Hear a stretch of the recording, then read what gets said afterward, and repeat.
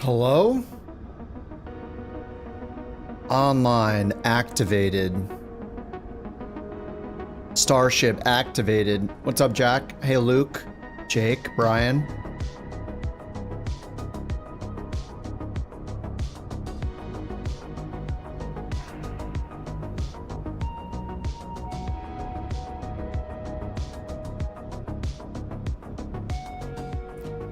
Classic Chicago Atlanta hop in the CRJ. Nice. Hello there. Hello there. What's up, Jack? What's up, Max? Chase?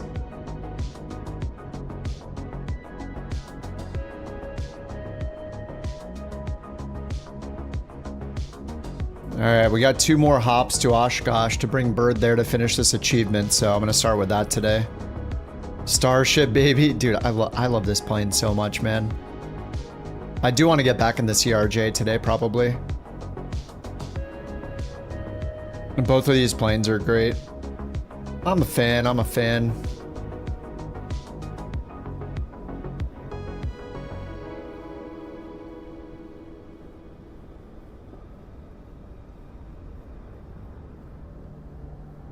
Hello, Salty? Hello? I'm about halfway done with my giant cold brew already, so I'm back on the cold brew train the last couple weeks. You went back to Sim Update 2. Sim Update 3 beta, still not great. I don't know what's going on with it, why you and I have problems and everybody else seems to love the performance in Sim Update 3. I don't know what's going on. What's up, Black? I have no idea what's going on. Cyber, how you doing, man?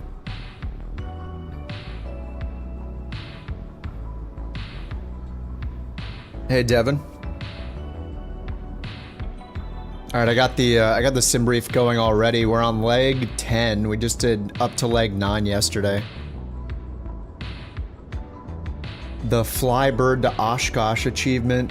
Hey, let me link it again if you guys haven't done any of the legs yet, but it's here in the achievements section. Take Bird to Oshkosh. We only have 2 more legs. 10 and 11. 10 goes to... what's Clum? Menominee? Menominee? Menominee? Menominee? Phenomenon. Phenomenon. 5,000 foot runway. And then what's the leg after that? Leg 11 to Oshkosh, of course. Duh.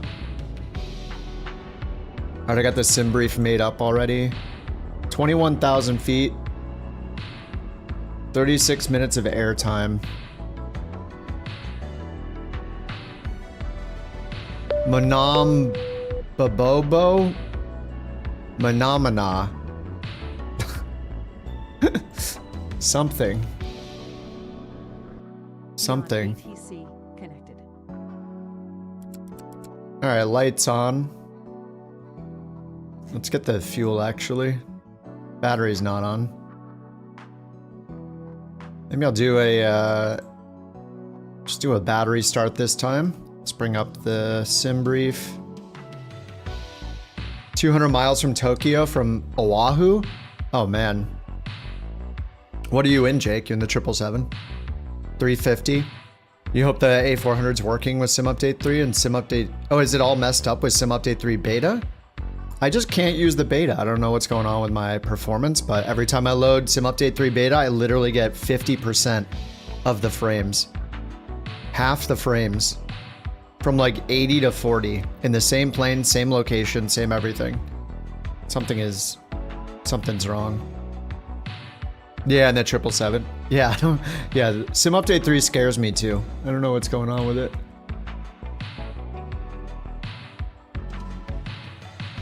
All right, 21,000 feet. It says we need 1,700 pounds.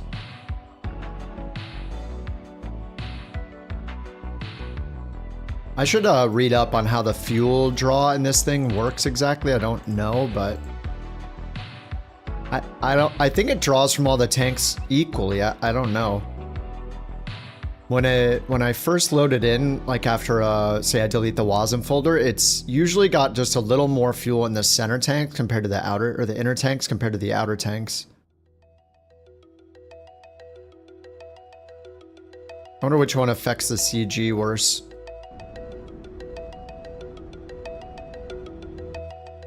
I mean, they're both pretty far aft, I guess. Well, I guess I could like fill up these tanks and leave these empty. Here, let's see. If I put 150 gallons in each one of these, the CG is pretty much on that little white marker. Impulse. 5 months as a couch captain. 5 months. That's impressive. But seriously, could you maybe step away from the screen once in a while? Wow. The real world is calling you, you know? She doesn't sound very happy. Impulsed.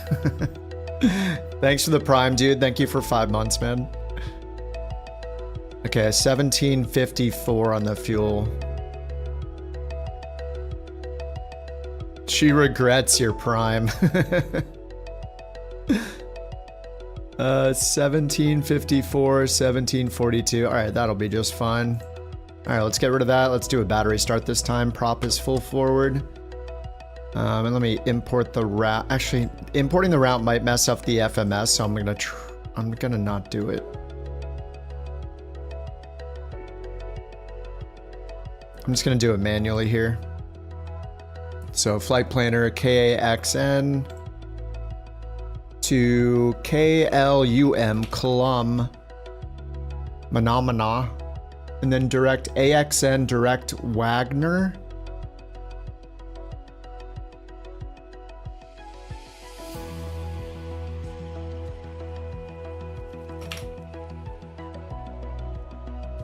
There we go, I think that's it.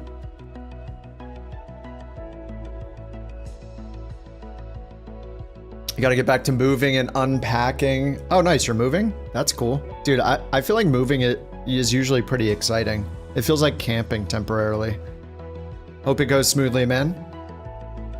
We'll see you later tomorrow. Thanks again for the prime, Impulse. All right, no charts have been clipped, but at least we can just zoom this in. So we're supposed to take off on runway 4, supposedly. Let's go here. Runway 4, there we go. And then check the weather. Marginal VFR, 7 knot wind. Yeah, runway 4 is recommended. Little crosswind from the left. Let's request our IFR clearance and get this thing started up. Couch 323. IFR to Menominee Mun score.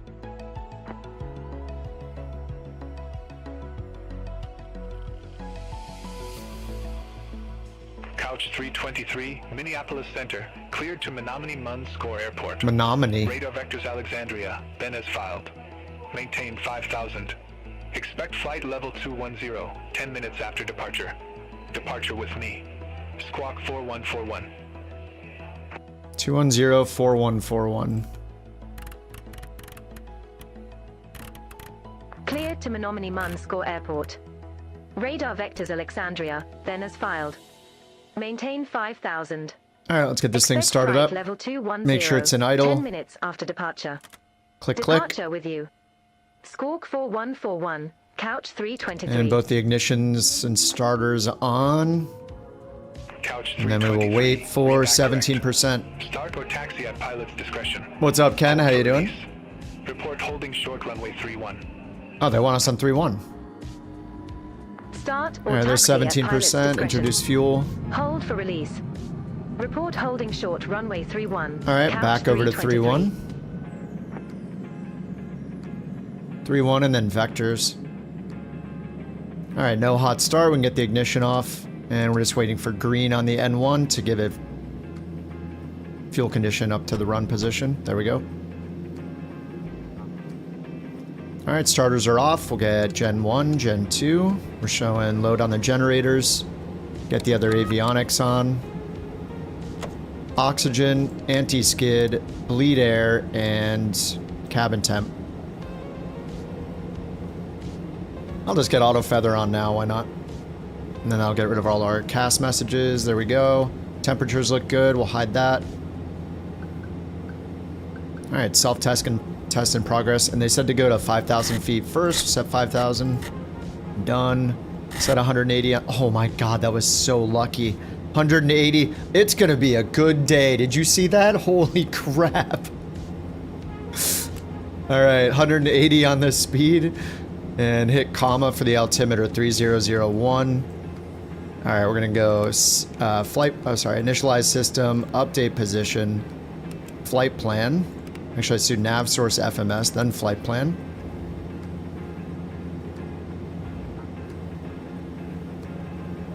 All right, runway 31, so we're going KAXN, enter, bring up the plan map. Let's clear this message. All right, next is AXN, AXN,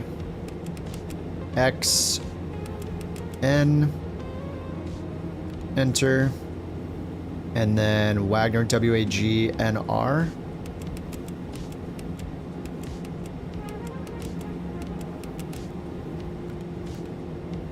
Okay, and then Clum, KLUM.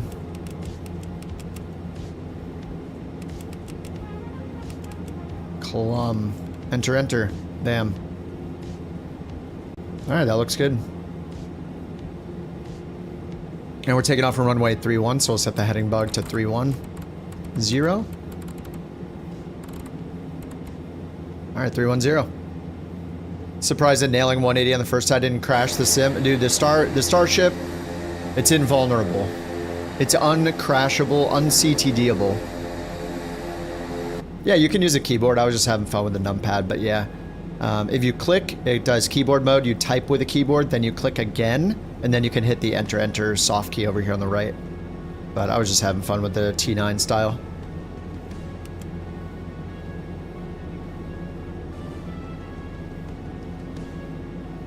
And then we're expecting runway 9 at the destination, so let's see what we got over here.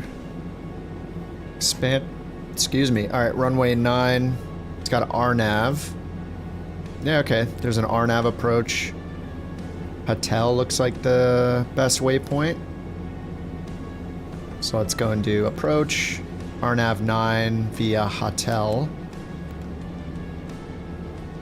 And then let's step through it. Flight plan. Zoom it in and then step through AXN, Wagner, Hotel. Yeah, and then turns us around, or puts us straight in on runway 9. And then we have the missed approach right there. It's a terminal waypoint. Oh, it's like an RNAV waypoint. Alright, sweet. I think we're good to go. Outside air temp's 22. You did Oshkosh flying yesterday and the turbine, dude. Oh, nice, dude. I saw you guys, I don't know, was it Jack this morning on the Discord was trying to see if the Oshkosh free scenery worked in 24, but it's got some weird things with it. So, I remember using that last year. That free Oshkosh scenery was good with all the planes on the ground and everything. But I did not install it, I don't know. Maybe if we think it's worth it, I can install it between this flight and the next one. What days for simming? It's Saturday. Saturdays for simming.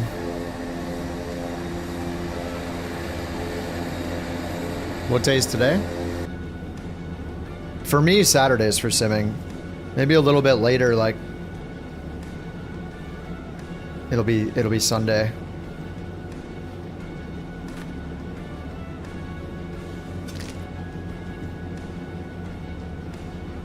Yeah, what do you mean it can't be every day? What are you talking about? I have no idea what you're talking about. Let's get the nose up trim. There we go. All right, I think we're good to go. So this is a taxied runway 31. Zoom this in. All right, 31. I need to take this taxiway. All right, so we'll turn kind of all the way around. All right, let's pull the throttle back to here. Into the beta detent, left on the rudder, and get rid of the parking brake.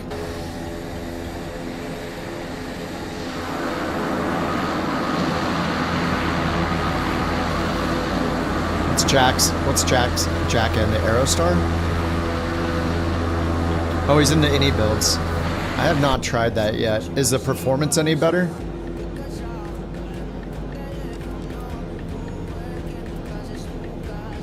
No, Oshkosh scenery on Xbox. Yeah, is there nothing in the marketplace? I didn't even check. It is surprising considering how popular of a destination it is. Oh, does it seem better than it was? Does it get better FPS in the 350 or the same? I bet somehow any builds would figure out how to make that Caravan have the same bad performance as the 350. That would be my guess. Only any builds can make that happen. I have no faith in their development team.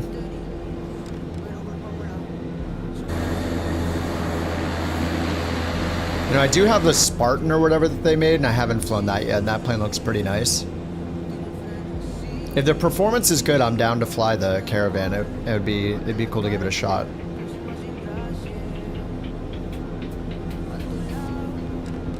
Oh, so, Asoba's working on a deal. What, for Oshkosh with the city update? That'd be awesome.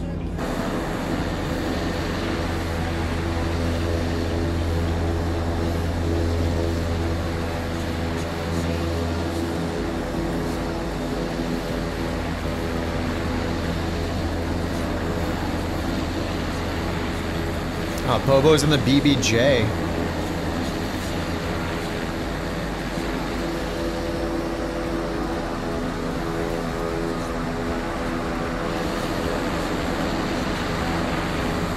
He's getting his pushback in the BBJ.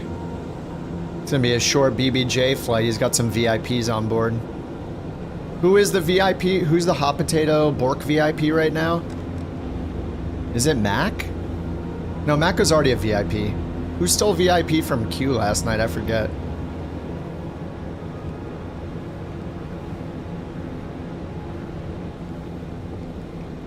Alright, we're gonna hold short runway 31.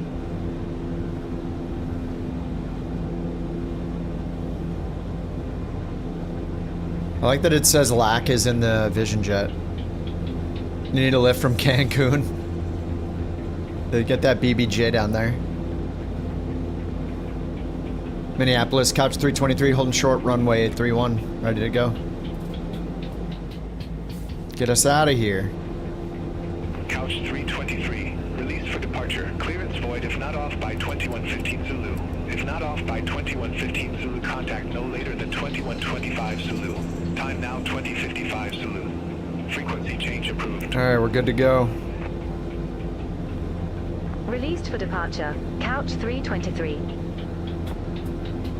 Oh, what is Mike in? Or is that Dev? Oh, it's Dev.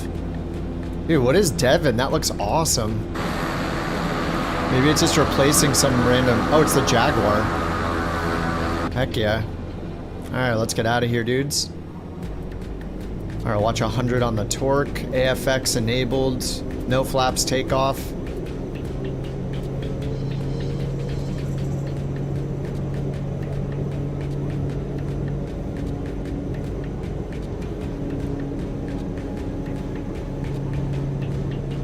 Alright, there's 100 on the torque, 80 knots. A little lower on the torque.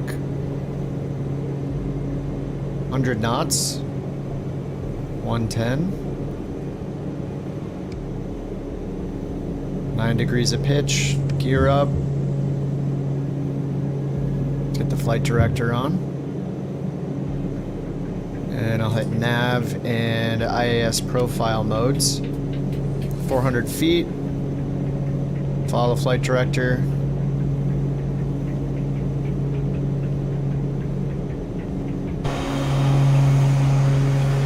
I feel like this plane just has a big handlebar mustache every time I look at it. Or like, it's like got walrus face or something, I don't know. Canards look so weird. Alright, 1,300 feet.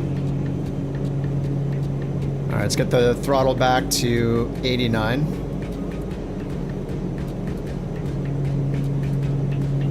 Okay, there's 89. Get the prop back to 1,600.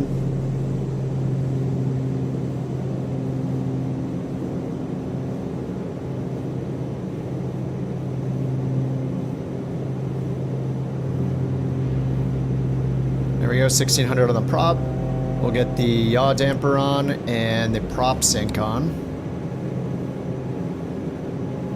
Pull the, oops, we're too high, aren't we? Said to go to 5,000, there we go. Alright, autopilot's on, and then let's get the... Just get the power back a little bit. Minneapolis, couch 323, 5,000. Couch 323, stay altitude. I just did. 5,000. Alright, watch the Couch overspeed. 323, Minneapolis Center. Radar contact. Climb and maintain flight level 210. 210 IAS Flight profile. level 210, couch 323. Alright, nice. And then we'll just get this up to 89 again. Couch 323, turn right, heading 225. Turn right, heading 225. 225. No, we're not doing that. That's nowhere near where we need to go. Oh, wait. No, it's not. That's behind us. Yeah, it's still got the reverse bug to tell us to turn around. We're not going to do that. We will turn right up here. Sync the heading bug straight ahead. Woo! You're flying the 787 Ninja? Nice. Oh, you're back into Flight Sim 2020? That's weird. What's up, Dave? Hey, Jason.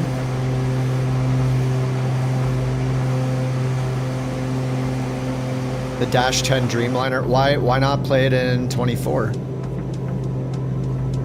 Stream title correct. I don't understand the Bork economy. Yes. It's, you know, it's not for everybody, you know? It's like an insider thing, I guess. All the commands for it definitely are not in the video description or under the stream. It's completely secret. You just felt like going back for nostalgia? Yeah. Alright, let's get the bar open and the smoking on. The bar's over there, Lebowski.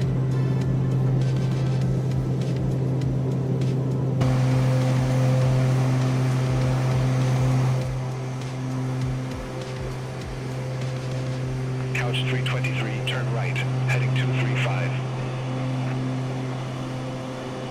Turn right, heading 235, couch 323. 235? No. I don't think it knows where we're going. It's trying to get me to make a 90-degree right turn again. Alright, 10 degrees outside air temperature. Let's get some of the heat on down here. Shift 5. We'll get stall, pitot, and vent cable heating on. And we'll keep an eye out for clouds and get the inertial separators on if we're going through any clouds. It looks like I need to set the outside cameras again.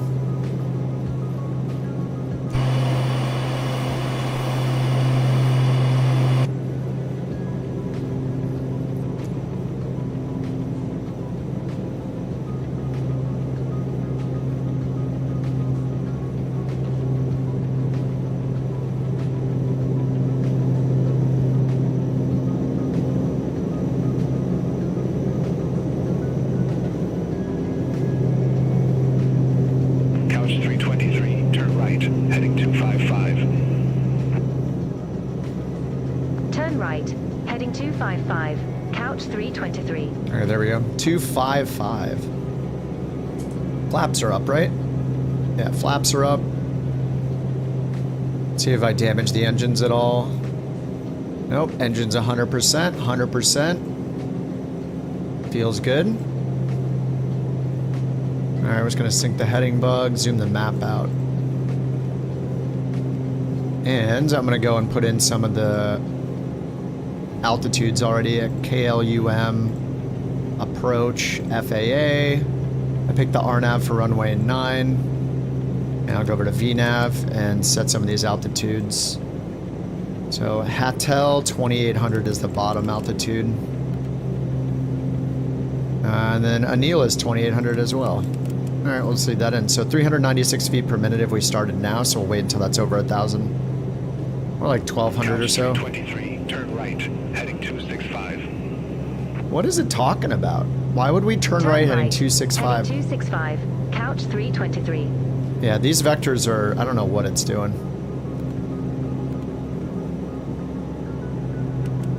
What are they talking about? We're going east. They want us to go southwest. They want us to go like straight west. Turn all the way around for some reason. All right, that beep is for standard altimeter. We'll right click 2992.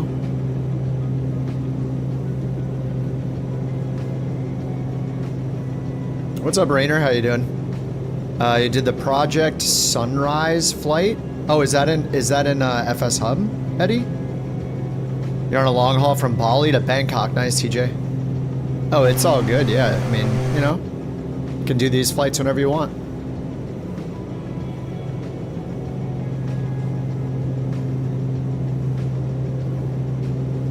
Heck yeah. Saturday, simming, some coffee, other things that start with the letter S.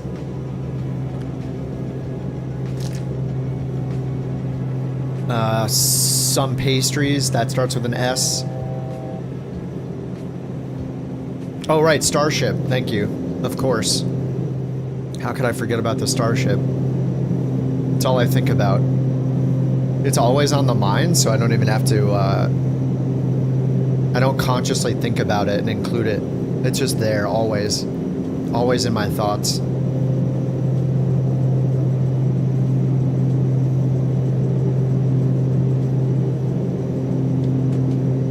Couch 323, turn right, heading 275, vectors from Menominee Month score. 275? Turn right, heading 275, couch 323. What is going on? What do you mean turn right heading 275? Where does it think the airport is? It's down here. It's at like a 100 heading. I don't know. It's on something today. Yeah, BATC definitely has a bunch of bugs they need to fix. It's cool they're making a lot of progress on like VFR, and they're going to do CPDLC, and yeah, that's great. But like these core features of just getting told to turn around 10 times in a row, not great. Like I wish they could take a little pause on the new features and focus on some of this stuff, because we're running into this literally almost every flight for months. This has been happening. Every descent sounds funny, like it's weird. I don't need 100% accurate vectors. Like, I almost wish that it would just ignore the need for visual approaches in the United States and just literally clear me to an initial approach fix every single time, just so it is consistent, and then later get the vectors working better. Say intentions? I have no idea. I don't care. That's a marketing company, not a development company in my eyes.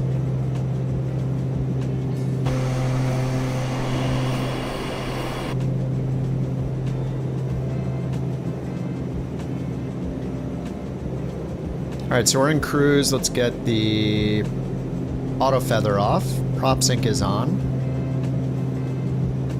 I think that's all we do is turn off auto feather and we're good. And then we can bring the torque up. Or in this case, the ITT's limitation, so we can bring it up to 840 on the ITT.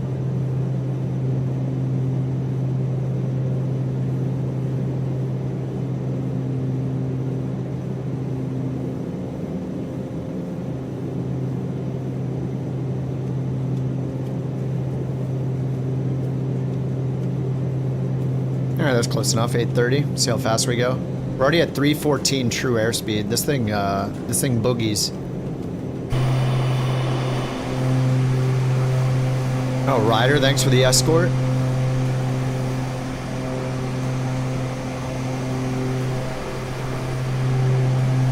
And the F-35.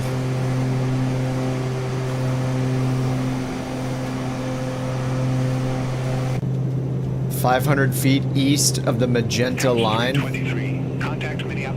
Maybe. I mean, I actually might be today. Is the GNSS still turned off? Oh yeah, I have WAS turned off, so it's using the VLF system. But I mean, we're pretty much on the line. Minneapolis Center, couch 323. So it's using VLF to do our lat long, which is the cool thing about this plane. So let's see, we can go FMS VLF status, and we can see our estimated lat long position based on these VLF stations. It's so cool. So yeah, I just have GNSS turned off. We got Great Britain, Maine, Hawaii, Maryland, Washington, Puerto Rico, Norway, Hawaii, and North Dakota VLF all in range to give us our position. It's so cool.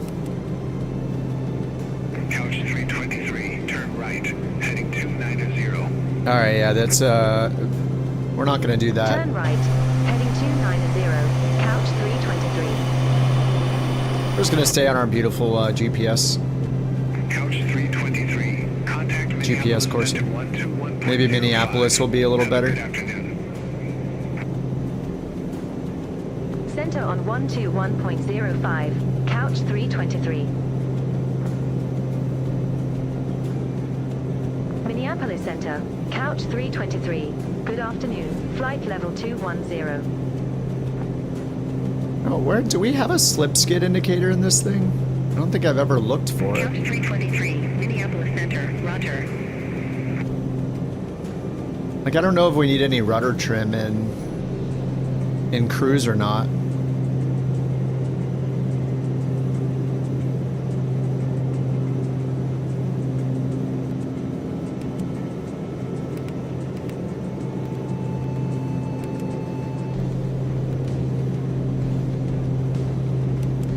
Auto tuning for the VORs.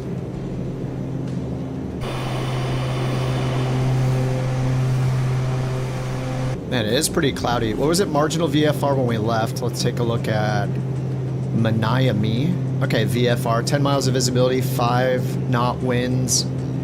Runway 27 or 36 recommended. So I set up for 9. It looks like we'll probably want to set up for 27. Minneapolis, couch 323. What runway is Miami landing at? Or on tonight? Today? Same thing. I guess it's almost tonight. Over there. Couch 323, information on Minami is unavailable. Lame.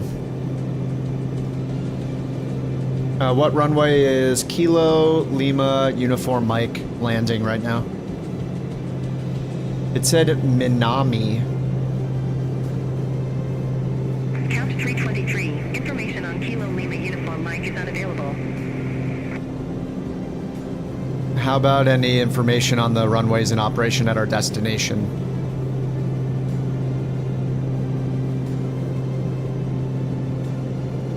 Couch 323, Menominee Munscore active runways are 27 and 36. No Okay. additional operational information is available. All right, there we go, 27. Oh, that's enough for us. There we go. Menominee? Menomenon? Okay, so they are landing runway 27 and 36. So I guess we'll do 27 instead of 9. So let me do this and go down here. Flight plan, approach, delete approach. Approach again.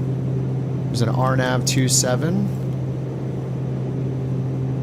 And looks like Aladdin would be the best for us since, yeah, that would take us around to the left a little bit. Okay, so then here, let's go index, plan map, display, zoom it in, and page through. Yeah, just here, Wagner to Aladdin, turn us around. They'll probably give us vectors, but that's fine. And then VNav, we need to get down to 3600 at Tusker. 3600 Tusker. ECNAC 2800. Okay. Penny 1560. Penny? I love you, Pen. 3600 Aladdin. Alright, that's at 900 to descend to Tusker. 900 feet per minute if we started now. Alright, present position display. Zoom it out. We're good to go. Guess I should use the checklist maybe a little bit. Recall. Normal checklist before starting engines. Climb. Cruise, that's done. Auto feather is off. Lights, engine, and fuel quantity. So we need to check the fuel quantity. We can do it down here. Looks like we need a couple more pounds into the right engine. Shift it over for a second. Hello, JT. What's up, dude? Okay, looking good, looking good. There we go, even. Half tanks are empty.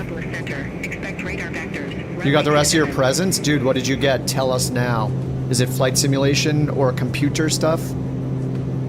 If so, we must know.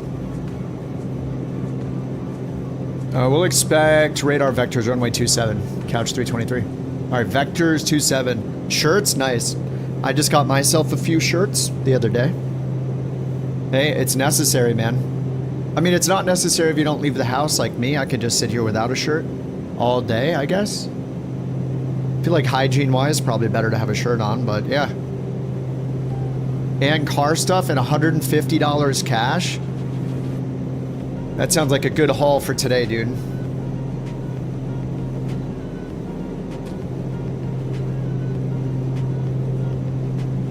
Very nice.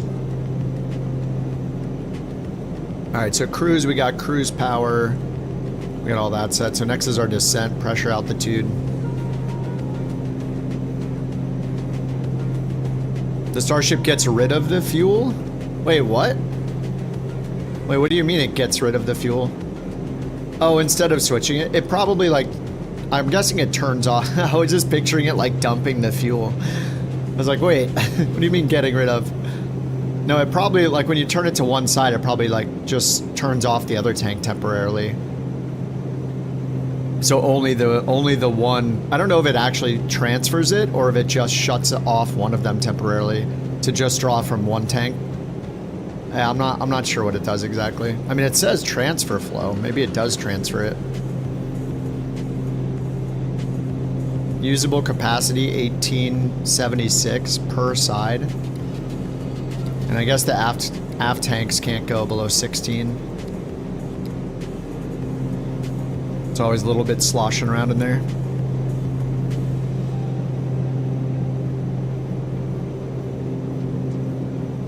You know, it's been a while since I've looked at the Starship manual. I do have the manual though. Maybe I should look up the fuel transfer so we can learn about it.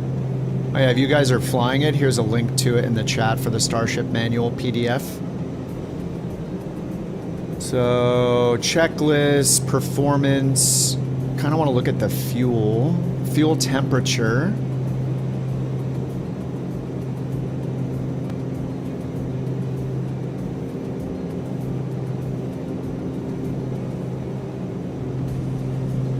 Flight dynamics, checklists, fuel capacity, usable each tank. 323, Menominee Mun score landing runway 27. No, the Starship's not free. Menominee Mun score. There are very landing few runway free 27, planes in couch Flight Simulator. 323. It's too niche of a game to not charge for all of the planes people put so much time into making. Altimeter 29901, expect the visual approach runway 27, couch 323.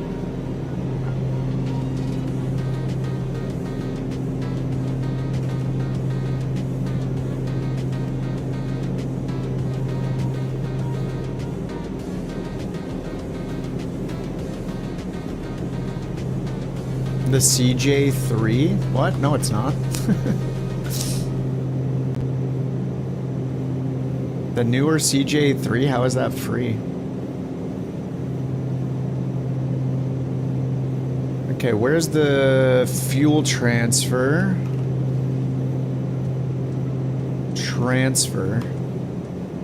Fuel transfer, here we go.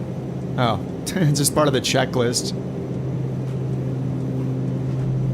Fuel transfer 16.0. There's a free CJ3 on flightsim.to? Is there?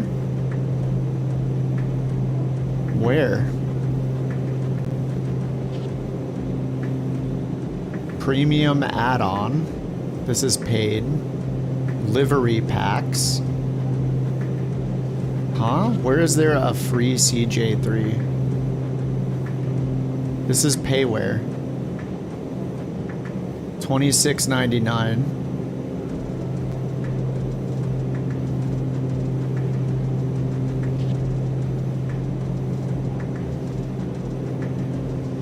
All right, let's see the fuel transfer.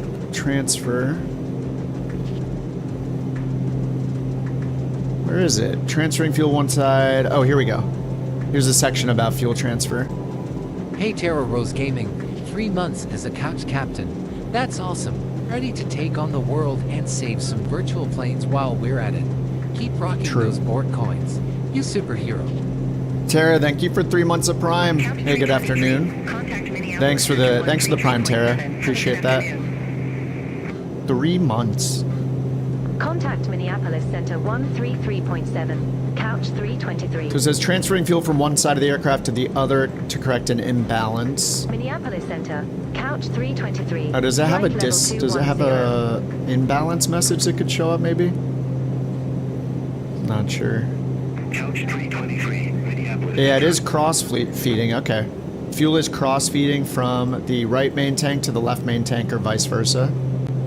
Yeah, so it does actually transfer. It doesn't just like shut. I mean, it can't really shut one off, right? Unless somehow it can get fuel from both side tanks into each engine, like both engines, but. Transferring fuel, pneumatic pressure indicators. Aircraft is equipped with 2 standby electric fuel pumps, 4 engine-driven boost pumps, and 6 jet transfer pumps. High and low pressure engine-driven fuel pumps are sufficient to supply the engines with fuel, but do not ensure that fuel is positioned for uptank in the fuel system. Low fuel, if the primary jet pumps fail, low fuel pressure will trigger the red fuel pressure low annunciator. Electric standby pumps can be used to provide sufficient pressure to the engine-driven pumps should a primary jet pump engine fail. Electric standby pumps are activated automatically during engine start. Yeah, I think I remember that those standby pumps were not in the start checklist. And then inertial separators.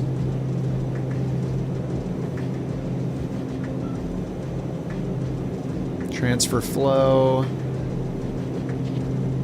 Electric standby humps are also activated automatically during engine start. Oh, we just read that.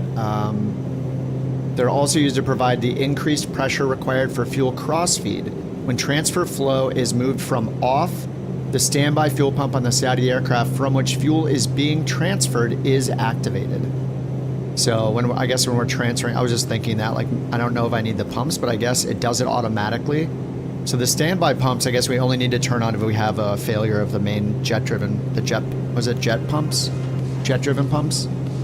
Couch 323, contact Minneapolis Center 125.3. Center on 125.3. You have the plane? Couch 323.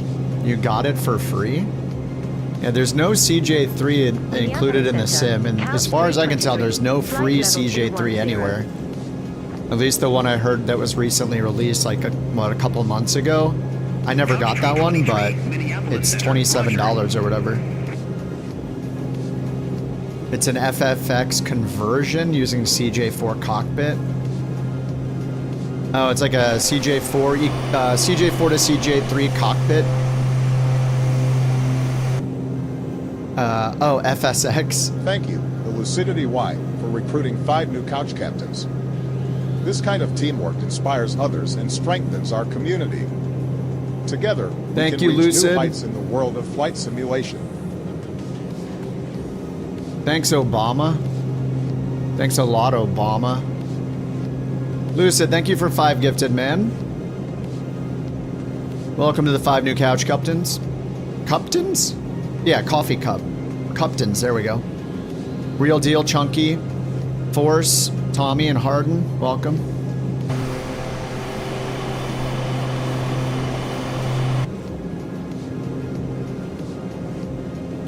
Are the FSS E-Jets worth it?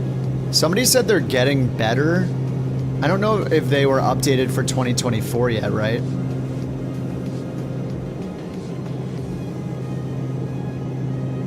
I did fly the FSS E-Jet, the freighter variant. What was it, the 185F or something, in Flight Sim 2020 from the marketplace. You have the Live to Air CJ3? Well, I mean, it's a paid plane, so I don't know how you would have it without paying for it.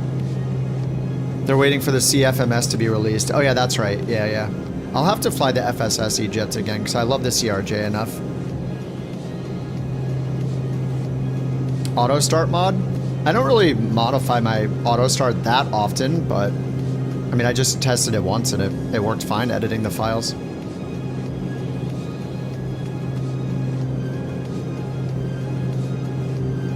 Yeah, I don't know, Calvin. The plane isn't free, so as far as I can tell, it's a payware plane. What's up, Sawyer? They work in 24. Once the custom FMS comes out, it will absolutely be worth it. Right now, no CFMS and no VNAV. I don't mind not having VNAV. Yeah, I remember how easy that thing was to fly. Was to turn on. Like, all the switches are in auto position. You click like 2 buttons and the thing started up. It's pretty awesome. And I've been really loving the CRJ, so I think maybe once they get updated, I'll be back and trying the E-Jets.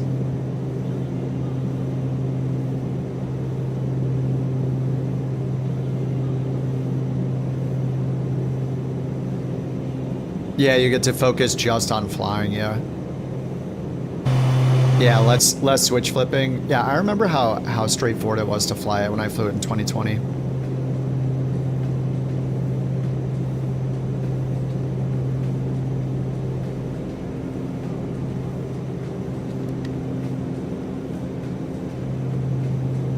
Oh, we need to start our descent right now. What am I doing? Holy crap, we're way too high.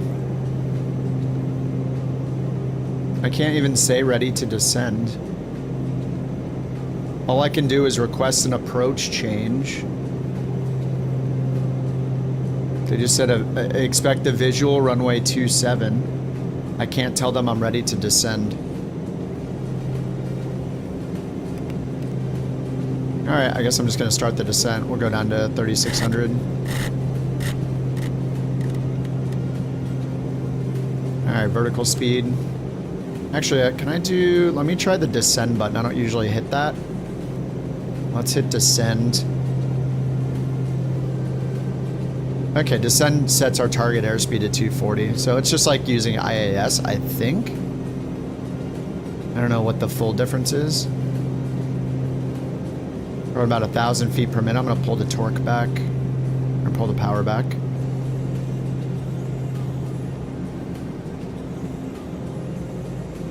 Actually, let me look up the descent mode and how it differs. I got the manual open. Descent. Emergency descent. Where are we going here? Mac, thanks for the 100 biddies, dude.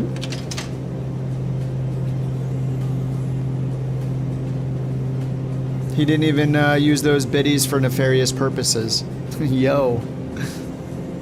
Cabin lighting. Cabin pressurization. Oh, speaking of pressurization, I should do the pressurization down here. Assume we bring it down to 500. Let's see. Airport elevation is 900. So we should bring it to like, what, 1,400 feet? Usually add 500 to the airport elevation, right? So I'm just going to leave it there. Okay, let's check on the autopilot again. Where is the autopilot?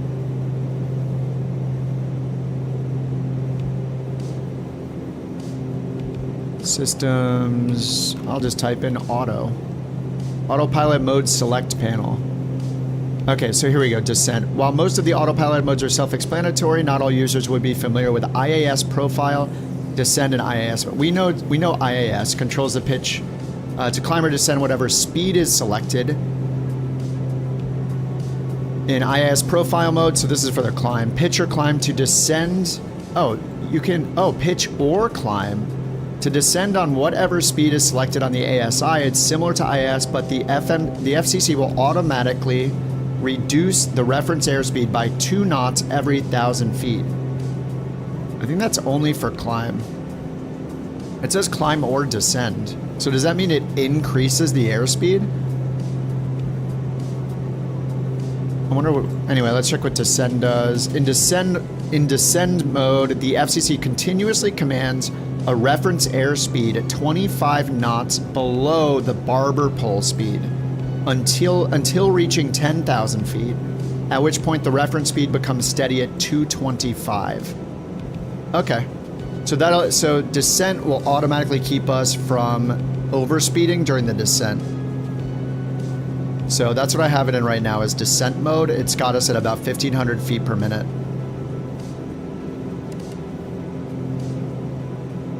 Alright, and we need the altimeter setting. Weather, it is 2991.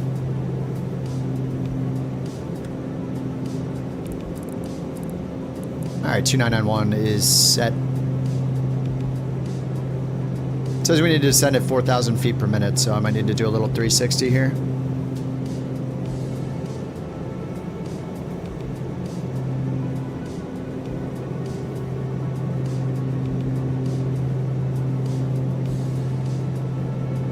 So I don't know what the, like, it says you can climb or descend in IAS profile mode. So if I hit IAS profile right now, it shows 240 knots. Oh, yeah, no, it doesn't let me choose IAS profile. Maybe it's a typo. I feel like IAS profile is just for climbing. And then, yeah, in descend mode, it's just going to automatically make sure that we are below the barber pole speed. And then at 10,000 feet, it'll bring us to 225. It's kind of neat. I mean, usually I'm descending based on the VNAV profile over here, so I've been using a lot of vertical speed for the descent.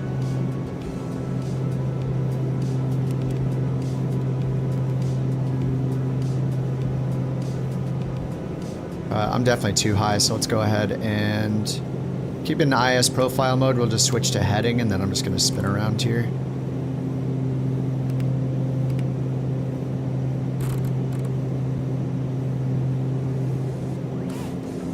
Keep the descent going.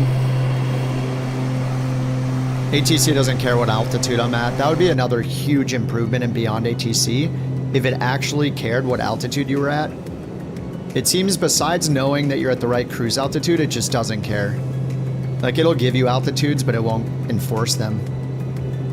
Like, it'd be cool if it was like, hey, you seem a bit high, like, shouldn't you be descending? Set and maintain 10,000. You're getting close to the airport, dude. What's up, Droppler? How are you? Welcome back.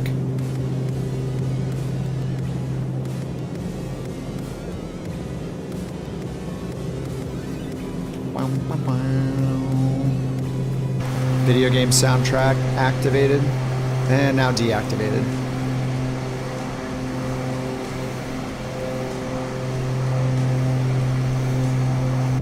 God, I love this plane.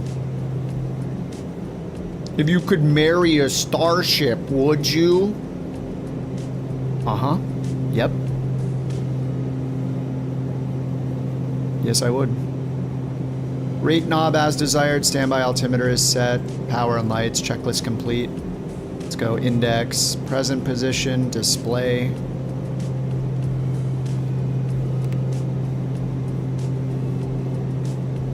It is a beautiful plane. I thought it was so weird the first time I looked at it, and now I just love it.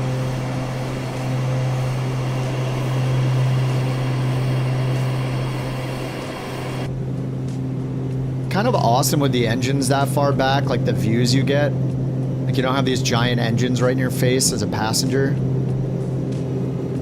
Pretty cool. Pretty cool.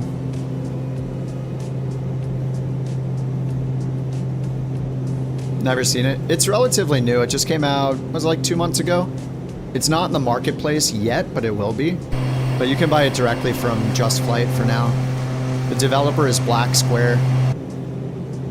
They make all sorts of awesome planes. I mean, they make, it's the Starship.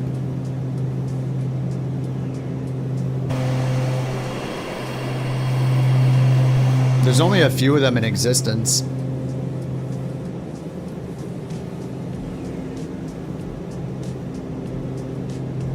What's up, Jado? Is it Jado or Jado? Have I been saying your name wrong? If so, I'm very sorry. It looks like Giotto.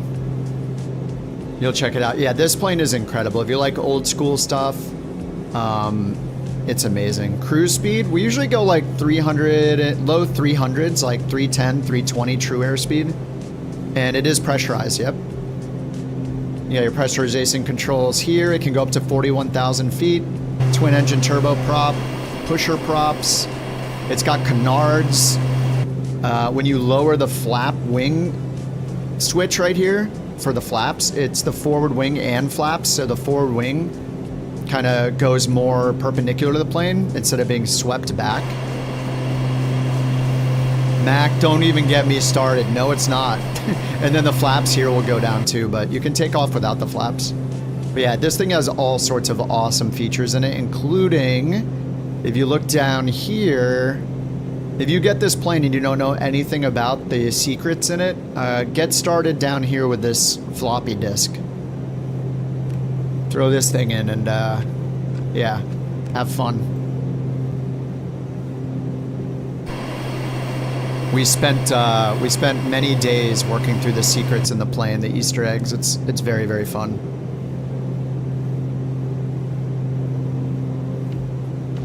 All right, we're at 10,000 feet. Oh yeah, look, it's slowly commanding down to 225. R-E-S-P-E-C-T. Find out what it means to me. R-E-S-P-E-C-T. Take care, TCB. Oh, sock it to me, sock it to me, sock it to me, sock it to me. A little respect. Sock it to me, sock it to me, sock it to me, sock it to me. Whoa, babe, just a little bit. A little respect, just a little bit. I get tired, just a little bit. Keep on trying.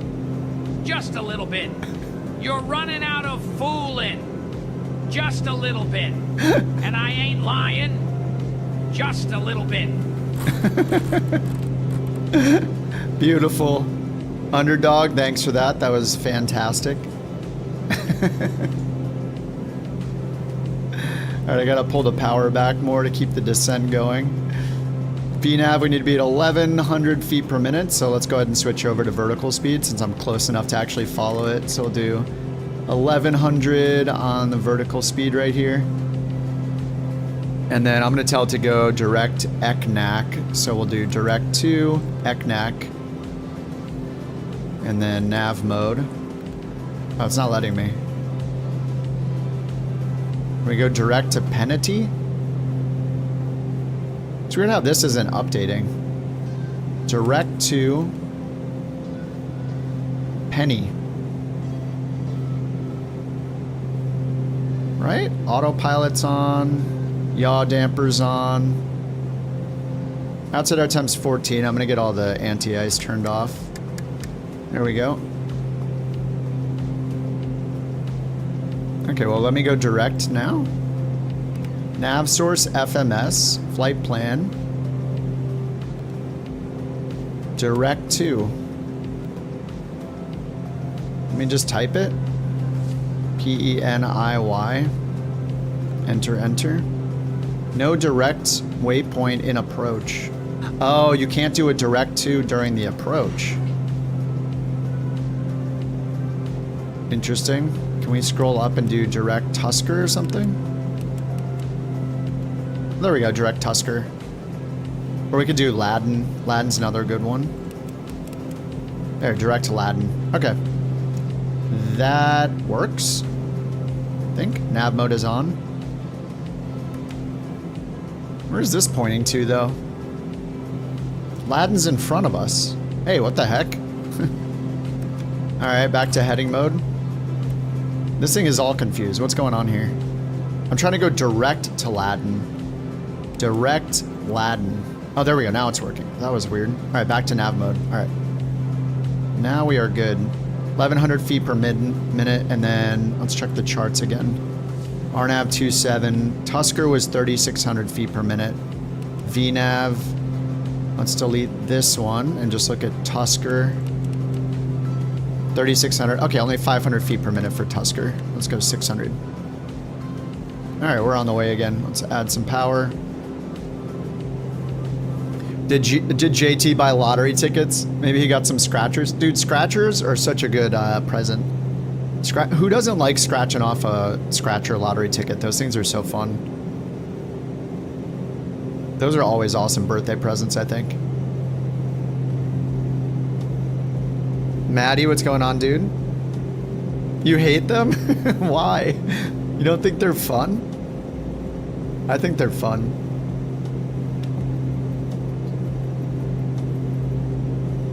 Yeah, thanks again for that beautiful serenade, Underdog. I mean, Gilbert.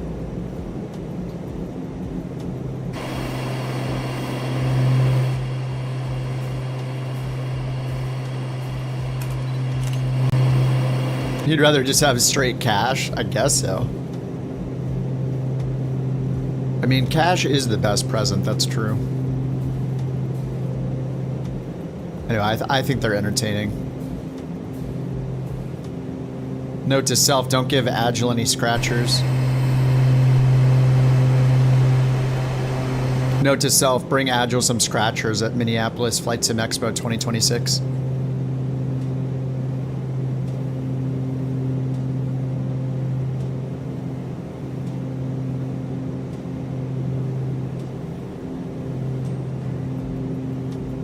Alright, let's go back to our checklist. Recall, descent checklist is done. Before landing, approach speed, confirm. If we want, we could use Simbrief for this by going to performance section. It does have a profile for the Starship, though it seems like it's usually pretty high on the approach speed, but I don't know. Maybe trust the computer. So flaps extended, calculate. It says approach speed 117. So I'm just going to pull this down to 117 as a reference. It says we're going to have a 5-knot crosswind from the left. Alrighty. Get the predictions open. Looks like my average 30-day rate has not budged since yesterday. The puppy is in here just splooted out on the carpet in a full sploot.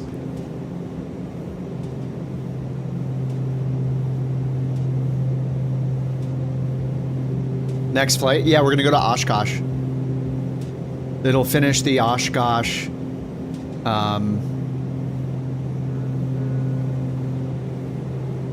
Finishing the Oshkosh leg for, or achievement to bring Bird to Oshkosh.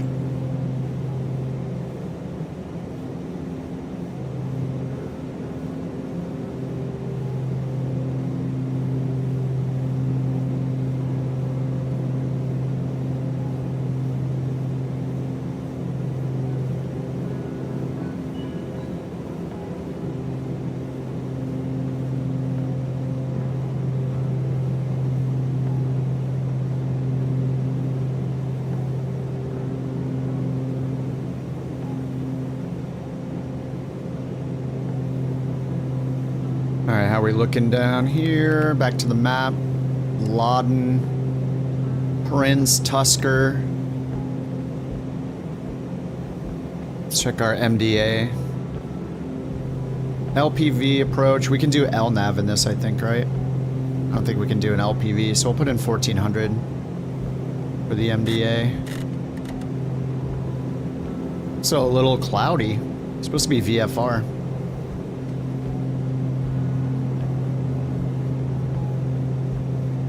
Alright, let's go 700 feet per minute. Alright, approach speed is confirmed. Pressurization is good. Smoke and seat belts. Alright, sit down. The bar is closed. Auto feather arm. Done. Next is landing gear once we're under 200 knots.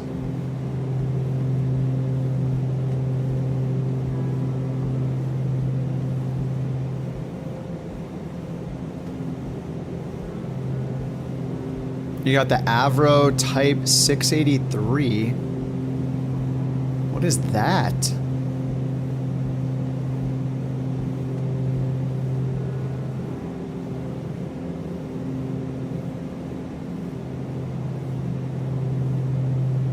Type 683 Lancaster?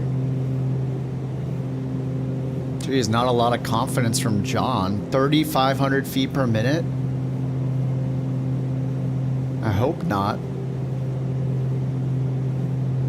Where's the runway?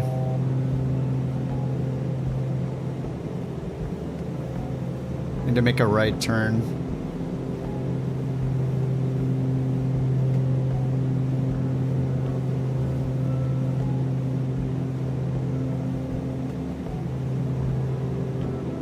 Oh, it's a World War II bomber?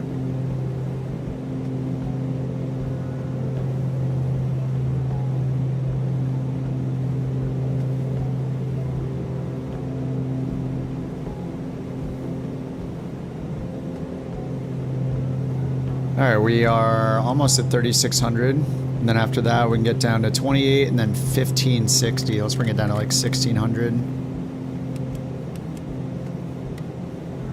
And let's see, 1,600 at Penny. So I'll just put that in here. 900 feet per minute required. Alright, yeah, I guess it is VFR. Man, it got really cloudy at the end there. But I see the Pappies right there in red. I see 4 reds right over there. Alright, next is going to be landing gear down. We're under the white block right here. This is landing gear speed. The arc is flaps speed. So we're good to get the gear down when we're ready.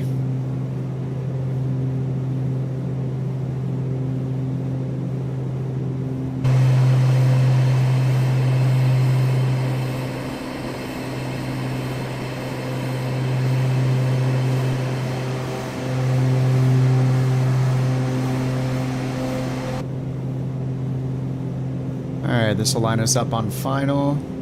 Is that another airport over there? Yeah, I might have seen the Pappies for another airport. There's one right here. I thought I saw one over there. Anyway, there's the runway. Let's switch over to the tower. Oh, there is no tower. It's just a center frequency.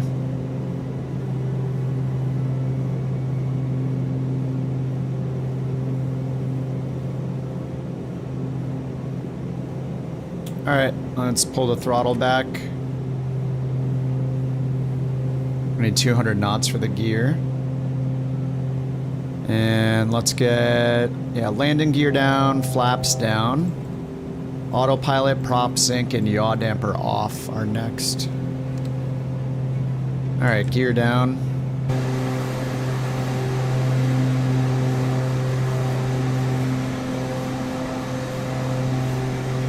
Hello?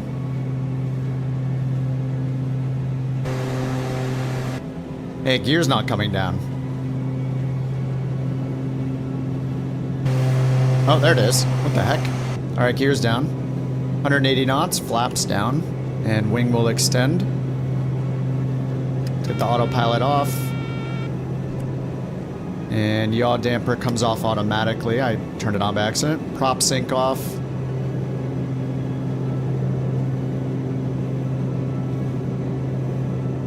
Alright, prop lever full forward.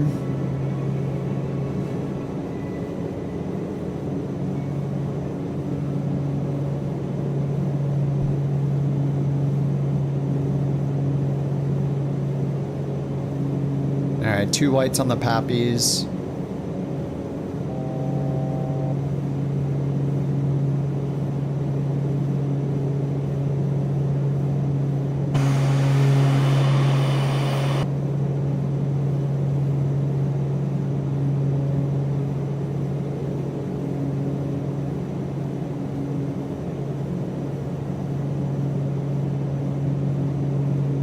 Maddie just throwing his prediction away. It's never going to be that high.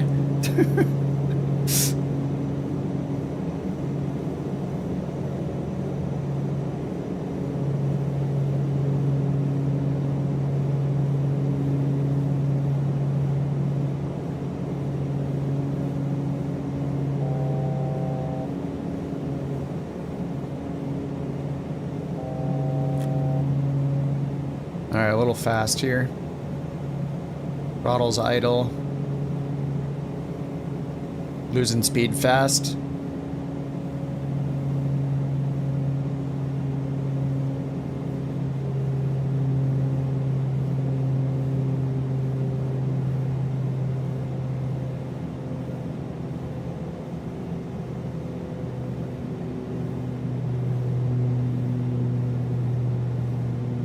Oh God.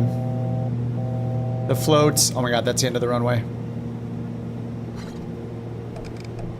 Ooh. Hey, that wasn't bad. Reversers. Oh, 68! Oh my god, it was so close! Thunder Knight had it perfect. Holy crap, oh my god, we almost got 69! Oh.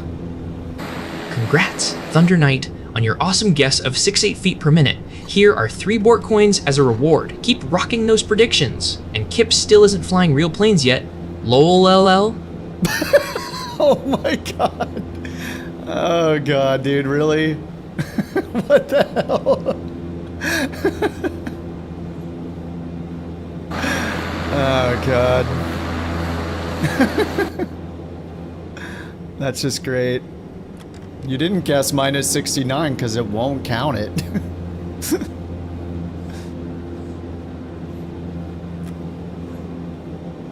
When do we get him to tell people to keep his stick on the ice? Yes, yes. Famously, negative 85 billion is equivalent to negative 69. Yeah, when it parses that string, it's gonna turn it into like the maximum value, I'm guessing, of like 189 million, whatever.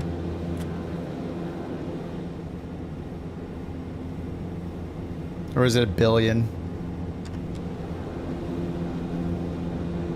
You're assuming that you know exactly what the code looks like. Alright, let's get the flaps up. Heat is off already. Auto feather off. No, it's a string that gets parsed into an int.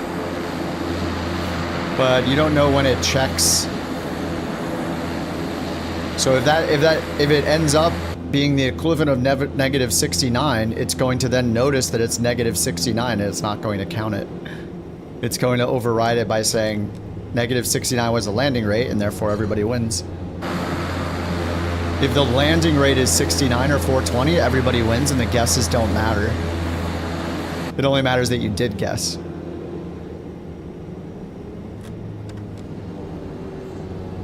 Nice try though. You wanted to guess minus 69, you had a feeling we'd get cheated? Well, you can't guess 69, it's reserved. You can't guess 69 nor 420.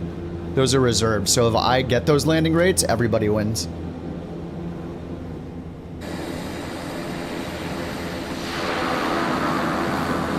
But it'll tell you to guess again and not count your guess if you do 69. Redemption for your unmentionably bad flights last night. 10.0 at Atlanta, nice. Yeah, 10.0 does feel good on New Sky, for sure. Can I see what your guess is? I could go look it up. It just records whatever you type, and then the code takes it from there when the landing happens. A confirmation? No, that would be too much spam. Way too much spam. Starship and Aerostar finally got added to New Sky. Yikes. Is that like 2.5 months later or something for the... Yeah, that's pretty crazy. How long it took to add one airplane that everybody was asking for. Get some people to help you with the app, you know? And figure out how to monetize it. There we go. Alright. Is anybody still coming in? Sorry, I got the whole taxi done first. One more flight to finish the achievement. Who's working on the actual update to the app?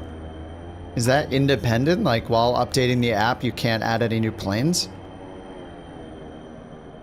That would be like, I mean, not that the comparison's fair because it's huge, but like, sorry, we can't add a new product to the Amazon website because we're working on a new feature. Sorry, no new products. Know what I mean? Seems like it should be independent. But anyway, I mean, they've never supported GA planes very well. Like, you can't even use most of the 2024 planes.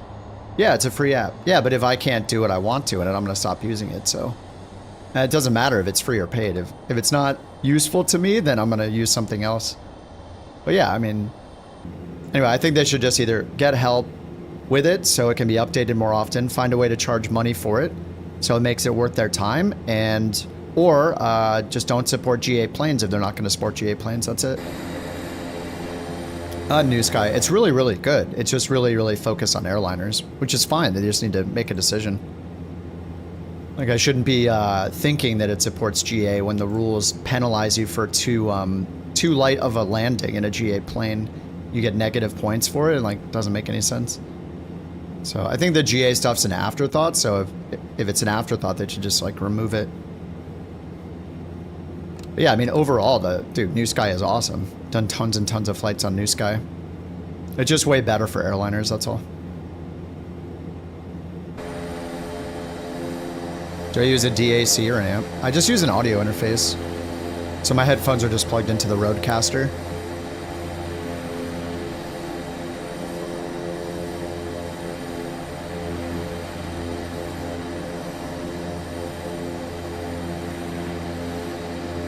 All right, let's make sure I got, make sure the achievement's marked off. Leg 10. Oh yeah, leg 10 completed. 13 of us have completed leg 10. Beautiful.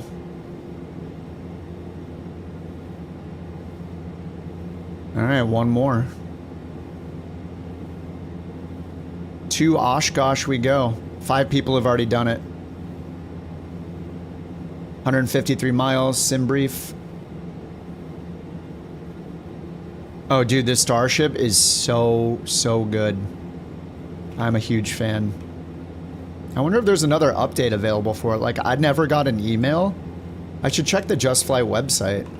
I never got an email about the other update. I'm pretty sure I never got an email notifying me of it. So if I go to download it, okay, it's still 011, so it's only gotten the one update, it looks like. But yeah, it is so good. All right, generate flight. Is there a specific, like, visual thing we should be using? Isn't there, like, the certain visual approaches? Why do I love it? I mean, first of all, it's a black square plane. Like, if you've ever flown a black square plane, you know the level of detail in them. So it's got just all the realism stuff, like, it'll ingest debris, like you need to use the inertial separators. Oh, look. I should be using the inertial separator on the ground. It's like the EFB is great. It's got tons of failures built into it. Like, look at all these failures that exist. Just like everything is functional. All the circuit breakers. But the plane itself is just really unique. I mean, I thought it was super weird when I got in it. Now I just like, I love the thing. It's just a really unique twin engine turboprop. It's, you know, there's only so many of them in existence. There's like 1 or 2 that are still operational, I think. But it's just like a sweet, like retro feel to it. All these CRT screens. It's got like just so many custom instruments. How these instruments work is so interesting. Like how they're combined. Like look at this, the altimeter. The hand only is up to 1,000 feet. And then you have the digital readout in the middle. And then the vertical speed is right here on the inner ring. It just got really, really cool avionics in it. The features for doing like VOR nav are awesome too, where like you can put in all these pre-selected VOR frequencies. You can use FMS with it and GPS if you want. And then it has all of this technology to use the VLF, which was, I guess, and the Omega system, which was like a predecessor to... It's freezing. It's crashing. Did somebody... I bet somebody just loaded in multiplayer to that airport. I bet somebody literally just loaded in and I crashed because someone loaded in.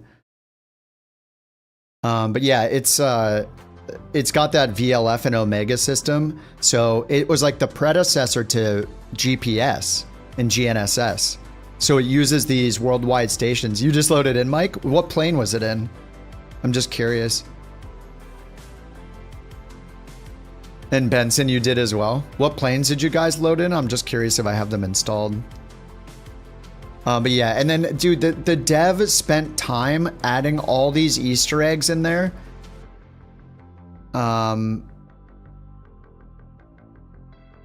There's just all of these Easter eggs in there. The longitude. And we had such a fun time going through the Easter eggs and decoding them, and it's really fun. I won't spoil it, but there's a lot of Easter eggs in the plane that he put in, like mini games to hunt around and pick up like transmissions. There's just so many cool things. Longitude. Let me try uninstalling the longitude. Yeah, maybe the longitude LOD issue. I know the longitude has like really bad performance for some reason. So yeah, let me go disable the longitude.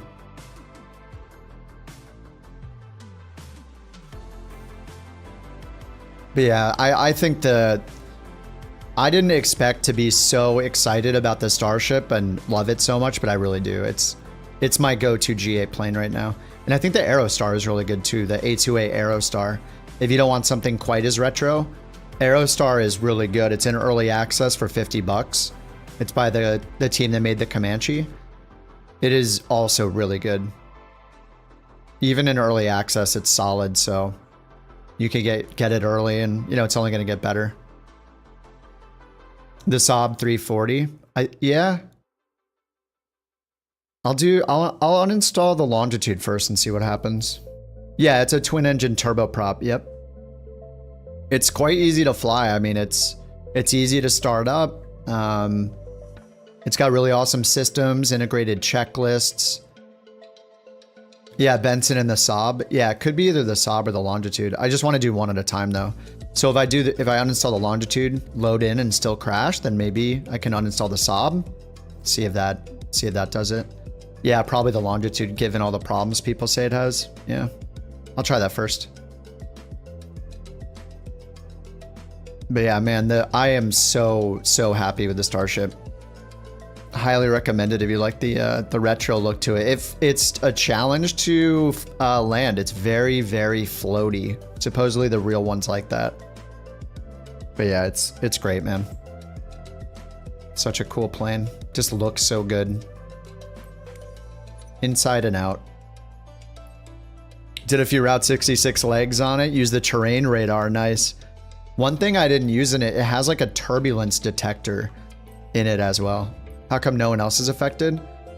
So it's possible that, I don't know if you guys have Ultra turned on for air traffic. So yeah, it might be weird if you guys aren't affected if you have air traffic set to Ultra. Air traffic set to Ultra with the longitude and the Saab installed from the marketplace. You're on high. Yep. Yeah, I'm back on Ultra. But the turbulence, it's supposed to show detected turbulence on the radar, which I haven't used yet, but it apparently shows it in some weird pattern in magenta. Cessna citation longitude. Oh, I can't disable it here. Oh, right here I can. Oh, there we go, I can. Okay, disable. What is this? Oh, that's the third party one. Okay, that's the standard traffic, the generic traffic. Is the ini builds in the marketplace? I don't really want to buy. Is the Caravan in the marketplace? It's not.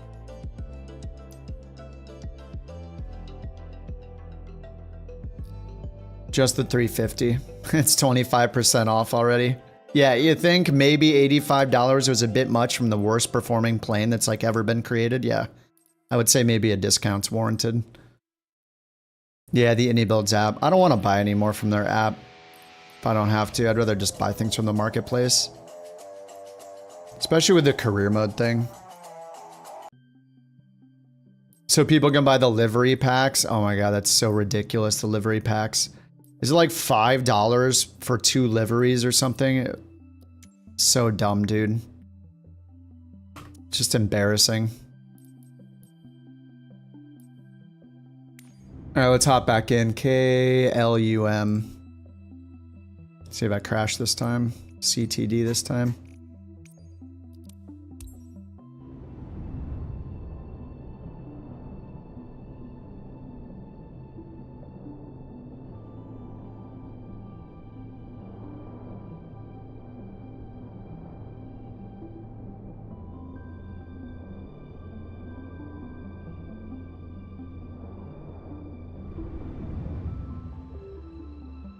What if it was the longitude all along that was crashing all of us?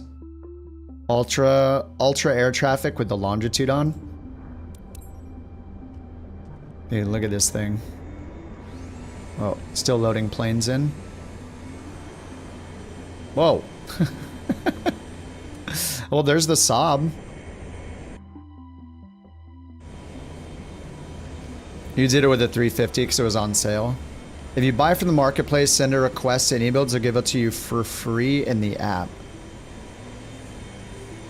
But I bought it in the app though. So what I want is a refund for my purchase of it in the app so I can have it in the marketplace and use it in career mode later. Yeah, so the Saab is loading in just fine. Maybe it was the longitude. Doesn't go both ways. Nice. What could go wrong? So if we give them money, directly, they keep it.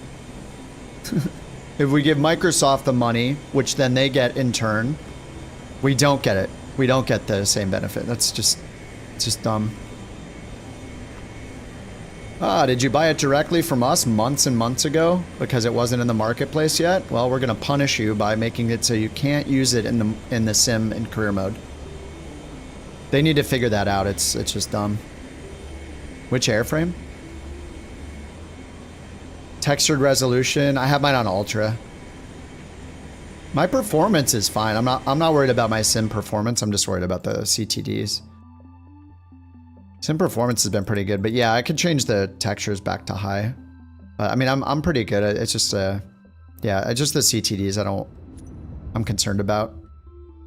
I can deal with some drop frames here and there. Yeah, Flight Sim needs to work. Yeah, Microsoft has to work out how to push updates to the marketplace faster. Yeah, but it's also really stupid because do they actually expect us to repurchase every plane we have outside of the marketplace so we can use it in career mode in the marketplace? It's just dumb. They have to have thought of that. You know, like, I'm just not going to use career mode and I'm not going to rebuy those planes. There has to be a way to get them transferred over into the marketplace.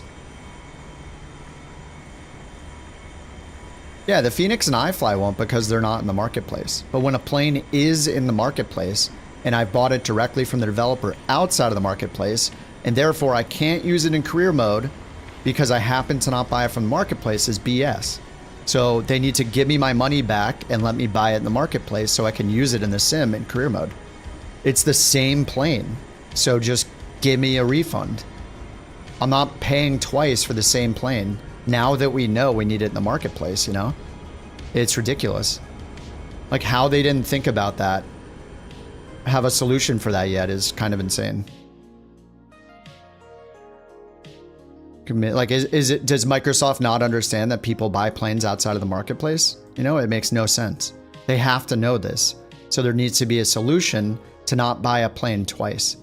I'm going to pay $85 for the A350 that I already paid $70 for, or $75 for. No, like, no way. And then I'm gonna not use career mode more because of it. It's just bad. It's bad.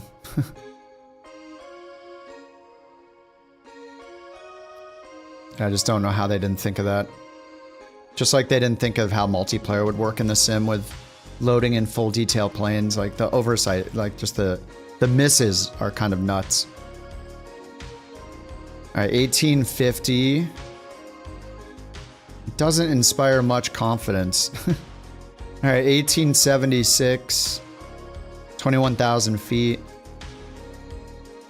All right, let's get some Beyond ATC going. Beyond ATC connected. Connection to the simulator has been lost. Okay, restart it.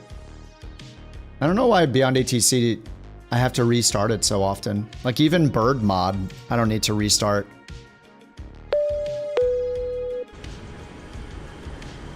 Developer needs to have it available in the marketplace regardless where it was bought originally. There should just be a way for me to buy it in the marketplace, send AnyBuild some sort of proof, and they give me a refund for buying their plane for a second time, so I'm not buying it 2 times. So then I will fly their plane more, and fly their plane more in career mode, or be able to fly in career mode, and then enjoy it and tell people to buy the plane because it can be used in career mode, and then they get more sales. Otherwise, the response is, well, I don't think you should buy this plane because I bought it and they wouldn't refund me so I could get it in the marketplace to use it in career mode, so I don't recommend the plane. So which one do they want? The plane recommended or the plane not recommended, you know? Like, if they're not willing to do that, then I'm not going to recommend the plane, and I think that would be a lot of people's reaction. Like, well, I really wanted to use in career mode, now I can't. Because I happened to not buy it from the marketplace back when we didn't know you had to buy it from the marketplace.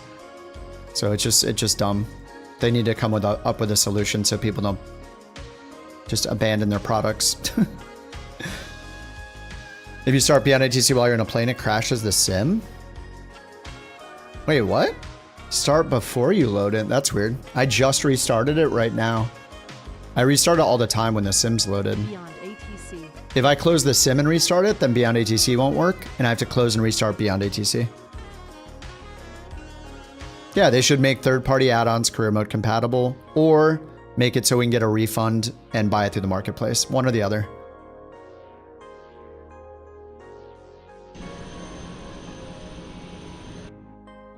Like, nobody is going to want to pay for the same plane twice.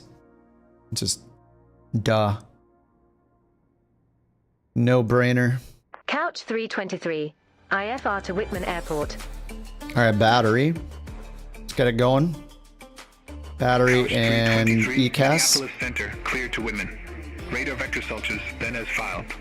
Maintain 5,000 feet. Expect flight level 210, 10 minutes after departure. All right, 210. Squawk 4744. 47. Cleared to 44. Whitman. Radar vector sorts, then as filed. Maintain 5,000 feet. Expect flight level 210, 10 minutes after departure. All right, let's get this started up. Prop full forward. Squawk 4744. Ignition 1 and 2 are Couch on. 323. Starters are on. Couch 323, read that correct. Start or taxi at pilot's discretion. Hold for release. Report holding short runway 27. Waiting for 17N1. Let's try 16. All right, watch the Start ITT. or taxi at pilot's discretion. Hold for release. 766. Report holding short runway 27. Turn the starters Couch off. 323. Wait for green on the N1.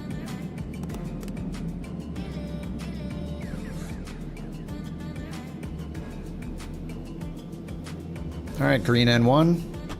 Run, run. And throttles in the idle. All right, Gen 1, Gen 2. Avionics. Starters are off. Oxygen, anti-skid, bleed, and temperature. 102 degrees. Holy crap. Lowers to high.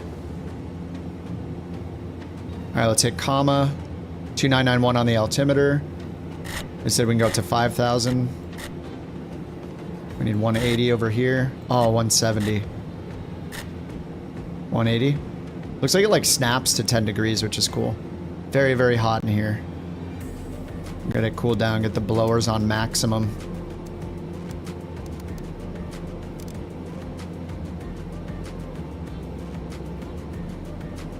All right.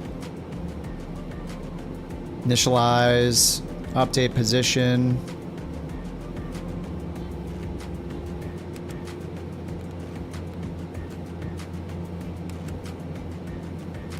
Nav source FMS, plan map, and flight plan.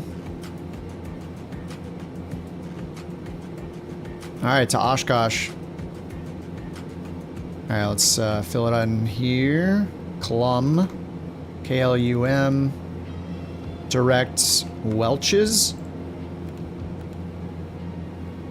direct Ripon, And then direct Kosh. Alright. Altitude, it says 21,000 for me. Osh is crazy IRL. Dude, I can't imagine. Yeah, there's the live stream going, right? Yeah, let's get all the non-airport waypoints off. You guys have it on in the background, watching the landings? Watching the Oshkosh cam? Yeah, that live stream you posted in Discord, yeah. I have not opened it, I just went straight into the sim today. Probably turn that on in the background, though.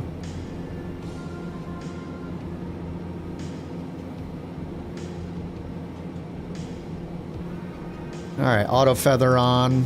And... yeah, we got our fuel set already. Let's get pitch trim, nose up. Bottom of the green arc. So let me try... yeah, I think bottom of the green arc's been pretty good for me, actually. Like, right in line with the 14. Let's see how that goes. 180, and then we're going to do heading, IAS profile. As usual. Alright, they said to taxi to runway 27. So I'm going to put the... I'll just put the airports in here. Clum to Kosh. We're expecting runway 36 for the arrival and departure on 27. Now I can zoom the map in and see where the runway is at. Alright, just nose right all the way down the taxiway to 27. Set the heading bug to 270. And we got the flight plan in. Present position map. Alright, looks good. Alright, parking brake off. Go to the left. Kosh time. Maybe it was the longitude, I don't know.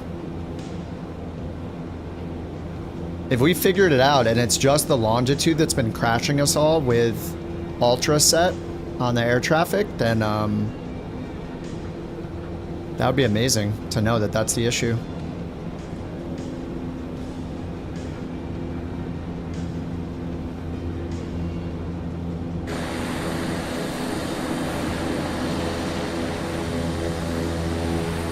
Chase, nice Starship you got over there, dude. Looking good.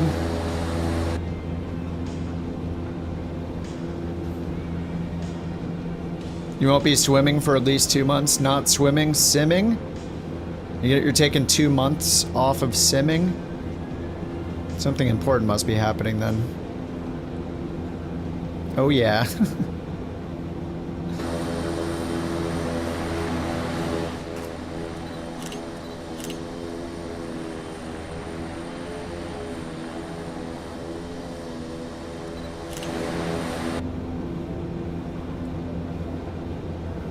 Minneapolis, couch 323, ready to go, runway 27. Couch 323, released for departure. Clearance void if not off by 2235 Zulu. If not off by 2235 Zulu, contact no later than 2245 Zulu.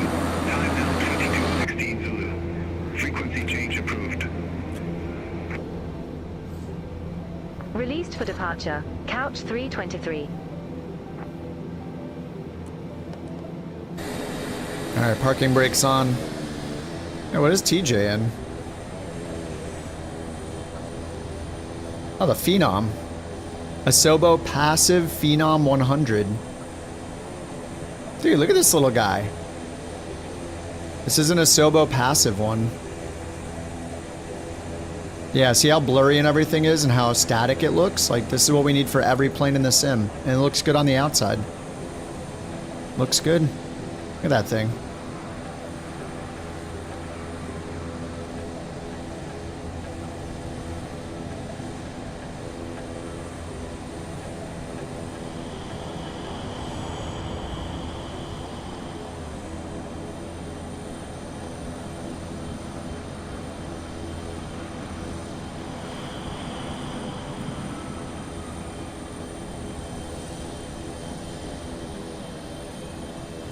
Oh yeah, it's missing the nose gear, yeah. I mean, maybe it's just got really good balance.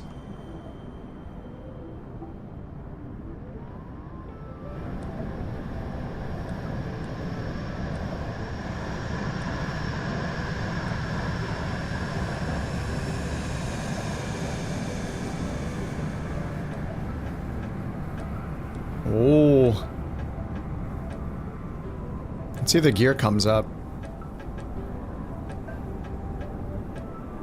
Nah. Gear's just staying out too. You love it. Microsoft makes its own, they make their own passive aircraft and the gear doesn't even come up properly. And that's a new thing in 24. The gear just stays out. Let alone like FSLTL works as freeware better than what they added into the sim. Like, come on. Gear just disappears.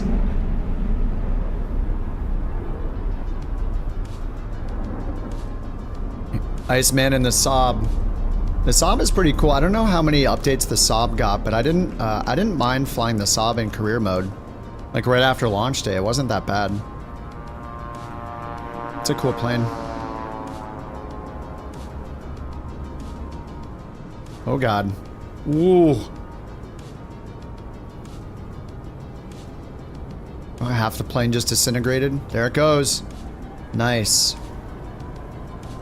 I love how we can see the trees, the chimney, whatever this is, a little post in the ground. Things that are not airplanes have better level of detail than the airplanes themselves in a flight simulator at distance. Make it make sense. Make it make sense.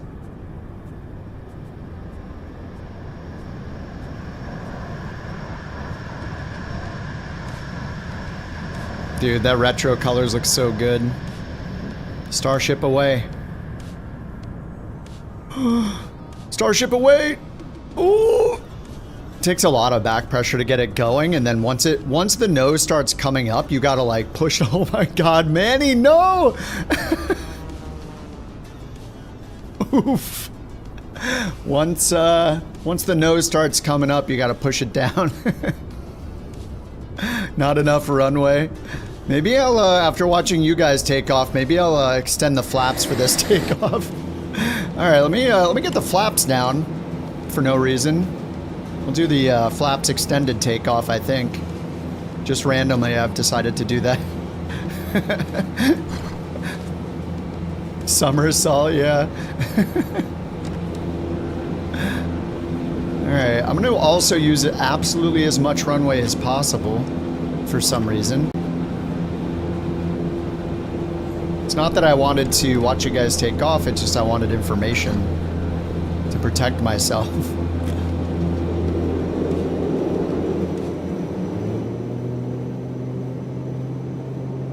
Alright, let's get the power set.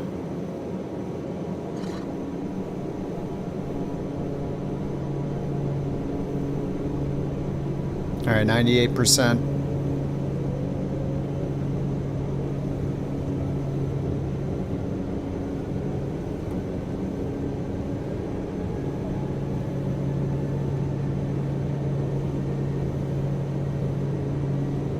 $70. Oh yeah, this is not a long runway. 80 knots. Oh my god. 90. Woo. Yeah, that is sketchy. I'm glad I watched you guys. You paid for the whole runway, you used the whole runway. I'm glad I watched. Let me get nav mode on. Follow the flight director. Alright, 400, oh, almost 400. There's 400. Yaw damper on, prop sync on. Turn out to the left. We'll leave the flaps until we're at like 1000 plus AGL. We're at 700.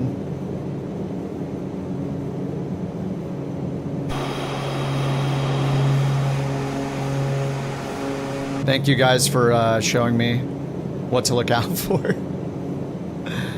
Alright, 1200 feet. Whoops, the torque's way too high. Alright, let's pull the power back to 89. Okay, flaps up and prop back to 1600. Okay, 1600 and 90 on the power, 90 on the torque. Alright, autopilot on.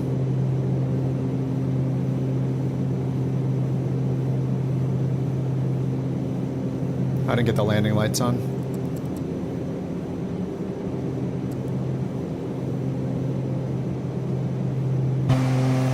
Alright, turning on to course. Starship to Oshkosh. What's up, Mech? How you doing? Hello, cheers. I'm still on the coffee beverage.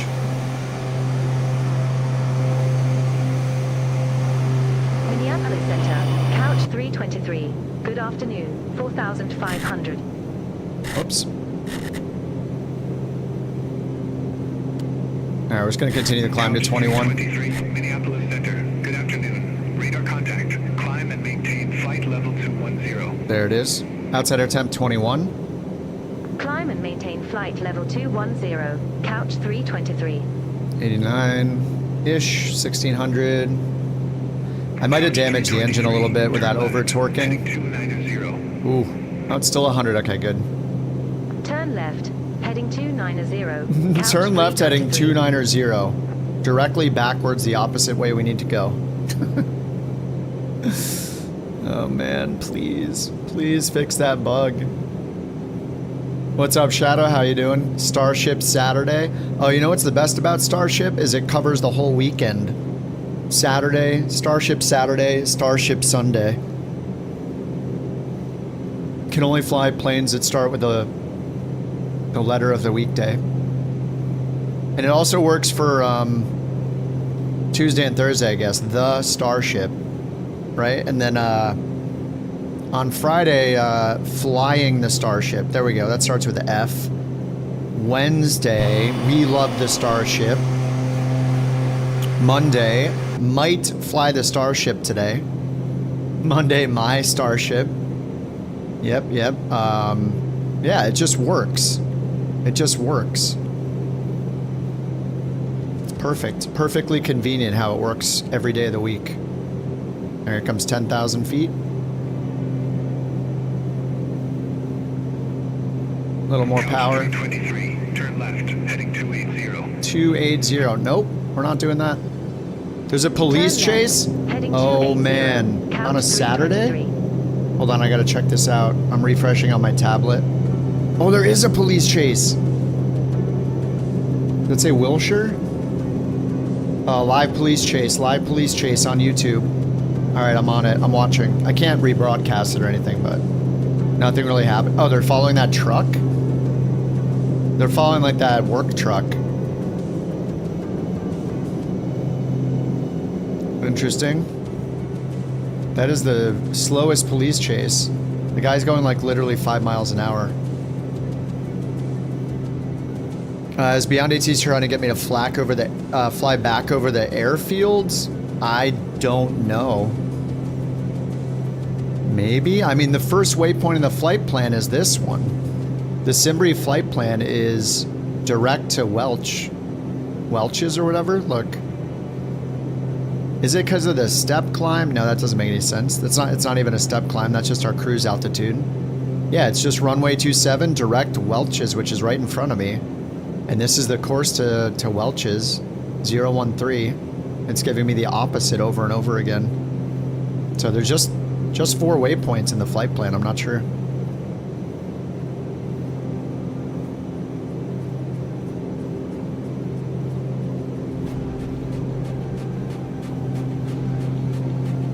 Wait, is there somebody in the back of that truck?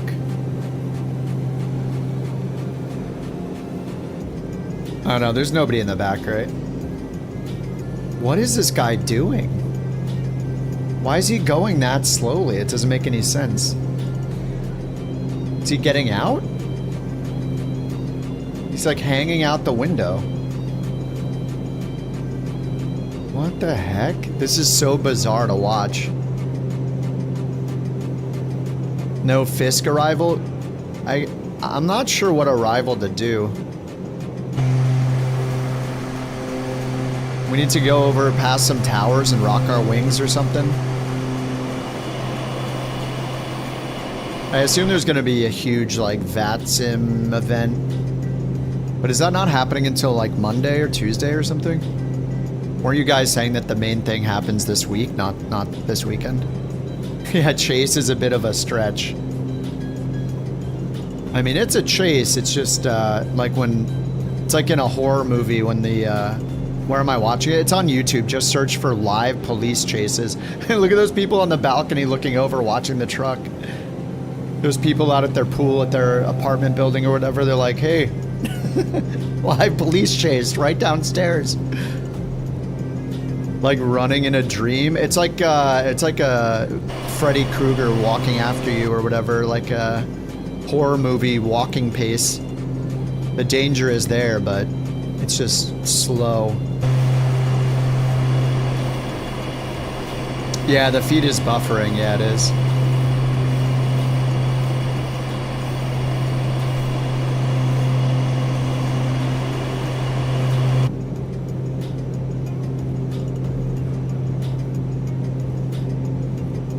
So are we supposed to go really low? And I don't know how to... Are any of these published? Or are they just all you have to go to the website?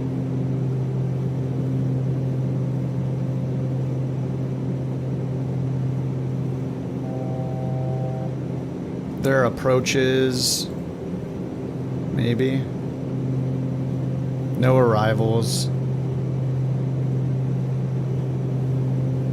I should just do like the VOR 36.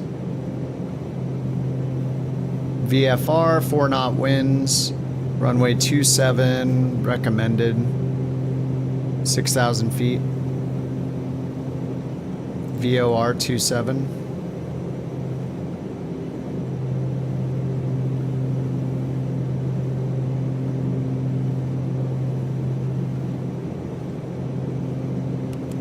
Flight plan approach. VOR 27. Osh. Okay, so we just fly. I'll just do this. We'll fly over the airport, go outbound, make the procedure turn around 265 course on the way in. That works for me. So then VNAV wise at Osh Vortac, and then 2600 during the reversal.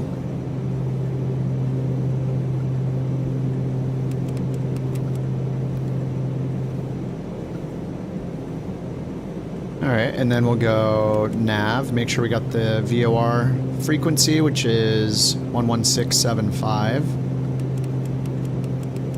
And nav 1, nav source pre-selector on VOR 1, and 265 for the course. There we go. And then back to VNav here.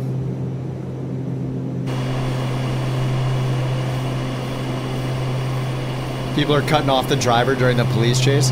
He's just idling down the road. It's so weird.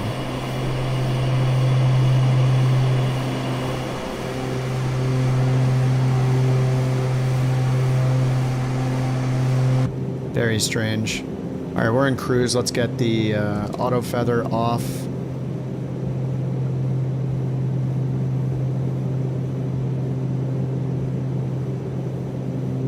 Yeah, the cops can walk up to it. What's he doing? He's leaning out of the window yelling at people. Get this man some help.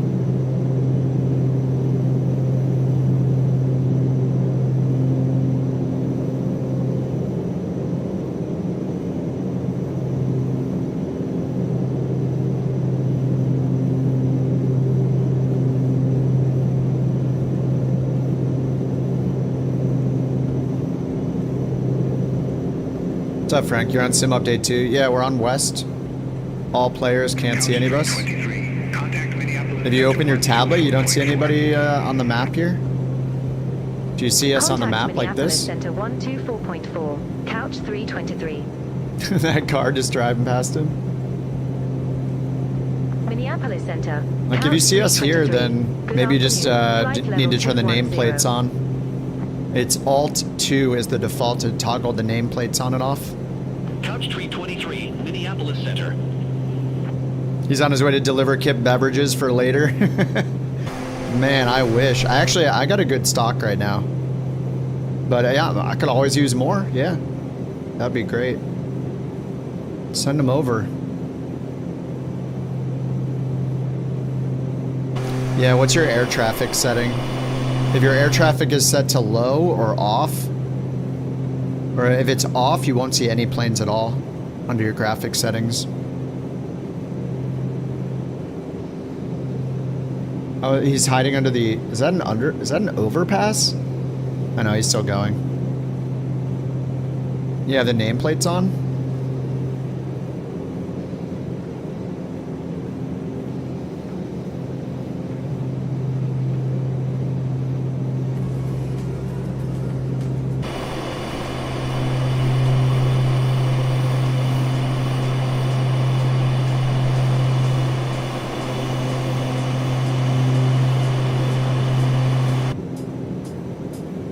This is such a bizarre chase.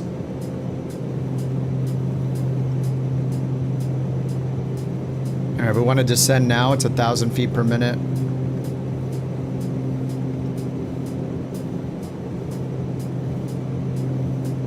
I think I should just go direct here. Welch's, Ripon. I think I'm going to delete Ripon here. There we go. 2,500 feet per minute? No way. We're like 100 miles out. I don't believe that. 2,600 feet per minute? 10 minutes? 318 cruise speed. Yeah, maybe. I don't know. I guess I could trust it. Go down to 2,600.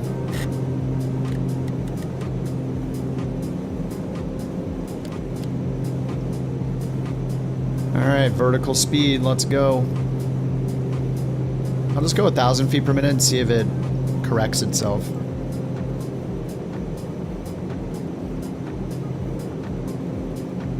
Early GTA chases when the camera was on the top view. Yeah, this is GTA 3.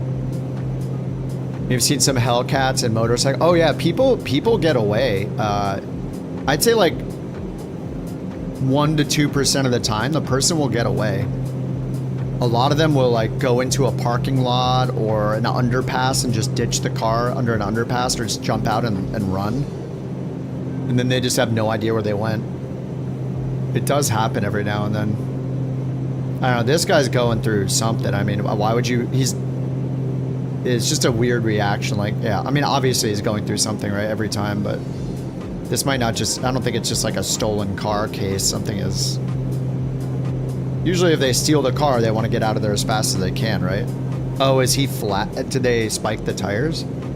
Oh, he's on the rim. Oh, okay, okay. Couch 323, you were assigned flight level 210. I show you at flight level 199er. Climb, maintain flight level 210. Oh my god, the cyclist, dude.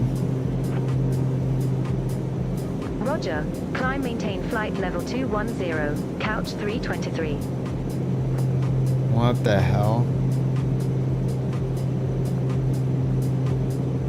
Dude, he ran into a cycling get-together.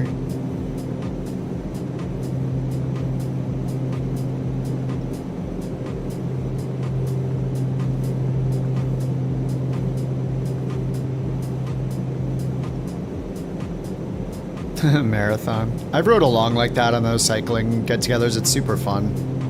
It'll be planned and happen like certain weekends, and you'll ride from like, you know, one part of the city to the other together. It's super fun. Love to see it. It's a good time.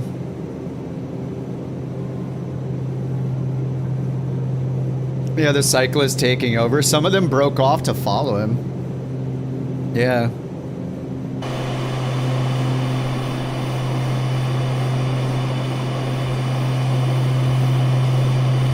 Is he waving at the helicopter? He just like waved at the helicopter.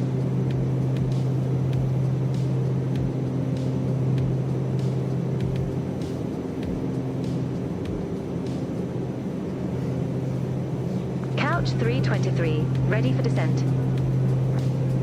Yeah, this is a wild chase. Couch tree 23, Woodman Airport. This is just, it's just a very bizarre chase. Like, what is happening right now? Whitman Airport, landing runway 31, couch. Yeah, I think you guys are right about the rims. It's just hard to see. The shots like pulled out kind of pretty often. Expect the visual approach runway 31. All right, landing runway 31. 984, expect the visual approach runway 31, couch 323.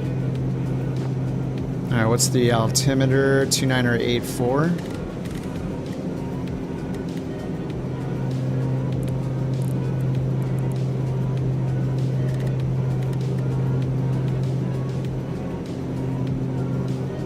All right, 2984.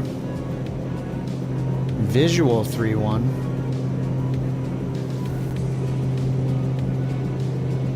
I'm just gonna do the VOR one. I want to go down, fly over the airport first, and turn around.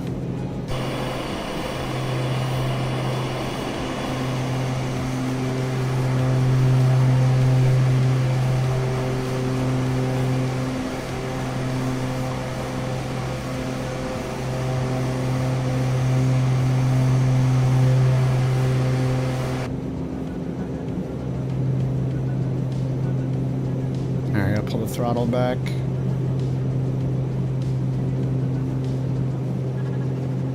LAPD's YouTube trying to get me. No, this is like an independent, some independent guy.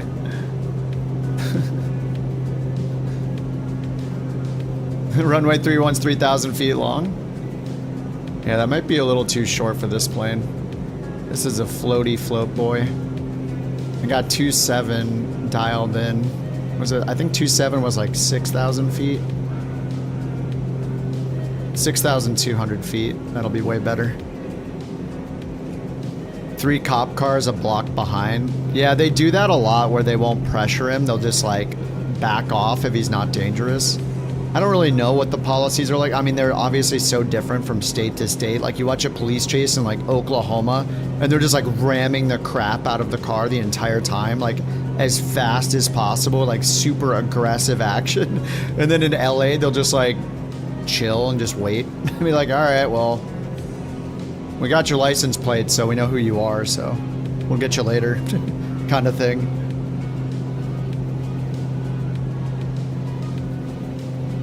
Yeah, they don't get that aggressive in LA unless they're endangering people.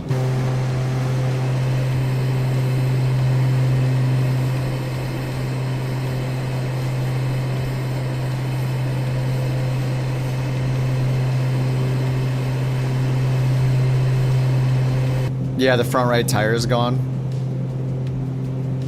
There are still some crazy ones that happen, like it's just very different. Like when people are on the freeway and stuff, or you have like a super fast car and they're going like 120, 140 miles an hour, like yeah, there's just a huge variety of different types. I mean, if they're not on the freeway, even if they are on the freeway, mattering where they are, they're not gonna go that fast. But yeah, this is just super weird.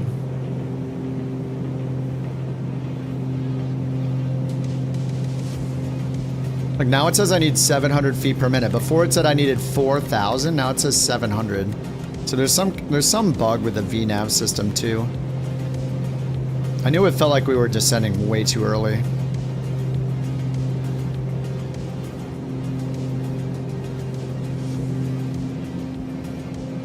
$3.1 or 2.7? I'm doing 2.7 because it's longer and I just already set up for the VOR approach.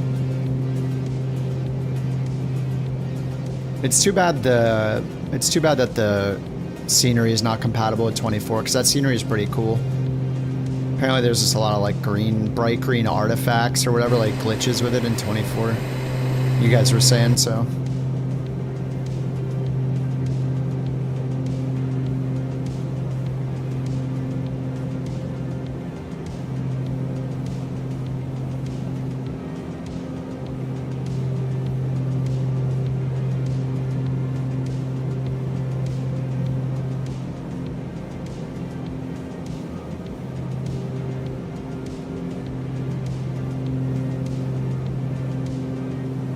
Yeah, I should rename that aviation, instead of real world, I'll just rename it to IRL.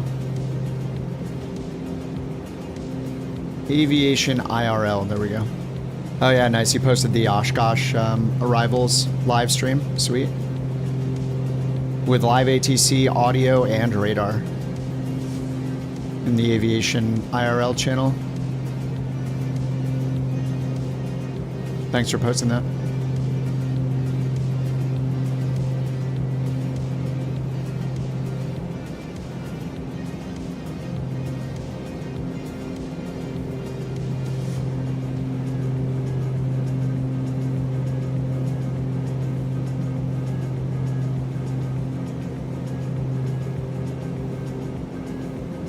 All right, outside air temperature is 15. I'm gonna leave the anti-ice off. Get through these clouds. God, the clouds look so good, man. I think 24, like X-Plane has definitely gotten pretty good with their clouds, like compared to what they used to be. Some of the screenshots I see look really good on Reddit, but I mean, there's something about this fog-like light coverage, like this kind of situation looks so good in Microsoft Flight Sim. Like they really nailed the fog. Fog and like these like lowish level fog-like clouds. I don't know. It just looks so good. I think where Microsoft looks funny is like the super like popcorny looking clouds can get out of hand. Yeah, JT, we're on it, dude. We're watching right now. We all have it on the side.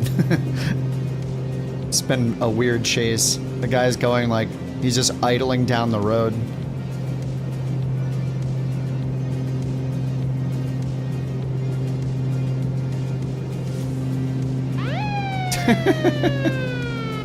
Woo! Thanks for the biddies, Mac.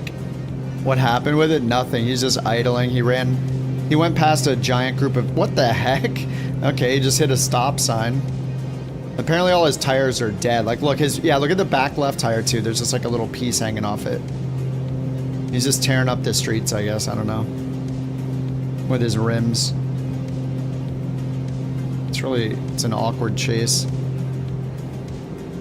Thanks for the biddies, Mac. Woo!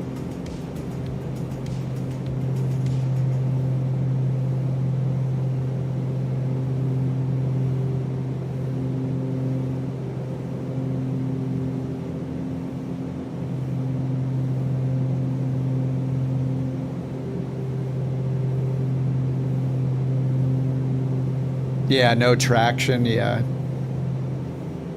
Not looking great.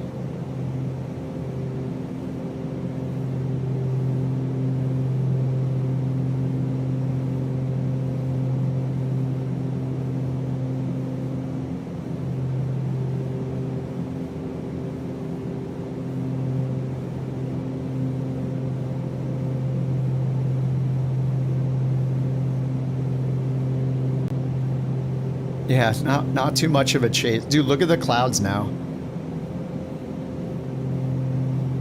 Dude, these clouds look so good and kind of terrifying right now.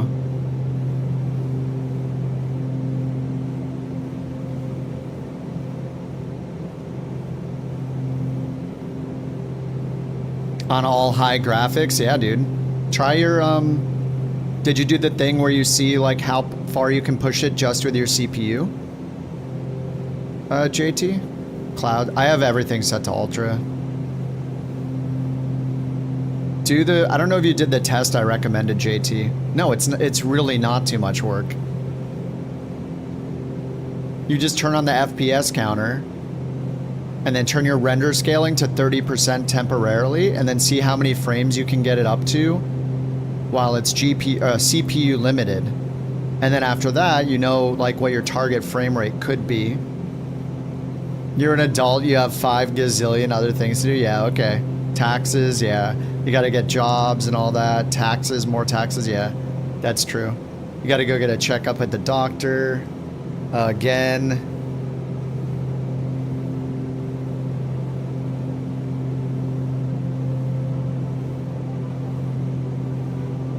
Yeah, why are you on Twitch? That's a good point. Metamucil, yep. It's very important. Get those supplements going. Don't forget to keep your mobility up if you can. Keep those ankles strong. Ankles, knees. Do some squats, little body weight exercises. Keep your flexibility up, very important. Good for your back. Werther's Originals, yep, classic.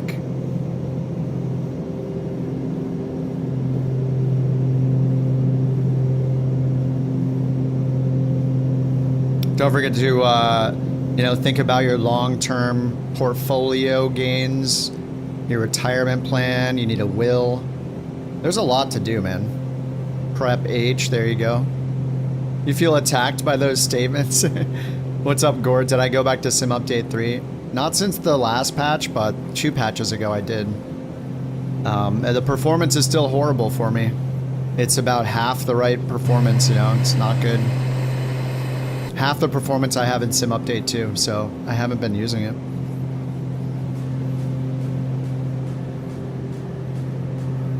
E-Tech, thanks for the Prime. Oh, hey, it's Tech 305. Welcome to the Couch Captains, my new favorite wingman.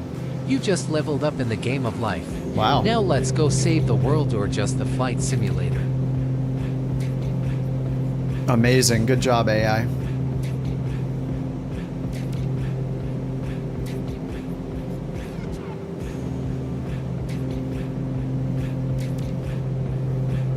What's native in 24?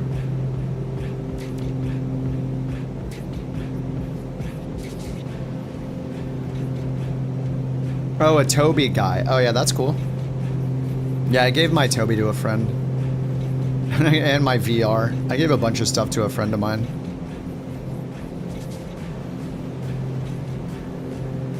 Alright, we only need 400 feet per minute now. I'm gonna slow it down. Probably get away with 300. We have to do the reversal first. Couch Tree 23, contact Chicago Center 127.0. Contact Chicago Center 127.0, Couch 323. Every flight. Yeah, I just got tired of turning it on and off all the time for the streaming stuff, but yeah.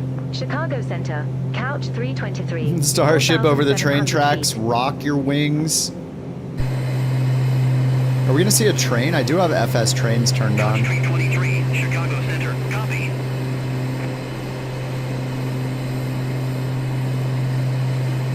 Free program turns your webcam. Yeah.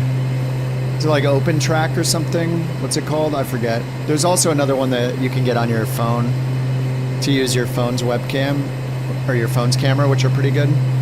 But I just don't like the hassle of head tracking. It's just, I'm constantly turning it on, turning it off.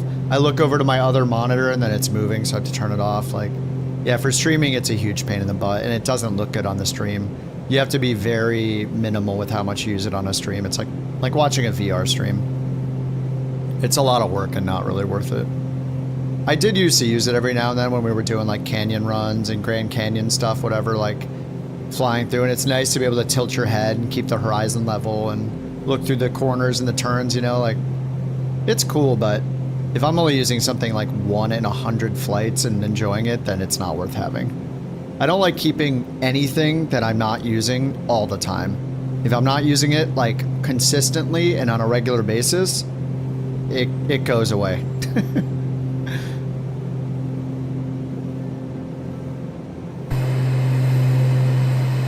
Yeah, VR looks bad on stream, but it's great to use it yourself, yeah.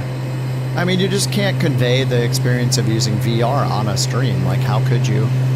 It just looks goofy when somebody's doing it on the stream. You're like, oh my god, it's making me nauseous.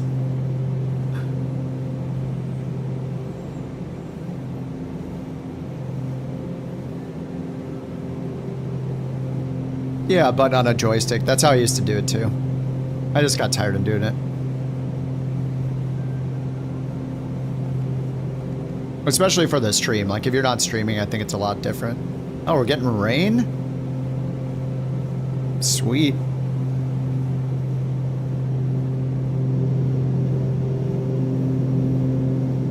Yeah, shaky cam footage, yeah, exactly. Dude, this police chase is lasting forever. There's 12,000 people. There are 12,000 people watching that live stream.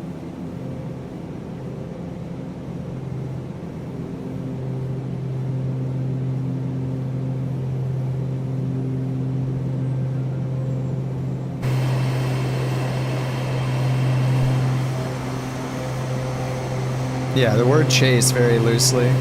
Why did you wait so long to get beyond ATC? I don't know. I think by the end of the year, I think I'm going to be extremely happy with Beyond ATC. It's just, a lot of us that have been using it since day one. I think we all agree there's a bunch of bugs that are really annoying right now, but, they'll get to them. We'll get VFR, we'll get CPDLC. It's gonna be crazy. Only watching it because you're talking about it? Yeah, we turn it on all the time. It's an LA pastime. It's a frequent thing here in LA, so when it happens, we talk about it. We talk about the police chases.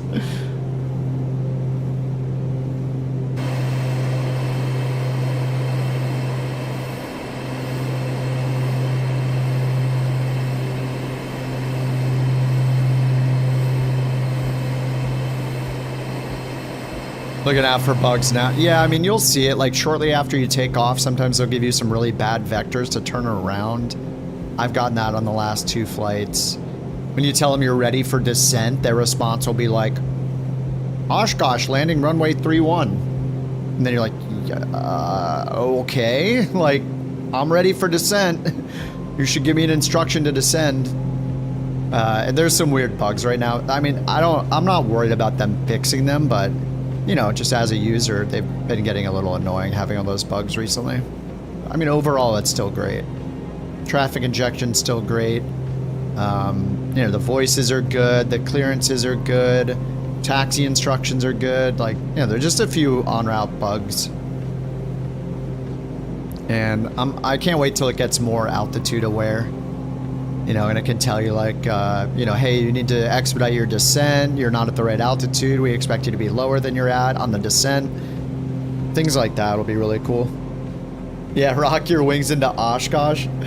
They could totally add airport operations. Yeah, they've been doing that. Not that specific for visual stuff, but yeah, they've been adding airport specific operations for airliners.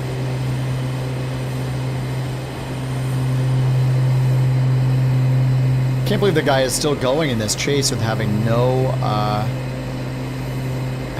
tires.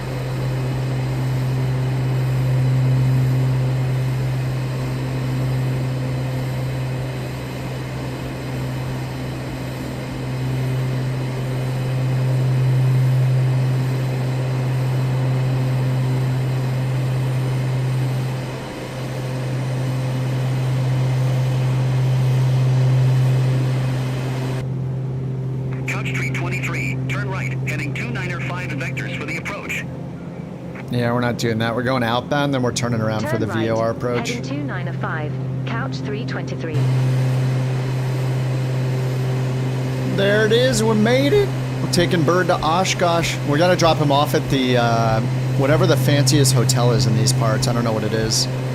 But he deserves to be put up somewhere real nice.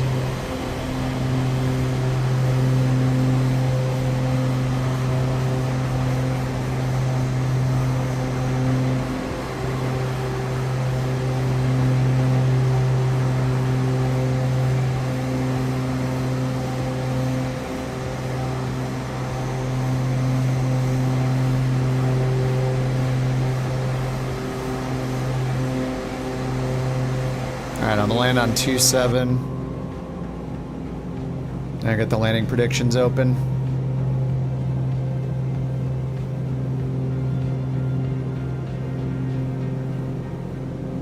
Get him $1 million RV, yeah. Oh my god, dude, on the police chase, that guy's truck is just getting rocked around while he's driving it. Look at it shaking. Dude, that thing is not gonna last that much longer. Look at the truck bed on it. Oh, man. Alright, we're going outbound. Let's get heading mode on and sync to head. And then we're just going to turn around and intercept that localizer inbound. So I'll just switch nav source over, transfer it over. 3 miles out. Keep the speed up a little bit. I'll just turn around when we're like 6 miles out.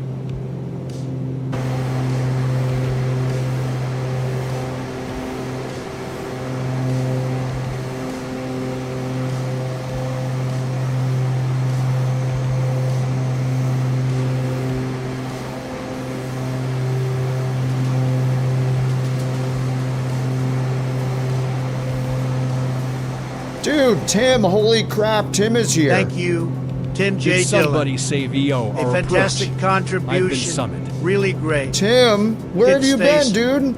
And mystery. Holy crap, folks. Tim's back. He should get in a real plane already, not just virtual Really? flying. Everyone loves a good surprise. Keep it coming.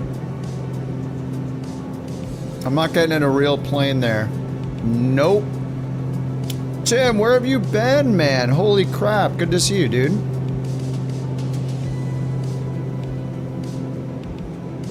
Alright, let me turn it around here.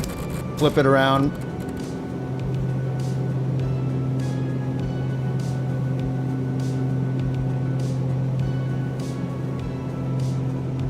Yeah, really good to see you, Tim. Your wife had major heart work done. Oh my god, dude. I hope everything's okay. Extended stay in the US, all this other stuff. Oh yeah, 100%. Totally understand, man. Hope everything's alright. Good to see you back. Even if you're just dropping in for a minute. Alright, let's go down here and hit nav. We're just gonna intercept the localizer. And we're at 2600.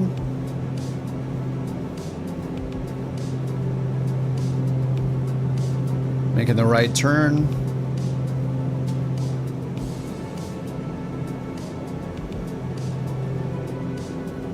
And MDA, let's see, straight in 27, 1280.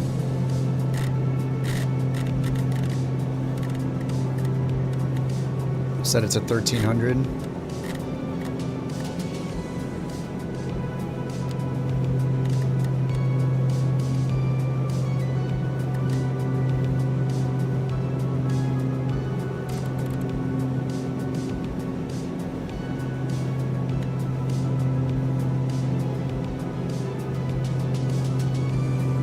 She's better and you're back home. Awesome, man. That's so cool, dude. Good to see you. Good to see you in chat, dude. Man, has a lot happened since you've been gone. Dude, Tim, I ended up going to the 7900 XTX earlier this year. And then last week, I finally got a 5090.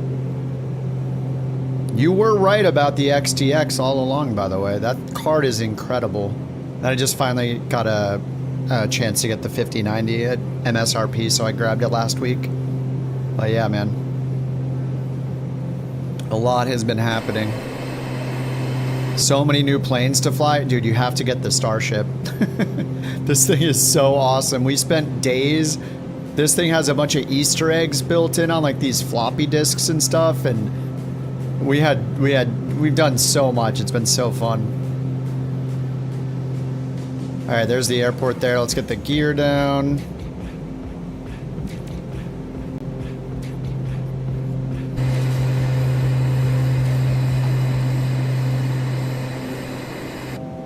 All right, let's get the flaps extended.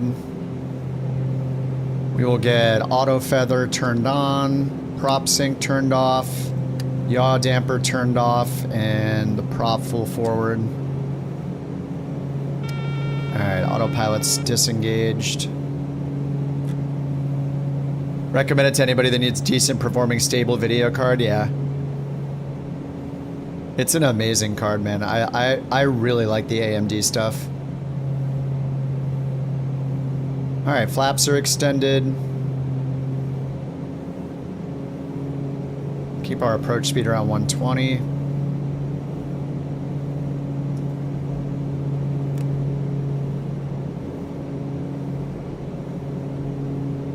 Get this floaty boy down to the ground.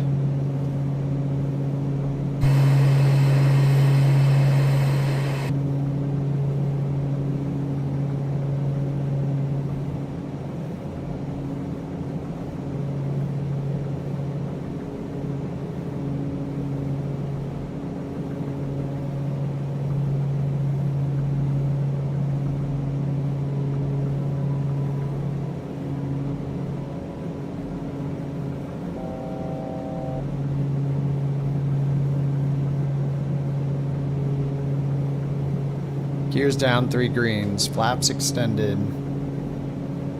Here comes the tornado on final.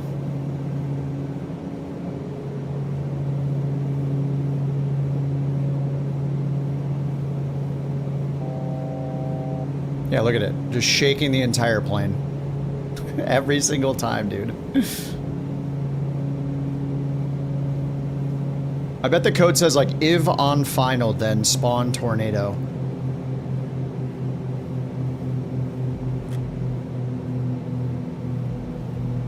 Alright, we're idle.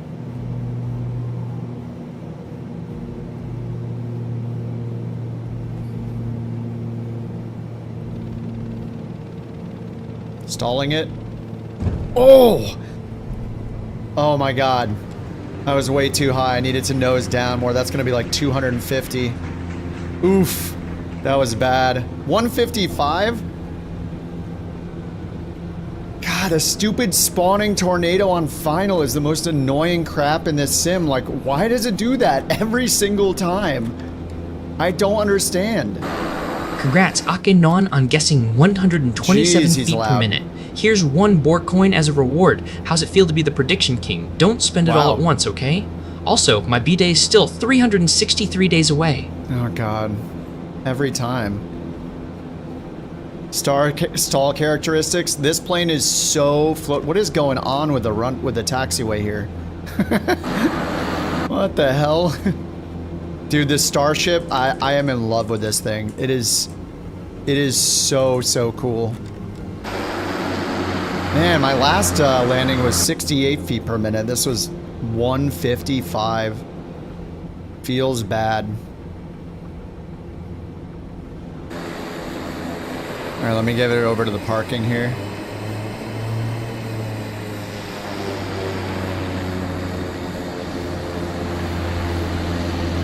Make sure you spend it all in one place, yeah. What's up, Jesse?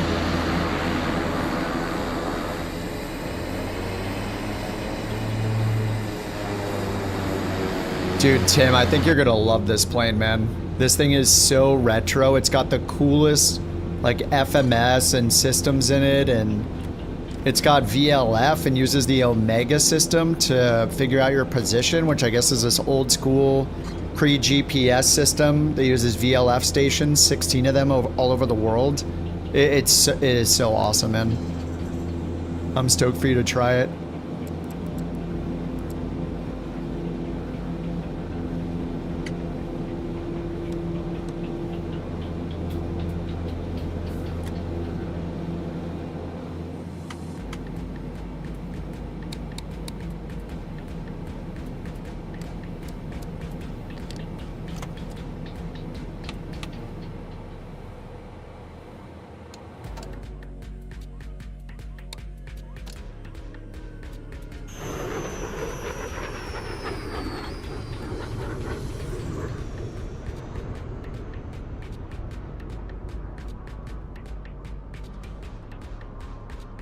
Oshkosh, we made it.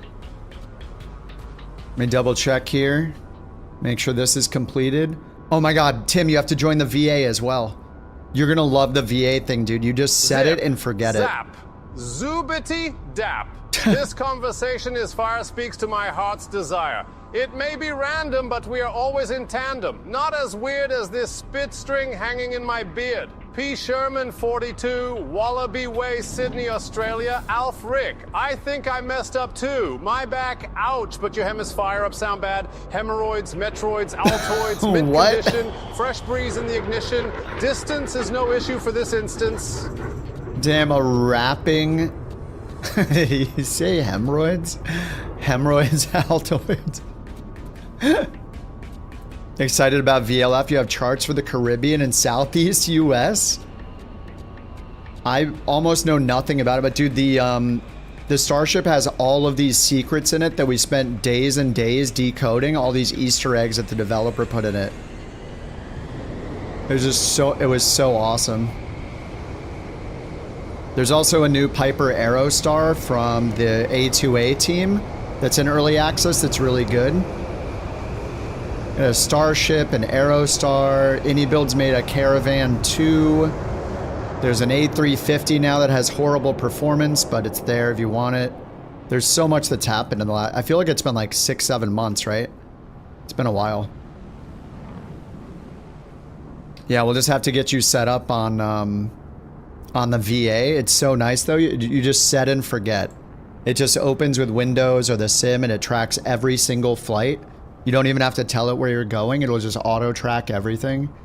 And then we make achievements like this one, like fly bird to Oshkosh. So we just completed this over the last few days. You can make your own. You saw the little video game. Oh, hidden cassette. Aw, somebody put it on YouTube. Or was it from me, or did somebody make videos about it? I didn't make any videos about it because I don't want to spoil it for too many people. It's just on the live stream replays. But yeah, there's some amazing things in it. It's really fun. Yeah, man, great to have you back. Yeah, if you go to that page that Salty posted, the join the VA page on my website, it's got all the instructions to set it up. Once you set it up, you just like leave it and it'll automatically track everything. It's really, really cool. Much easier than using something like New Sky or On Air Company, and yeah, we can make all the achievements and stuff like we've been doing. I think it's time to work on some other achievements right now too, like start a new one. Oh my god, the police chase is still happening. That truck is just tearing up the streets. There are 15,000 people watching that police chase on YouTube right now. Yeah, that truck is glitching big time. Yeah, I don't know why they're just letting it continue. Like, just go pull in front of him and arrest him, and then we can stop with this.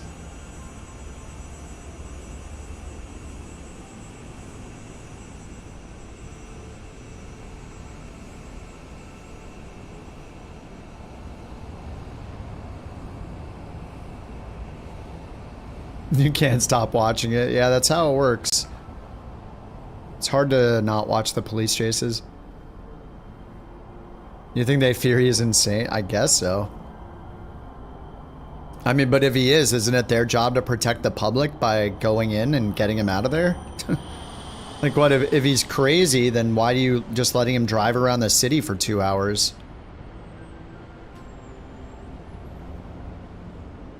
I mean, I guess the police have no obligation to protect the public, but...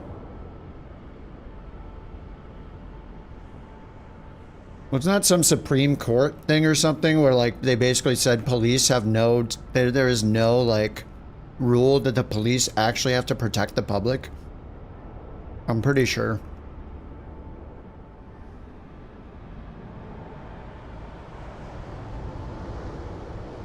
Yeah, he's just tearing up the roads. Yeah, you can see right behind the truck, it's just leaving 2 white lines.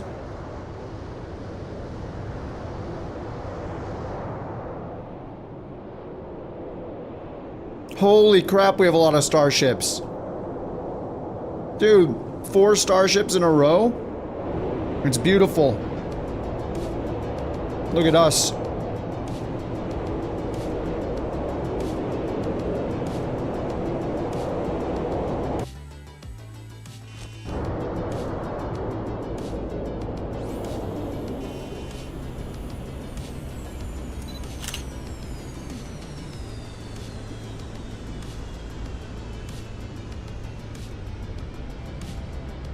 It's got the same livery on all of them, doesn't it? Oh, no, this one's different. Oh, yeah, they are different. Nice. They're just subtly different.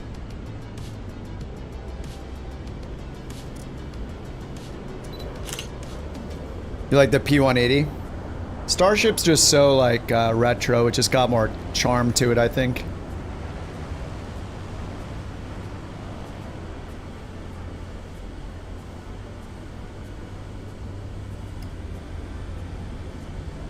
Jam, are you in the longitude? Yep.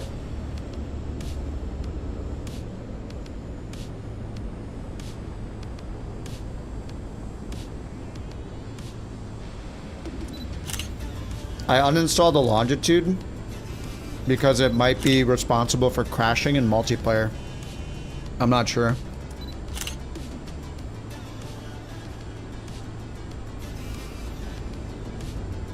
All right, Oshkosh is completed. Let's see how many of us got it completed. 6 pilots. Me, Jewel, Rich, Jotto, Rex, Luke.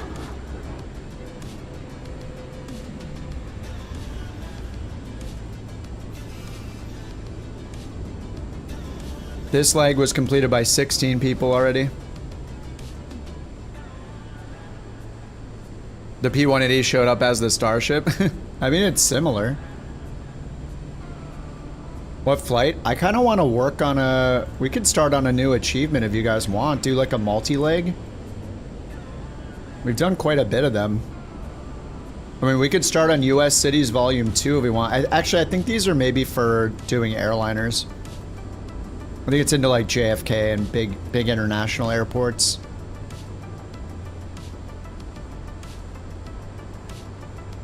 Euro Cities Volume 1. New Zealand. Flying the Greek Islands. Whoa, Greek Islands. 11 legs.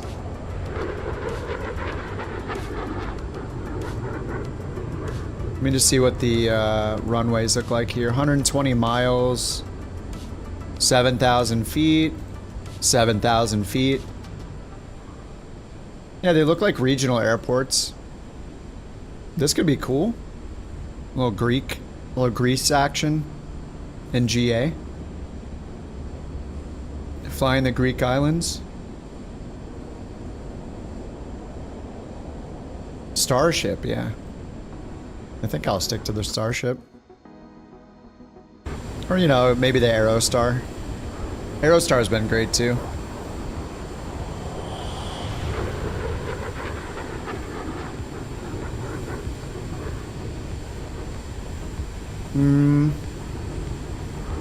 I think I uninstalled the Phoenix.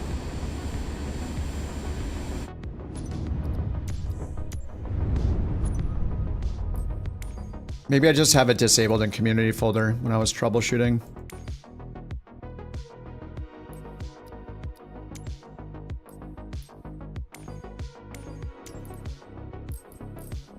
No, looks like I have it. Phoenix liveries, 319, 321. The achievements disappear. They don't, no, they don't disappear. They, yeah, you can be in multiple VAs, Jam, yeah. When you use the interface for little or landing rate monitor, you choose which VA you want your flight to count for. But the achievements don't disappear. There is a little drop down here that says like show all. So if you have it set to completed, then you'll only see the ones you've done. If you set it to outstanding, you'll only see the ones you haven't done. And it also goes on your profile, so if I go to my public profile, it's right there.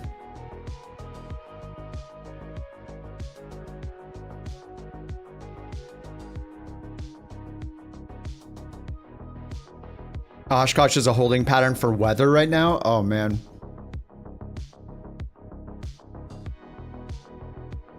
Yeah, I haven't brought up the live stream yet.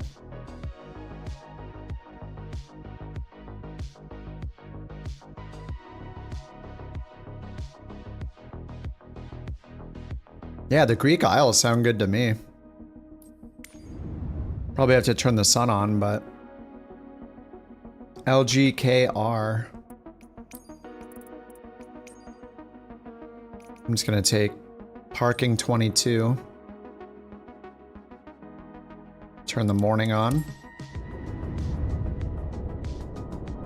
Oh, you applied? Nice. Let me add you in there.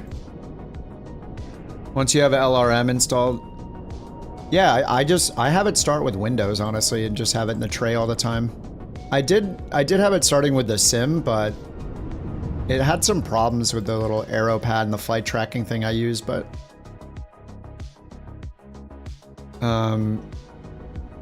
yeah, I have all the instructions listed out, so as long as you followed all the instructions, it should be fine. You have to like go in and activate the VA features, choose the VA, all that kind of stuff.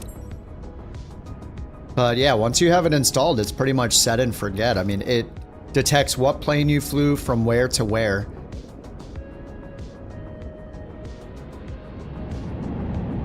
And you can double check that it's working just when you load in somewhere. Just go to your public profile, point at your name, go to your public profile, and then see right here, it just says my live status. It's got me in the Starship on the ground at LGKR. And you can see it's just, yeah, it automatically tracks all the flights. Here's the Bird Oshkosh tour right here.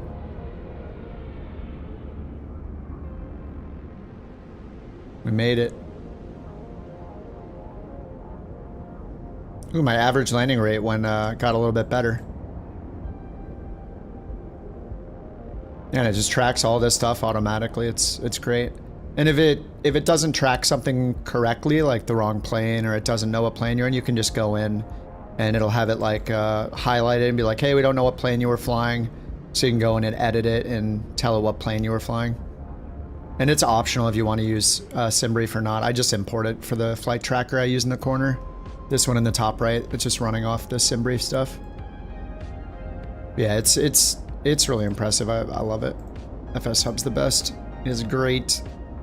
Starship.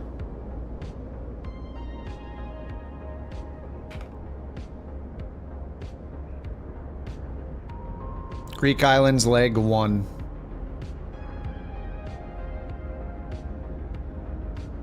So I just picked one of these achievements. Greek Island sounds fun to me, so here, I'll post the link. But you don't even have to go to the link, which is the great part. Like, as long as you fly between the 2 airports, you'll just automatically get the achievements for the leg. So it just says you have to depart from LGKR, fly to LGZA.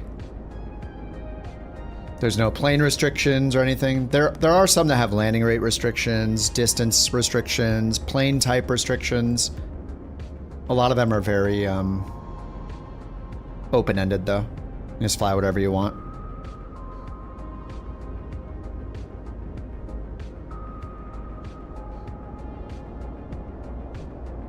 Beyond ATC connected.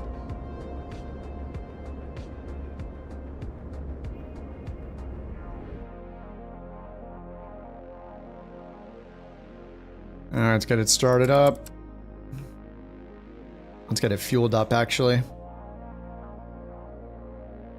Starship Saturday.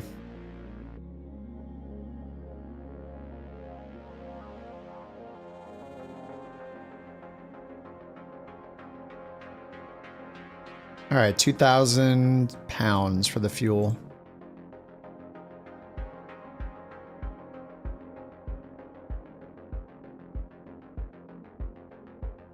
All right, 2077. Get rid of all the extra passengers.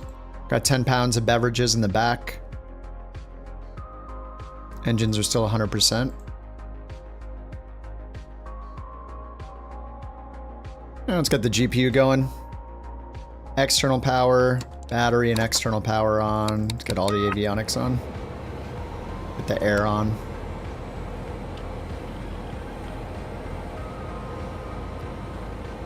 Dude, I hope Tim loves this plane, man. If I like this, I think Tim's gonna love it. Because he loves the retro stuff, and yeah, I think he's gonna love this thing. Birds? Was there a time that that Jorg said that? I mean, I would hope there would be. I always think it's hilarious that they added all those animals, but no birds. The only animal we really care about for aviation. Like, of course, you know. You have it downloaded, trying to figure out how to join the virtual airline. You have the client installed. You need FSUIPC. If you look at the instructions, I outline. Just make sure you follow every single step. I think I mentioned FSUIPC. Yeah, it requires FSUIPC. Step 4. So you'll probably have to restart the sim. Here's the page again.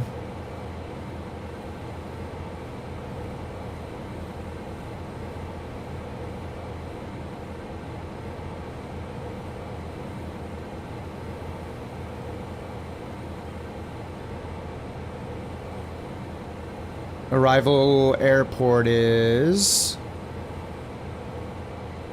LGZA. It's this one right here. Flying the Greek Islands, leg number 1. Let me get it up in the tracker. LGZA. Dude, that police chase is still happening. The guy's just idling down the road. I can't believe it's still going on. Just park a car in front of him, pull him out, and arrest him. What is going on? He's going 3 miles an hour. I think you can get him.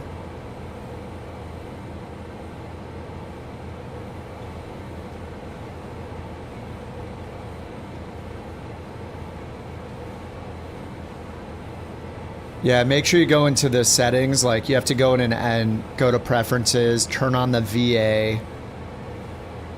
Then you have to turn it off. You have to, like, go and choose the virtual airline couch captains.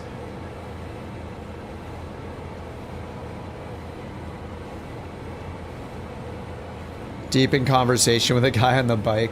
I don't know what is going on. It is very weird.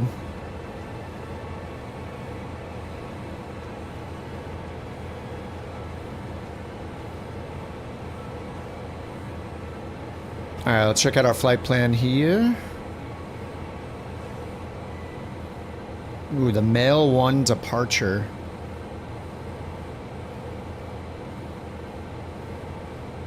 I'm going to import the route and see if it breaks the FMS. Okay, it's imported. So let's see if that breaks anything with getting the flight plan in here.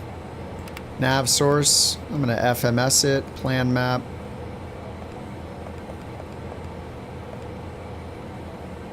Okay, flight plan.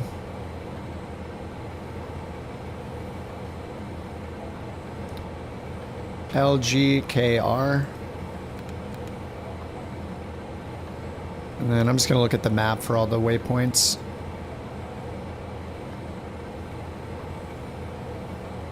The Keck VOR. And then KRK. Maled or mailed, M-A-L-E-D.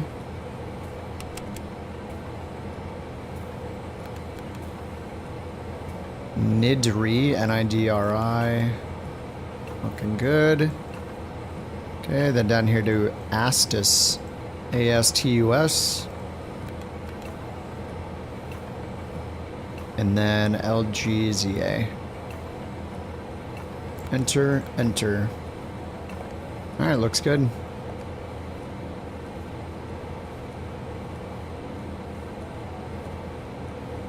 Okay, and then on the star, we're going down here to Maled or mailed. Let's go ahead and get our clearance.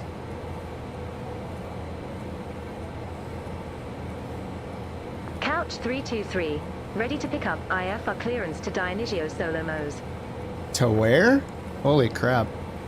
I'm glad I didn't have to say that. Couch 323, Kirkura ground. Expect runway 16, nailed 1 kilo departure.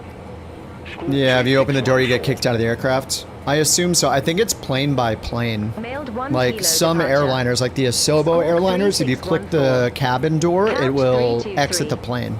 But on like the iFly or the PMGGs, when you click the cabin door, it'll open the door. And then you can walk through to the cabin or whatever. But yeah, the Asobo ones, like the Max and other planes like that, when you click the cabin door, it'll exit the plane. Alright, taxi to runway 16.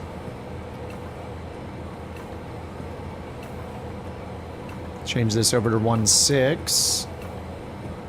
KRK, and then Maled.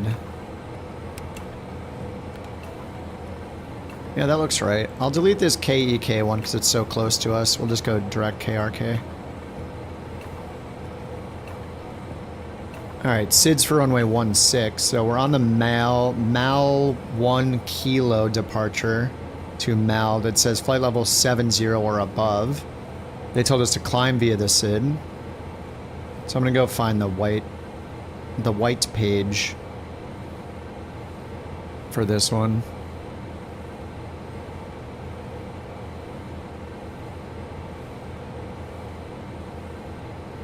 This is still Oshkosh.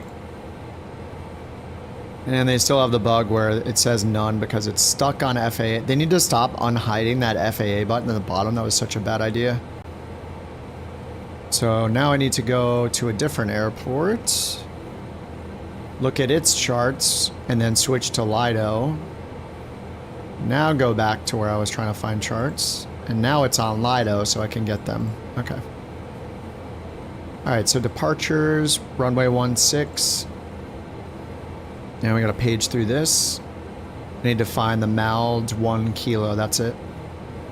Okay, so it just says minimum 3,000, minimum 5,500, and then minimum 7,000 at MALD. So KRK minimum 3,000, MALD 7,000. Alrighty. Alright, let's get the prop is full forward. Throttle is idle. Oh yeah, Tim, something about this plane is like the, when you pull your throttle to 0, it's in beta, and there's still a full reverser range beyond that. So when you want it in idle, you actually have to pull it up and click it into idle there. Do you need any registration information for FSU IPC? No, you can just click skip.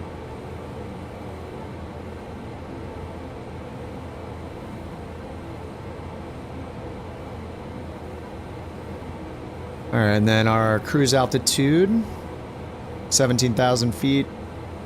Just bring this down to 500, I guess.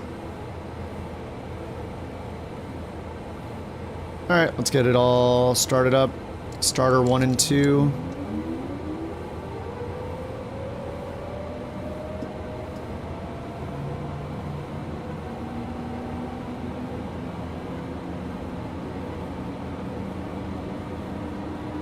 (15N1), 17. Watch the ITT. It looks good. Okay, ITT's dropping. Turn the starters off.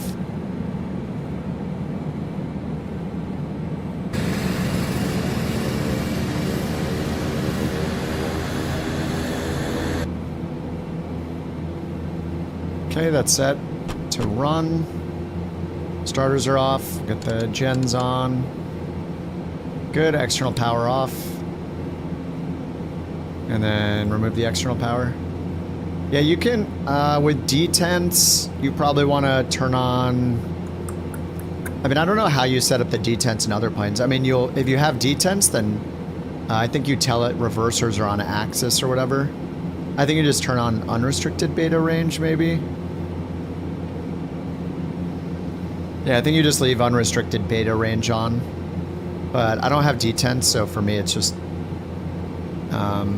I just have the defaults, kind of. What's up, Rich? How you doing, dude?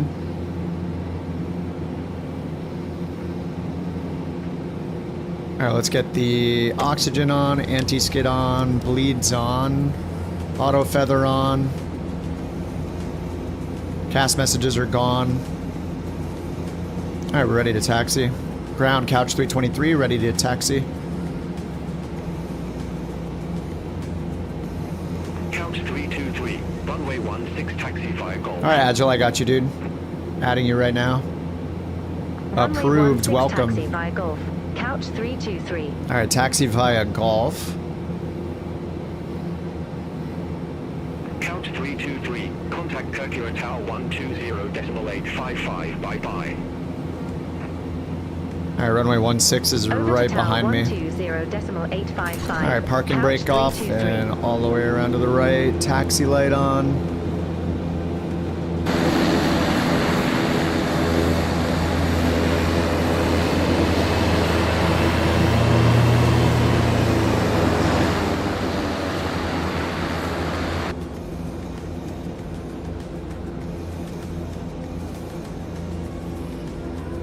It accepts whatever configuration you had for the Duke. Yeah, it's a black square plane, so yeah, hopefully that's the case. That's cool.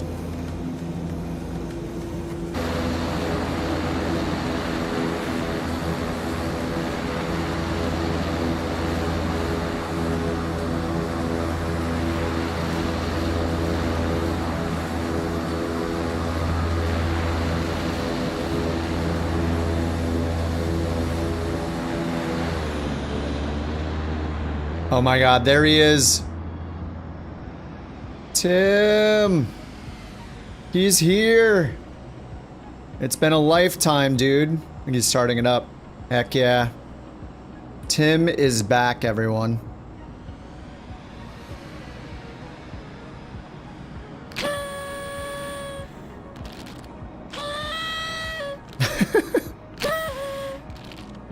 LRM is connected. Live flight status is not showing anything. Try just moving. Are you taxiing around? Nice. Tim is in too. Beautiful. Timmy de Captain. Yes, there we go.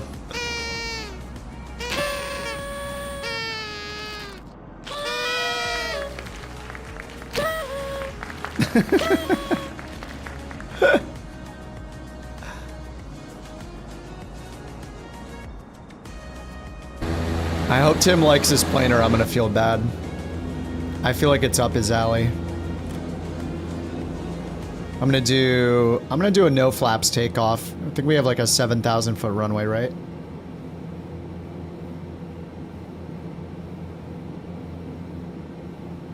Couch 323, ready for departure. Runway 16.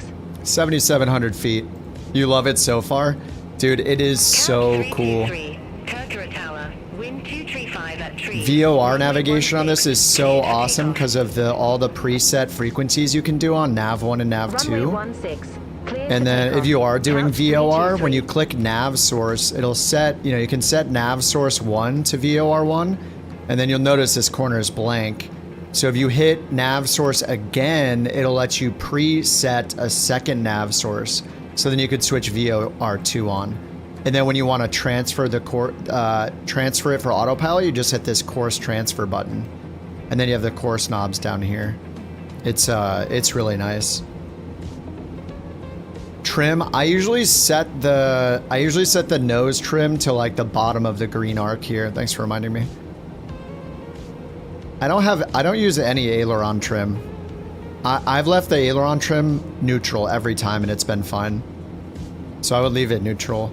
And then the weird thing about when you take off in it, it requires like at like 100, 110 knots with no flaps, pull back. It requires quite a bit of back pressure to get the nose to come up. But as soon as the nose starts lifting, it just rocket ships straight up. So you need to release the pressure like as soon as the nose starts coming up. And you only pitch up at like 8 to 10 degrees initially. And then I'm gonna get this set to 180 for the climb. The like cruise climb out's 180, and then you lower the speed as you get higher. It'll do it automatically with the IAS profile mode. It's just like IAS, only as you get higher, it'll automatically move the indicated airspeed down every 1,000 feet you go up to keep the climb rate going.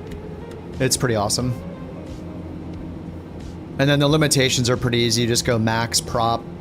Max prop for takeoff. It'll go into the red slightly on takeoff, but this gauge here shows both the ITT and the torque. Obviously the limits are at the top, and then once you take off, you just bring the torque back to 90, but it's got integrated checklists everywhere in this. So if you just click index here on the little FMS screen and go to normal procedures, and then you hit any line key, and then you can page through all of these checklists. They're pretty extensive. They even have abbreviated ones. And then as you go through, you can just hit the little down soft key here to check it off. And the quickest way to get to the next checklist is this little joystick down here. If you push this joystick to the right or the left, it'll let you go through the different checklists without going back each time.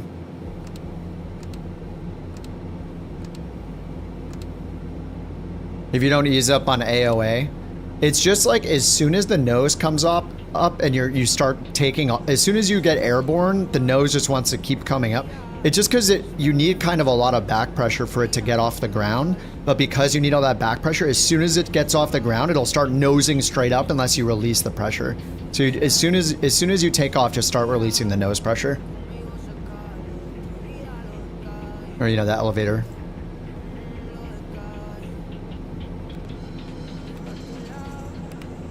All right, I'm just gonna use FMS. As soon as you get good wind over the wing, generates a lot of lift, yeah. Yeah. For the achievement, all you have to do is fly from one airport to the other? Yep. If you look at the criteria for the achievement, so we're just gonna start this. Yeah, like, the cool thing about FSHub is, if you just happen to fly between two airports that happen to be on some achievement, you'll already have credit for that leg of the achievement. So you'll be getting achievements kind of without even knowing it some of the time. But yeah, for this one, if we go into leg number 1, there's no criteria. The whole criteria is just go from this airport to this one. That's it. So as long as it detects you took off from one and landed at the other, you're good. Maximum weight. Max everything takeoff.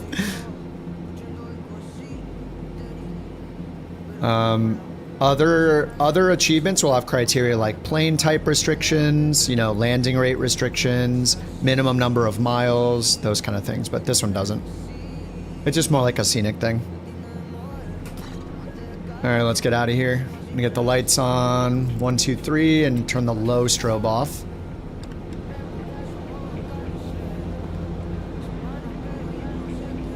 Present position map activated.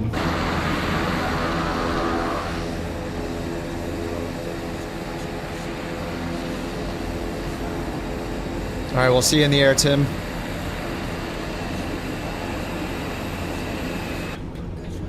All right, I'm gonna give it full, not full throttle, I'm gonna give it 100% torque. Or below 100% torque.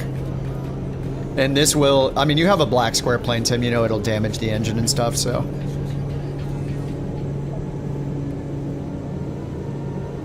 All right, 98% torque. There's 100 knots.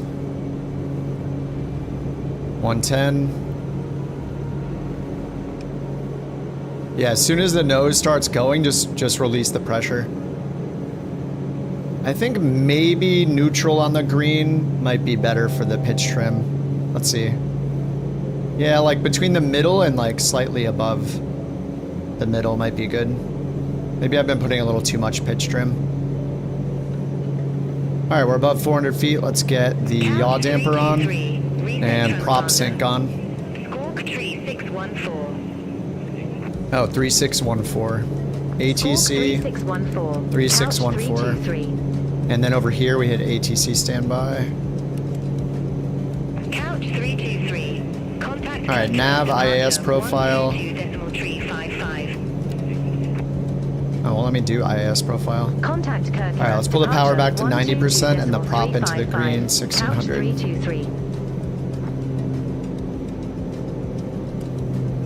Kirkira, couch 323, 1,000. Oh, I didn't set the altitude, that's why.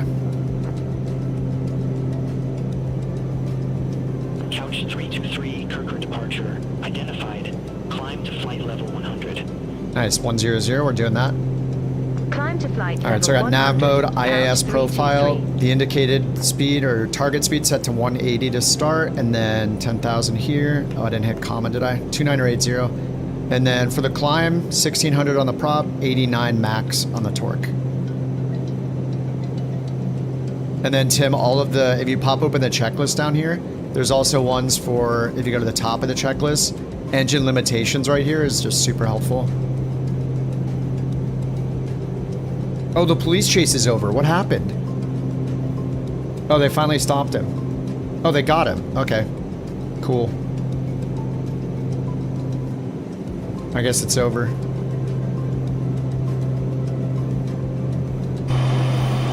Oh my god, my gear's not up.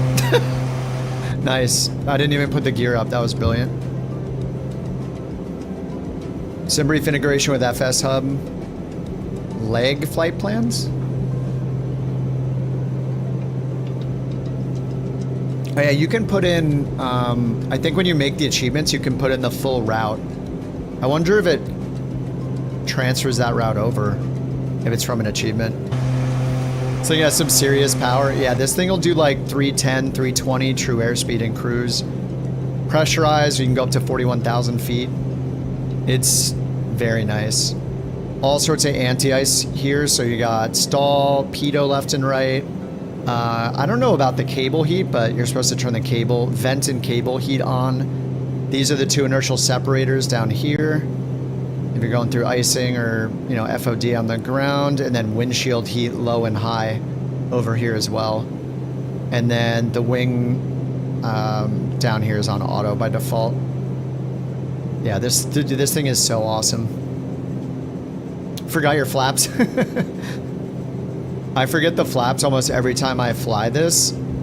I usually don't forget the gear, but I forget the flaps so much that I've just been doing the no flaps takeoff, which works really good unless you are on a short runway. It just comes off the ground really easy, even with no flaps.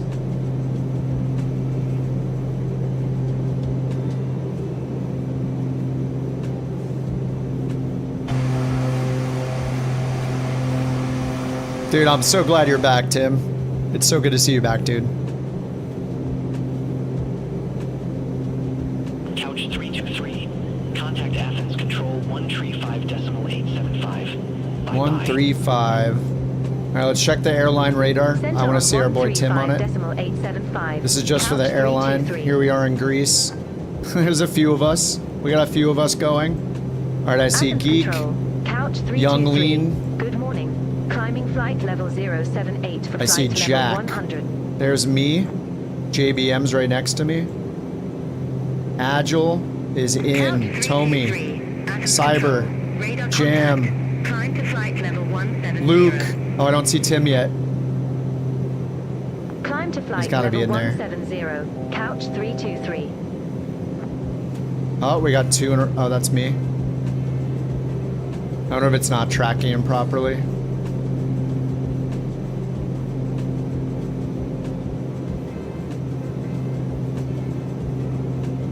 Could feel the yaw damper working, tolerating the Duke profile very well. You had to push back the beta detents a little bit. Oh, okay. 8% pitch is the sweet spot. Yeah, it says to pitch up at 8 degrees after takeoff. If I'm seeing you there, then it's working. Oh, you can't finish the flight? All right, dude.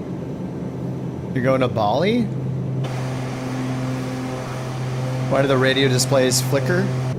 Oh, I don't know. I noticed that in the second build. Yeah, it's just a bug. Yeah, these two flicker every time I point at any button. It's just a bug. Yeah, I've noticed that too. All right, we're at 10,000. They told me to go to 170. All right, 17,000 IAS profile. 89 on the torque.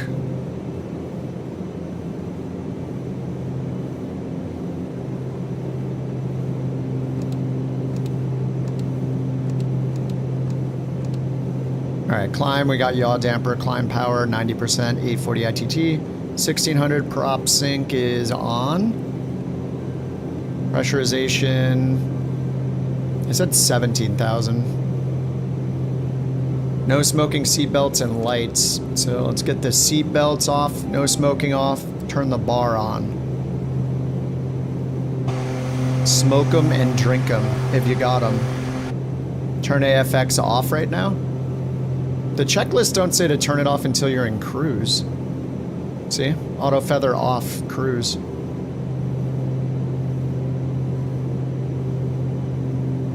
Is the checklist wrong?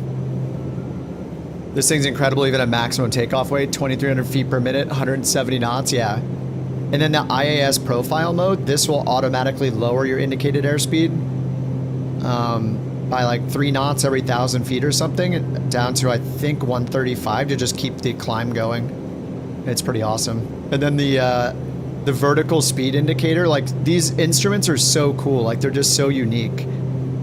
Like you got the digital part for the actual altitude, you got the hand is only for, you know, 1,000 at a time, just in the hundreds, you know. So 1,000 per rotation, and then the vertical speed indicator on this inset little arc right here. It's just so unique looking, man. I love this thing.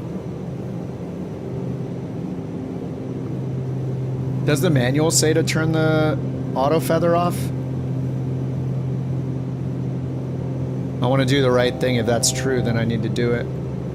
Oh yeah, for Tim and anybody else in it, here's the link to the manual. It is extensive.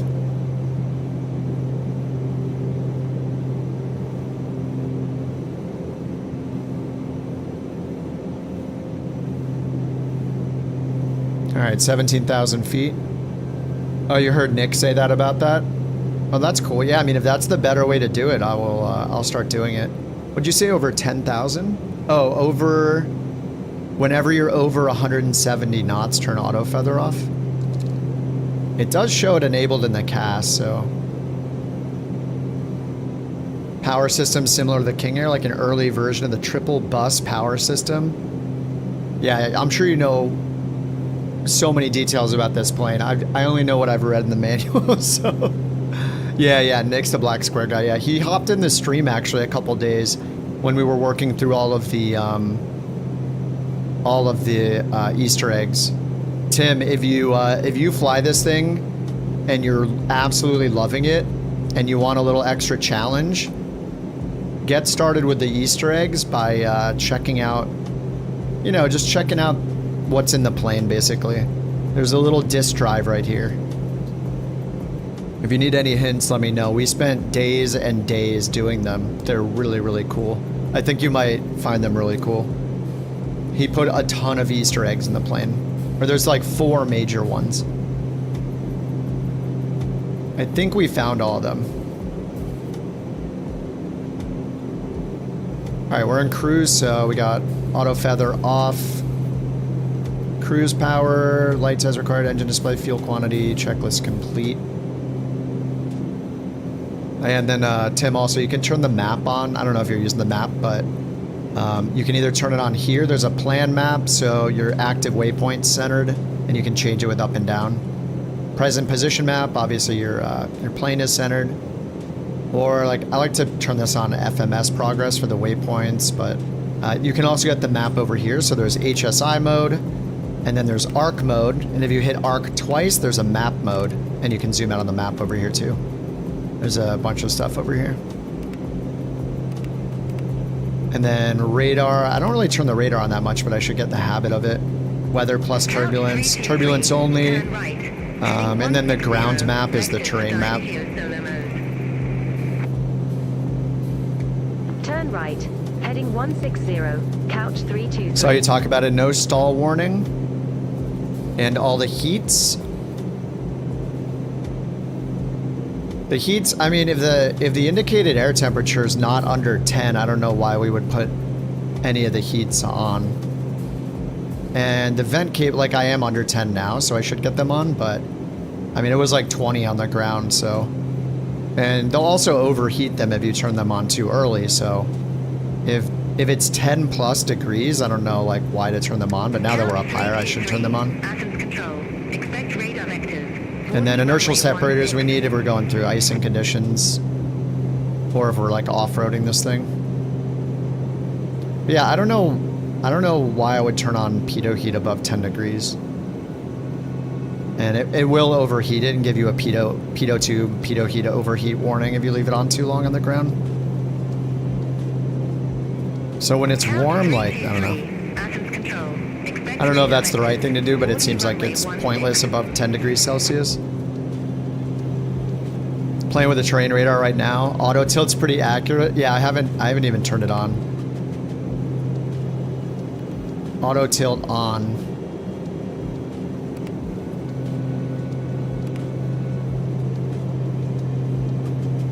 Yeah, this plane is, dude, it's just incredible.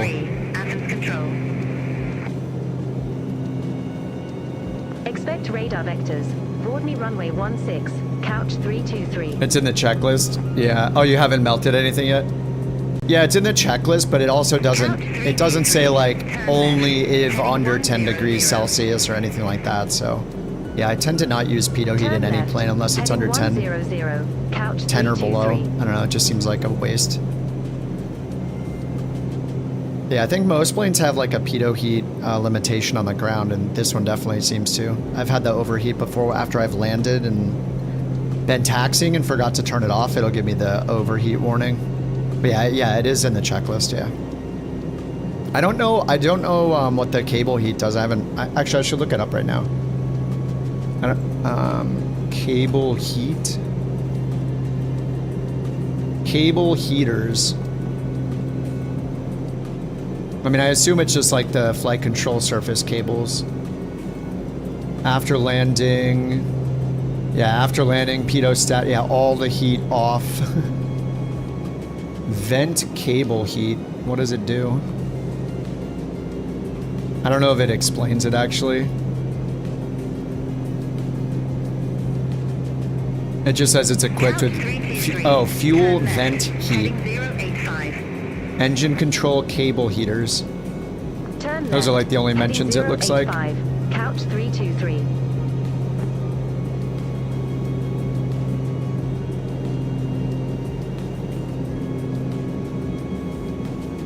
I wonder if they say any limitations. Oh yeah, here you go. Pitot overheat warning comes on. Either pitot heater has been on for over 2 minutes while on the ground. Yeah, maybe you just turn it on as soon as you take off, or right before you take off. I mean, that would be easier than having to monitor the outside air temp. Does sim rate? Nope, you can use sim rate all you want. It is allowed. The VNAVs? Yeah. I go a little back and forth, but yeah, I like when I'm using the FMS, and I like putting this FMS progress screen on over here. It's awesome. But yeah, if I'm doing an RNAV approach, I'll go and put the VNAVs in. I think I put them in for the departure on the last flight. But yeah, I should put them in now, see what we got. Yeah, Tim, the VNAV in this, it won't pull in, even if you go to flight plan and add an approach. You cannot add a SID or a star with the FMS. You have to manually put every waypoint, but you can add an approach here from the flight plan top left button. But when you pull the approach in, it will not pull in any altitude restrictions for the approach. So you have to put them in manually by clicking VNAV. Couch 323, radar vectors, board me runway 16. Board me 16. All right, they want me to do board me 16. So let's do that. Runway 16, VOR DME. There's an intercept. Attico, it looks like it's in our flight plan, I don't know. All right, Attico, that's good.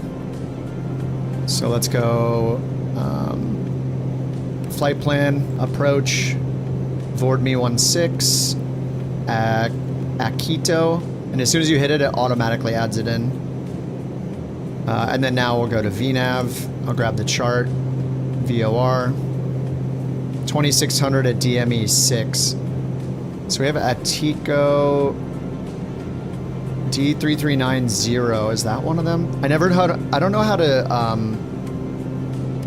how to decode these waypoints that it makes for like DME arcs and things like that, but it looks like when we're at DME 8 miles out, we want to be at 2600. So like there's Astus, Akito. Akito's out here. Then it's DME. Is that a 289 radial? Yeah, it is right here. 289, radial 289. Then we have 289Q. I don't know what that means. Is that the arc maybe? And then 339.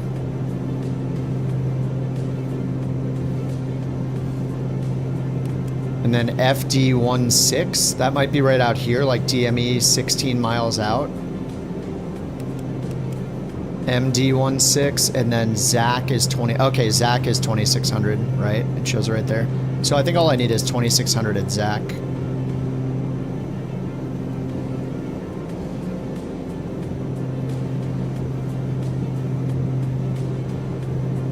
All right, so we're gonna do the VOR. So I'm gonna go down to nav and get the frequency in. It says that there's a 1 degree offset for the runway, 3.3 degree angle of descent.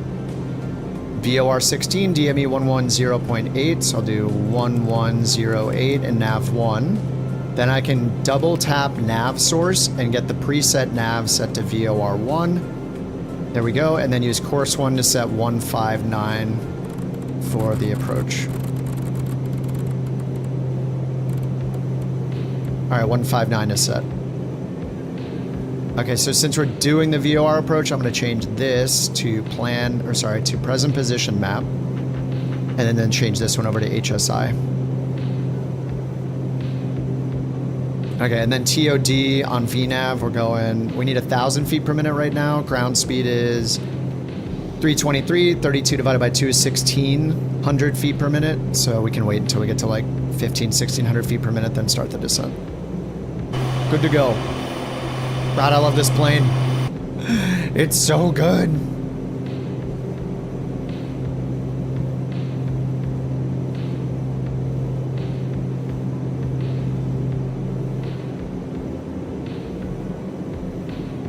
Best plane in the sim, dude. I love it so much. I did not think I would like it this much. Yeah. It's absolutely incredible. I want everybody to have it.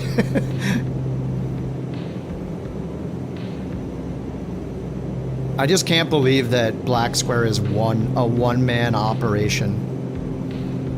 It just does not seem like it. I couldn't believe that. I just found that out with the Starship. I had no idea. There we got all the heat on.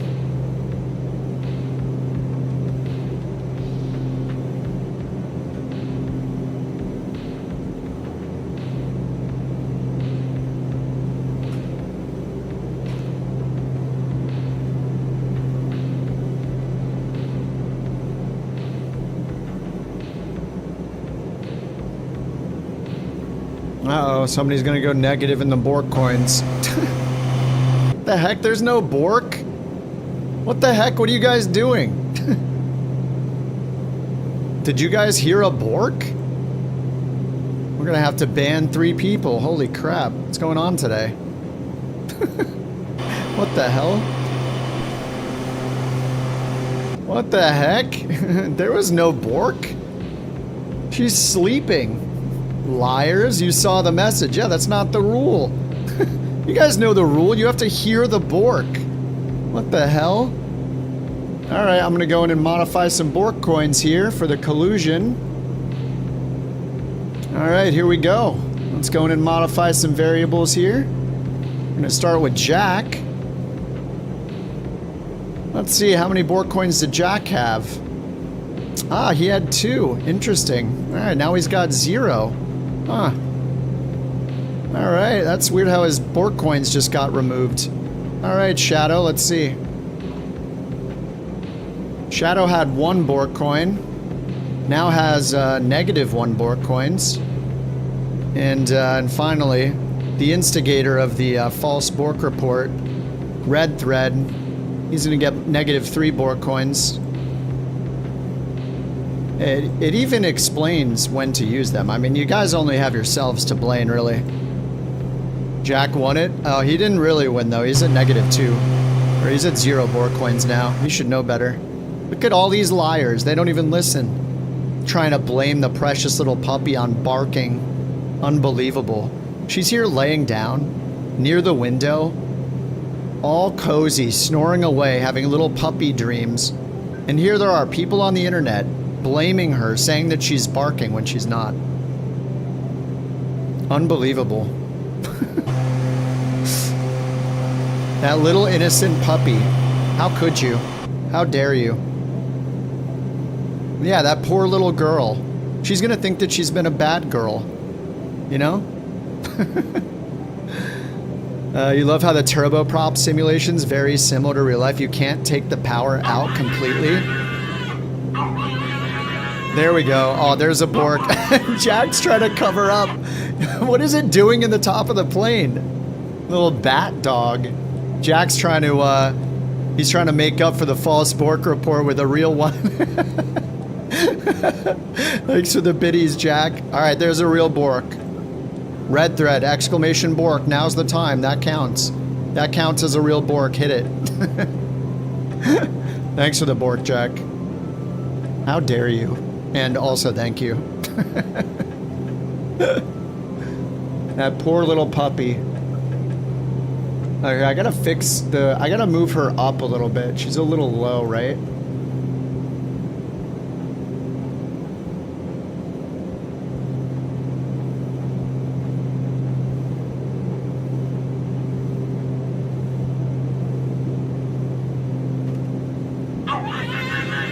Oh my god, another one.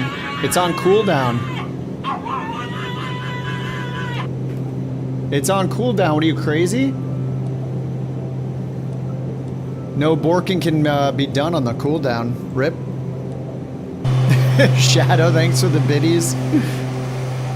I'm not trying to guilt you guys into doing the borks. I'm just explaining the rules. Alright, we probably should start our descent. Whoops, 1,600 feet per minute. Need to descend fast. Athens, couch 323, ready for descent. Alright, we need to get down to 26.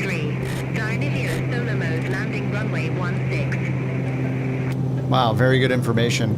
Dionysios Solomos, landing runway 16. Alright, I'm gonna go 1,700 feet per minute to catch up to it. Pull the throttle back. Couch 323. Contact Andromeda approach 121.125. Yeah, QNH is 1016. Tim, there's a little switch right here. What the heck is that? This switch right here will change it to millibars. Or sorry, to yeah, millibars. Couch 323. Flight level 1016.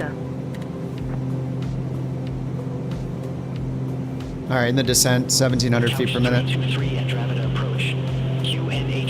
Alright, recall the checklist. Pressurization is set. QNH1016, expect radar vectors. Forward me runway 16. Couch 323. Alright, the airport's at 7 feet elevation, so I guess we'll just change it to 500. Couch 323, descend to 3,700 feet. QNH 1016. 1016, 3,700 feet. Descend to 3,700 feet. QNH What's up, Rumpel? 1016. Couch 323.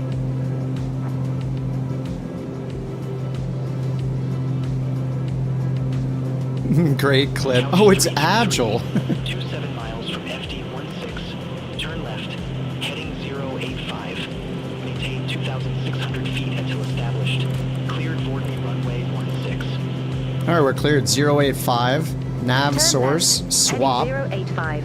2,600 And then I'll just hit until nav. established. Cleared board me runway 16. Couch 323. Final approach course 159.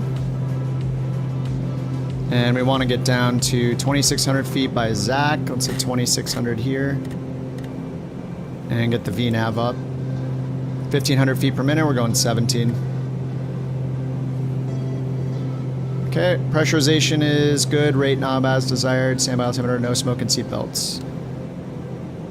Alright, back to present position map. Zoom it in.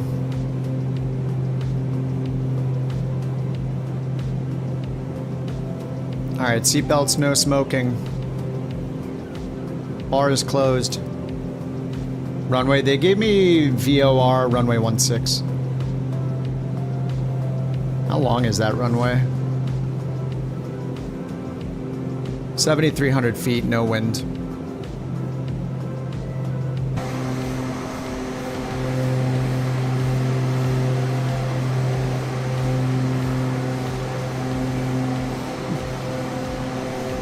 What's chasing?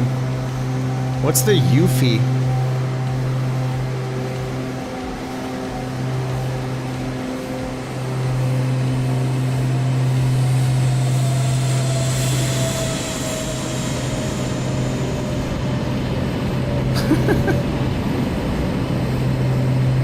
All right.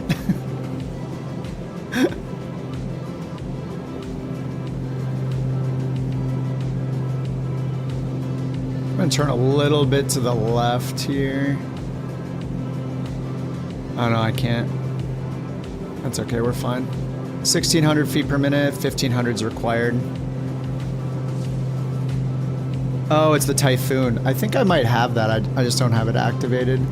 Activate Euro Typhoon. You're gonna leave the no smoking sign off? Yeah, sometimes I'll leave the bar turned on. I don't know what the bar is. If it's supposed to have a mini bar light or like it's a bar, like a light bar somewhere. The bar's over there, Lebowski.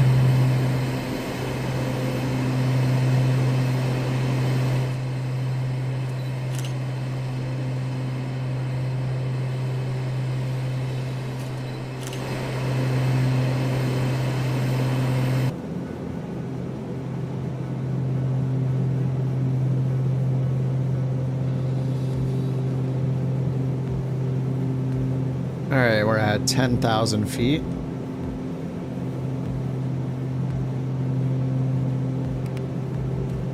Turn radar control off.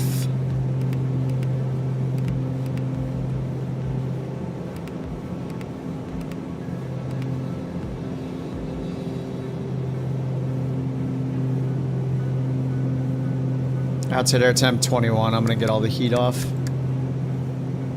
One last thing to remember when I land.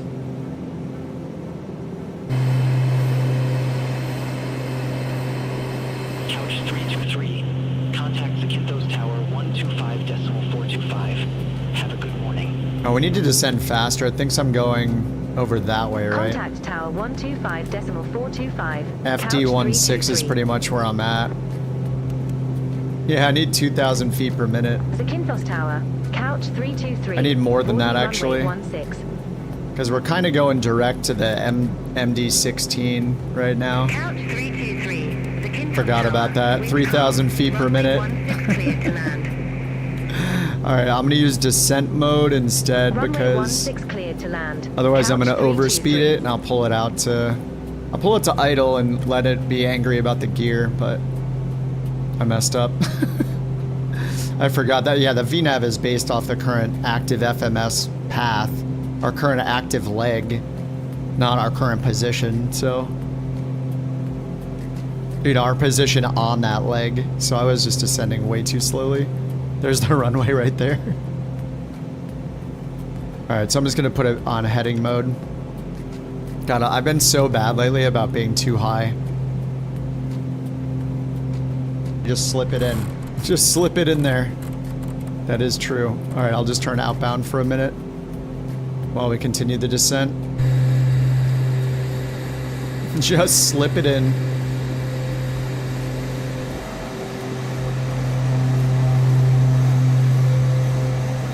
So I'm just gonna do a 360.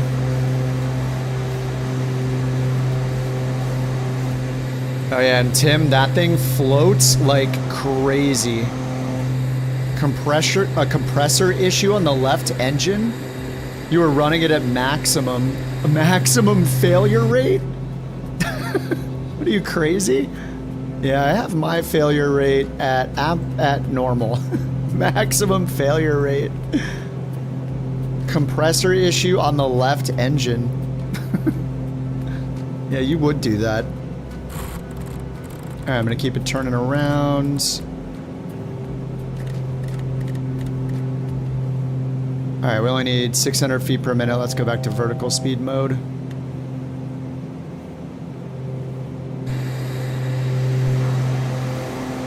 But this thing floats like crazy, Tim.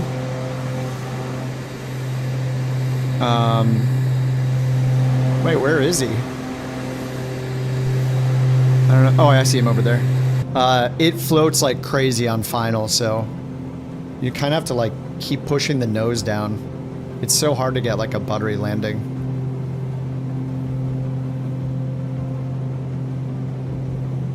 You think 110's a bit fast?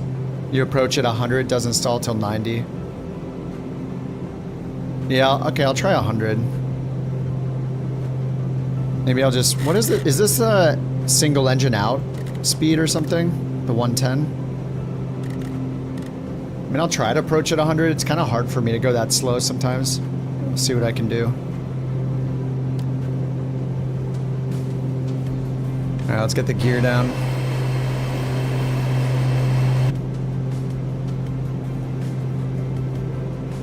Just get the autopilot off. Alright, gears down. Prop sync is off. Yaw damper's off. Auto feather armed.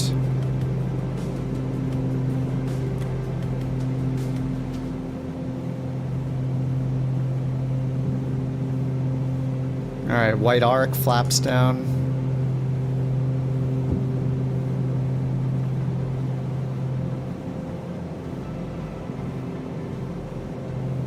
Extendo wings activate. That is the technical word for them. Oh, landing rate predictions. Sorry about that. Try the max failure rate.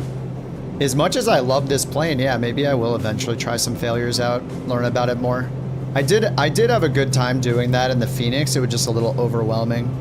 Generator tie failure on your first flight. All right, get your landing rate predictions in. Type a minus and the landing rate. If it hits 69 or 420, everybody that guessed gets a Bork coin. So I'm gonna go for 69 feet per minute. Otherwise, closest guess wins. Tiebreaker is resolved by a random selection of the tying votes.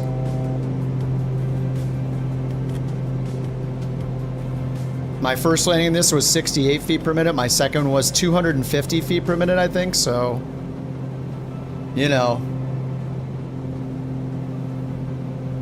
might be bad. It might be real bad. On Twitch, if you have 3 Bork coins, you can steal the VIP badge from whoever has it. I forget who took it last night, actually.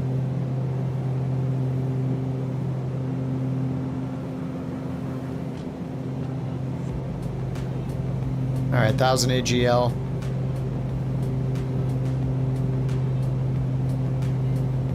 I'm a little high here.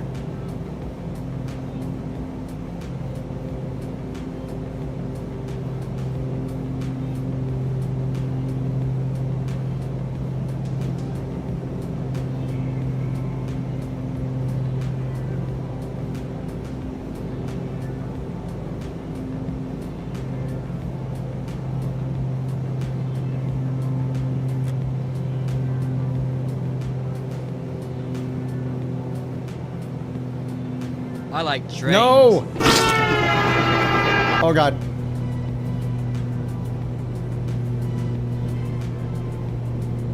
Come on, 69.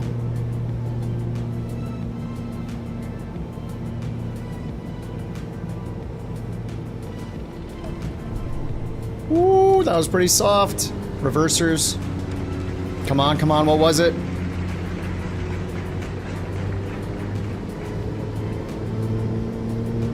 $111. Oh my god, Jewel got the exact guess. 3 Bork coins for Jewel. Alright, JT, tell him what he won. JT, tell him what he won. Congratulations, JFoot709. You nailed the landing rate at 11 feet per minute. Here's your reward of 3 Bork coins. Keep up the great predictions. Wow, he didn't talk about his birthday that time.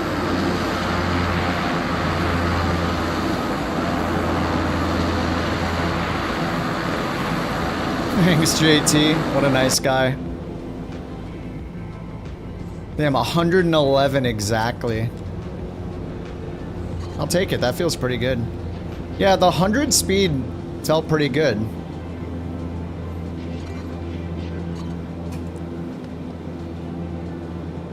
All right, let's get that to idle. Landing lights off. Low strobe light on.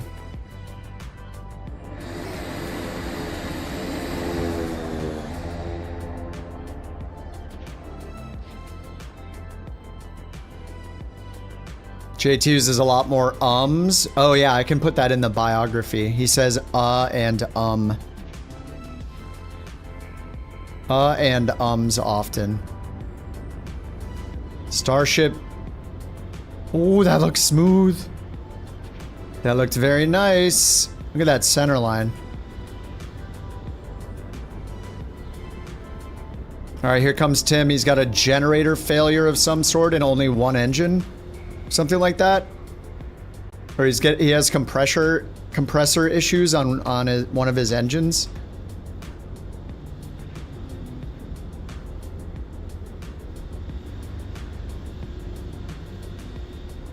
You wouldn't guess that he's having any mechanical problems.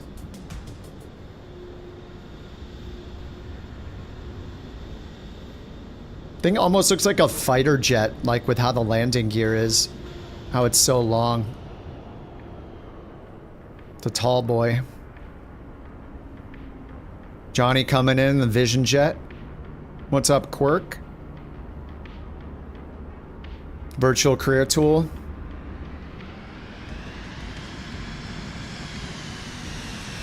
Not really, since nothing can automatically track it.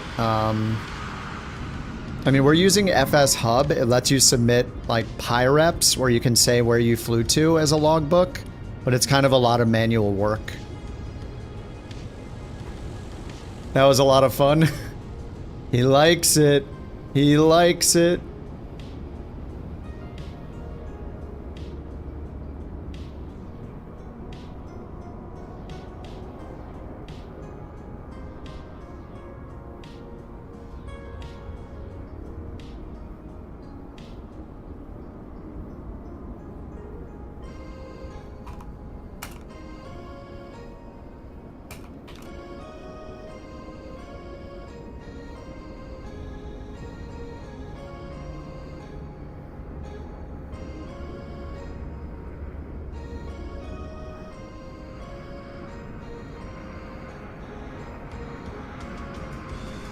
Oh, the force feedback profile didn't mess anything up. That's cool. You can send me the invite link. You made a thing, a Discord bot that sends a notification in a Discord channel whenever there's a real world Starship flight. What the heck?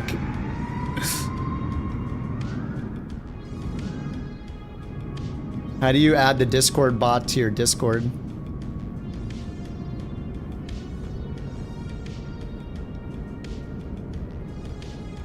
How often is there a, what's it called? Is there a Starship flight? Yeah, Tim's insane. He gets in a plane for the first time and he turns the failure rate to maximum. Gonna be a bit of her talking about the SpaceX Starship. It's got ADS-B on it. There hasn't been one in the last week. I mean, I'd be surprised if there was one in the last year.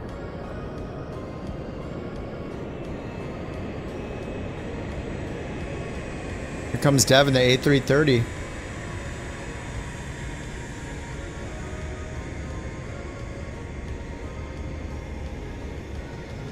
Damn, that's a huge plane. Holy crap.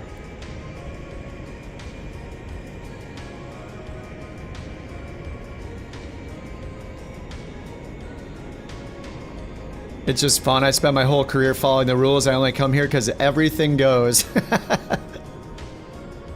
Alright, here comes Jack. Oh, Jack's in the King Air. Gotta get Jack into the Starship. No more Caravan Jack? Yeah, that's the 350. Supposedly. Who knows what he's actually in?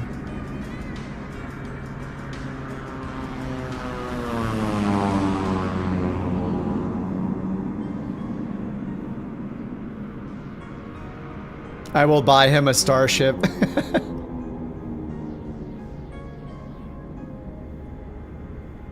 Ooh, Jay, no! He's just bouncing around on the buildings. It's not your bag, to be honest. What the heck is happening? What is he even in? Whoa, there he goes. It's your Friday night, you just got done? Oh, nice. Come on in. It's almost time for beverage hour. It's 5:22 p.m. It's the weekend. Jay, what is happening?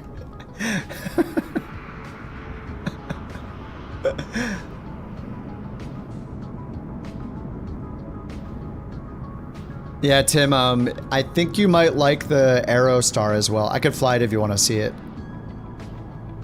The Piper Aerostar. It's got some really cool quirks with the autopilot in it, because it wasn't made for GPS, so it's kind of retrofit in. It's got like a basic autopilot with no vertical modes except attitude hold. Kind of awesome as well. Starship is much more interesting to me than the Aerostar, but the Aerostar is really cool. And it's cool to have another A2A plane.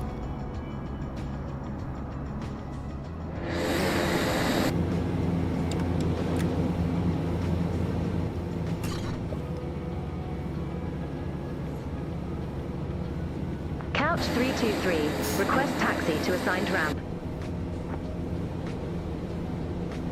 All right, flight plan. Couch 323, ramp 7, taxi. Click a waypoint, erase flight plan. Ramp 7 taxi at my discretion. Couch 323.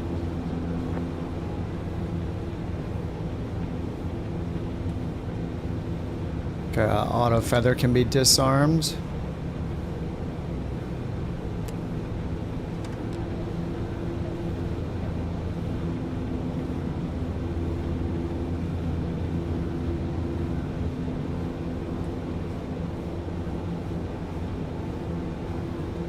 You remember the Aerostar was incredibly popular owner-operators back in the day? Yeah, it's pretty cool. Yeah, the Aerostar is available on the A2A website. It's in early access. It's $50. But it's already solid. Like, I don't even, it doesn't feel like early access. Like, they've already made 2 major updates to it. It feels good. I mean, it's only going to get better. Like, so yeah, if you're okay with it being early access, getting it early, then yeah. It's just A2A is the website. I don't know if it's A2ASim.com or what. But if you just Google A2A Aerostar. No, I assume it'll be in the marketplace eventually too. You hauled that stupid bird all the way to Osh in the Aerostar. You're gonna purchase it, willing to fund a Starship giveaway? The Starship, you could do, it's on Just Flight, so Just Flight has gift cards. That's usually the way I'll do giveaways from Just Flight, is buy a gift card. It'll just email the code to yourself as the recipient, and then all you do is just forward it to whoever wins, kind of thing. That's how I've done it before. Alrighty, let's get these all off. Let's get it shut down. I'll do the Aerostar real quick. Aerostar is pretty cool.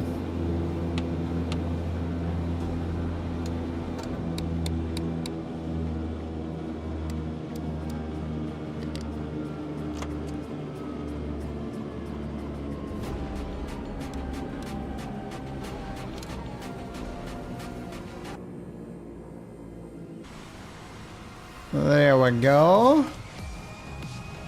Power this baby off. I gotta get the... What a tremendous achievement. Thank you, Eurofighter installed. J709, for recruiting 5 fantastic couch captains. We're making couch captaincy great again.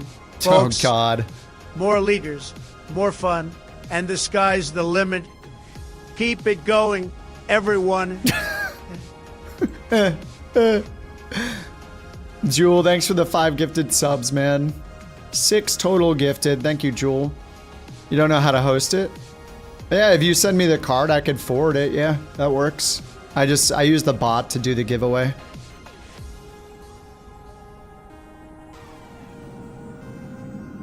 The F5 is so hard to land, doesn't want to... What's the F5? Starts rolling with any slight input. Incorrect input. What's up, Q? Alright, I'm gonna switch over to the Aerostar. This was leg 1. We're doing the Greek Isles.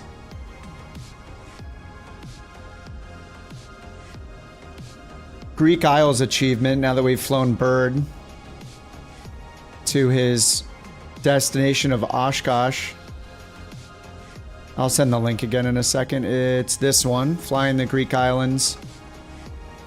Beverage time? Oh yeah. Oh yeah, pretty soon. Here is the URL for this achievement if you guys are participating. Leg 1 is complete. How many of us did leg 1? Oh, it's hard to tell because everybody else is doing it too. This is a public one. Alright, leg number 2.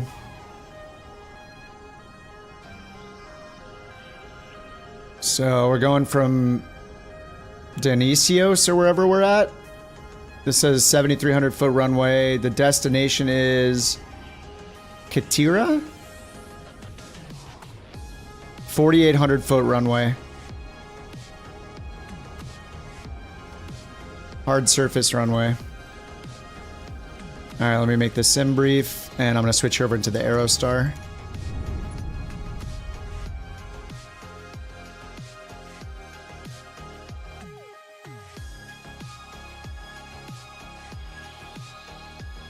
Oh, the Starship bot. Starship app to the Discord server. All right, authorized. Oh, I have to do multi-factor authentication to add a Discord bot. All right, Cyber, good seeing you, man. Cyber seems to know how to put the sim down. It's weird. I need to learn how to do it someday.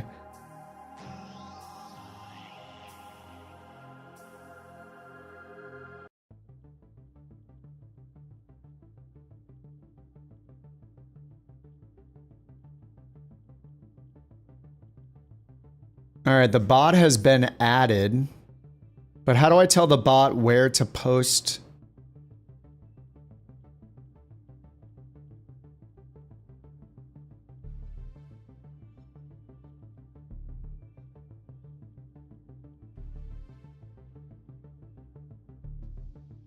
You don't? Does it post it in the general channel then? How does it know where to post it? Starship bot. So you have to do it on the back end. Okay. I mean, it can post in general. That's fine. Or in Aviation IRL. I think Aviation IRL is a good channel for it. That's pretty cool, man. You just made a Starship tracker bot. Pretty cool. All right, let me activate the Euro Typhoon. I think I have that one. The Typhoon. I do.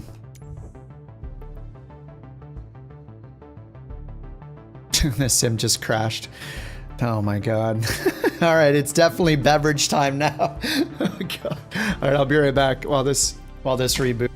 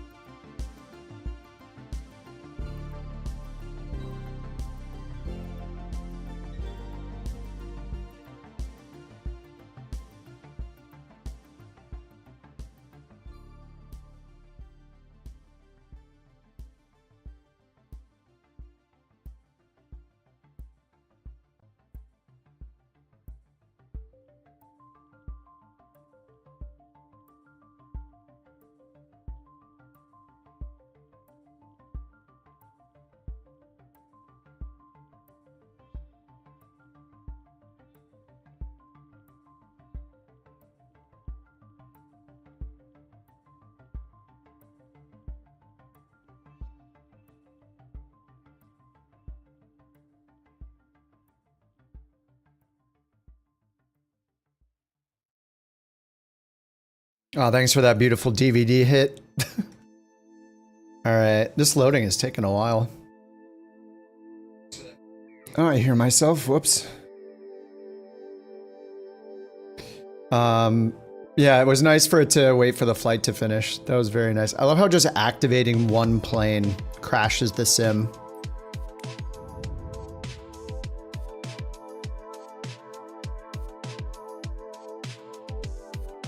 Oh, you sent me a $60 code to give away. Heck yeah. All right, let's do it. We'll just do it right now. You know, the last time we did this, I had to limit it to Twitch only because people were double dipping on both the chats. It was a problem last time. So I feel like we should do it the same way this time. I mean, Twitch is a free internet website, so anybody can go there to enter. It was just not good last time, so I don't want to have to deal with that again.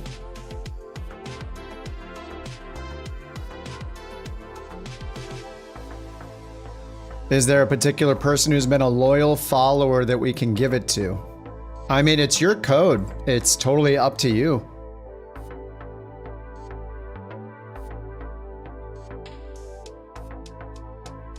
It's your giveaway, Tim. I'm just facilitating.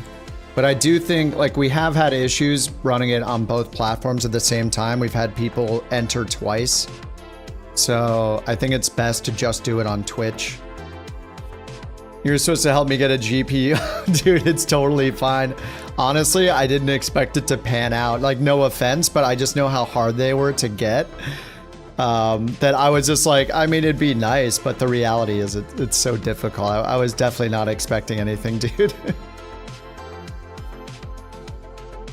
Give it to Salty. Oh my god, Sawyer needs a Starship. Go over to Twitch to see both. I do have them on the stream in the top left. It shows both.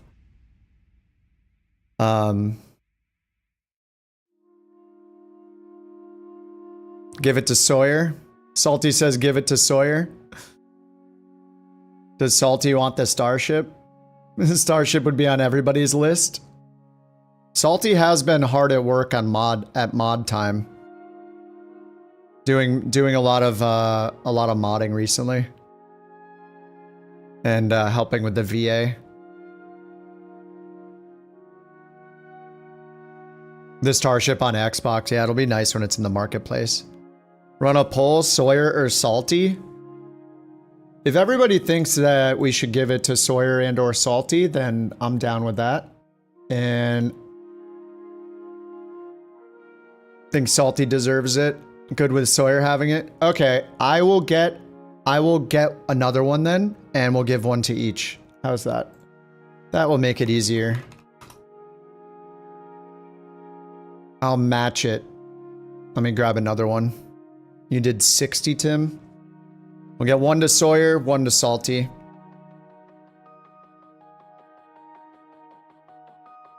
I mean, Sawyer without a Starship just doesn't make any sense. He's got to have a Starship.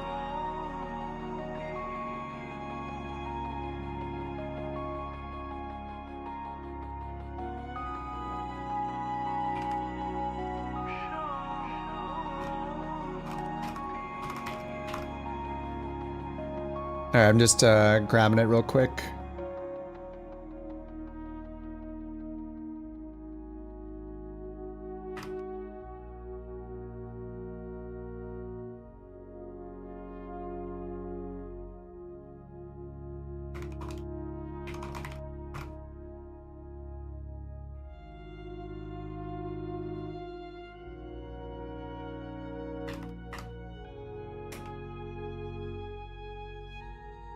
Okay, paying now.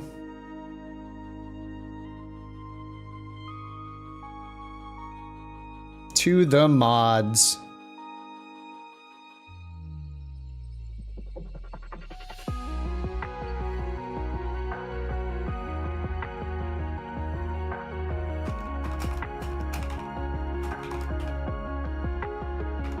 All right, Salty, I'm just gonna send it to you on Discord, Salty.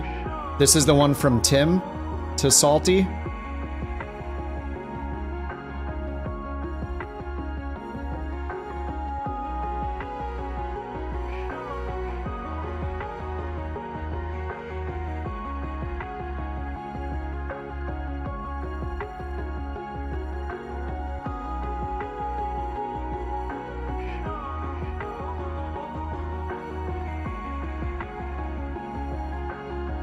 And let me find Sawyer.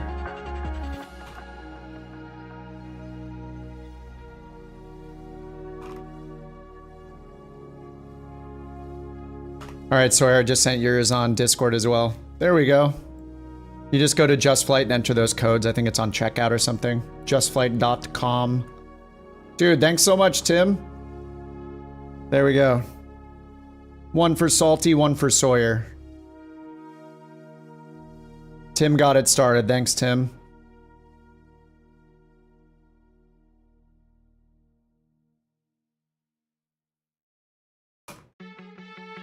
I should do another Starship giveaway at some point. Whoa. The music is intense. Alright, I'm gonna hop in the Aerostar, though.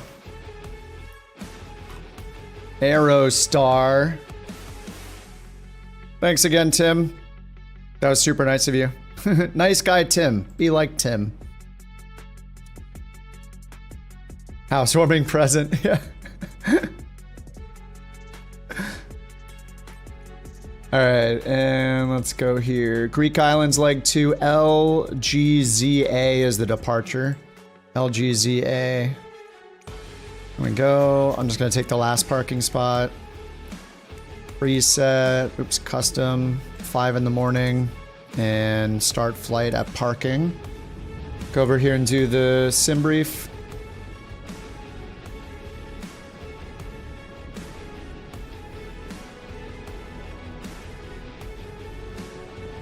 Aerostar. You need to set parking brakes to request ground services. Starship acquired. Heck yeah. Dude, it's such a good plane. Did I mention I like the Starship? Won't shut up about the thing. Oh, it's crashing again. There it goes. It's another multiplayer thing, dude, I swear. It's multiplayer. It's gotta be multiplayer. I mean, what else would crash me loading in? God, I like having the air traffic on ultra so I can see everybody's planes, but it just keeps crashing me over and over again. It's like twice today.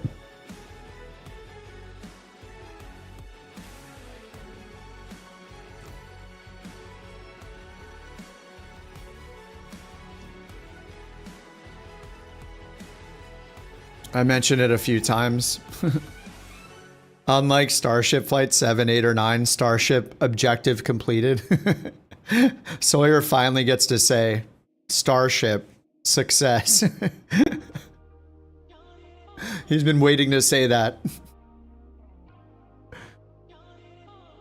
Thanks again, Tim, man. Super classy. It's good to have you back, dude.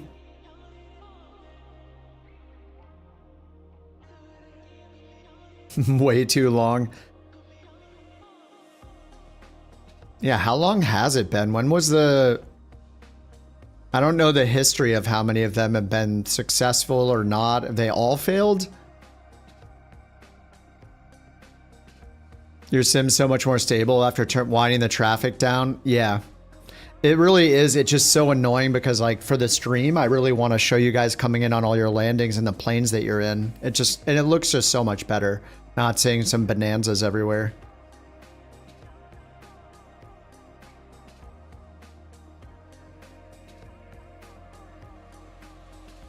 But yeah, it looks like I might need to turn mine down.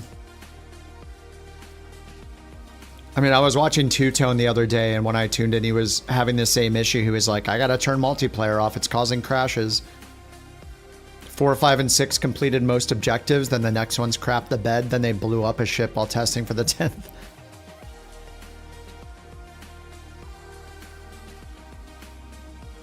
I mean, at least it's not one of those things where they've never had success with it, but yeah.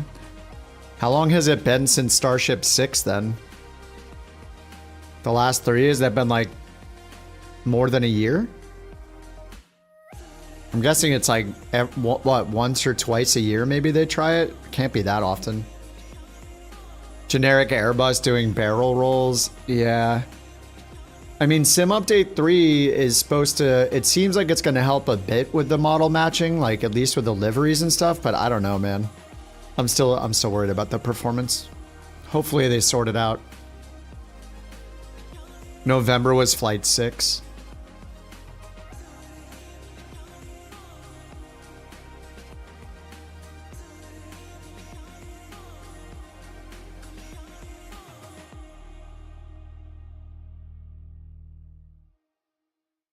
Welcome back, JT.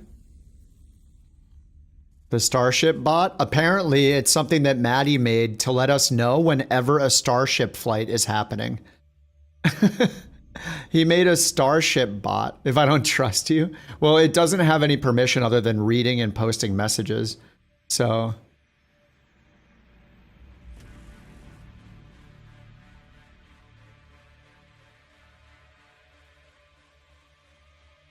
yeah, but I guess Maddie made a bot to, it asks for your ID.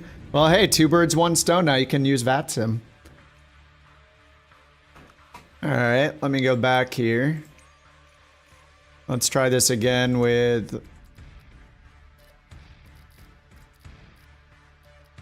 all right, let's see. I need this set to 60. And then I need... air traffic to, I don't know, I think I'll do medium. I don't know what to set it at. I'm worried it's just going to crash if I do anything more.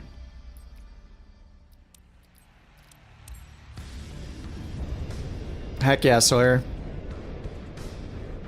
The Starship is so good. So good. I'll never shut up about it.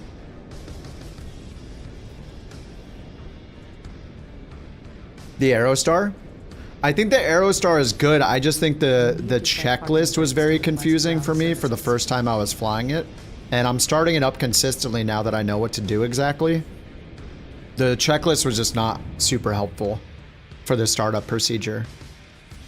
But yeah, it's gotten like 2 big updates already. And I mean, it's A2A, so I'm not worried that they're going to make it perfect. Like the Comanche is so good.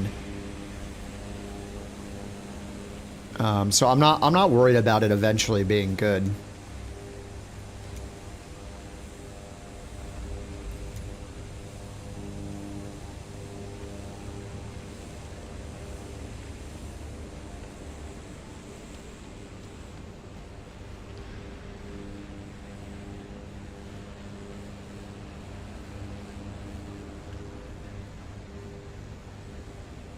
The heck? How do I...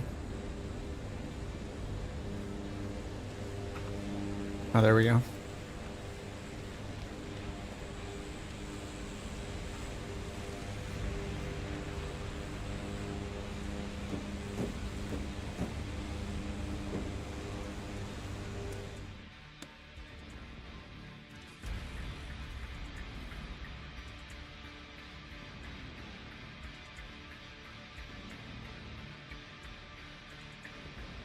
Alrighty, tablet. Oh yeah, for you guys just flying this for the first time, I don't know, I think Tim might have picked it up. You need to go to the Flight Sim 24 tablet. In this plane, it's stored in the pocket. They like made it a physical floating one, so you can hit tab to pull it out. Go to all apps and use the A2A Aerostar app to fill it up, and checklists and maintenance and engine analyzer and all that stuff.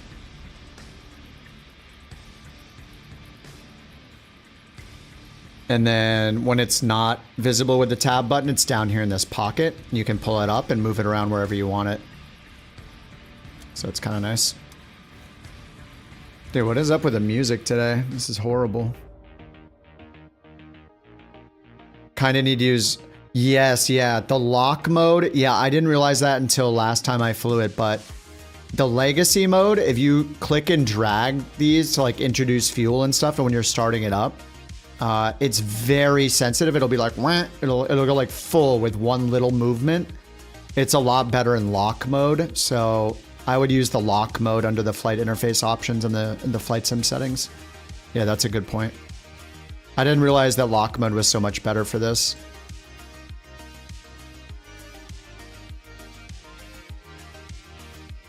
Your whole PC froze? Oh, was that earlier, JT?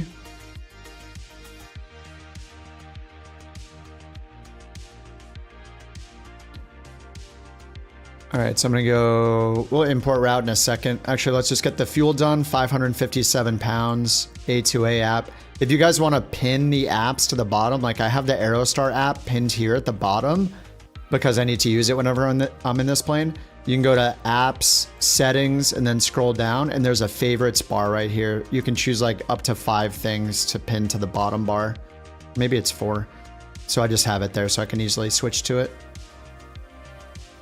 All right, so we need 557 pounds of fuel. Medium preset gives us 599, so that'll work for me. All right, let's get it started up. We'll go battery, beacon, fuel 1. Let me turn the music off. Fuel selector 1, fuel selector 2, prop full forward. We need to crack the throttles like 1/3 of the way. If you don't crack the throttle enough, it's just not going to start up. All right, fuel boost on engine 2, and then we move the mixture for engine 2 up and watch the fuel flow gauge move. Now we can pull it to cutoff and then turn the right starter on and then slowly increase the mixture until it turns over.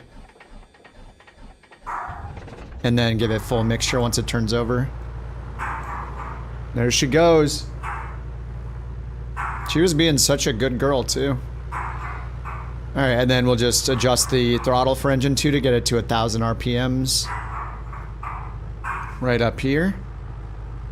And now we'll get the fuel boost off. So, Lithana, I heard you've been a couch 6 months captain already. for 6 months. More like 6 years. That's nice. D. But honey, don't you think it's time to take a break? Let's do something together instead of staring at that screen all day. Don't listen to her. Don't listen to her, Lith. Thank you for 6 months, dude. Feels like 6 years. Oh, man. Uh-oh. All right, let's get engine 2. We'll get the boost here. Give it the fuel flow. Fuel flow is moving. Pull it to cutoff. Throttle is cracked. And then we'll turn the starter on. Introduce mixture. Slowly.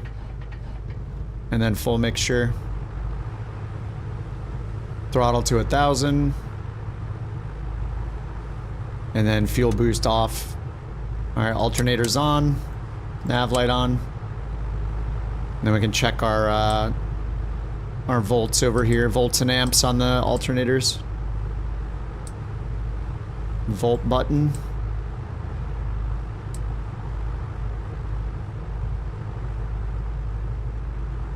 If you like this one, gotta figure out how to bless somebody with one today.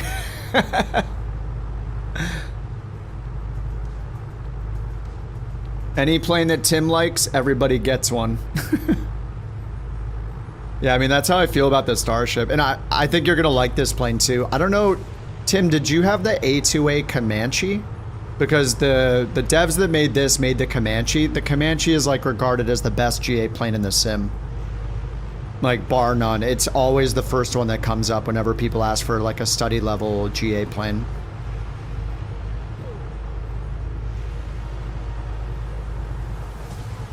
But yeah, the dev that makes this is very, very, very good.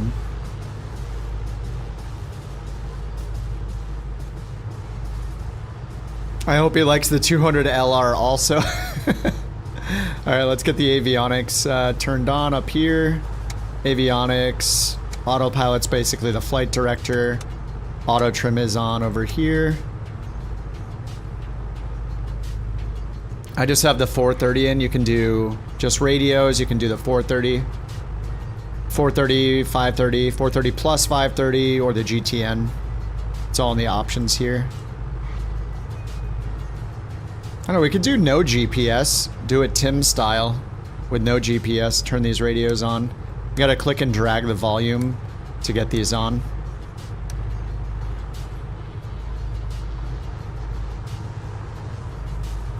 Alright, we'll say fill no.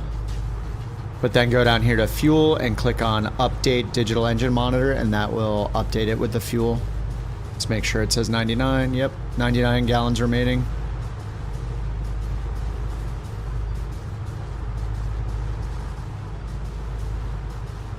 Alright, I'm not going to do sim brief this or use Beyond ATC this time. Alright, let's go to flight planner. And I didn't get it imported, so let's do that. Over here to SimBrief, view, and then import route. There's no avionics for it to import in, so...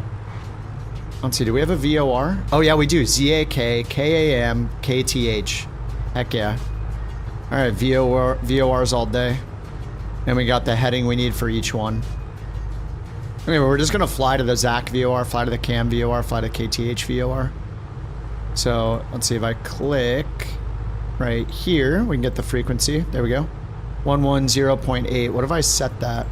Oh nice, it put it in it did put it in nav1 automatically. Let's get the DME turned on. Nice. Alright, so that's gonna be right here, I assume. Yeah, ZAK is right here. So we'll just fly from the ZAK VOR directly to... We'll just put in the heading as the radial outbound. So 320.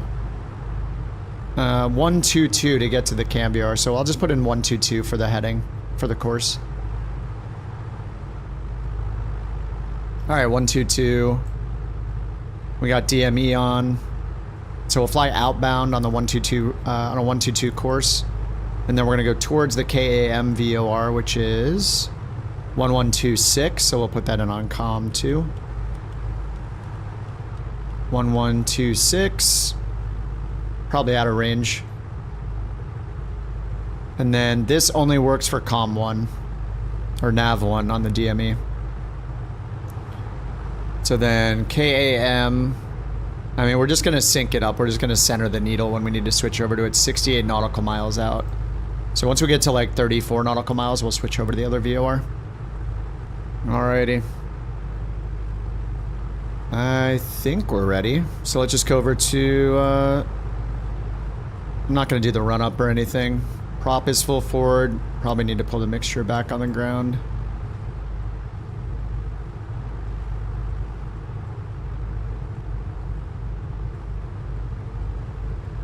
Alright, flight planner and zoom in. We're gonna go down to runway 34. Oh yeah, and then the trim, I feel like the trim needs to be between 0 and 1 on nose up. Oh yeah, Tim, you're gonna love the flaps in this thing. So the flaps is just either like, you tell it to extend and then to stop extending. You gotta stop it at the notch. Like this. It's kind of neat. So there aren't notches of flaps, it's just free travel. You just tell it when to stop. Alright, parking brake off, and let's go to runway 34.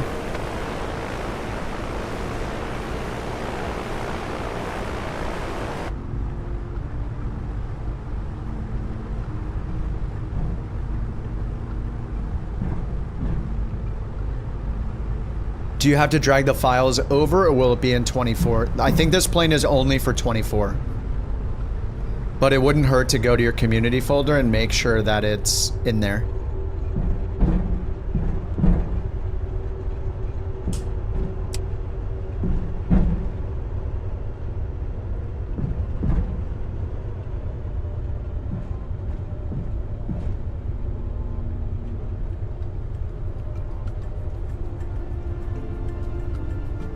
Alright, Tim's on his way. His second flight, second new plane. Whoa.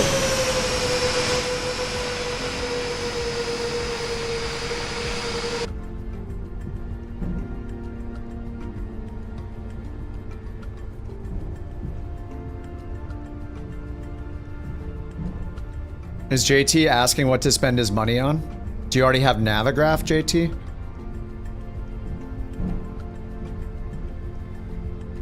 You do?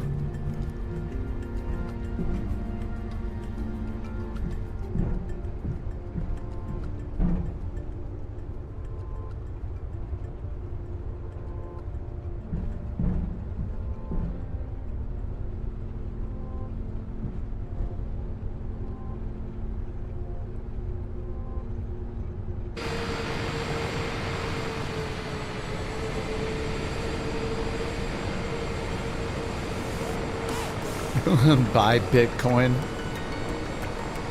Buy 1 share of VTI or whatever.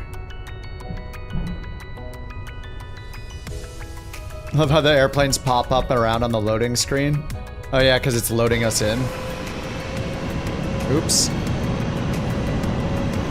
Actually, does that connect? Looks like it connects over here. Woo, woo, woo.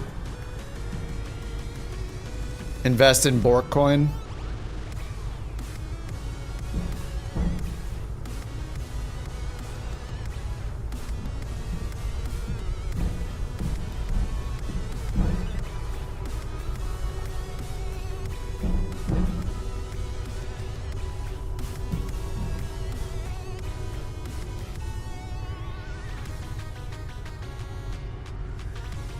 Yeah, I mean, how's your chair, your mouse, your keyboard, your monitor, things like that? I mean, you could save up for an upgrade to something.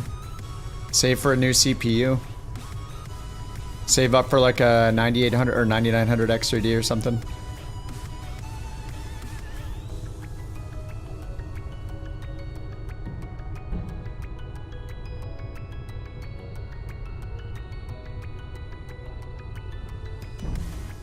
$1440p monitor, yeah.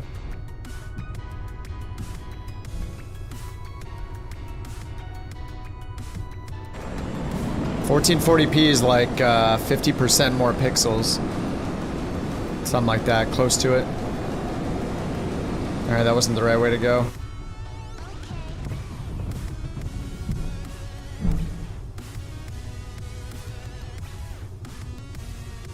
Tour of the airport, yeah.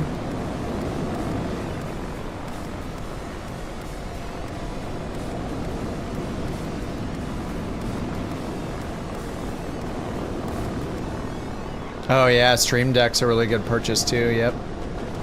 Can use it pretty much with anything. Stream Deck is a great idea. Alright, props full forward, let's get mixture rich and the fuel pumps on.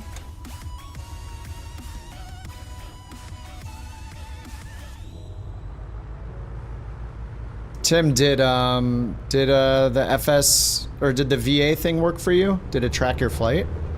I looked for you on the radar and didn't see you earlier. Wondering if it's running okay.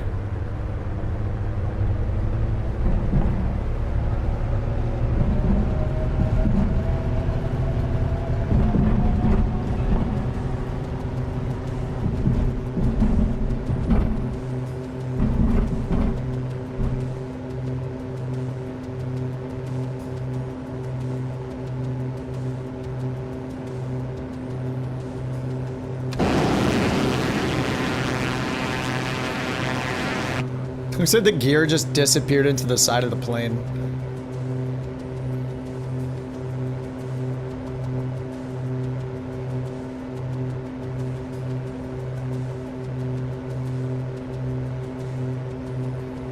Yeah, ultrawides are really nice.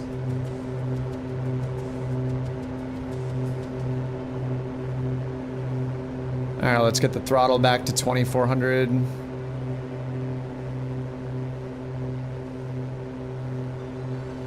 And the prop back to 2400.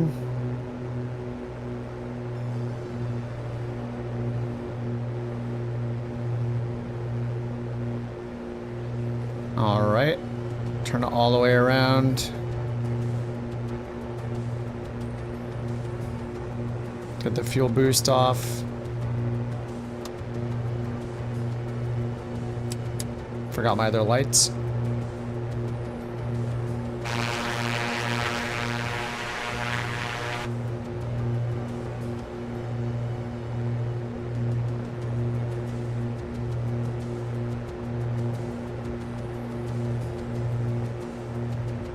It's really angry on the CHT temps right now.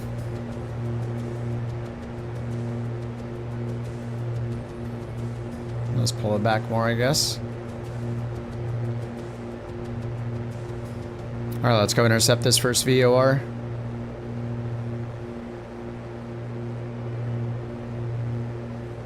Yeah, we're just flying outbound on this VOR at the airport, from the airport right here.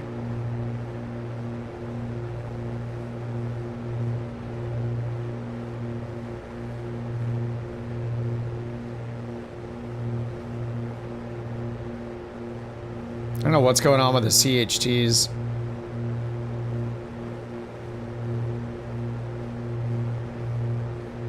And what's our altitude? Cruise altitude, 7,000 feet.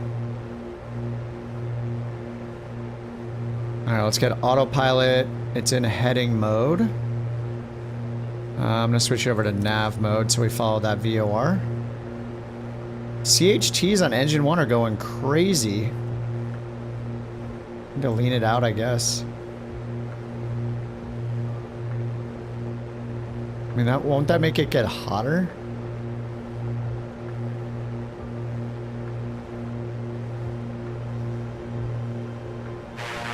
What's wrong with my left engine?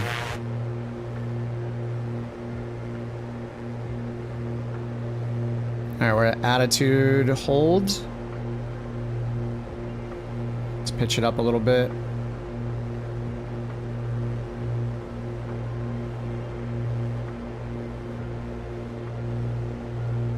Yeah, I don't know how to get the CHTs like this. Richer, and yeah, we want to like douse it in fuel, right? And yeah, I lowered the manifold pressure a lot. Why is it only that engine freaking out?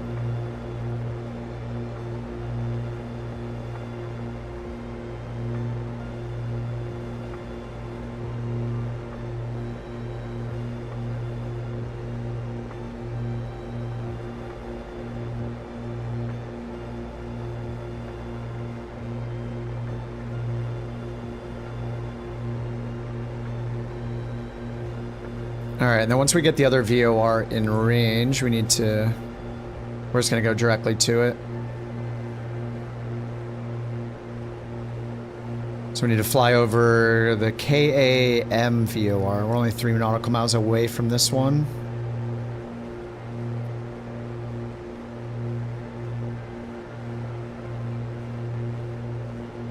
Yeah, next is CAM way over here, and then direct to KTH.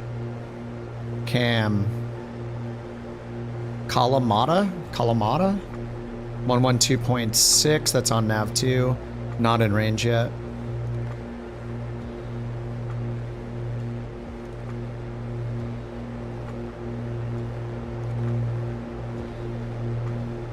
Alright, let me get the...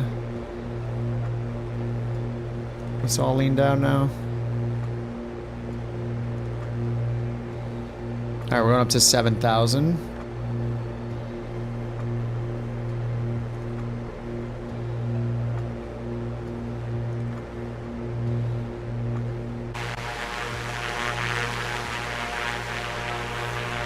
Alright, this is, it's pretty good looking. Looking pretty good.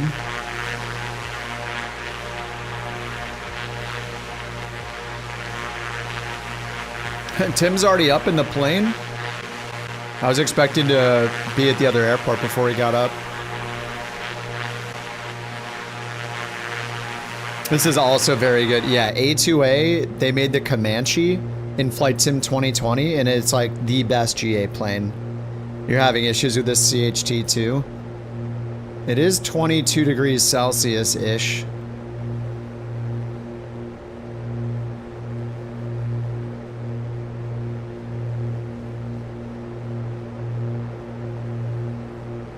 Oh, Tim, something crazy about this plane. I don't like using it, but somewhere in the options you can go in, I think it's controls, advanced. Oh no, under controls.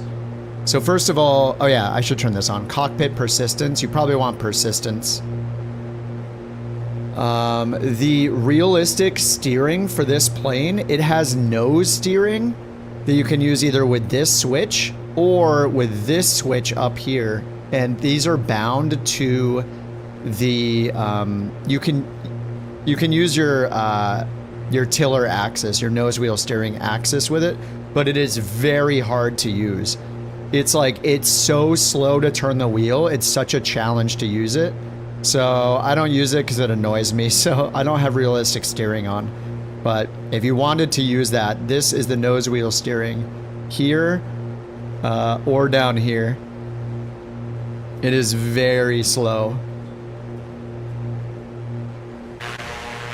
Aerostar or Duke. Are you asking Tim?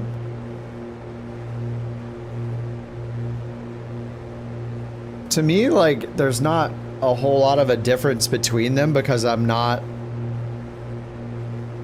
like, I don't know, I'm not that in depth on them, so, I mean, the Aerostar's an A2A plane.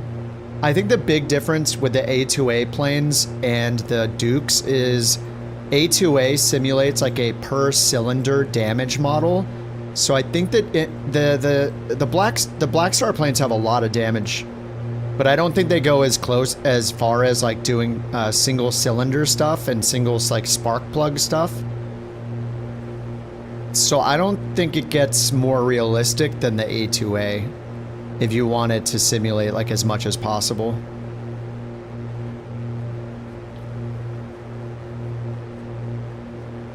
Like each one of the spark plugs, cylinders, like everything is individually tracked. So, and it's got like the full walk around mode.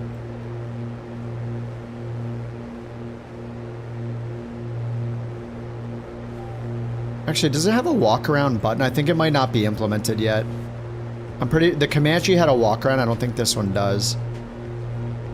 You have to just go in here and click each thing to see what needs repairs and stuff.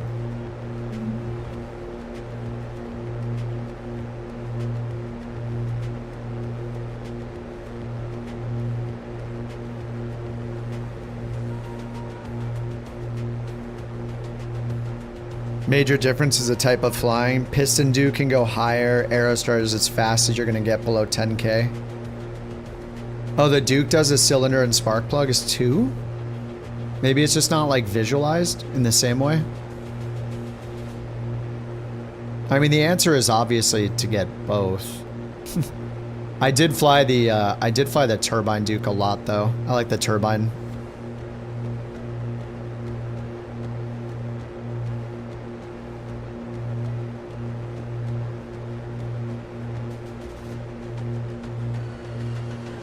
All right, we're 17 miles away from our origin airport. I don't see the other VOR yet, but we're a ways off from it.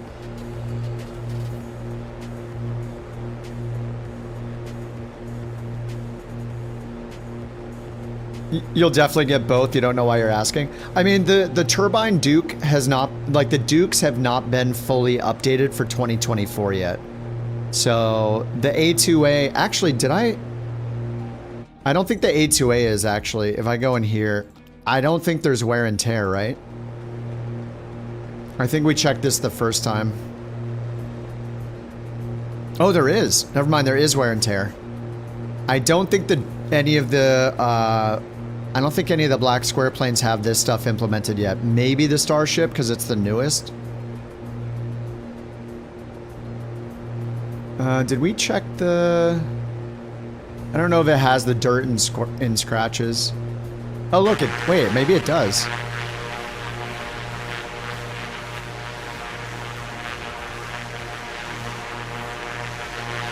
No, it doesn't.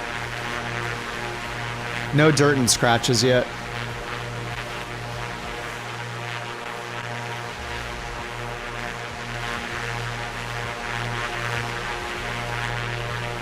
Chase, you changed planes again? Damn it, I don't have that one installed. He's just messing with me at this point. Every time I install a plane, he switches.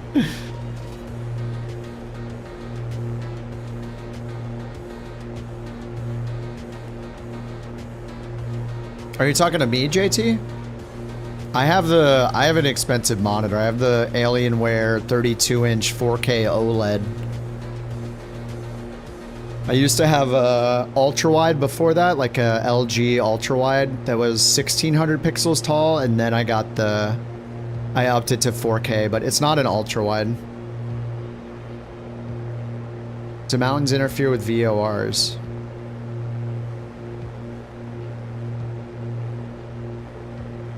That's a good question. I want to say yes, but I'm not confident in that answer. I think that I've seen before that when I've been on the ground, that I wasn't receiving one, and as soon as I got airborne, I was receiving it, so maybe? I'd kind of be surprised if they did, though. I don't think I'm giving them enough credit, maybe.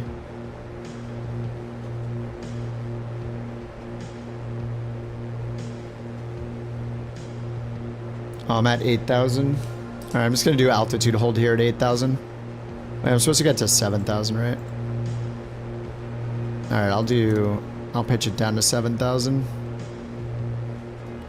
Oh yeah, Tim, something in this planes that's cool is, you know how the autopilot just has the pitch and attitude hold? You need to go down here and use pitch trim up and down to like get it to change the pitch. If you go into settings, this is kind of a new thing, I think, but they added custom shortcuts just for the Aerostar. So if you go into the settings and let it load, apparently in the real plane, there's like a CWS type button. So if you type in the A600, all of these are custom shortcuts just for the A600.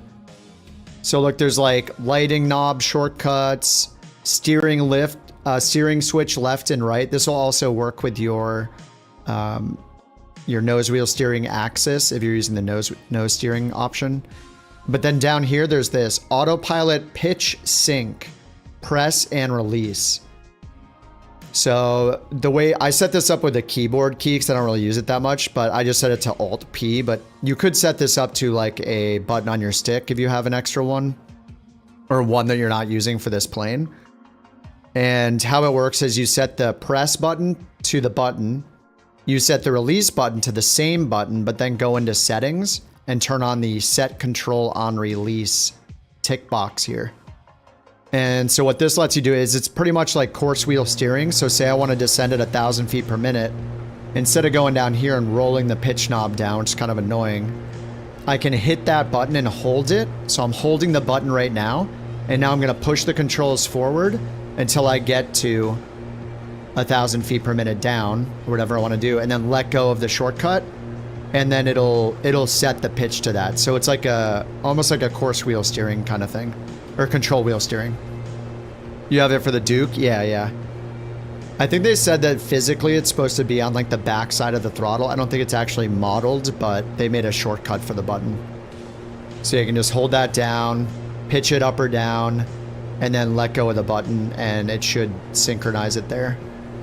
So I just let go of the stick, and now I'm at like 1,500 feet per minute-ish.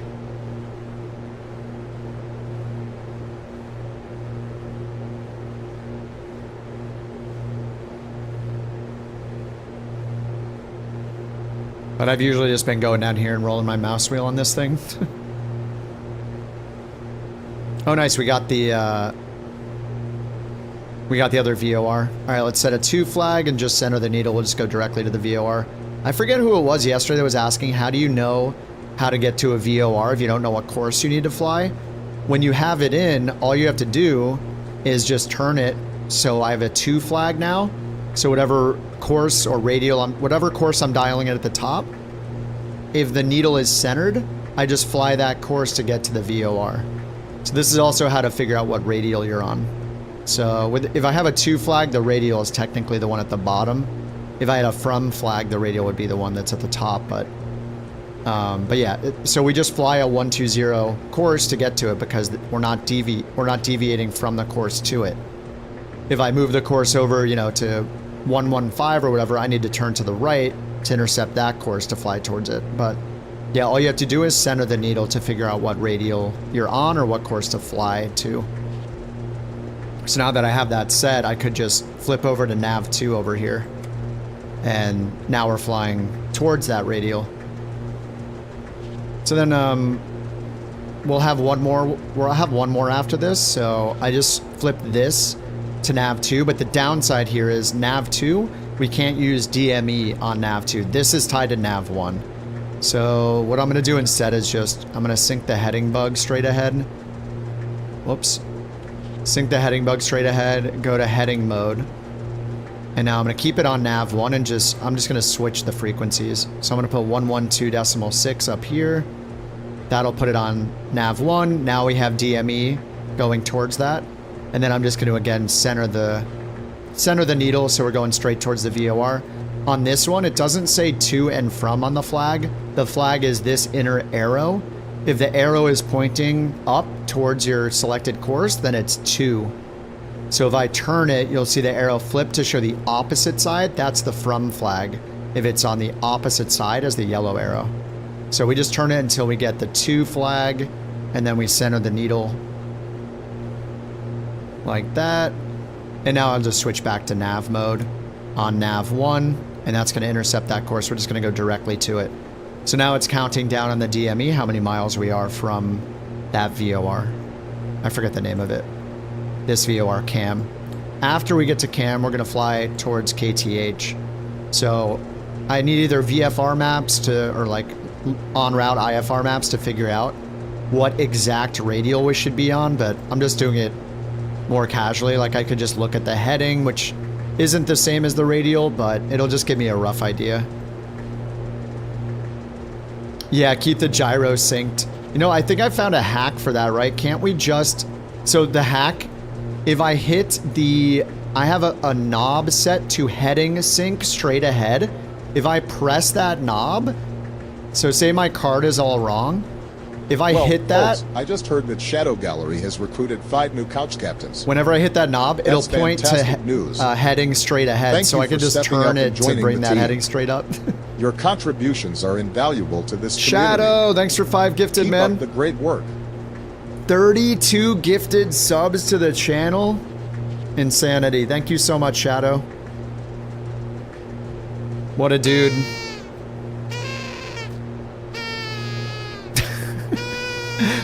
Thanks, Shadow. Appreciate that. Welcome to Wave, Asta, Rar, Brad, Avia. Welcome to the Couch Captains, courtesy of Shadow Gallery. Are we good on the mountains here? I didn't look up our safe altitude or anything, but it's in the, we're just trusting SimBrief here. Oh, no, we're not. I'm just ascending. We're not trusting SimBrief. Let me get up to 7,000 feet. This doesn't have a selected altitude capture, so if I don't hit the altitude button when we get to the right altitude, we do not stay at that altitude. I'm horrible at it. Oh yeah, my ground-based nav skills. I really like doing VOR stuff, but there's so many planes that have glass cockpits that I fly that I just don't... It feels weird to do it. What I really like about the Starship and this plane is just... You can get rid of all of the GPS. So you don't even have the option to use GPS, so... I like it, but yeah, it's... I love flying VORs. I don't know like crap about DMEs or DME arcs are difficult to do too, but... yeah, just VOR to VOR is really satisfying.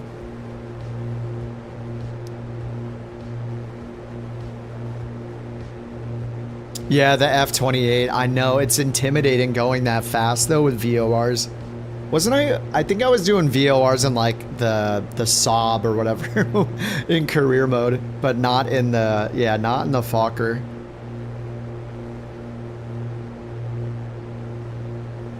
I remember trying and just being so overwhelmed in the Fokker. But, I mean, that's the way it is at the beginning with every plane. Keep thinking 4 steps ahead, yeah. Sounds so fun. Okay, so the next, oh yeah, I could just check the heading that it calculated, so 130. So we could fly outbound on the 130. I'll just put it up here as a reminder. And then we'll want to get the next VOR, which is KTH. We're going to fly directly to KTH 113.8. We'll just put that in so we can see when it's in range up here. It's not in range right now. There was a fellow working on Facebook working on a VOR restoration mod using Flight Sim 24. Kind of worked in 2020. VOR restoration mod, like bringing back the VORs that were decommissioned. It'll kind of be sad when the VORs are gone, like when they're gone. It's so nice. It's like such a challenge to fly with them. It it is really nice not seeing the glass cockpit. I guess if they end up taking them all out eventually in flight sim, we would just like switch to pilotage, you know? just navigating via landmarks and freeways and the sun or whatever. F-28's not super fast. You bring it into Paro all the time. Yeah, but you're you. Come on, dude.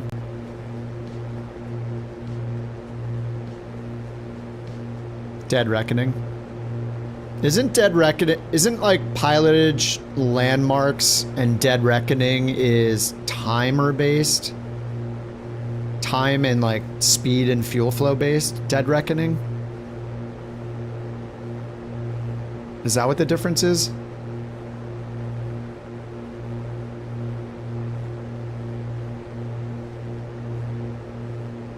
You still don't know what is, JT? What VORs are? They're physically installed places. You've probably seen them in photos. Yeah, use a sextant, navigate by the stars. Yeah, we'll have to do something like that if we can't use VORs anymore. But yeah, VORs are just, they're navigation aids, physical navigation aids on the ground, radio-based navigation aids. So there could be one installed like on a mountaintop over here. And you can use your equipment to tune into the frequency, to tune into that navigation aid. And then you can fly to and from that aid on a specific course, just like you do with waypoints, right? You fly from one to another, it knows what course to fly from one point to the next. So you're just saying, I want to fly on, you know, a 180 course directly to the nav aid. Once I cross it, I'm going to fly away on a 090 course. And then you can just dial that in using your course here. So we're flying directly to this nav aid right now. So this nav aid is 9.3 miles in front of us, DME, distance measuring equipment. So it's telling us that we're only 9 miles away from it. I know I'm headed right towards it because, well, I'm using autopilot to do it, but I just centered the needle here. So as you turn it, this is just like with your FMS, right? If you're off course, you need to fly towards the broken side of the needle. But I can just fly on the exact course that it's like doing a direct to with the GPS. So if I center the needle, it's kind of like doing a direct to. We're going directly to the VOR, just on the course. Whichever way we need to go from, we're just going directly to it. So in 7.5 miles, that VOR is down here somewhere installed. Once we fly past it, we're going to fly away from it. And I'm going to fly away on a specific heading that takes me towards my destination airport. So you can see it on the map here, like I'm flying directly towards the KAM VOR, which is right here at this airport on the ground. So we're flying directly to it. When we cross over it, it'll get confused for a second, but then we'll fly outbound. And you can see we need to turn a little bit. I need to make a slight right turn to follow that magenta line down to the airport we're going to. So I'm just gonna fly a specific course of 130 outbound. This thing hand flies incredible. Been following you guys by hand, haven't had to make... Yeah, it's super stable. I feel like the Starship is the same way. It's like really nice to hand fly. But yeah, this thing trims out super nice. I haven't even touched the rudder trim on it either. All right, 7,000. I just hit altitude hold finally. And it's got a lean finder here. If you don't like this big lean finder computer, Tim, it's got a more retro option, like a small one. If you go down here to the Aerostar app on the tablet, go to controls, and then down here hit advanced. So you can hit small JPI, and that'll turn it into the smaller instruments here. And then up here there's a JPI mode as well, EGT only and fuel flow only. So you can mess with that too and do the lean finder. So it's got the little buttons down here. And depending on which control style you're using, you need to either right click to hit both these buttons at the same time. I think the usage there is to go from lean of peak on the lean finder. If you right click to hold both buttons, it should change it to rich of peak or lean of peak, like it's up to you. Or is it just a hold left click? And if you're using the legacy mode, you left click on one of the buttons and then right click at the same time, and that'll push both of them. And also, Tim, there's a down here, this is kind of cool. So say we're on a heading. I'm gonna go over this way on a heading. So if you're using VOR navigation, the autopilot has this double button press mode on it. Maybe you know about this already from other ones. So say we want to intercept our radio. Actually, let me change this to 030. So by default, when you hit navigation mode, it's going to intercept the chosen course on a 45-degree angle. But if you want to tell it which course to intercept it on, you can right-click either the heading or the approach button. And when you do that, it presses both heading and approach in at the same time. And that lets you tell it how to intercept it using the heading bug. So I can have it intercept this on like a shallower angle instead of it doing 45 degrees. So now it'll follow the heading bug until it intercepts, and then it'll switch to nav mode automatically when it intercepts. Otherwise, if I just hit nav mode, so you'll see it'll level out here and follow the heading bug to go intercept it. If instead I hit the nav button, watch, it's going to turn left and do its default 45-degree interception. So that's another thing you can do with the autopilot by right-clicking. If you're not using the lock mode where it highlights the buttons, you hold the left mouse button on either one, heading or approach buttons, and while you're holding the left mouse button, click the right mouse button. That's how you do the double button press. But yeah, it's kind of cool. It gives you the option. Yeah, I should lean this thing out. I think I had issues with the small lean finder. Okay, it's rich of peak. And we just do 50. Yeah, you can limit the bank, or you can limit the intercept angle. You can limit the intercept angle so it doesn't do a 45-degree angle. And then, yeah, it won't have to bank as much to intercept the course. It's pretty awesome. It's kind of like in the Garmin's when you use heading mode to intercept the magenta line when you're using the FMS or GPS course. Since the Garmin prevents you from using nav mode until you get close enough, you have to do that, but in this you can optionally do it. Otherwise, if you just hit nav, it's just going to do a 45-degree. I missed the turn. No, I'm good. I got the course in here. Heading from the VOR. It's just intercepting the new radial. I think we're good. It's gonna make a left turn. Yeah, I'm good. He's yapping. Yeah, let me lean it out now. We're supposed to do 50 degrees rich of peak is the normal lean.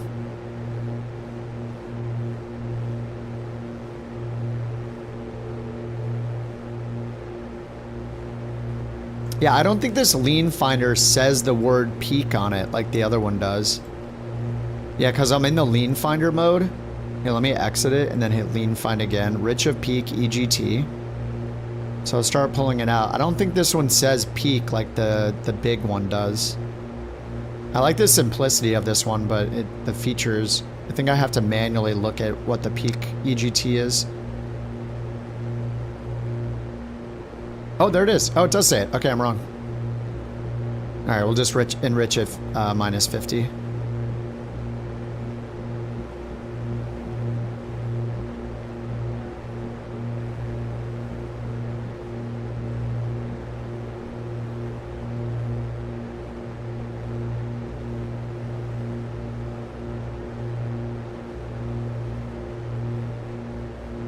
And then in the app, if you go to just flight info, it's got a bunch of like recommended settings down here. So it's got, if you want to do lean of peak, you can do 25. Lean for 25. Best power 100 Fahrenheit drop. Normal 50 Fahrenheit drop.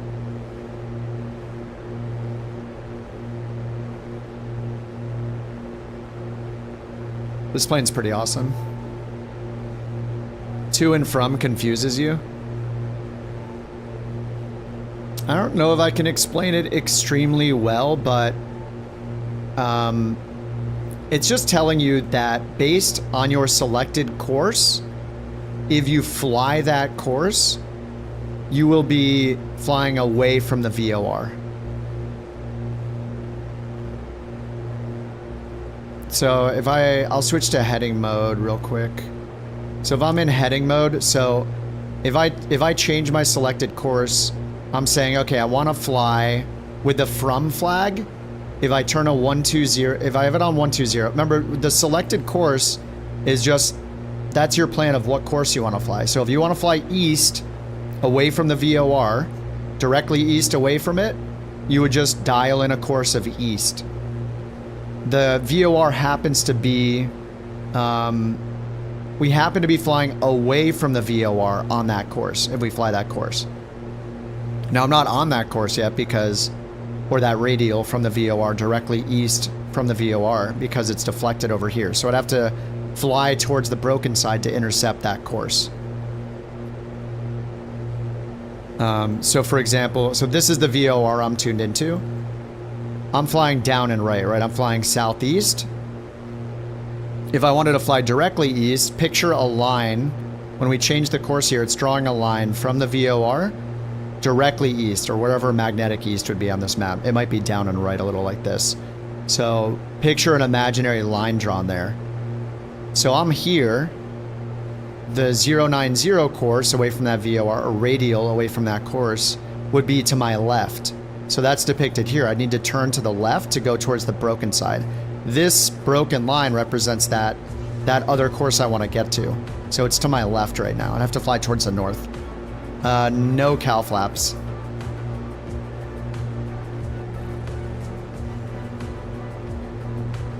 Now the to and from flag, this means if I fly a 090 radial, it knows that that's going to be flying away from the VOR because of my position. If I want to fly to the VOR, I can do that, but watch it. If I want the to flag, and on this HSI, the from flag is here. It's on the middle. If it's pointing away from the yellow arrow, that means from. If it's over here pointing right next to the yellow arrow, the same way, that means to. So if I was just thinking to myself, I want to fly directly to this VOR. I have no map. I'm tuned into the VOR. I know I'm 21 miles away because of DME. I want to fly directly to the VOR. I can't just fly towards the arrow. This is flying east and from the VOR. So all I have to do is keep turning this until I see a to flag. There's the to flag. So this is telling me if I flew a 030 course, I would be flying towards the VOR. So I'd need to fly way over here behind me to get to that course. Once I was on that course or that radial towards the VOR, this would be centered. But the easiest way to fly directly to it would be to just keep turning this until the line is centered. This is how you find what radial you're on right now, what course it would take directly from you to the VOR. So I just keep turning it, and not surprisingly, because I've been flying directly away from it, the needle is centered when I point it directly behind me.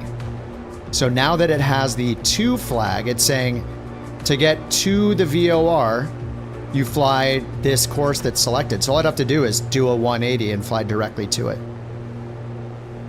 So we're on our way like to this airport. So on the map down here, see this VOR that's down here, KTH. I'm gonna go to info and I'm gonna go to frequencies. So what I'm gonna do is I'm in heading mode right now on the autopilot. It's just gonna keep flying straight. But say I can't see anything, say I don't know where I am, but I have the frequency for this VOR. I know I need to fly to it. I'm gonna tune in this VOR, my nav1 frequency, just so this HSI changes. So I'm going to dial in 113.0. This is our new navigation aid. As soon as I dial it in, watch this change. So it changed. And now it's showing this is actually a from flag because of where my course is set. So if I flew where the yellow arrow is, we would be flying away from that VOR, right?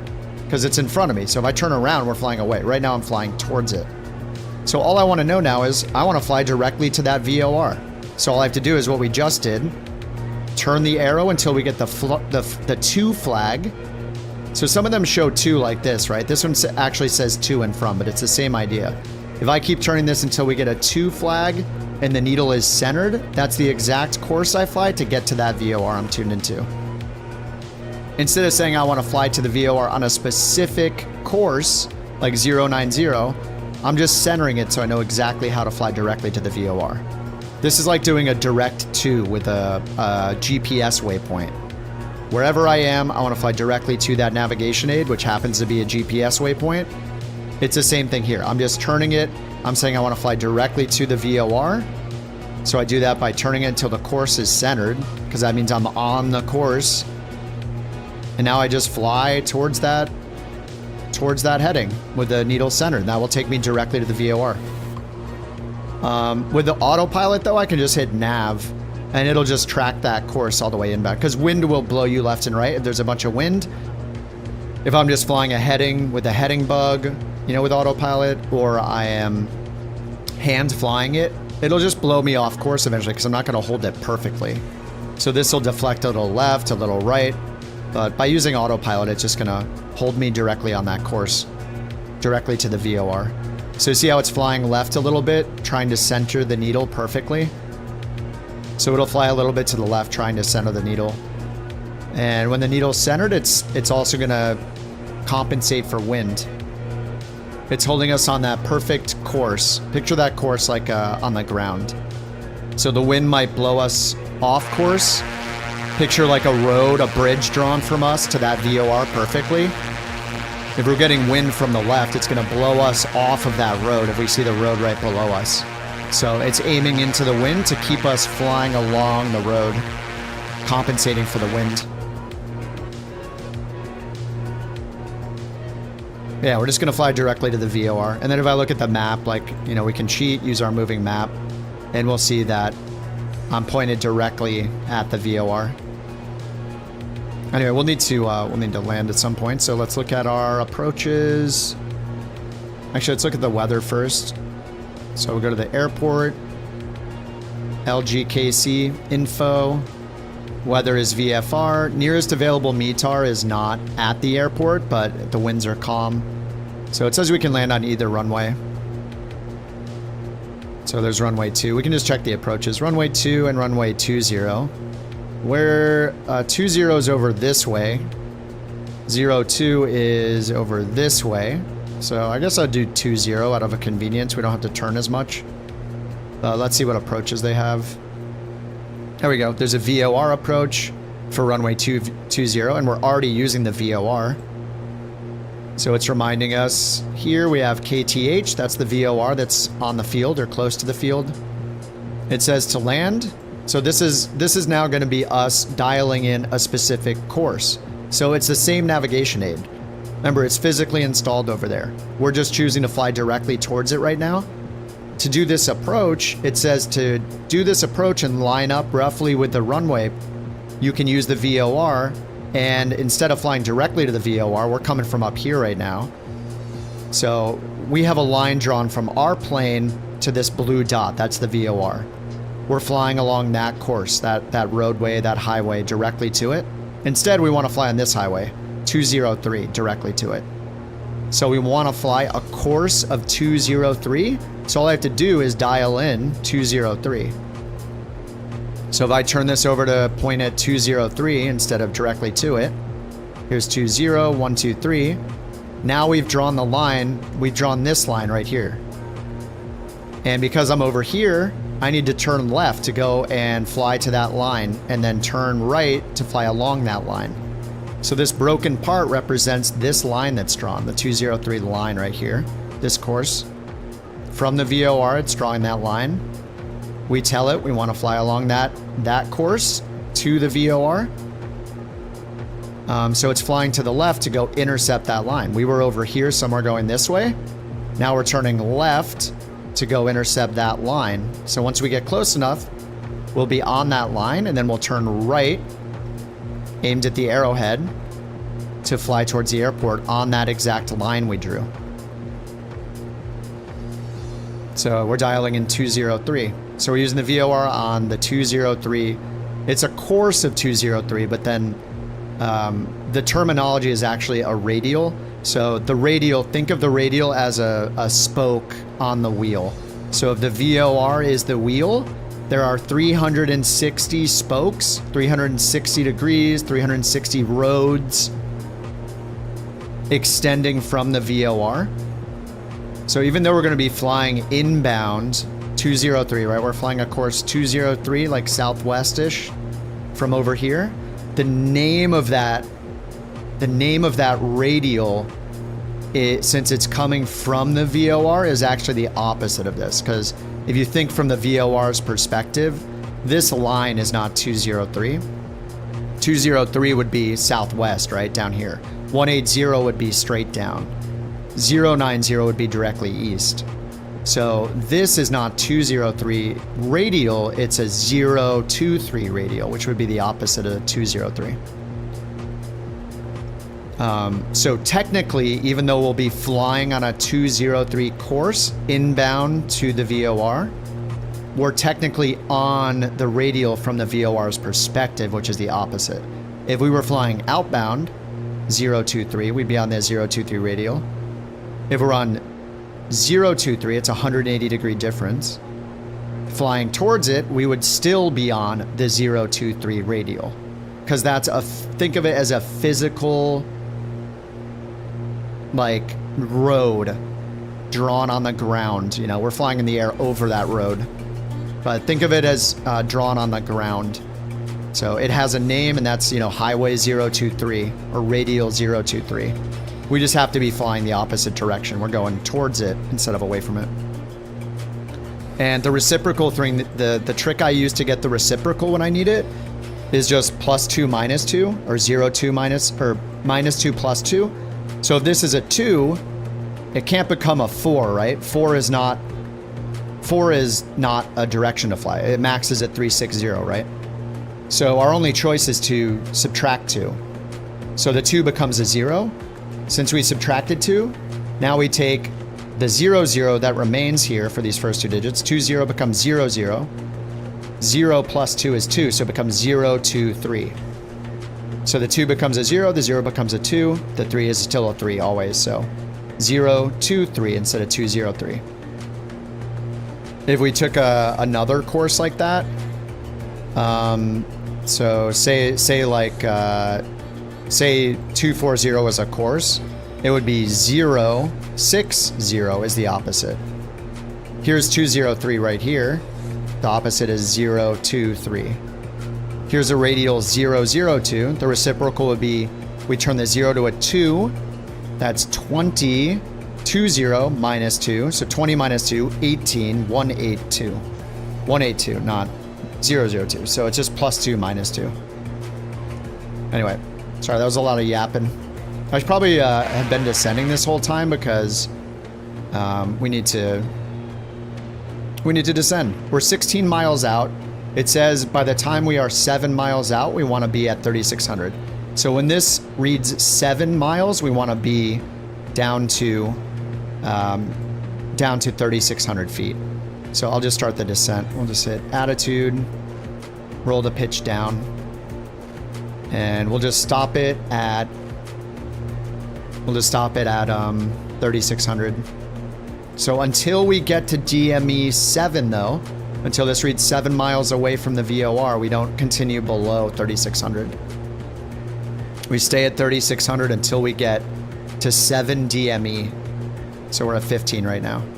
Once we're at 7 DME, we can proceed below 3,600 safely, all the way down to our minimum altitude, 1,750. We're still turning to intercept that radial. Why do I feel like I'm in the total wrong spot? Did I mess something up? Oh no, we're good, right? Sorry, I was drawing the line up here. Wait, what radial did I put in? Wait, which chart am I looking at? Oh my god. 20 203. Oh, I just kept flying the wrong direction. I need to fly like way north of the field. I was just turned the totally wrong direction. I was trusting nav mode. I shouldn't have done that. I should have just flown towards the course instead of trying to intercept it. So now we have the from flag. I went too far and we have the from flag instead of the to flag, so I'm flying away from the VOR.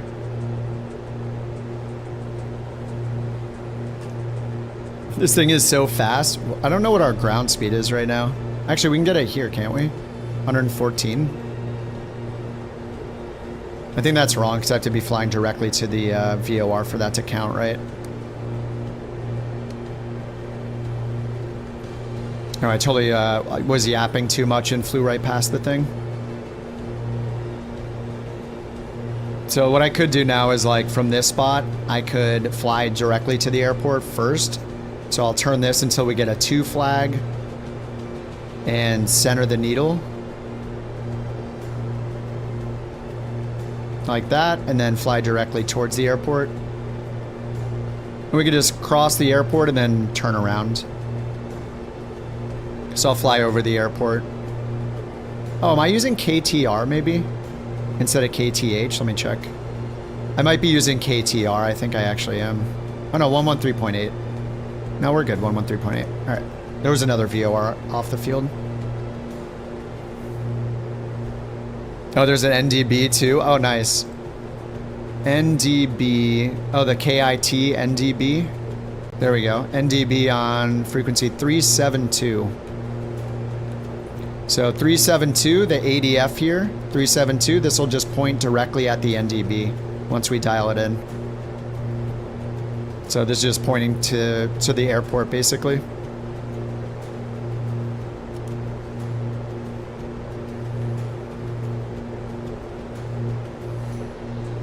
Anyway, we're going to fly over the field, and then we'll turn around, and then we'll fly along that other radial.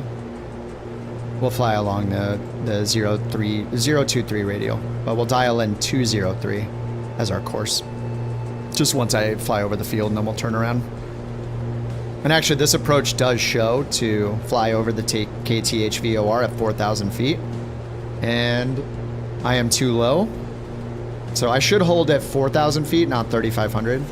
Right here until we pass over KTH, which is on the field. Then we go outbound, do our turnaround to the west. So we fly out to the west, turn around, intercept the 203 course inbound, and then land on the runway. So yeah, it says to stay at 4,000 feet until you cross over the VOR. Then you can descend to 3,600, do your reversal. Don't go below 3,600 on the reversal. Then once it's DME 7, then you can descend below 3,600. So, because of these mountains here. So we're 5 miles from the VOR.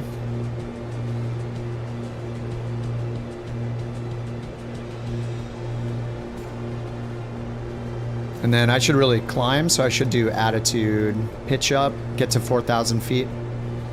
Man, I rely so much on the altitude capture function of an autopilot for it to stop me at the selected altitude. It's so nice. What's up, dog? I said it again.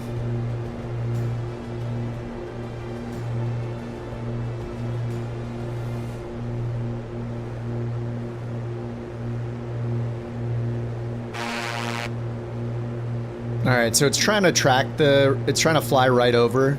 The tracking in this with this autopilot's not great, so, and once we get closer, it'll get confused because we're too close to it, too close to the VOR.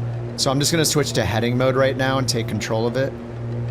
And then we wanna fly outbound. It says fly outbound on the 002 radial. Outbound, we wanna fly a 002 heading. So I'm gonna go up here. Here's 000. 002, and we're gonna fly to intercept that course. So it wants us to fly up this direction and then turn around. So here we are going to a 002 radial. I dialed in 002. We have the from flag now. So I'm just gonna let the autopilot do it with nav mode. So it should intercept this course, 002, fly directly on this line outbound.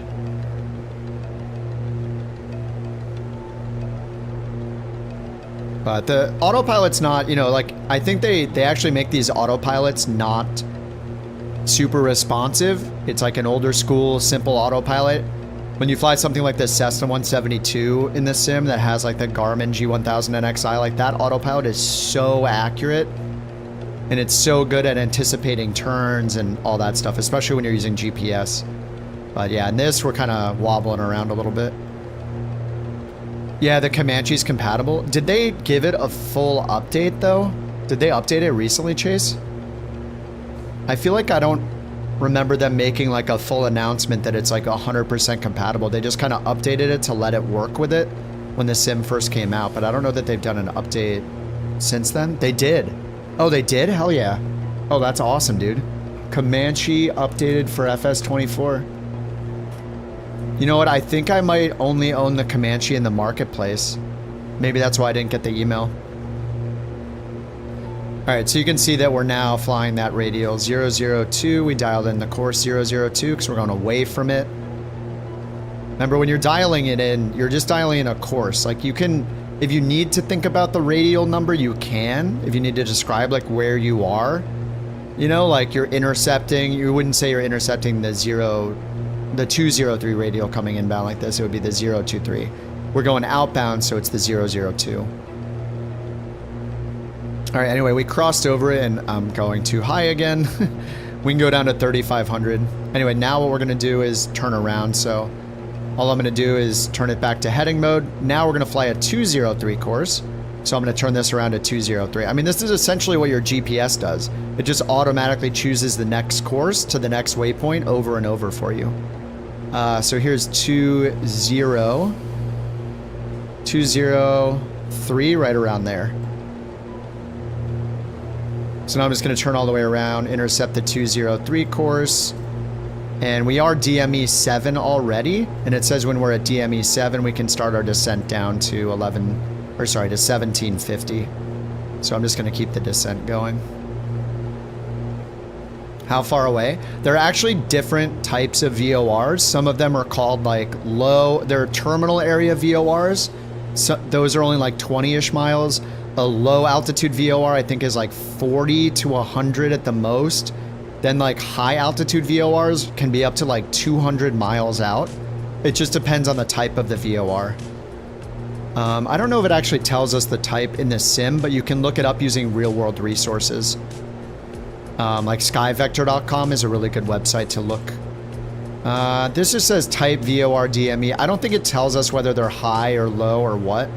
But yeah, different VORs have different ranges, but they are all line of sight. So if I don't know if it simulates it in the sim exactly, but essentially if you're flying along Victor Airways or Jet Airways that are high altitude VOR airways, if you look at the charts on SkyVector, like the low altitude airways charts, along each Victor airway, it will give you an altitude to fly at in order to receive the VORs along that airway.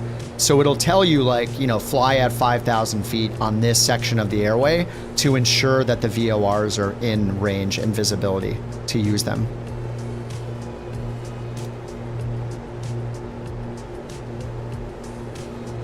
$100 knot approach speed in this? Yeah, it does.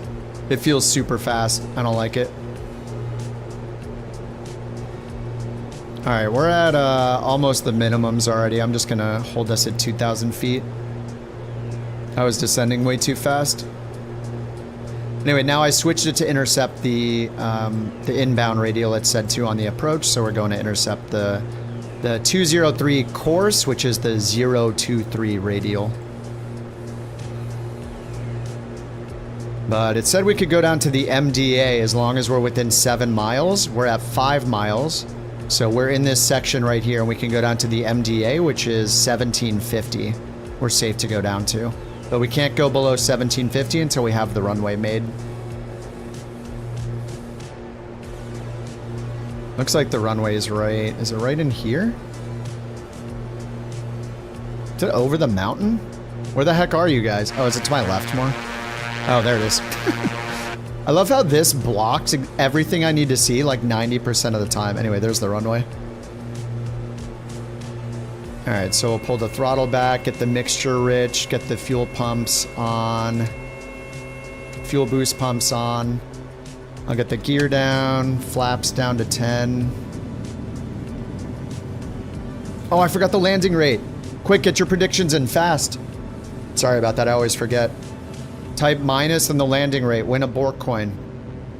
Maybe. I always forget about the landing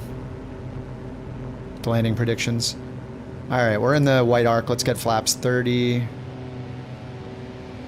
I'll just get flaps full. And a crap ton of pitch trim. Hate this song. All right, fuel pumps are on, lights are on. 100 knots.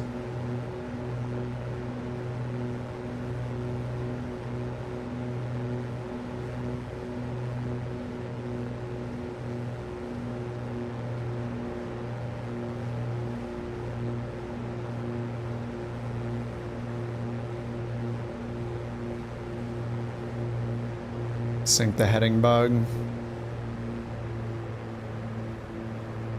90 knots.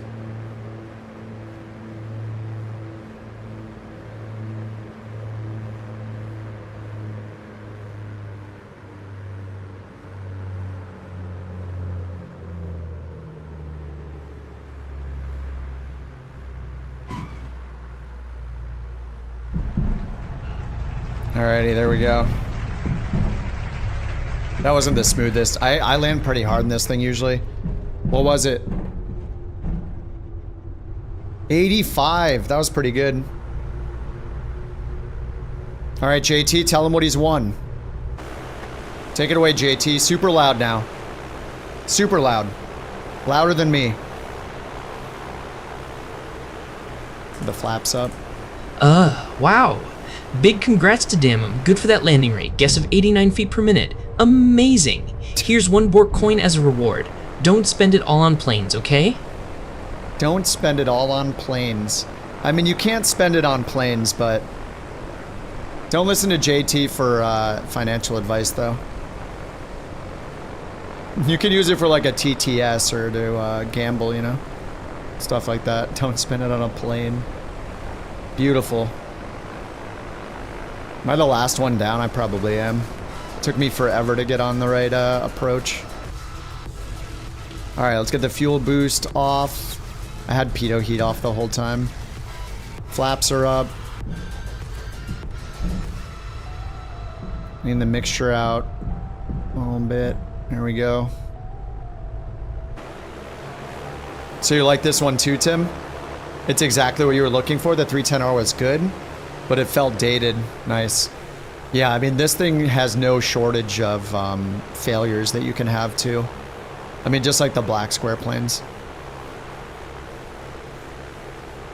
Laying down the rubber. Heck yeah. Just make sure you turn on the persistence and the options if you want it to remember the plane settings. And it's only got 1 livery right now, but there's also like a persistence per livery option that I turn off.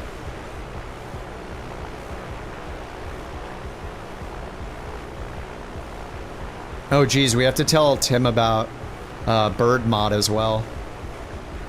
Our buddy Stupid Bird has been making a mod to add wear and tear and failures and stuff to all the default planes and more, like any planes that don't have it. That's the parking brake right there, right? Yeah, it is, okay. Wait, what's over here? Is this like cabin heating or something? Primer? No, what is that? Oh yeah, you have headphones you can plug in too, Tim. Sorry, I forgot to tell you. Headphone simulation. Alright, let's get the lights off. Leg 2 completed.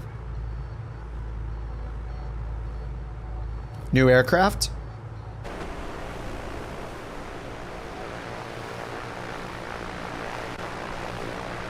And this is the, dude, look how good the props look.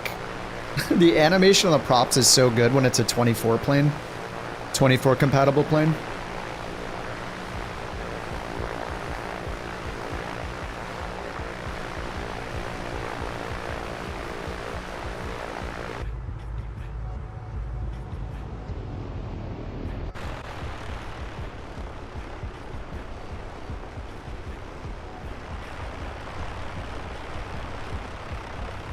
Is there a problem with feathering it out like this on the ground?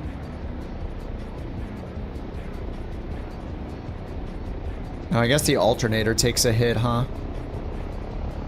Yeah. Alright, anyway, let's pull the mixture. Alright, lights, alternators, battery. I left the pitch trim where it was. Time to stretch the legs. 42 feet per minute. Halfway down the runway, yeah.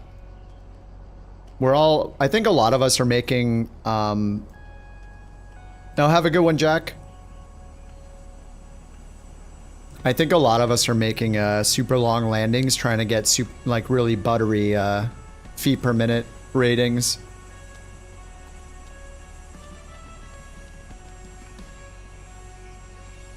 What the heck is this? Water?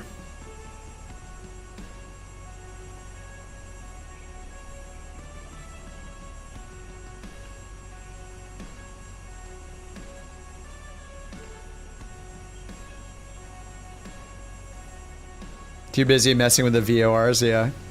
Landing rate? It just gets it from the sim, I think. It just like grabs it from the sim data.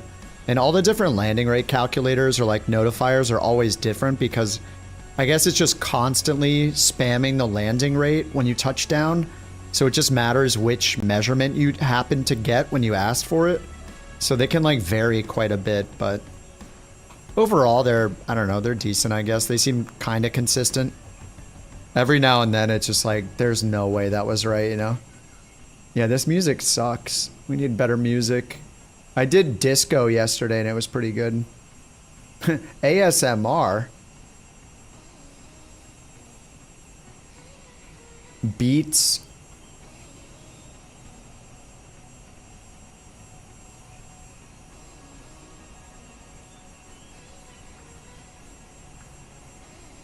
Let's try melodic techno. Oonts, oonts, oonts. What, there's only like 20 songs. Alright, well, we'll leave it there for now.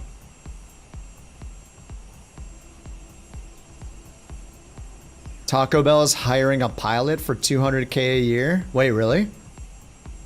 I mean, I'm no pilot, but I want the tacos. Alright, let me make sure that that counted. Refresh.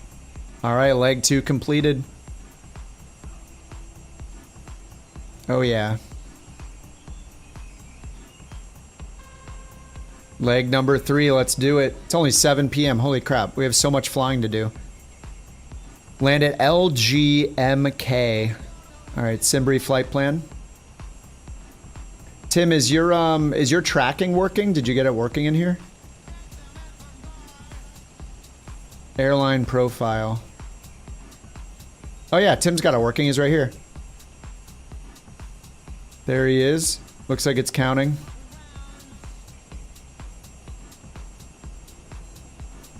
Alright, sim brief. Couch, 323. Aerostar, 600.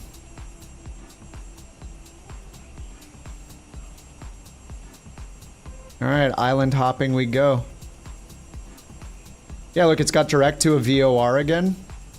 This is great. Lots of VORs. Yeah, just MIL VOR. Nice. We'll just use the one VOR. There's actually one here on the field we can use for outbound. And then I'm sure there's one inbound. Does SkyVector do... Vector doc... Oh my god. Sky... What did I search for? SkyVector.com.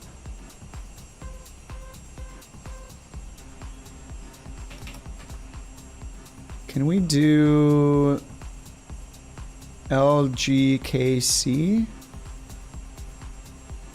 to LGMK, LGMK, and then delete these. There we go. So yeah, if you want to use something like SkyVector, and then click on World's High or World's Low. So we have the VOR right here, so I can do my own plan. Just click and drag. Say we're going to use the Milos VOR, which is right over here. Actually, this should be here. Milos VOR. And then over here is a VOR, 113.8. This one doesn't show a compass rose though, so we don't necessarily, and there's no airway between them. So it's kind of hard to see exactly what route we should be on. This right here, it looks like a GPS airway, so it doesn't, it attaches to a fix, not to another VOR. So if we really wanted to go VOR to VOR, we would probably go like up to here. Actually, or what we would do is just fly towards this VOR and then hop on one of these airways. But anyway, we can just fly directly to this VOR and then fly directly to this VOR. There's no airway drawn between these two VORs like there is this one up here. But anyway, yeah, we can just fly directly to this one or directly away from this one, roughly on a 063 course outbound. And then when we get this one in range, we'll just go directly to it. Once we fly over it, we'll roughly take a 039 course outbound. You can see this is a 047 here. So 039 might be wildly off because of magnetic variation. So this is a true course, I think, 039. So you can see 047's right here. So that means this line that's drawn a magenta is like it might be 037 or 036. Actually, 047's in between these two, so it's kind of hard to tell. So we need to like count. This is north, so this would be 10, 20, 30, 40. So like 040, 039. 039 might be right, actually. Actually, that must be magnetic. Anyway, 039, if we follow that course, then, you know, there's one on the field here where we're going anyway, so. We're going to this airport where there is a VOR. So we'll just use them to keep going directly to the VORs. Yeah, SkyVector is so awesome. Yeah, the route finder is awesome. There aren't any routes for this one, I guess. Anyway, all right, let's get it started back up. So we will crack the throttle. We will get the battery back on. Get the strobe on. Let's turn these lights off for now. Actually, what is it in real time right now? 4 a.m.?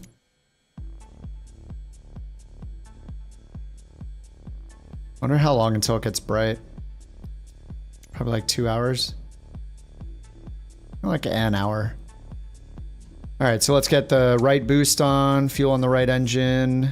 Fuel flow is moving, pull it back, and we have the starter. Introduce fuel. Still warm.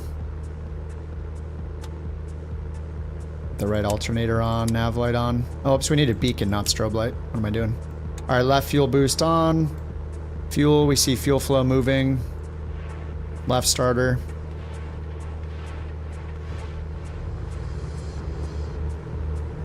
All right, then bring the throttle back to 1,000.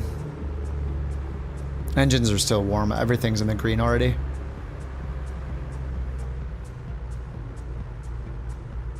All right, left alternator is on. Nav light is on. We'll hit comma for the altimeter. Or you can just turn it till you're at 1,000 feet. All right, so then over here, we'll just use this for the outbound VOR, 113.8. We already have that in. And based on this, we want to fly roughly a 063 course outbound. So we'll just set 063. All right, 063.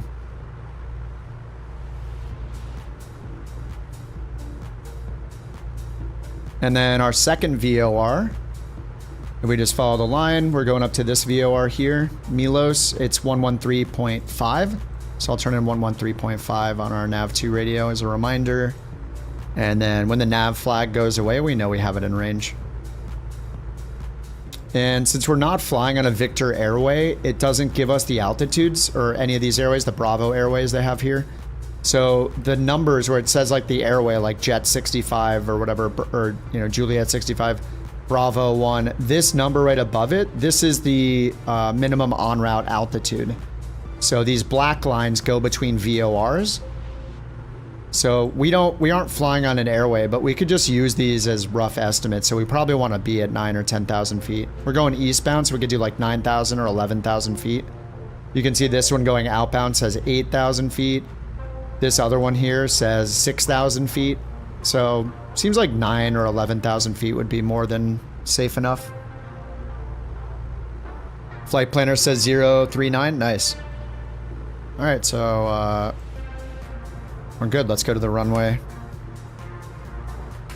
So just get the parking brake off. Go look at the windsock and just follow it to the runway of choice. If there is a windsock. I don't see a windsock. We'll just take off on the same runway. Alright, let's get our taxi light on. What's up, Lobster? Someone who has not got to airliners, you've been on the Longitude? Nice. Yeah, Longitude's cool, but it's got the Garmin G5000 in it, so it's going to be a lot more modern avionics than you're going to find, at least like visually, like glass cockpit style, in it. If you want to get a little more used to the airliner avionics, you could try the CJ4 instead. GSX Pro? It's got a really good pushback tug. It's just like about the passenger loading experience, really, is all it's about. It's passenger and like cargo loading, so it's just like for the immersion factor, so you can watch it load up the plane. Each plane has GSX like implemented differently, so it's not necessarily going to actually weigh the plane down. You probably still need to go into either the EFB to choose the weight for the aircraft in here, you know, in the seats, cargo, fuel sections to weigh it down properly and load the fuel. It's just each plane has a different type of integration. Longitude, no, not really. It's mainly made for airliners. Like, you could try it, but I wouldn't expect it to really do anything correctly. It's made for like big airliners.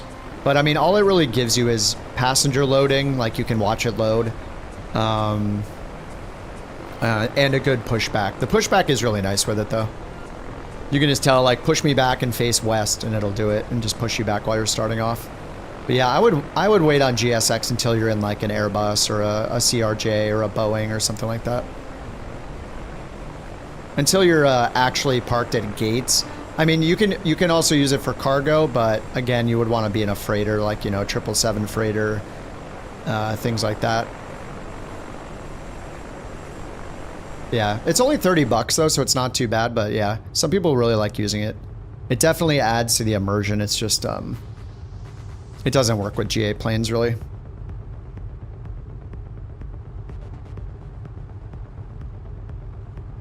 No, marking for parking ramps and gates. I mean, the only marking you get is that it'll put like ground equipment there.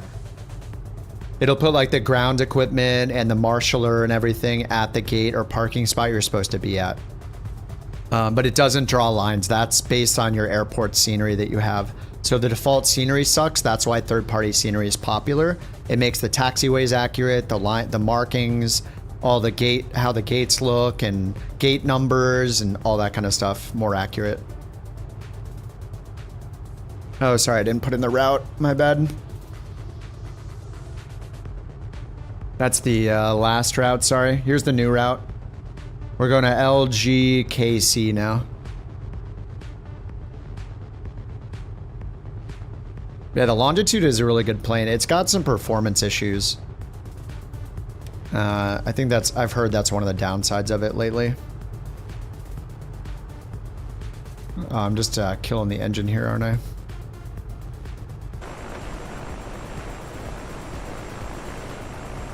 Alright, so we're going to take off and intercept this VOR course outbound, 063 course outbound. And if we look down here, clear for takeoff. Clear for takeoff. We don't, because we're not on a Victor Airway, we don't get this data for free, but if I go up here and hit the nav log, it should show us the distance between right here, 78 miles, so 78 miles will be the distance between the two VORs, basically. So we can switch over at like 35, 40 miles DME, switch over to the other one. You generally want to switch halfway between the VORs unless it tells you otherwise. Yeah, we should fill this up. And actually, did I even fill the engine or fill the tanks up? I don't think I did. Fuel payload. We need 557 pounds. I have 450. Damn, there we go. All right, and then we'll send that update digital engine monitor to send it over here. All right, we got 100 gallons again. Yeah, we can just get rid of this now. All right, let's get out of here. Parking brakes off. Mixture is rich. Boost pumps are on. Lights are on. And once we take off, we're gonna make a right turn. Intercept that, that VOR radial outbound.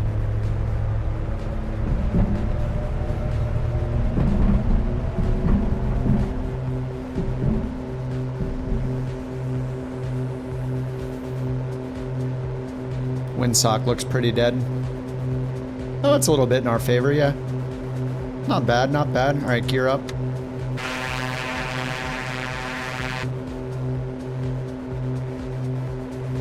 There, we're 200 feet above the ground. All right, Lobster, have a good one, dude. 350, 400 feet above the ground. Let's make our right turn out. And we're gonna turn around here to the east, intercept the course.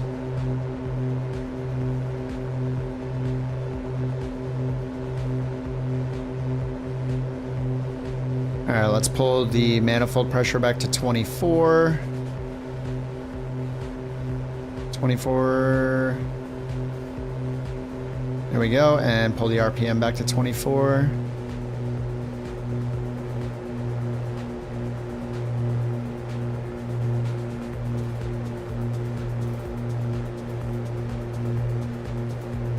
All right, trimming it out.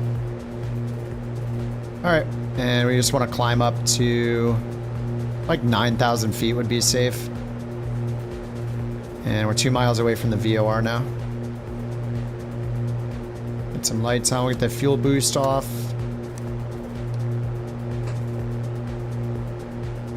And we're turning on the course now. I actually passed it. So we just want to keep flying towards the needle, towards the arrow.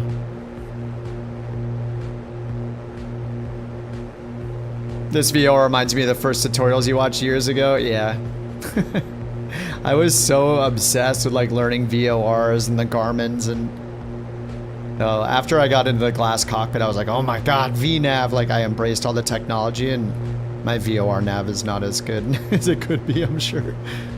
But yeah, it's cool, man. I love all the procedures, and like, yeah, it's neat.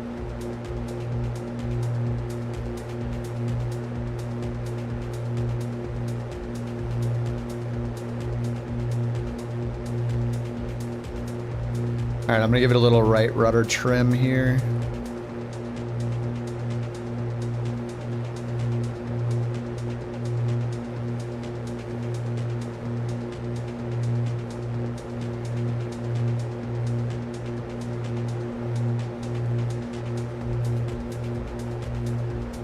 I'm not sure if the rudder trim is working for me.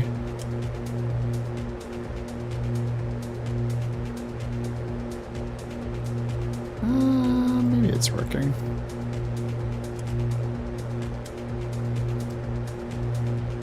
Did the shortcut doesn't work? Let me see here. No, my shortcut does work. So does the reset. Okay. I just need to hold it longer, I think.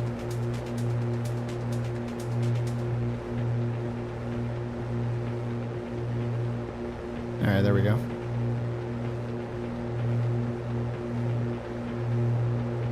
Alright, 5,500 feet. I'm gonna get the autopilot on now. We'll go nav mode, attitude hold, autopilot on. Hold the... I'm gonna hold the button to get our pitch trim synced. Flying VORs with, flying with the VORs on autopilot is so nice.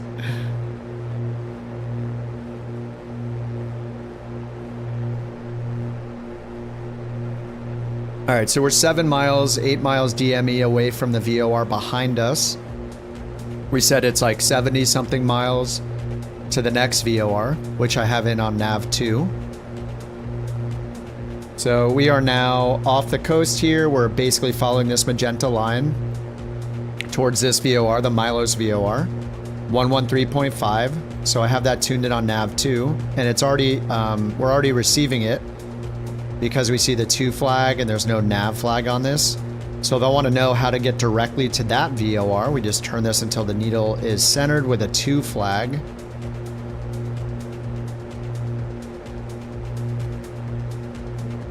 Okay, there we go.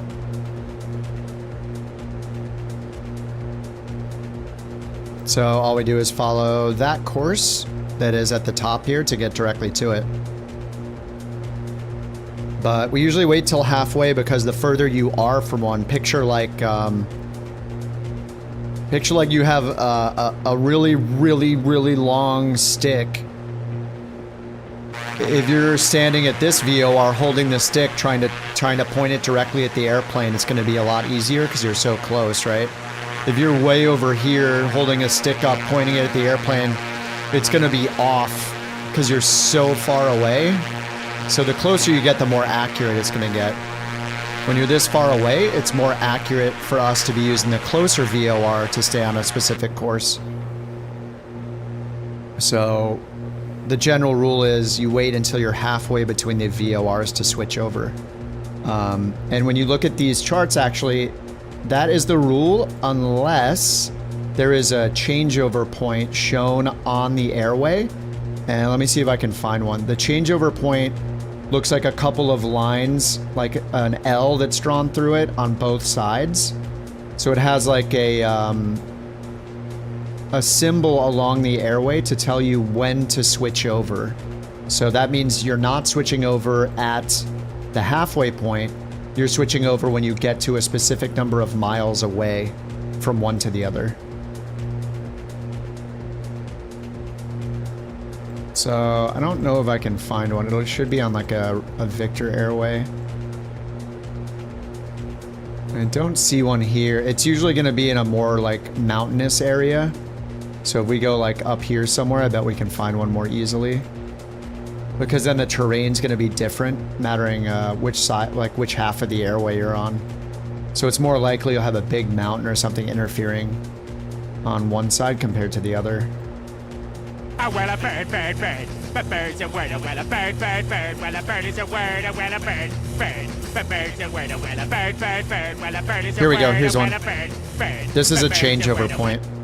So if you see this symbol, that means that instead of, so on this airway, 54 right here in the box means that it's 54 miles between this VOR and this VOR. Normally, you would switch at the 27 mile mark, halfway through. But in this case, it's telling you to switch when you're 24 miles away from this VOR. See the 24 on this side? So this segment, you only go 24 miles on, and then you switch over. Or if you're coming from the other way, you switch at 30 miles. So instead of switching at 27, it says to switch at 30 away from this one, or 24 away from this one. 30 plus 24 gives us that 54 total distance between the two. Starship's definitely a lot more fun. Yeah, I agree. Starship's really cool. Bird, what's up, dude? Jewel, thank you for the bird. Yeah, I agree. The Starship's just got a lot more character. Like, this plane is cool. I think the little quirks with it, with like the nav 1 and 2 switch is cool. If you turn GPS on this plane, it puts a little switch here that's GPSS this is me mode. putting my hardware all the way out. And you need to actually use to follow the magenta line in this plane, you actually use the heading mode on the autopilot. And then there's a switch up here that will say heading or GPSS, GPS steering mode. So you put on heading mode and change the switch to GPSS mode to follow the magenta line. So that's kind of cool. I also like how the flaps are like this like variable thing. It's not notched flaps. You have to choose when it stops at each notch or like degree marker. So there's just some cool things with this plane too that make it unique. But yeah, the Starship, man, the Starship is so nice, dude. I love the Starship so much. I know, shut up. Oh, we're at 10,000 feet. Oh, let's take it up to 11,000. Oh man, I've been mixture rich the whole time.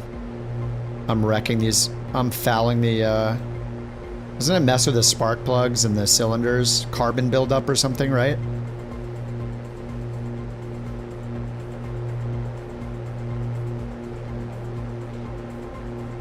I see the CHT's rising still.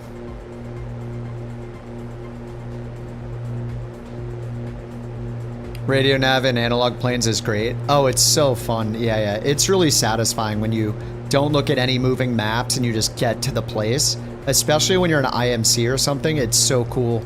Where you're just like, all right, I hope I'm doing this right. Don't use the moving map. Don't pull up the tablet. Don't use the GPS. It's so satisfying when you're like, oh my God, I made it.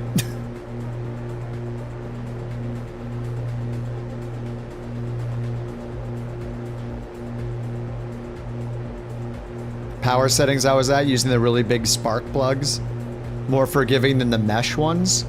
Oh yeah, you can switch to the fine wire spark plugs or whatever, right? So with the fine wire ones, where is that setting? Is it under maintenance? Must be under your controls. Yeah, there is somewhere where it says you can choose the fine wire. It must be under maintenance. Oh yeah, fine wire or massive spark plugs. IMC with no GPS is the best. Yeah, the most terrifying and yes, the best. I mean, nothing is orange here, so I feel like I'm not wrecking the engine too bad. Apparently my mixture is not great right now. But airframe wise, yeah, nothing is dead, so I don't feel too bad about it right now.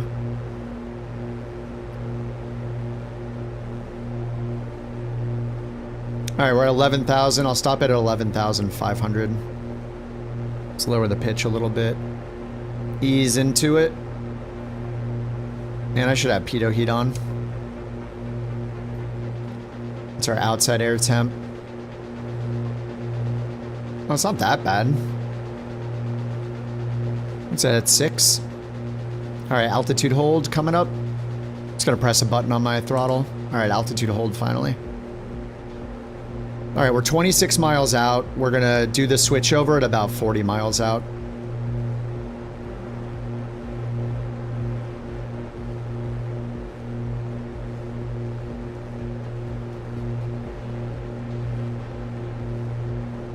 Still got the needle centered on this too.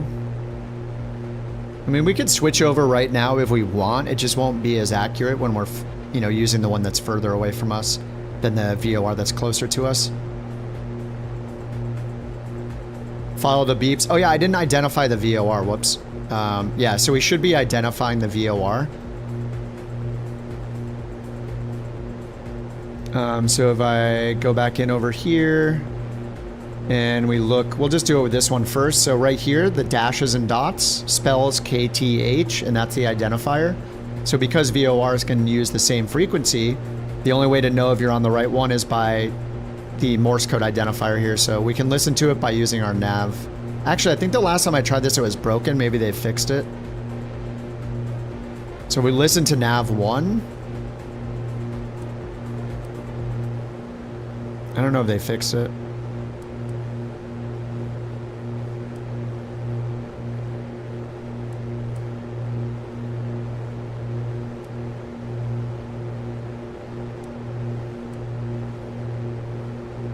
Yeah, it's not working still.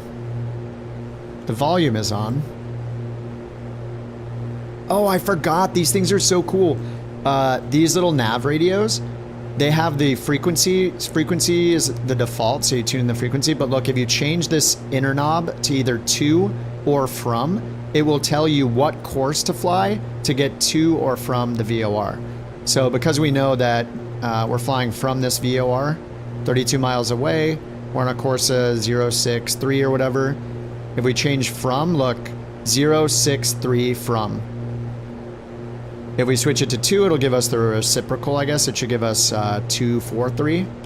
Yeah, 243, 2. Nav 2, if we switch this to 2, we should get the 063 radial roughly. 065, okay. So it's 065, 2, and from 245. So if we need to know what radial we're on, we just turn it to the from setting. So right now we are on the 063 radial of the first VOR. We're flying towards the other VOR on the 244 radial. Because remember, the radials are always emitting from the VOR. So, but our course we're flying to get to that VOR is 064. Yeah, that's kind of cool. You can just grab the radial there. Forgot about that. You have to press the ID knob. Oh, is that how you do it? So if I turn this on and right click. Oh my God, there we go.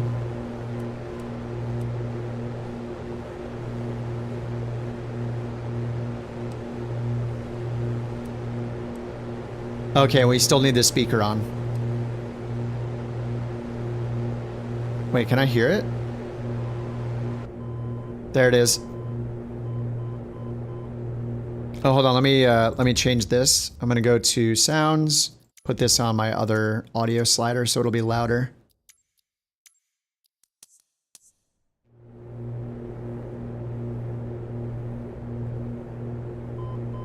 There we go. Okay, so this, thanks a lot, Rory. I didn't know that. Thank you, dude. I thought it was broken. So now if we just listen, it should be this Morse code pattern for this VOR.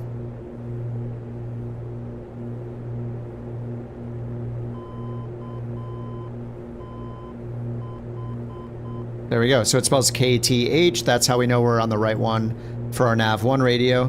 So now we'll do the same thing for this one. So we'll turn off ID. Nav2, turn on ID.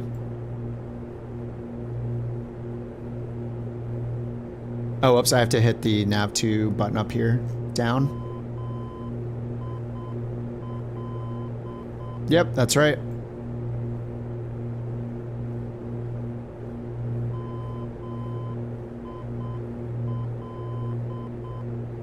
We are good. So we've got them identified. Turn off the ID.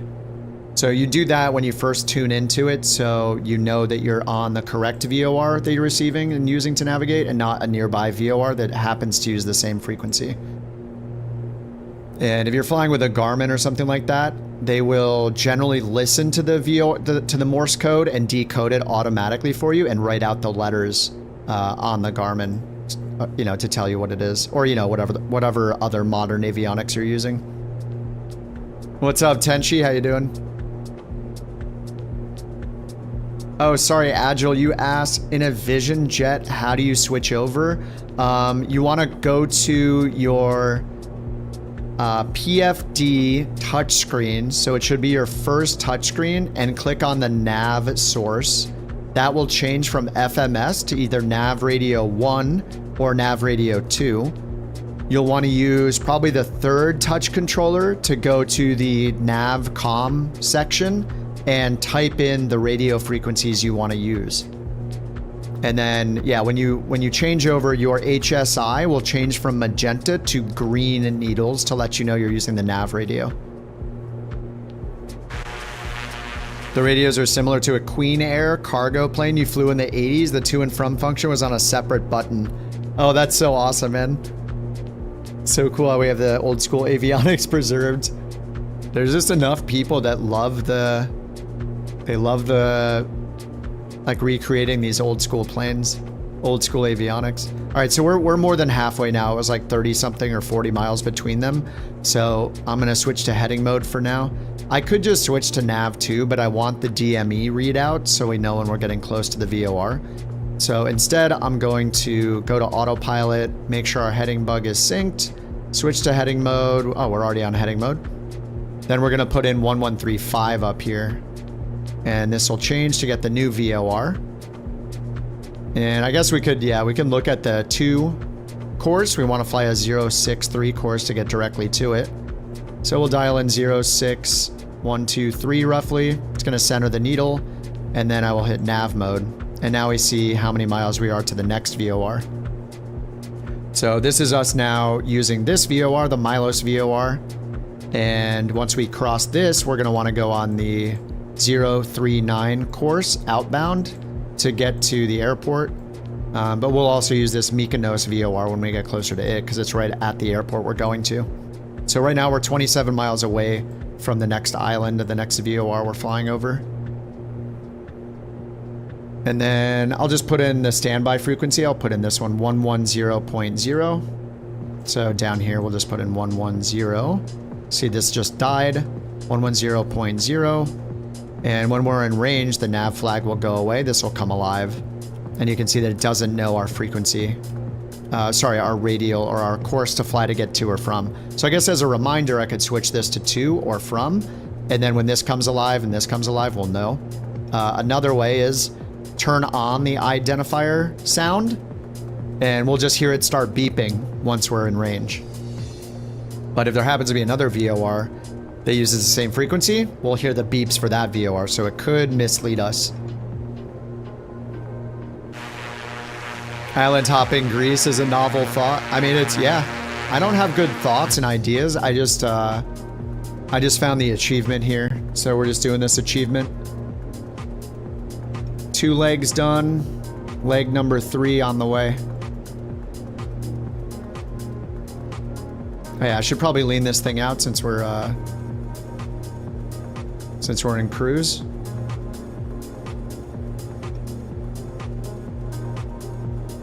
All right, I just want to enrich it first to make sure it's not already hot. Now we'll start leaning it out. We'll wait for the peak message, and then we'll enrich it plus 50 or minus 50 degrees rich of peak.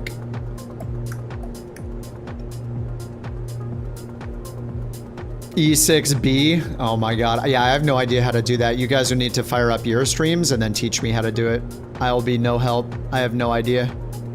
I remember my girlfriend using that that like nav calculator thing to do all of her early like studying. I was so confused, like I don't know what's happening right now. All right, there's peak, there's peak. So let's enrich it to get negative 50.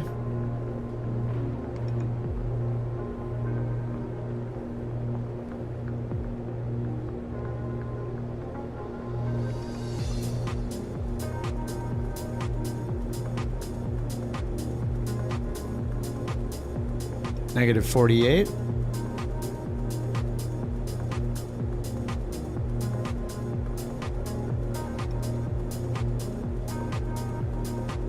Negative 50. Negative 50. I need to get a snack during this. Haven't eaten since, I don't know, noon. I mean, I guess my beverage counts as a little bit of calories. All right, that's good enough. Let's hit the step button. E6B is not so bad. Yeah, I've never touched it. Oh man, we're at 12,500 feet. All right, I got a little higher than I meant to. Should be at like 9,500.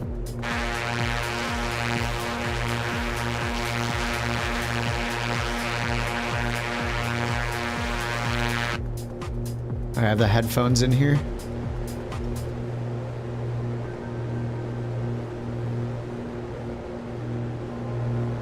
All right, nice. All right, I'm gonna grab a snack real quick. Reheat some food. I'll be back in like 3.5 minutes-ish.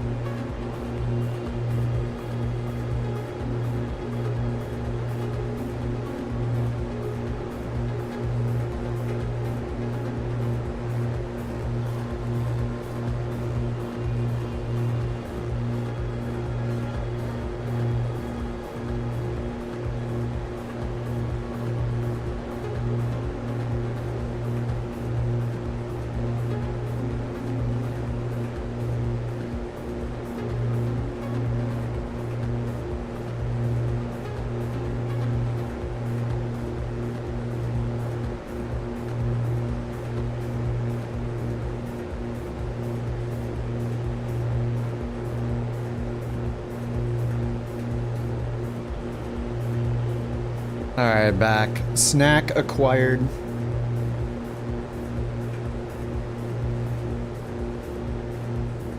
Procturn? What? Softest techno of all time, but go off.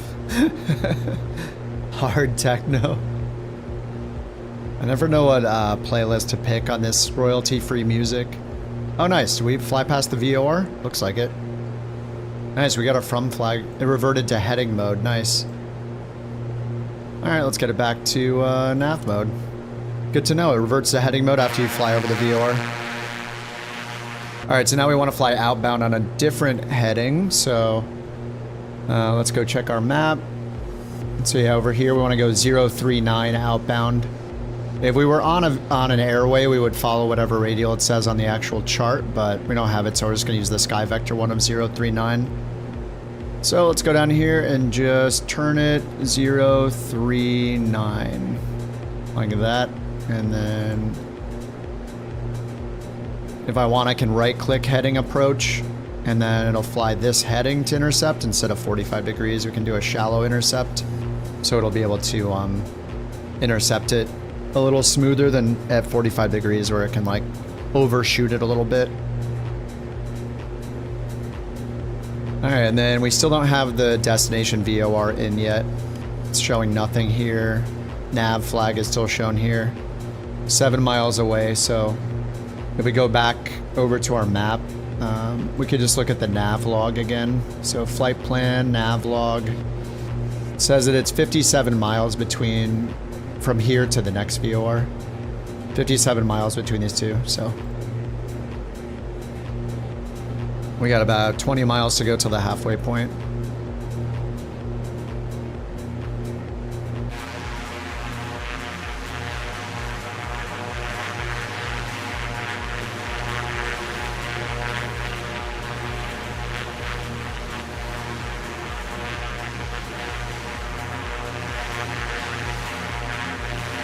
Alright, I got some mac and cheese.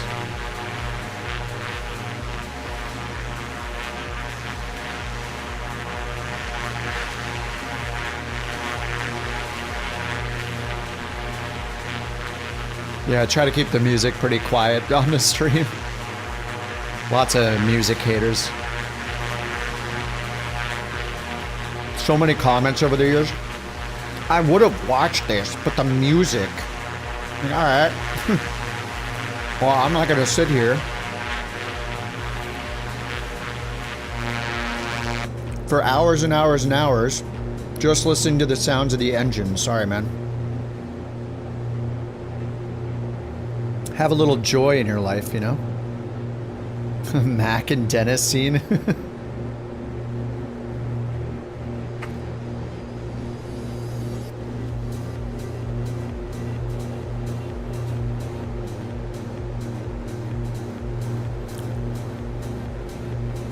Chat voted to turn the music off entirely. I think it was like most people wanted it, but there was a fair number of people that didn't. Or only wanted it when I wasn't flying, like when I'm on the ground or something. I don't know though. I mean, like, I guess like music's pretty subjective, but at the same time, like just listening to like the engine would just put me to sleep. I can't do it. I need something else going on in the background. I need to like mute that every now and then and just give my ears a little rest. Double engine noise, yeah.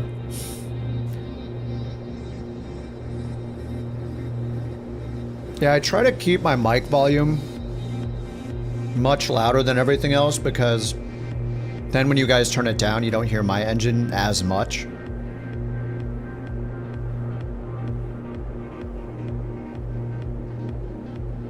So it's probably better to hear my voice and the music than the engine, because then when you're flying along, man, is it your engine that's dying or mine? Probably mine. Oh, there we go, we got it. So we hear the Morse code. The two radial is shown, or the two heading is shown, or course, I guess. And then up here, if we turn this, we can get a 2 flag, be 2039. All right, so right there. And then we can go ahead and identify it. That sounded right to me.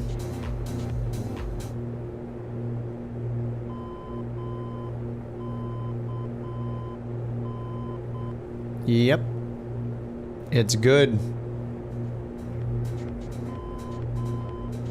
Alright, so turn the ID off.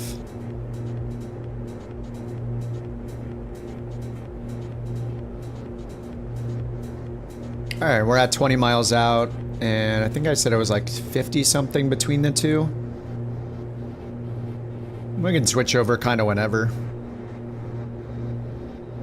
And it looks like Joule is descending already, so I should probably do that. So let's get the... Actually, I should be able to see the airport elevation on the chart, right? Over here. Oh, this means left traffic, doesn't it? Is this 405 feet elevation, 6,200 foot runway, left traffic pattern? And then the AWAS? I think that's what it means.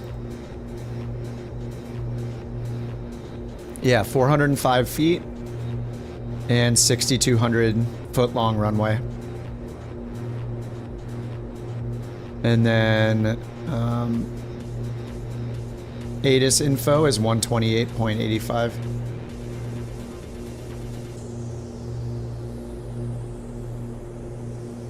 So it's at 400 feet. We are...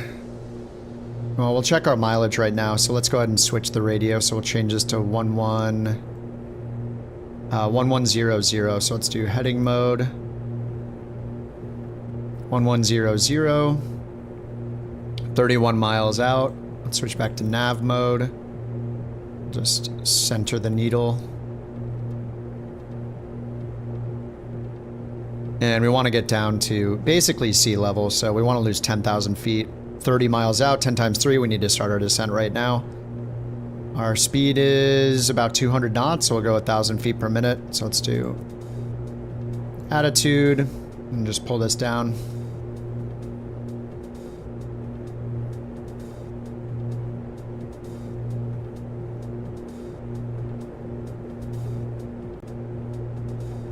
Alright, there we go. Looks good. And let's check for approaches.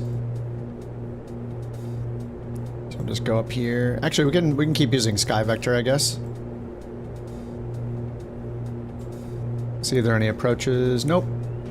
No approach. Well, these... Well, actually, no, sorry. It'll only show them for... Sorry, it'll only show FAA documents there, I think. So here we can get LIDA ones. If there are any. LGMK. Yep. Alright, so we got RMP approaches. We're going to do the VOR approach. We can't do RNP in this. What is Locator Zulu? Is this an NDB approach then? Oh yeah, it is. So we could dial that in, 401. Should show up here. And if we're close enough. Maybe not close enough yet. And then we got the VOR already.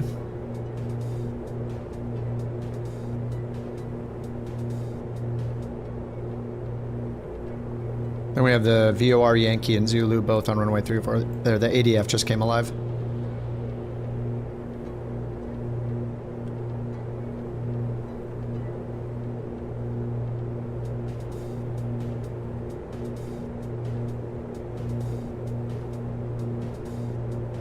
Alright, so let's check info, weather. 360 at 15 knots. Alright, we're definitely going to do runway 34. 14 knot headwind, 5 knot crosswind.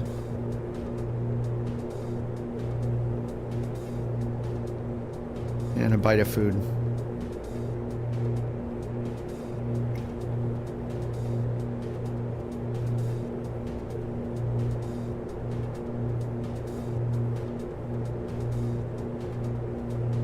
Okay, so VOR Yankee has a DME arc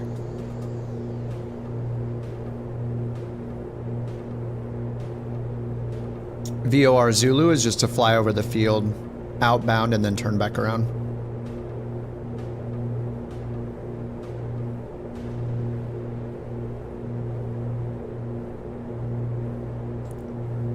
Island's doing a long haul? Normal speed? Oh, yeah, that sounds horrible. Longest single speed flight? I don't know, 400, 500 miles? I don't know, not much. Single speed's so boring. Anybody else would go AFK and take a nap if they were doing it. So yeah, I just don't find it fun. I like the action. It's like easier to do a single flight for 12 hours than it is to do 6 2-hour flights or 10 1-hour flights. There's so much more work involved doing the turnarounds over and over again, so it's just so boring to do long hauls in real time.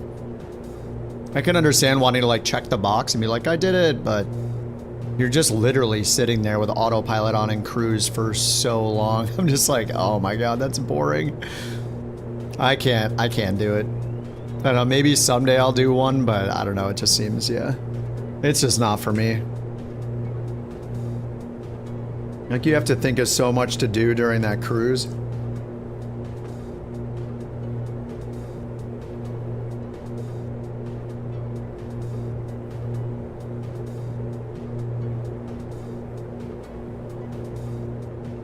Skip to descent, yeah.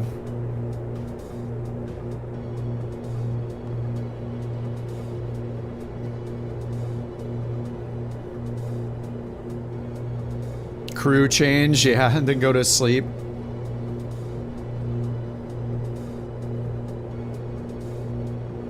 I guess I could turn right and try the DME arc. I never do these. I don't really know how to do them. Whoops. So wait, if I do this and then sync this ahead, we're gonna want to turn to the right, obviously, because of the moving map. We just look at the DME, so it's a 12-mile DME arc. So I think how we do it is we turn, we obviously just watch the DME. I think we turn our course to, we want it to be like pointing directly at the airport, don't we? Or the final approach course 332. So I move this to 332. I know, and I want to fly outbound away from that course right now because our DME is at 10, so I want to fly away from the broken side of the line to get back to 12 DME. I know there's like a twist turn, right? So I forget the... Don't you wait for like 1 or 2 dots of deflection, twist 10, turn 10 over and over watching your DME? So I know I need to fly outbound. So I think we turn this. I mean, we're not flying parallel though, so it's a little weird. I forget exactly how to do it. We must put it at the final approach course, right? Or we turn it to have the needle centered?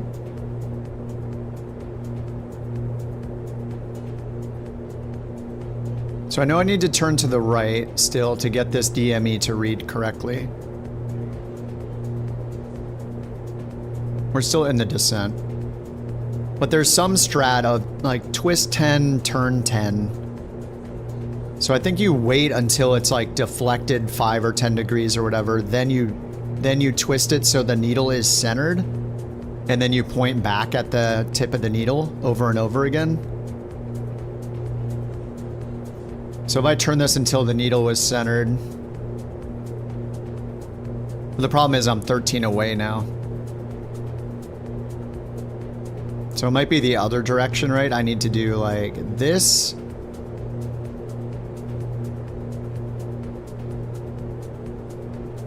Anyway, we basically keep flying all the way around, keep turning and twisting until we turn around to the correct course, right? Or actually, I would be doing the opposite direction. We'd be turning it this way. Well, I need to get to 332. Yeah, I forget how to do it. Or look where I'm heading now. I think my gyro might be wrong too still. We're heading south.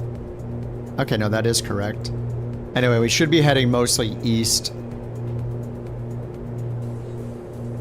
Fly over the VOR, turn 90. Yeah, the Zulu does that. Yeah, I could do that with a Zulu approach.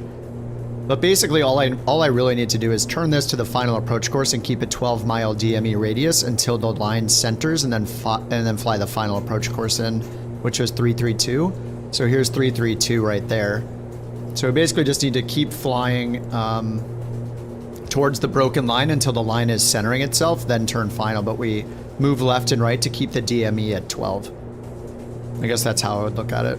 But I know there's a better strategy to do it.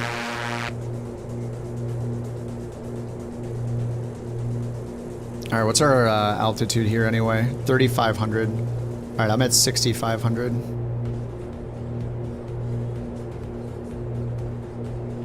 You just don't want to be closer? Yeah. Yeah, I haven't looked at doing DME arcs manually forever. And by manually, I mean with an autopilot. Which is not very manual.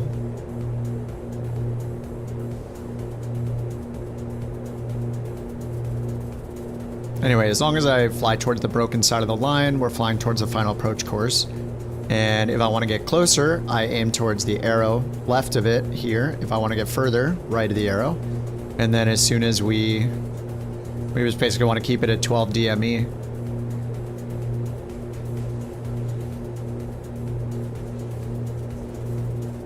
But you know, you end up drawing like a, you know, a polygon. You don't draw a perfect arc.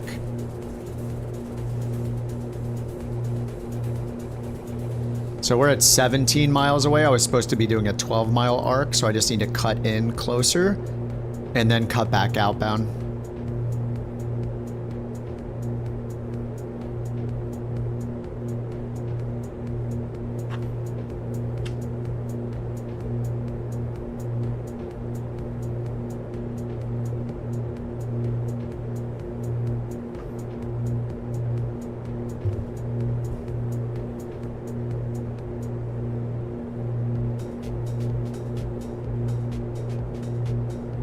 I can see the pappies right there.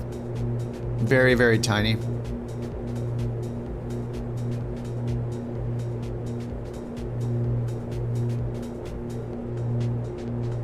So it says to stay at 3,500 feet until 12 DME. 2,000 feet until 6 DME.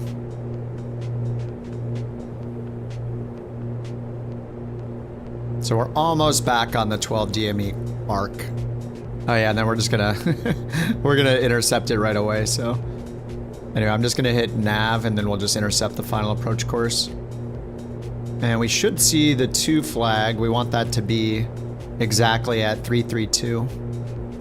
So if that's off when I intercept it, then we know that we need to correct left or right. All right, so 13 DME down to 3,500 feet. We're at 4,000 feet. I'm gonna go down a little further. And then we can go down to 2,100 basically until DME 6.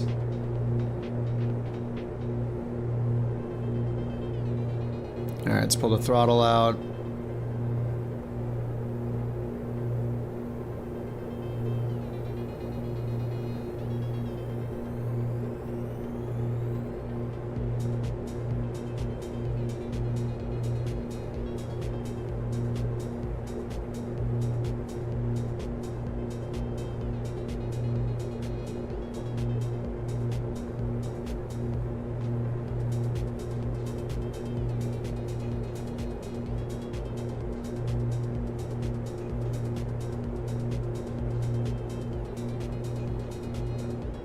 All right, so now we're intercepting. We just want to make sure we're on a 332. We're on 330. All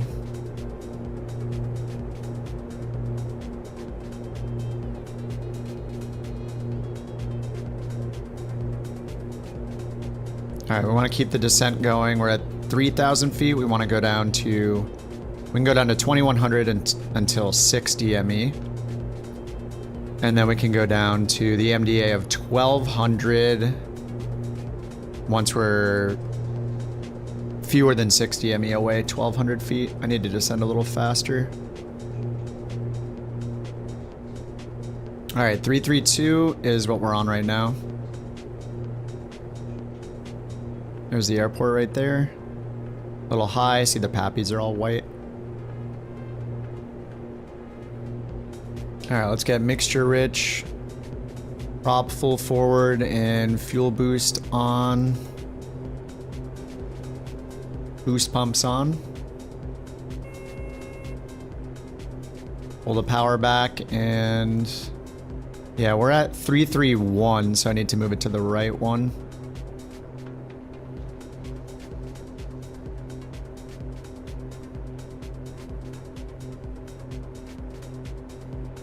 When you slip it in, is it aileron into the wind and opposite rudder? Well, whichever way you do it, you just do the opposite. So if you're doing right rudder, you would do left aileron. Ailerons to the left. If you do left rudder, ailerons to the right. You just do opposite ailerons and rudder to slip. So if I decided I wanted to slow down and lose a lot of altitude, I could just start kicking in the right rudder and then use the left aileron like this to compensate, so my ground track is the same. So I'm just kicking the plane into the wind, so we get a lot more drag.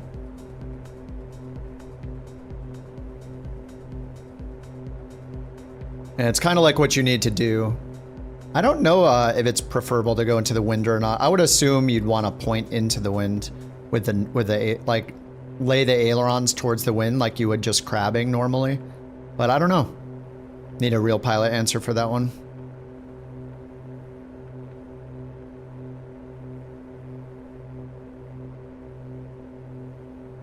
Oops, landing rates.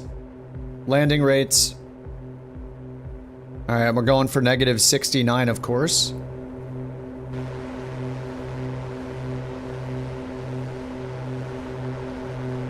All right, let's get flaps and gear.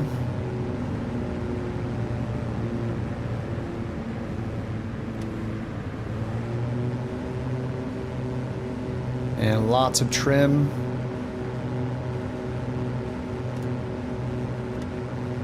So I'm just gonna do 30 on the flaps. I don't know what the crosswind does with this thing. I think it said we'll have a 5 or 6 knot crosswind and like a 15 knot headwind.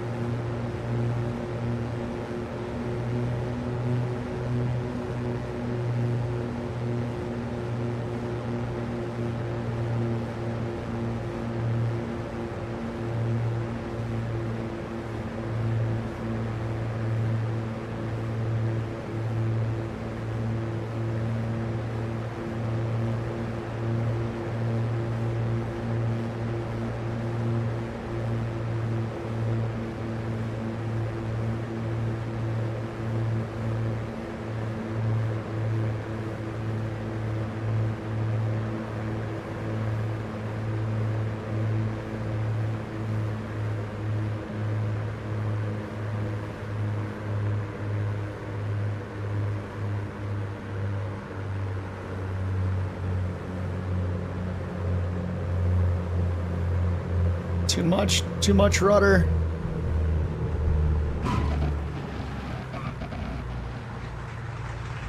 Clap, clap, clap, clap. Oh. Chill, chill. Flaps up. 72. I'll take it. Ilmo's the winner. JT, Talamori's won. Talamori's won, JT, and keep it civil. And be really loud.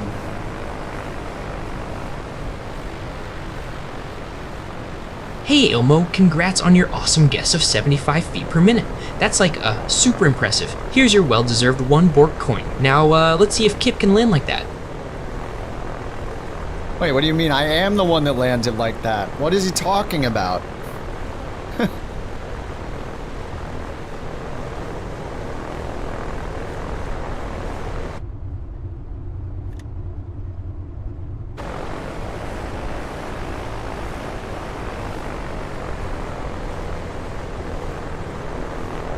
It's JT, I never know what he's talking about. True. Alright, parking brake. Get this thing off. Flaps were up. Lights are off. Nah, I'll just leave the beacon light on. Alright. Tim is here. See, Tim, you just want to fly the Starship, don't you? If I had to pick, I'd pick the Starship. This plane's better with smaller runways, though, I think, than the Starship is. Starship needs that speed. Here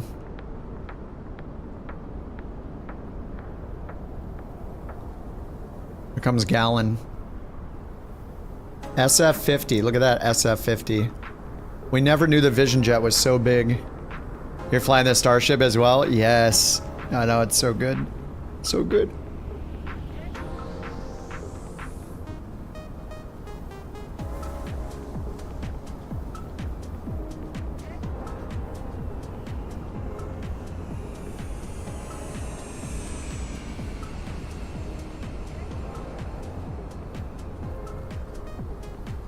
That is a huge Vision Jet.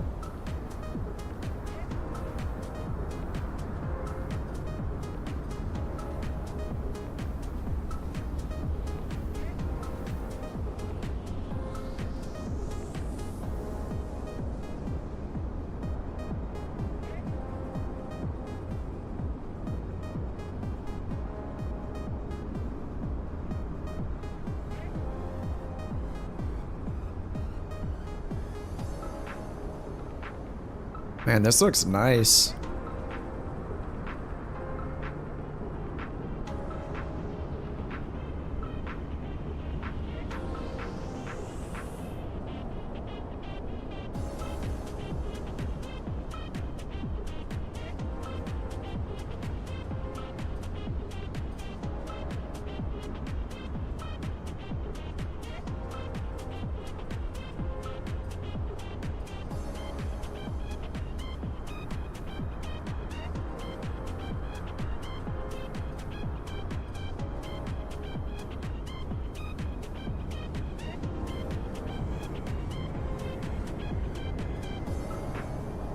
You were wondering why the HSI kept going off? You realized you were on double speed wear and tear?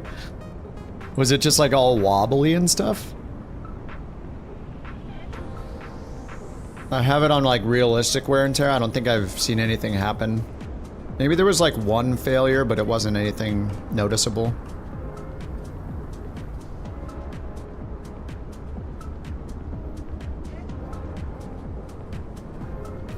Agile's also in the SF-50. I'm sure it's going to look like a jet, like a big jet.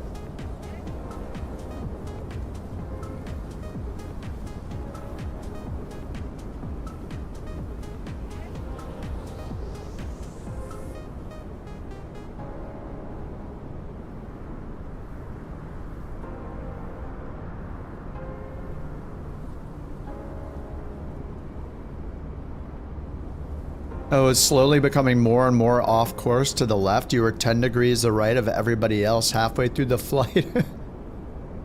It wasn't just a regular, like, gyro drift?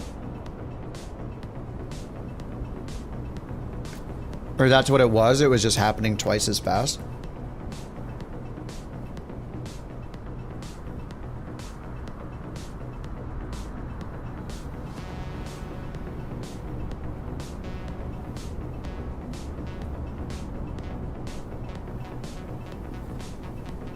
Oh god. Oh my god, dude.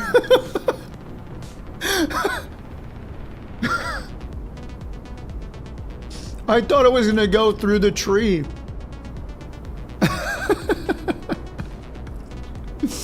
Oh my god. Roll the trucks.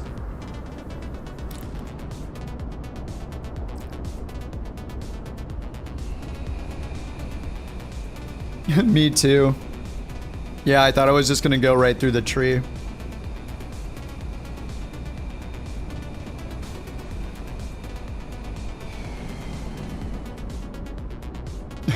Cries. Oh man.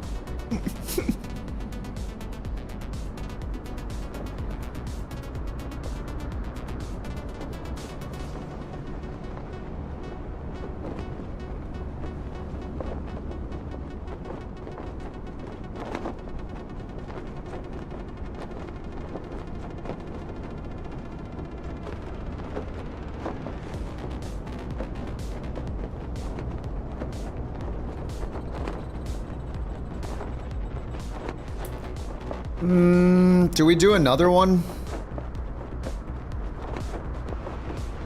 Let's make sure we got credit. Oh yeah, leg 3 completed. It recognized it? Yeah, as long as you touch down, I mean, it counts.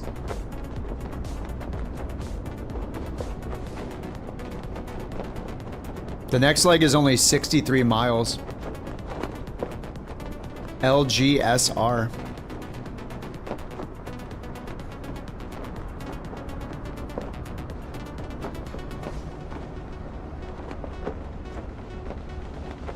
$7,000-foot runway, roughly. You touched down, all right? Yeah. Which challenge? This is the Greek Islands. Greek Islands challenge. This is the link to it. See ya, blah. Have a good one, dude.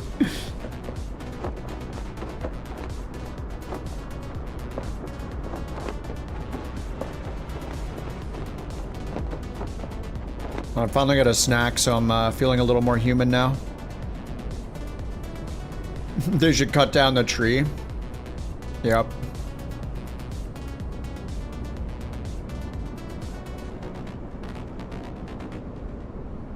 Oh, you're in a massive thunderstorm on the Oshkosh trip? Yeah, we finished it this morning, or I did.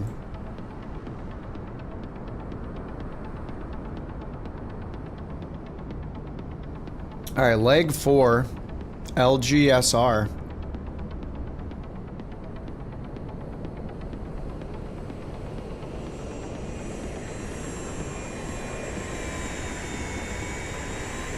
That's supposed to be the Starship. I had to turn my settings down.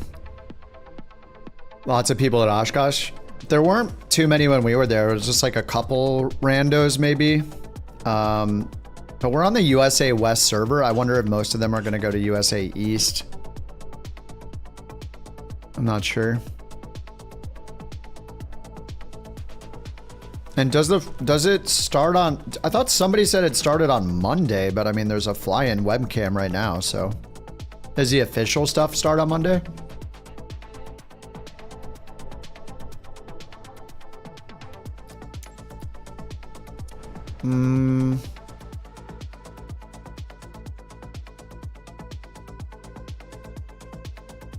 What's up, Dorian?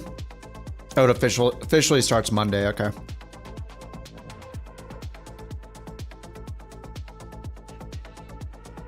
All right, Simbri flight plan. I'll just stick in this so I don't have to reload.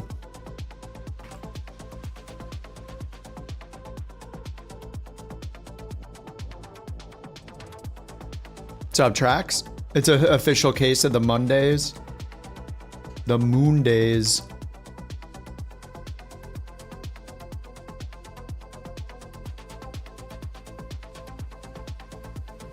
Oonts, oonts, oonts.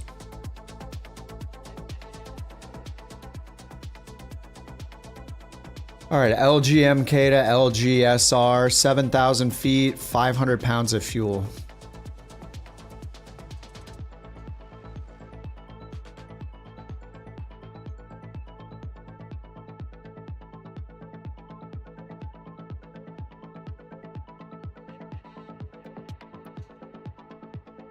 £508 of fuel.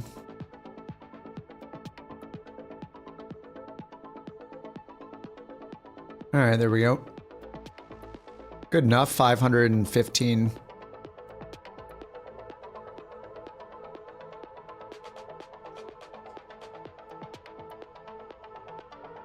Import the route into our flight planner.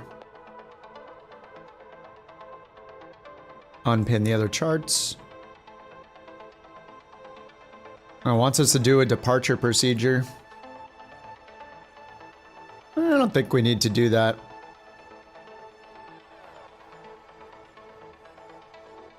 Cruise speed? This one's like 200.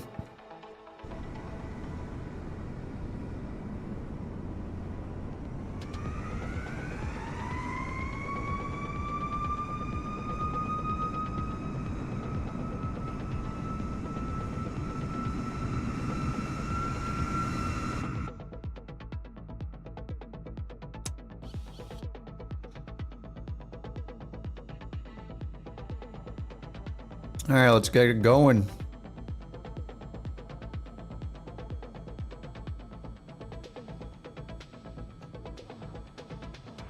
Crack the throttle.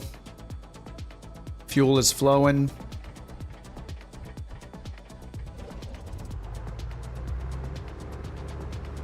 Right engine's on.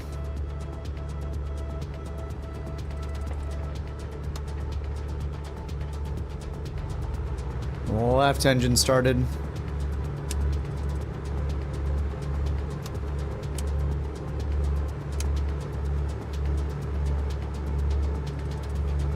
All the temperatures are still toasty.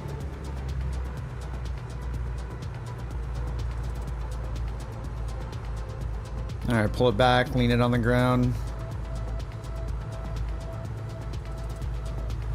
And update the digital engine monitor.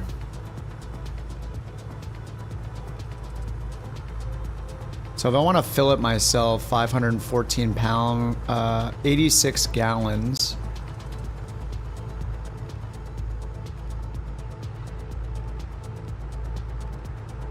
How do I do that? Gallon 0. I think I right click. No. Left click. Oh, it's already got it in there.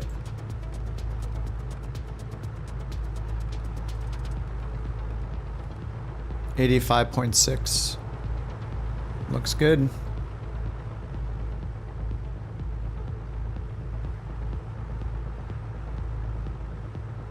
All right, LGMK, LGSR.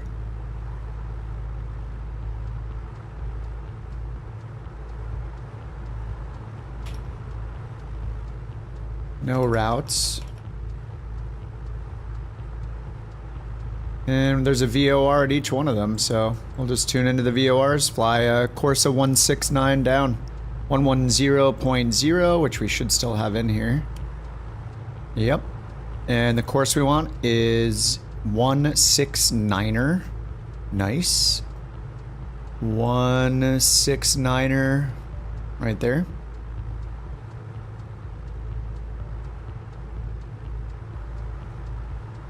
And then the second frequency we're going to use. Oh, nice. We're actually on an airway this time, so we know we need at least 6,000 feet for the en route. So do like 6,500. And then down here we have the Santorini VOR 110.4. Tune into that. I'll change that to 2 just so I can visually see it and turn the identifier on. We should already have this one since it's literally right here on the ground. So this should identify. Yep. Yep, looks good. All right, and the distance here on this segment, it doesn't say, does it?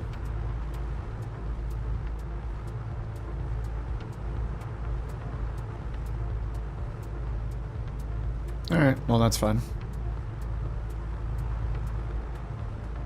I guess on SimBrief it will say, right? 63 miles, or sorry, here on SkyVector. It says 63 miles right there, so we'll switch over at 30 miles to the other VOR. All right, flaps are up. Lights on. All right, we're gonna go to the same runway, I guess. We had a pretty hefty headwind, so we're gonna wanna go to, was it 3-1?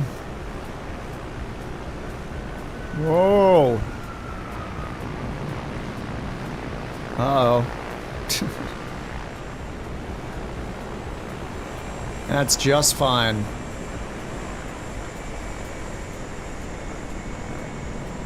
Alright, let's take the sidewalk.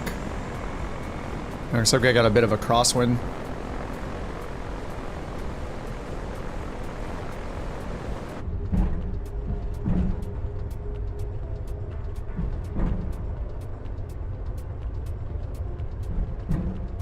We are rolling.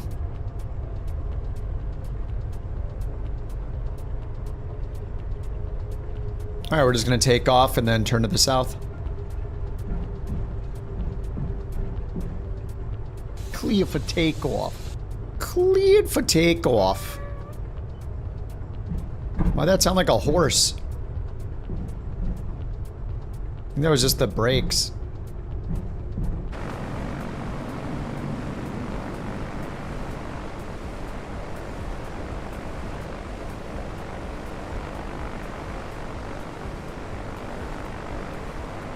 Uh-oh, it... This is just a little running track.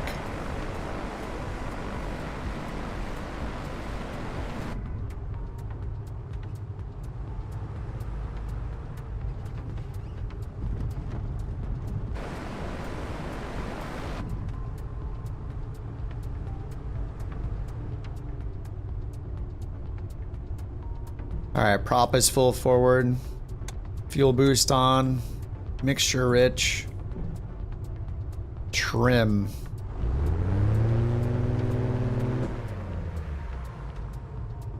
How am I supposed to see that? Alright, trim neutral maybe?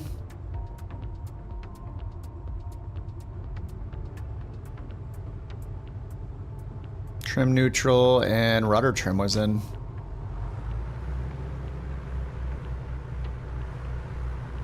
Alright, let's get out of here, dudes.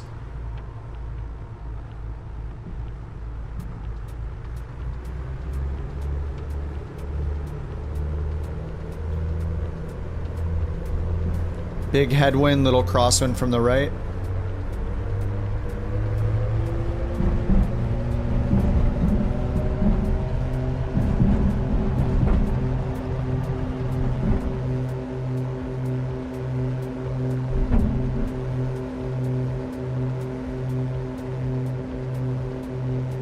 Alright, gear up.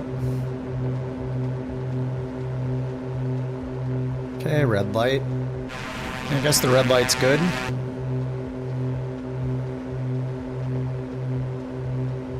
A comma reset our altimeter. Alright, 800 feet. Let's turn it around.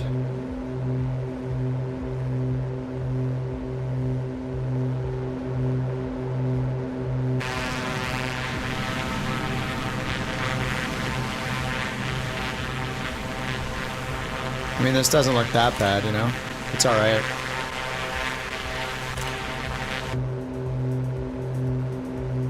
Alright, let's get the manifold pressure back to 24, prop back to 2400.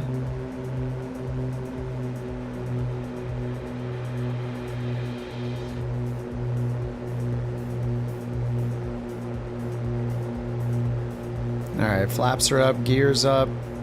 Let's get the fuel boost pumps off. Fuel boost is off.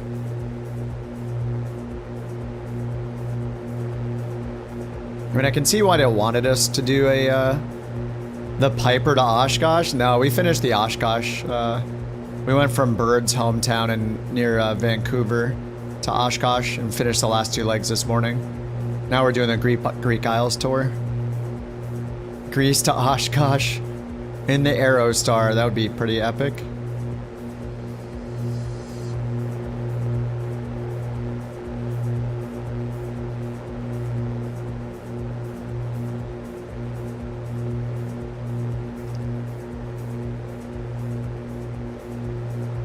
Alright, let's get the autopilot on and then I can set that up. Heading mode. And pitch trim up.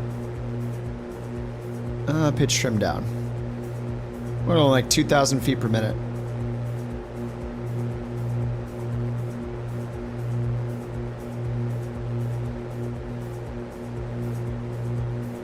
Man's gonna be on that couch a while. Yeah, no. Yeah, we worked on the like Vancouver to Oshkosh over a few days. And just finished the last 2 legs this morning. Now on to the next achievement. Alright, so let me check the gyro drift. So we're just at a 160 or 161 heading. 161. Well, that almost worked. All right, let's turn on nav mode.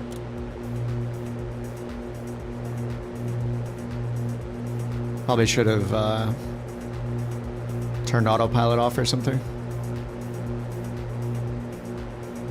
All right, we only need to go to 6,000 feet for the minimum en route altitude on this one. So 1,000 feet to go. Pitch it down a little bit.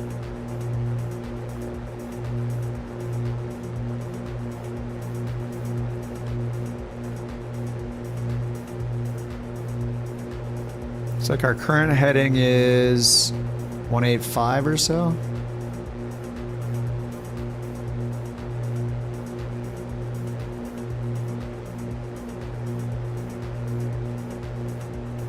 Sounding like a real deal pilot.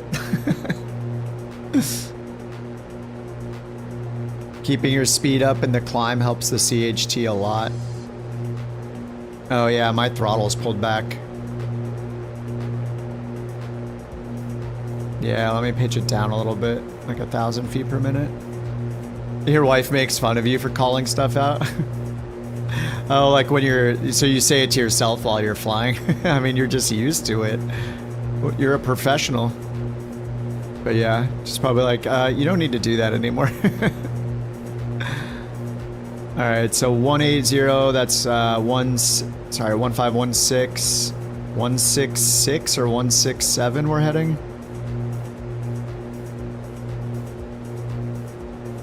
How am I supposed to do this?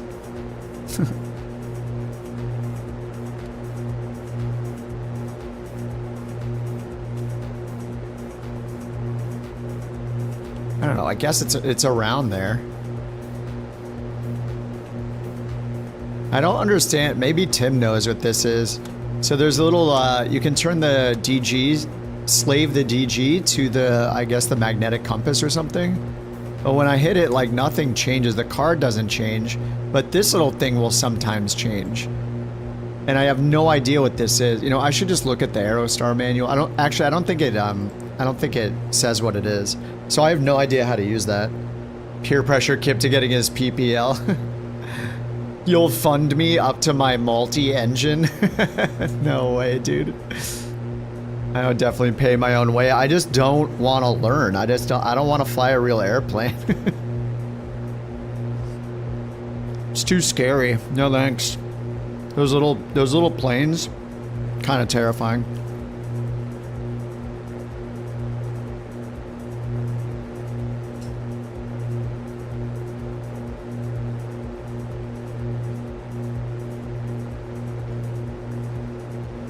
Well, anyway, I don't know what this does.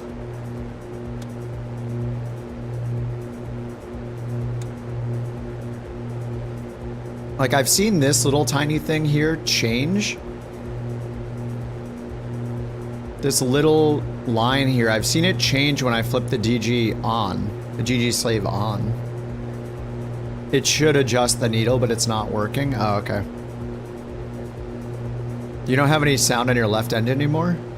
Try going into your sound settings and changing your device and then like changing it back. That could maybe help wake it up.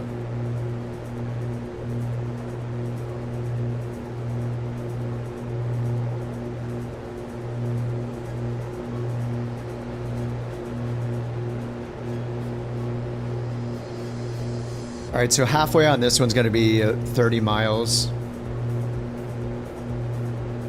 And we don't have the other VOR in yet.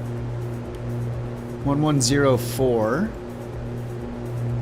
is correct. Crab. Stupid crab.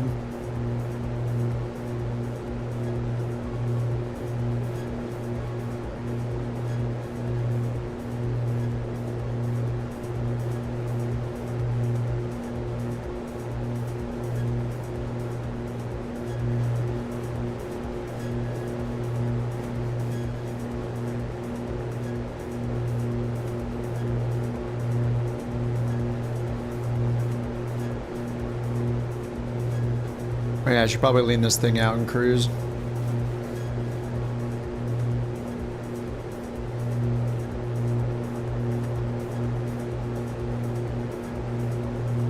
Alright, lean, find it. EGT's on the rise. We're only at 7,500 feet.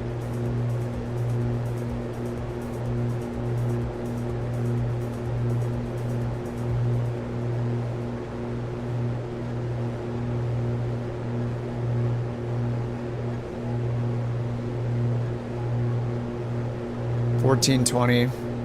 Shouldn't be much higher than that.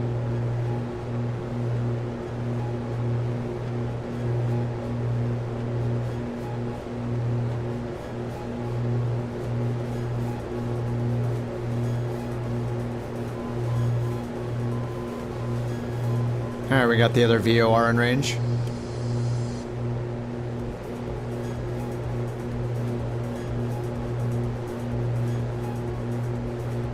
$170.2 course.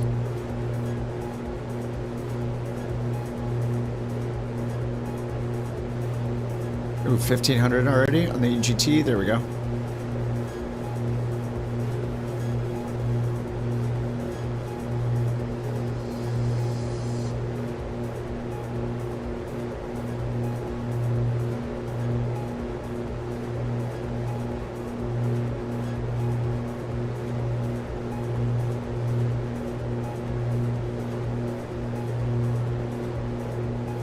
Oots.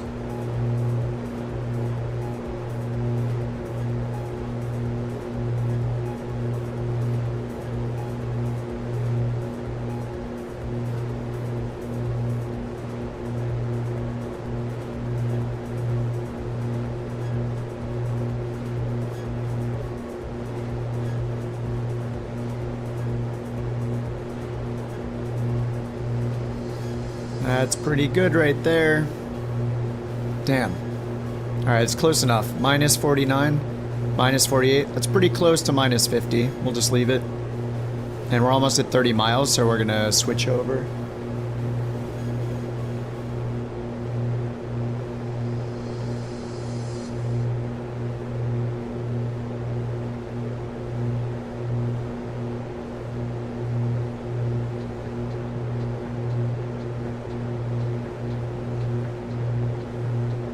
The mountain has returned. Okay, so 30 miles out, we should switch VORs, so let's change the frequency 1104. Let's put this ahead, heading mode 1104. That's switching over. We're just gonna fly directly to it, 170 on the course. Yeah, we're pretty much on 170 already. Nav mode. Alright, 30 miles away and descending. We're getting closer. We're not descending yet.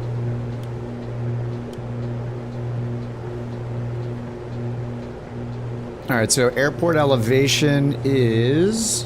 I mean, we're on islands. 123 feet, and the longest runway... The runway is 7,200 feet long, and... Does the L mean left traffic? I forget.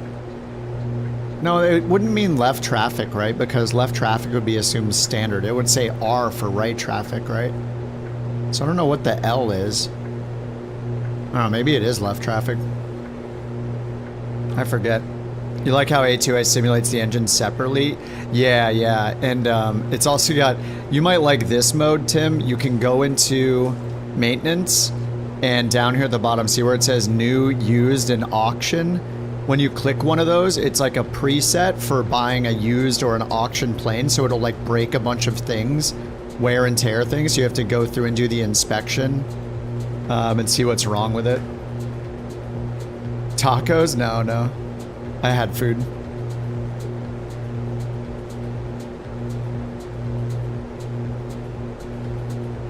Alright, so we are 25 miles out. We're at 7,000 feet. We want to go down to, say, 1,500 feet.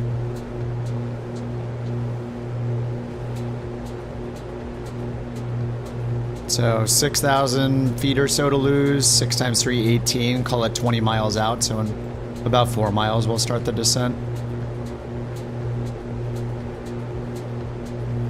Aircraft mechanic simulator, yeah. These planes are pretty in-depth. You did the auction and then you only overhauled one engine?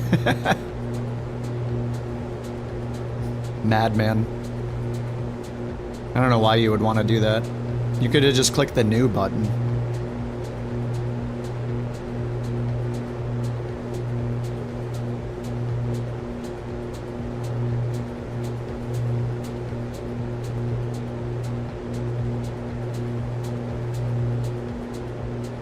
Alright, we should start the descent now. Attitude. Lower the attitude. Yeah, Tim's first instinct is just, yeah, give himself a horrible experience by breaking the plane. Oh, I can turn on maximum rate failures? Let's do that. In the Starship.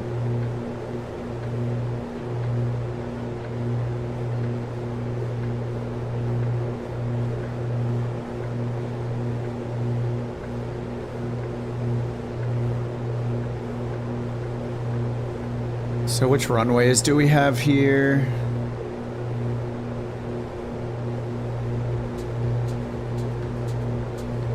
Runway 15 and 33. Runway heading 154, 334.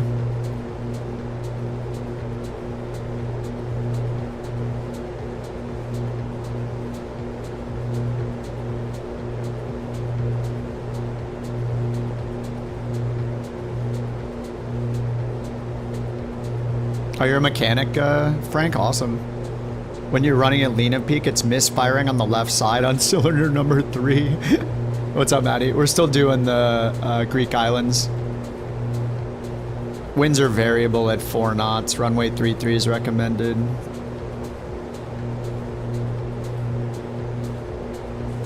Alright, so... Okay.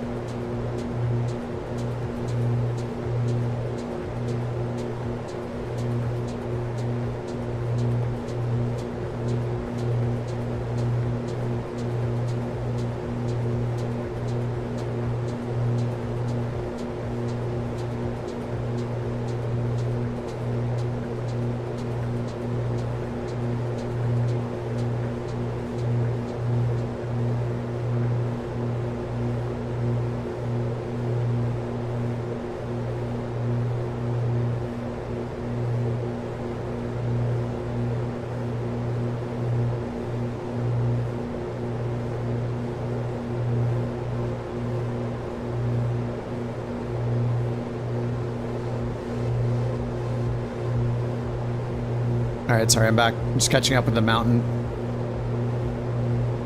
Alright, I'm just gonna fly... So the L doesn't mean left traffic pattern, I guess. Because this would be a weird left traffic pattern airport with the mountains there.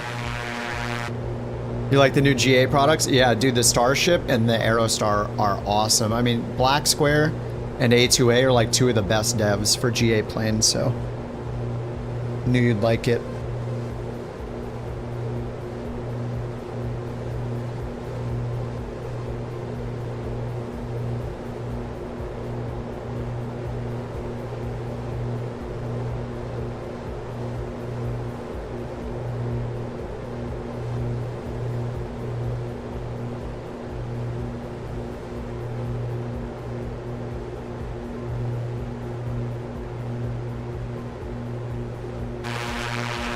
Let's get the prop full forward, mixture rich, fuel pumps on, lights are on. There, lights are all on now.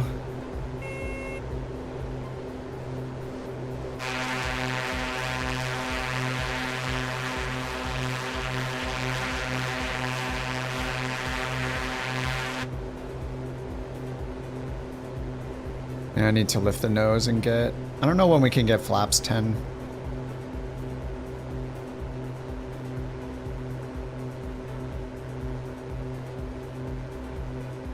I think we can get it under like 160. Alright, there's flaps 10. There's 7,000 foot runway.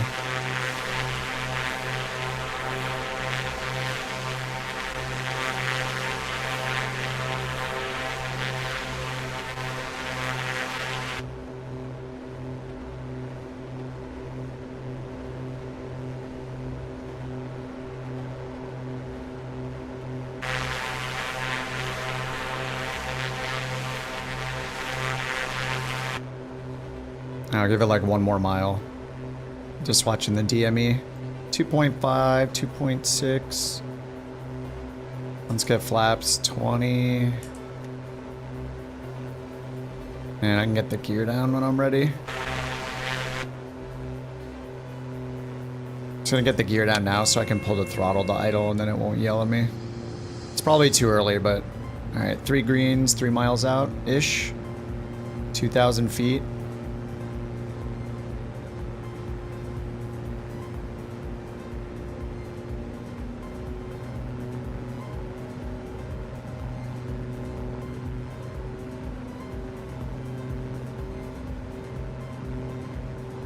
Dude, the mountains look so good. Dude, look at how glassy the water looks. It looks so good. Oh yeah, landing rates, there we go. Predictions, get them in. You know, my landings have not been that great in this. Alright, gears down. Winds are much lighter than last time.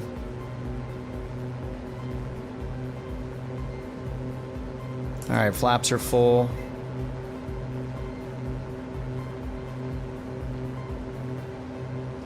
And after you guess, you can re-guess. It'll use your latest guess. If you change your mind.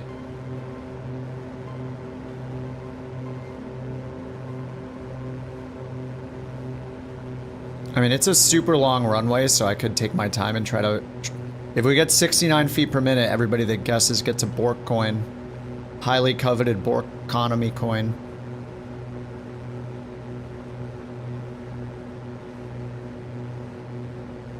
Man, the detail here looks awesome.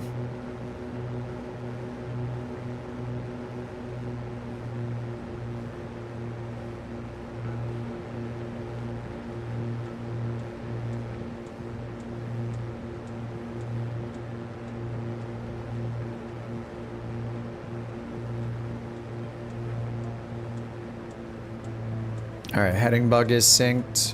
Props full forward. Mixture is rich.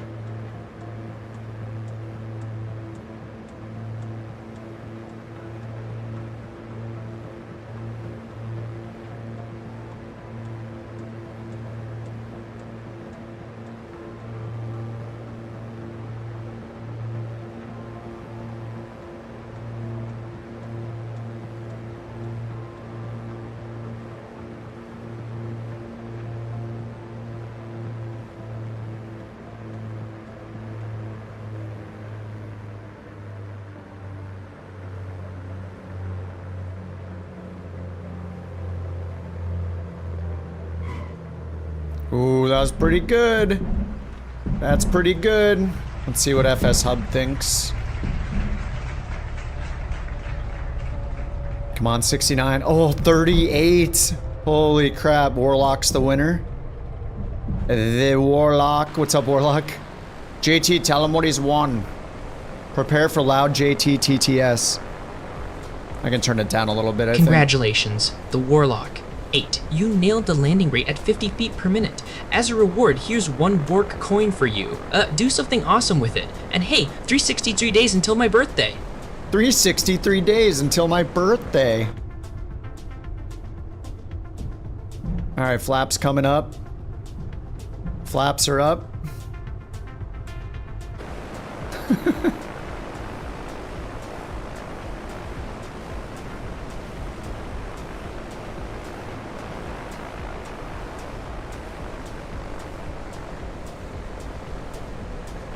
That's how he would say, yeah, 363 days.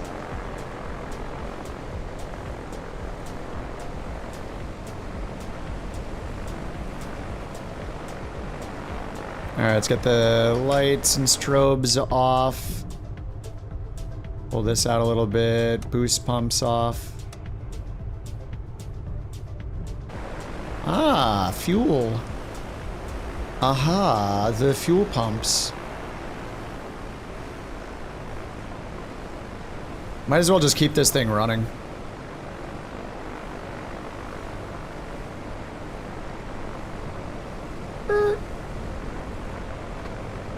I should let the mountain fly the next one, but I'll just do the microphone and she'll do all the flying. Be great. It's the best of both worlds. I get to chat with you guys and then she has to do all the work of flying the airplane. Alright, lights are off. Let's watch some landings.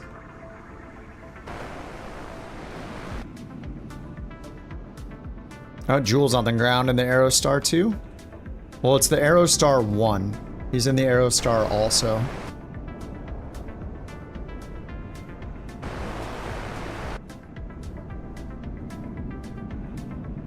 Oh, Standard has joined us. What's up, Standard?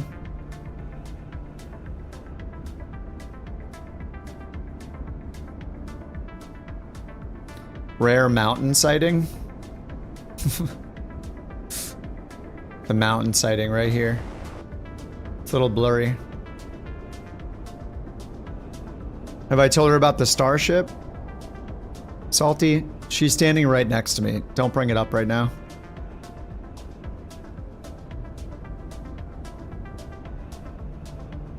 I don't think she's paying attention, so it's fine. Oh, she's typing right now. I'm not good at flight sim. Yeah, she doesn't know about my man crush on an airplane in the simulator. Shay, oh my god, dude.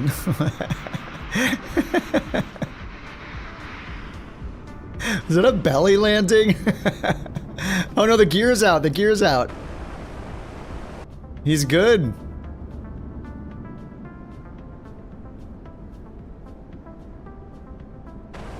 Alright, here comes Standard and Pilot after him. I don't know what Standard's actually in. Oh, he's in the ATR, but it's showing, of course, a jet.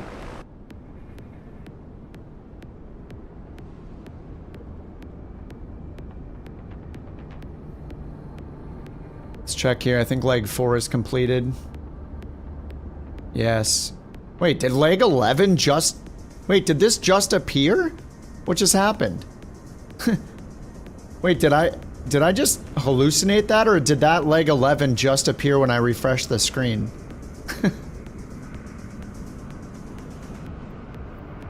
Alright, here comes Standard. He's in the ATR. It just appeared? What the heck? All the best trips have 11 legs.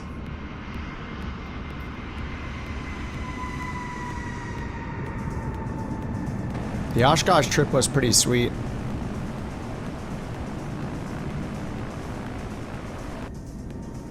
That was an ATR landing, just visualize it. Pilot sellers in the DC-3. It is, it's replacing the DC-3 with a Bonanza.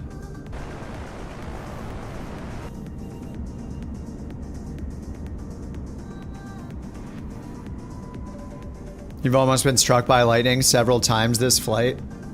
Did you cross over into the States yet? Bird, are you in like Montana?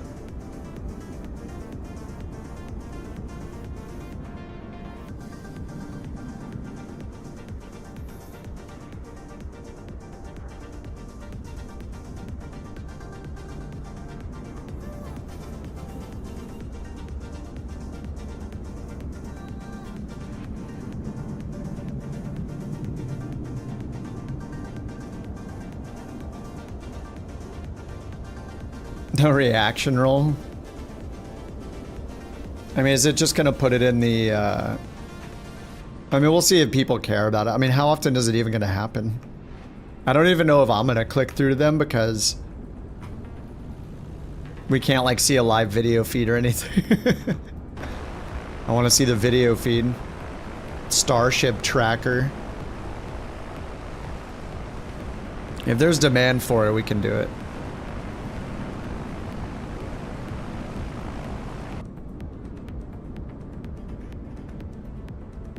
Okay, here comes Tim. I don't know what approach Tim is flying, or if he has an even functioning airplane, since he's always choosing to click the buttons to just destroy the airplane and then still try to fly it. He's on a 3-mile final.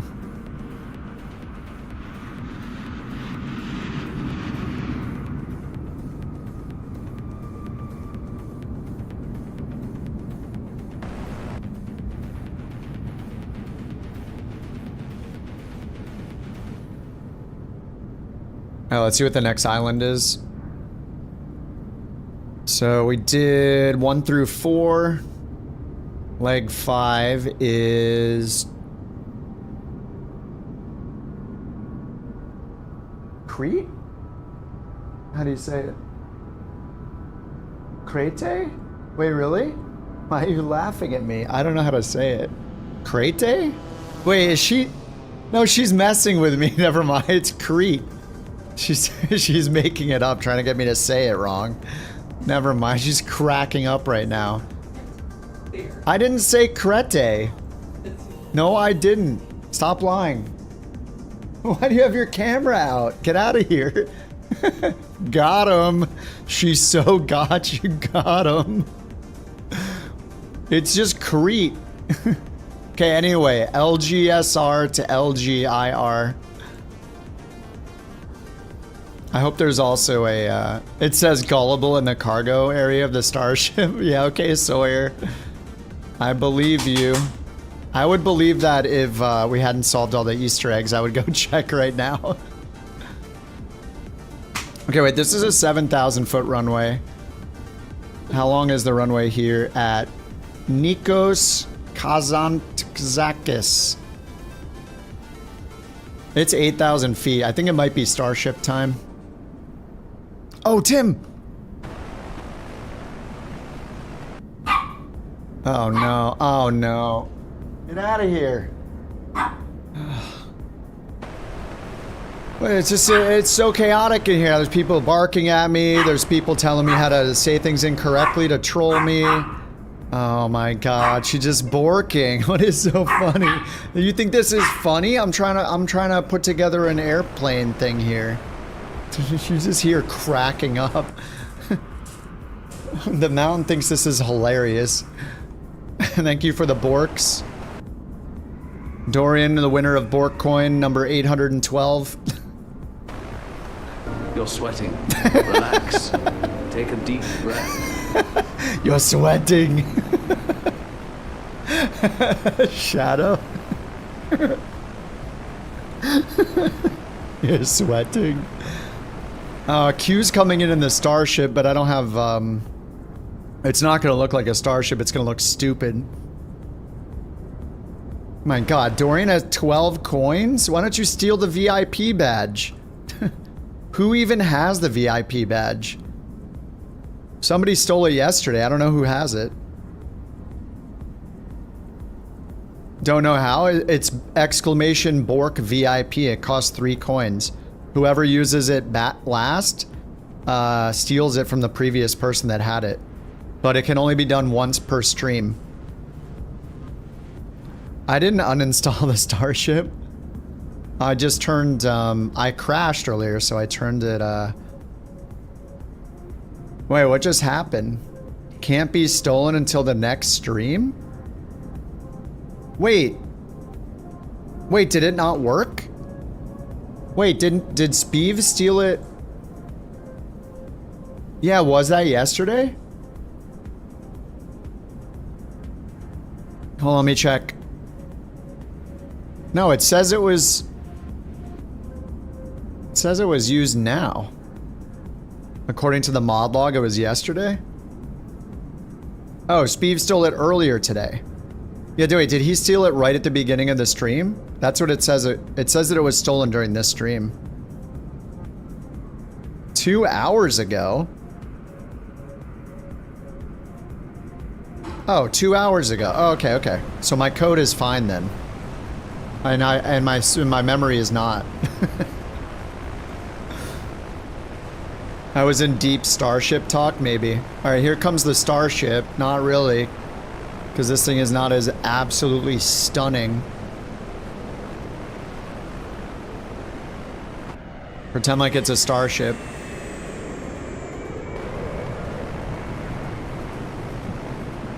I can try ultra air traffic again. It just crashes so often. I can't believe Microsoft is not like putting in all resources to figure out why multiplayer is crashing people. It's pretty insane. I'm gonna switch to the Starship though. Alright, Starship. LGSR to LGIR. LGSR to LGIR. Alright, Starship, let's go. Come back to me, Starship. I've missed you.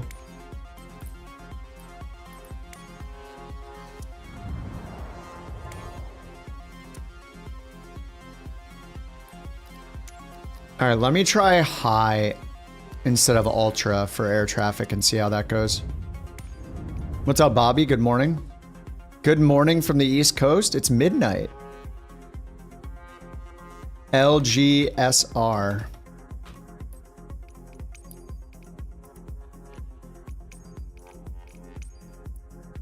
Oh, nice. We can do live time now at 6 a.m. there, local time. All right, live time it is.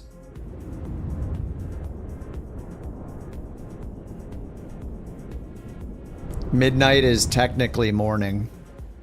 No, it's not.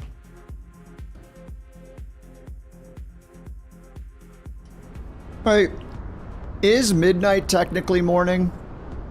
Doesn't the sun determine when it's morning? Or then if you live in Alaska, it's never morning.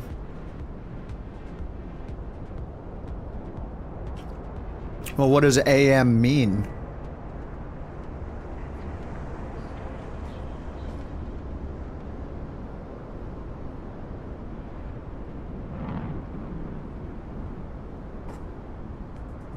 Anti-meridian. Mm-hmm.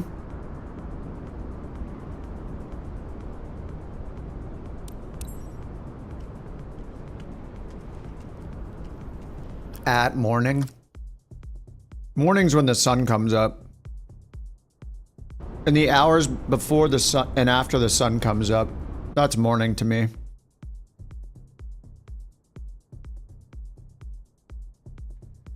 Okay, generate flight.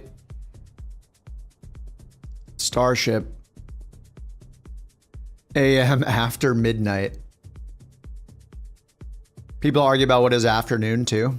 6 p.m.? No, 6 p.m.'s not afternoon. That's like in the early evening. People are eating dinner. You started it in Feather? Wait, started what in Feather? I used to start this in Feather because I couldn't stop over the ITT going too high and killing the engines, but it turns out I just needed to wait longer for the N1 to get up to like 17% instead of 15.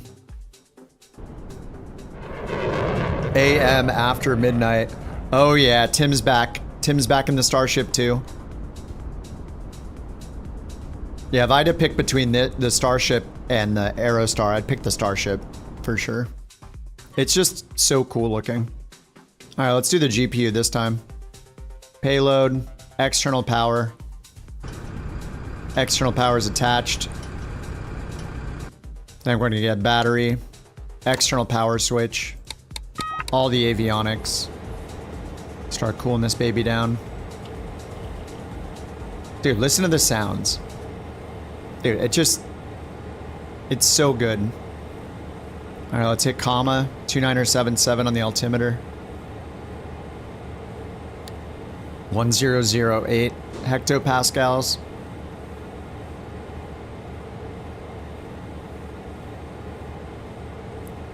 All right, flight plan imported.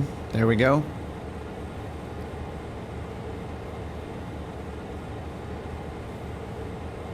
I can't wait until Tim puts the disc in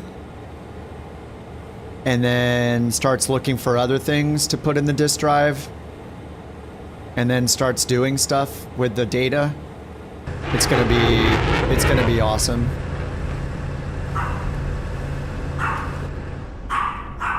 Uh-oh. She's feeling it. She's feeling it. Thank you for the Bork. Anti-skid is your favorite sound? Wait, what does it sound like?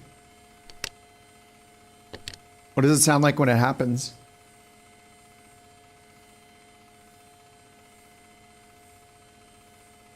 Hey, stop. She's here trying to win the BorkCoin.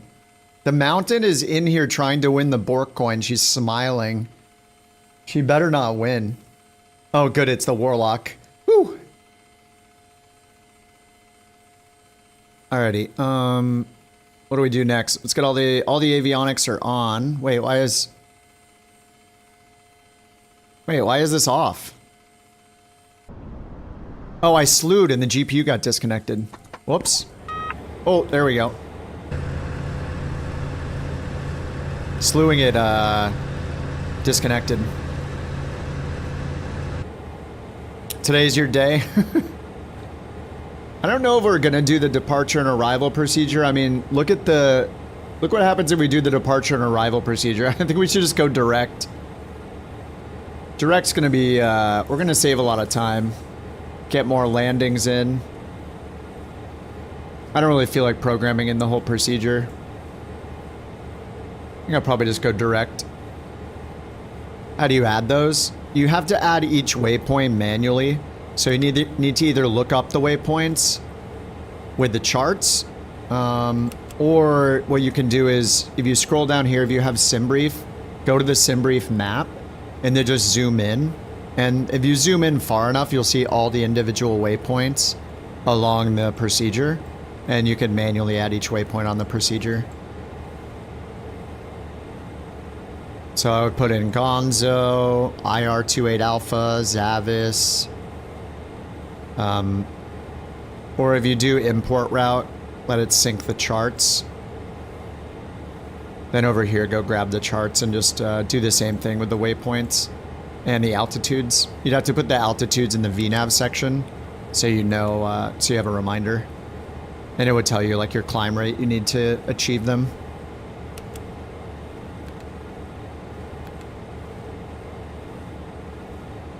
Alright, so it recommends runway 33.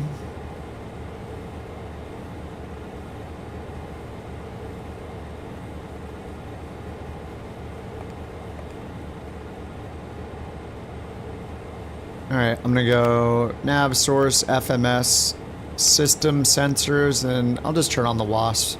Why not? No, actually we should do VORs again, shouldn't we? Yeah, let's turn off GNSS. Sensors.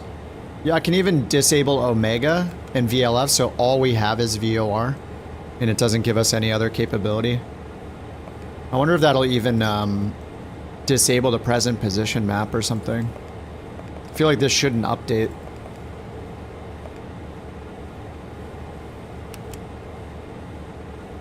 Alright, so we do Sky Vector. Uh-oh. Dude, she just giving them away today. This is ridiculous.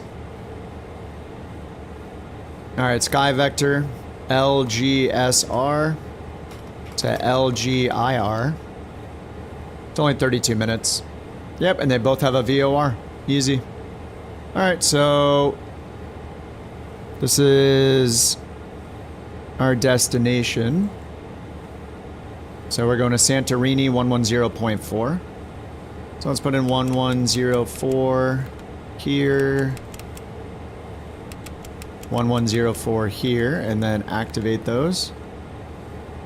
Nav source is going to be VOR1. Okay. Only 5 Borks today? I don't know how many. It'll tell us in a minute. Once it cools down, it'll tell us how many there have been today. Yeah, has it been like 4 or 5? Something like that. Alright, so we got that active. The other VOR, and we're just going to fly on a 188 course. Actually, we actually have it here. Yeah, it's 188. And at least 8,000 feet. Down here to Heraklion. I don't know how to say this.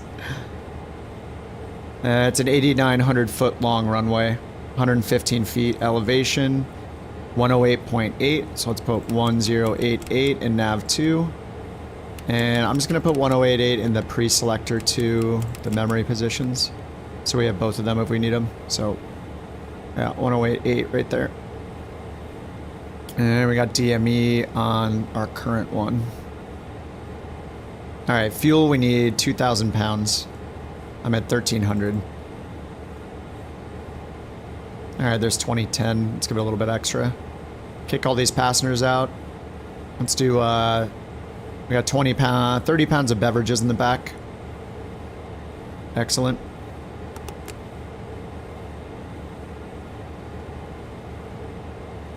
Alright, so, yeah, we just fly that course right here, 188, 8,000 feet, so I guess I'll just dial in 188 here on course 1.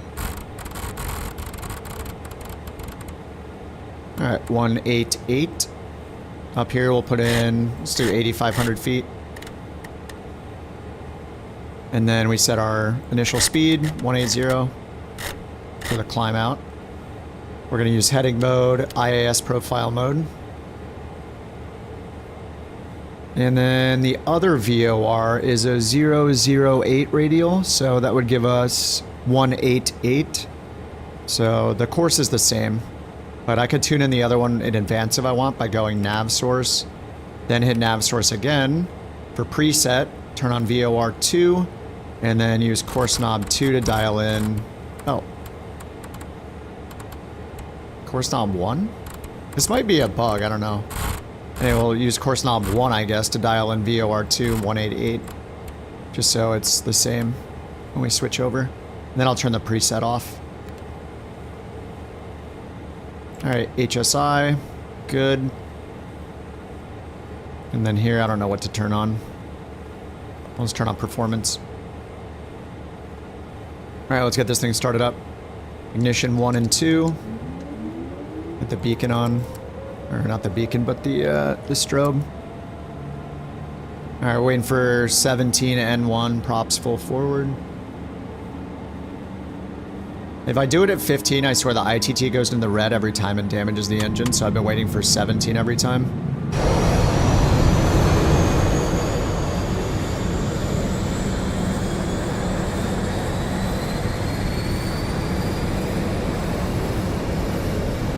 Starship have NDB. Yeah, you click on the nav. Click on nav. Sorry, click on ADF.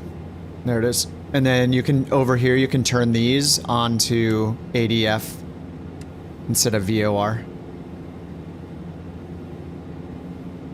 Alright, we're at green on N1 and N2. Switch it to run. Turn the ignition off. Get the generators on. Gen 1's on. Gen 2's on. External power is off. Disconnect the GPU. Stow the tablet. And we'll get the bleed air on. We're only going up to 8,000 feet, so... Actually, I guess... Could that stay off? Do we only need that for pressurization? I'm not sure. Temperature mode over here is on already, so we need to cool this baby down. Holy crap. 88 degrees. Anti-skid on... I don't even need the oxygen, but I'll turn it on because of the CAS message. And then auto feather on. Okay, I think we're good. Alright, let's get our taxi light on. And we're supposed to take off on 3-3. So get the heading bug set to 330. And wherever it's pointing, we go the opposite way for runway 33. No, Ian, I'm on Sim Update 2. Sim Update 3 has been really unstable for me, like, a really bad performance for me.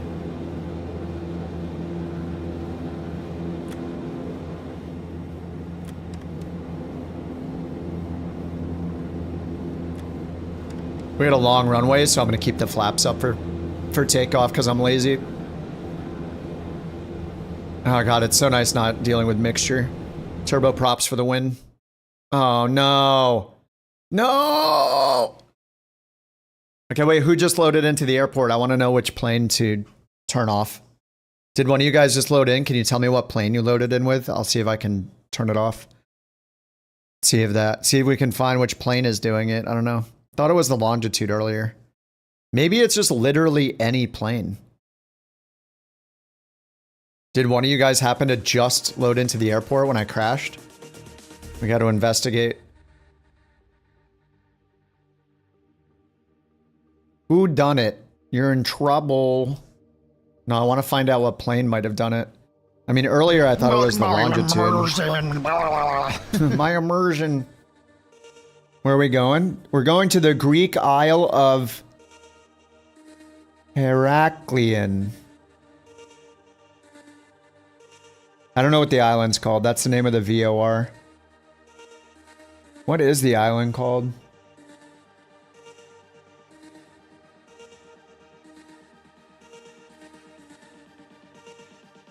I don't know what the island's called.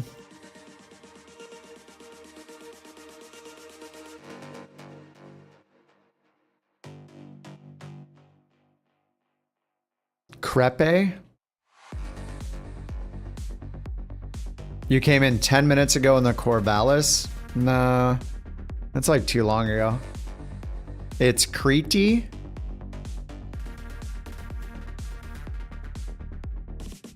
It's wait, what? What's very thin? Good with fruit and whipped cream. What? What are we talking about? A crepe? You're talking about crepes? The Isle of Crepe?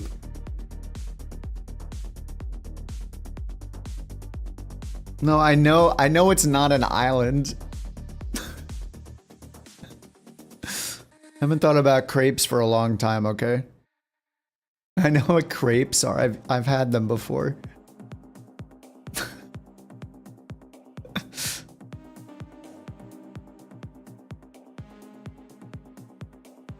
Pronounced like carrot? The mountain said it to me, but I forgot what she said, how she pronounced it. How many crashes? Is it like 2? It's 2 or 3. Google it. Pronounce Crete.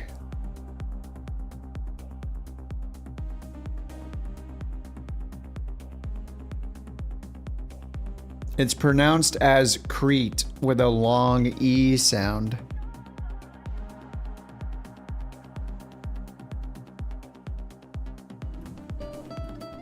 We are looking at how to pronounce the name of this island in Greece, and we'll be looking at how to say more Greek names of famous places and Greek mythology. Stay tuned to the channel to learn more. Crete is how it's said in English, so a long E sound. You could spell it K-R-E-T. Crete. Crete is how you say it. And Crete. You know, more videos for you here to learn more. See you there. Thanks for watching.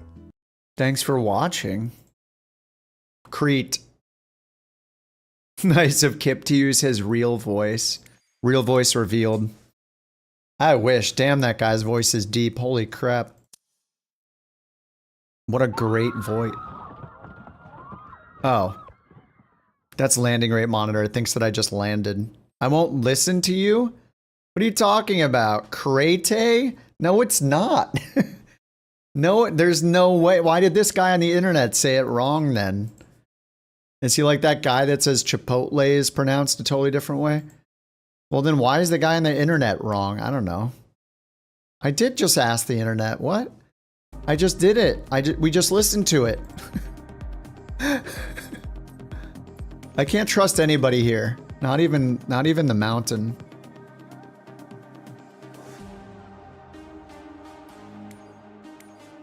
You really think someone would do that? Just go on the internet and tell lies? Yeah. Jules right.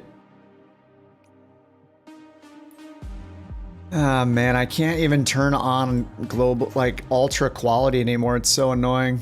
I think medium was fine. High, I crashed.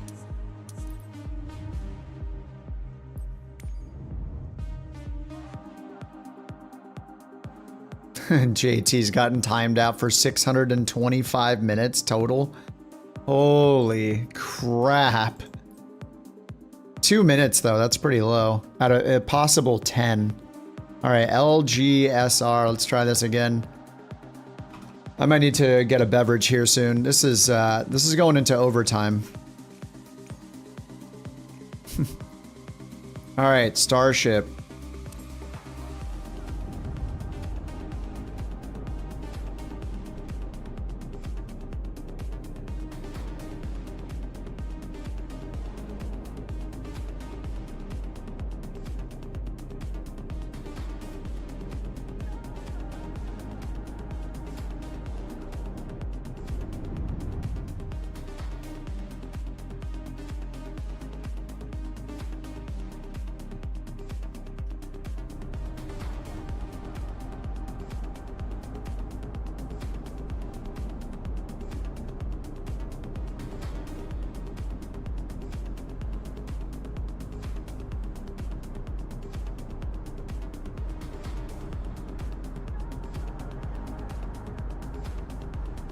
I wish there was a way for me to make the TTS quieter per voice, but I don't think I can.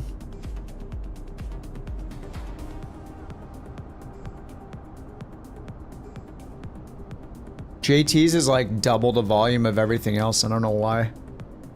11 legs tonight? Oh my god, maybe. They're pretty short. If I didn't crash, we would be done already.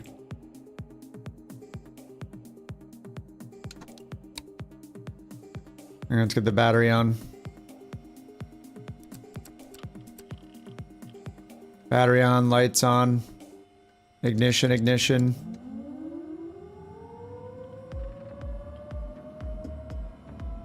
Alright, well, all I really need to know is 1104 for nav. 17 N1, there we go. Get it started.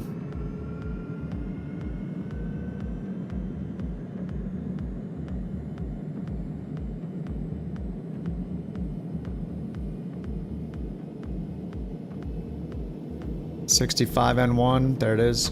Run, run. Ignition's off. Gen 1. Gen 2. Avionics. Bleed. Temperature.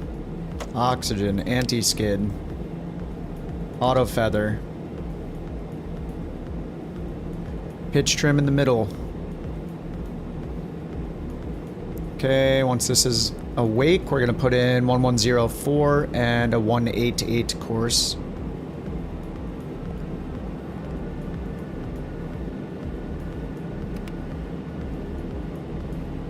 And we're going 8,500 feet. Hit comma. Millibars, 180 over here. Heading, IAS profile. Initialize system, update position. Okay, nav 1104 for nav 1. Nav 2 is 1088. 1088. Okay, course is 188. Done. Runway 33. Alright, should we just take off on the other runway, right? Or we can just take off on the opposite. Instead of 3-3, it'd be what? 1-5? The wind was variable, right? So.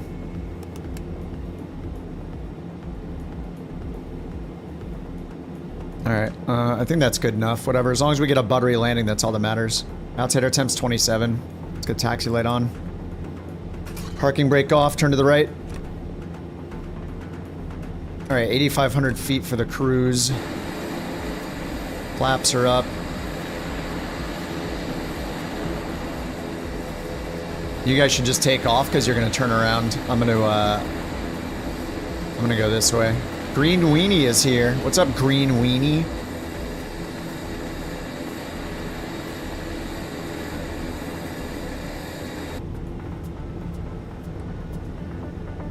Alright, we got a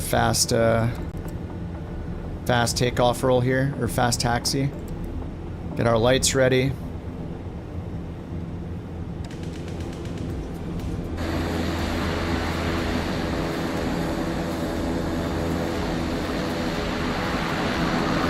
Tim, there's an American flag livery for the wings in the in flightsim.to.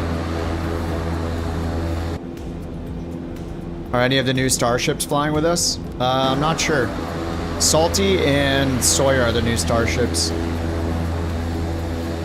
And Q is Q. I forget when Q got his. All right, let's get out of here. All right, auto thrust enabled, or auto feather enabled. Auto thrust. That'd be nice. Sync the heading bug straight ahead. We got heading mode and IAS profile mode. All right, 80 knots. 100 knots. I have to pull back so much on the stick. It's making me uncomfortable pulling on the stick this much. You do have to pull on the stick kind of a lot. Thanks for the biddies, Johnny. This is me putting my hardware all the way out. Hardware activated. We're more than 400 feet. We're gonna watch out for the mountain here, so.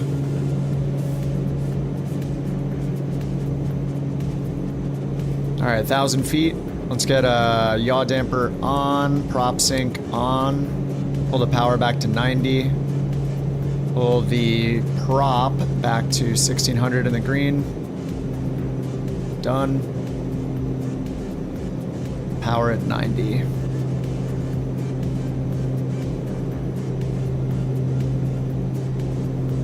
Alright. And how are those mountains looking? Not as threatening.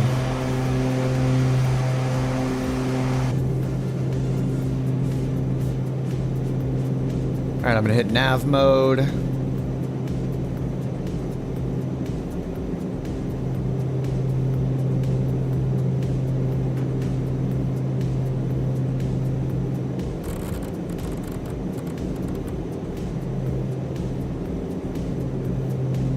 Okay, autopilot on, 180 knots. Supposedly we can get auto feather off now, so we'll get it off. Over 170 knots. Okay, cast messages are clear. Looking good. We're just watching our power. 89, and we'll go up to 8,500 feet. Oh my god, it's so nice having vertical modes. They're so nice. You came around that mountain in the Aerostar. It wasn't very nice to you? Yeah, the scenery. There might have been. Was there like Greek? Yeah, the scenery is great here. Agreed.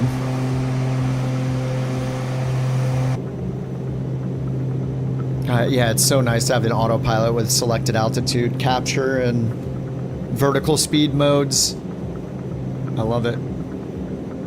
So much easier. There's so much work just having to remember to keep an eye on the altitude the entire time and hit the button. I mean, I know I should be scanning those things all the time, but you know, fake pilot things. All right, DME is 7.6. IRA is tuned in. That's the other VOR, the Iraklian. I don't know how to say it. Okay, we'll get standard. Actually, yeah, I guess that's yelling. No, that's probably just yelling about 8,500 feet, not the barrow. I don't know what the transition altitude is.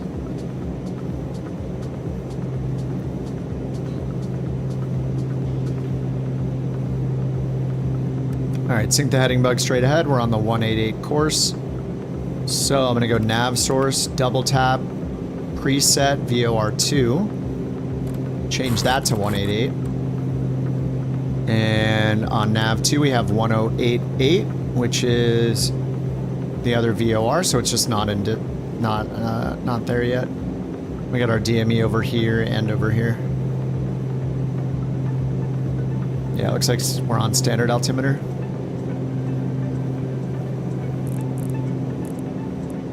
All right, 2992.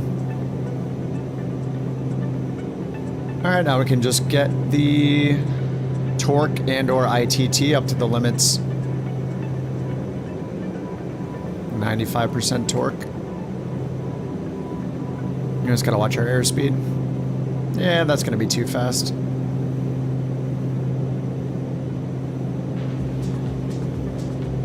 Alright, looks like about 82% torque's good. Alright, sweet.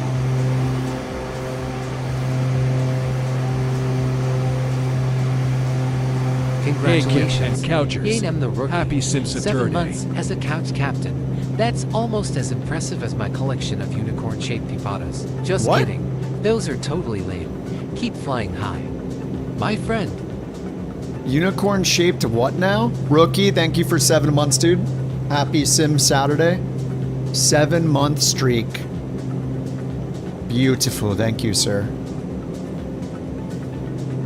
You like unicorns? He say, yeah, did he say something about unicorns?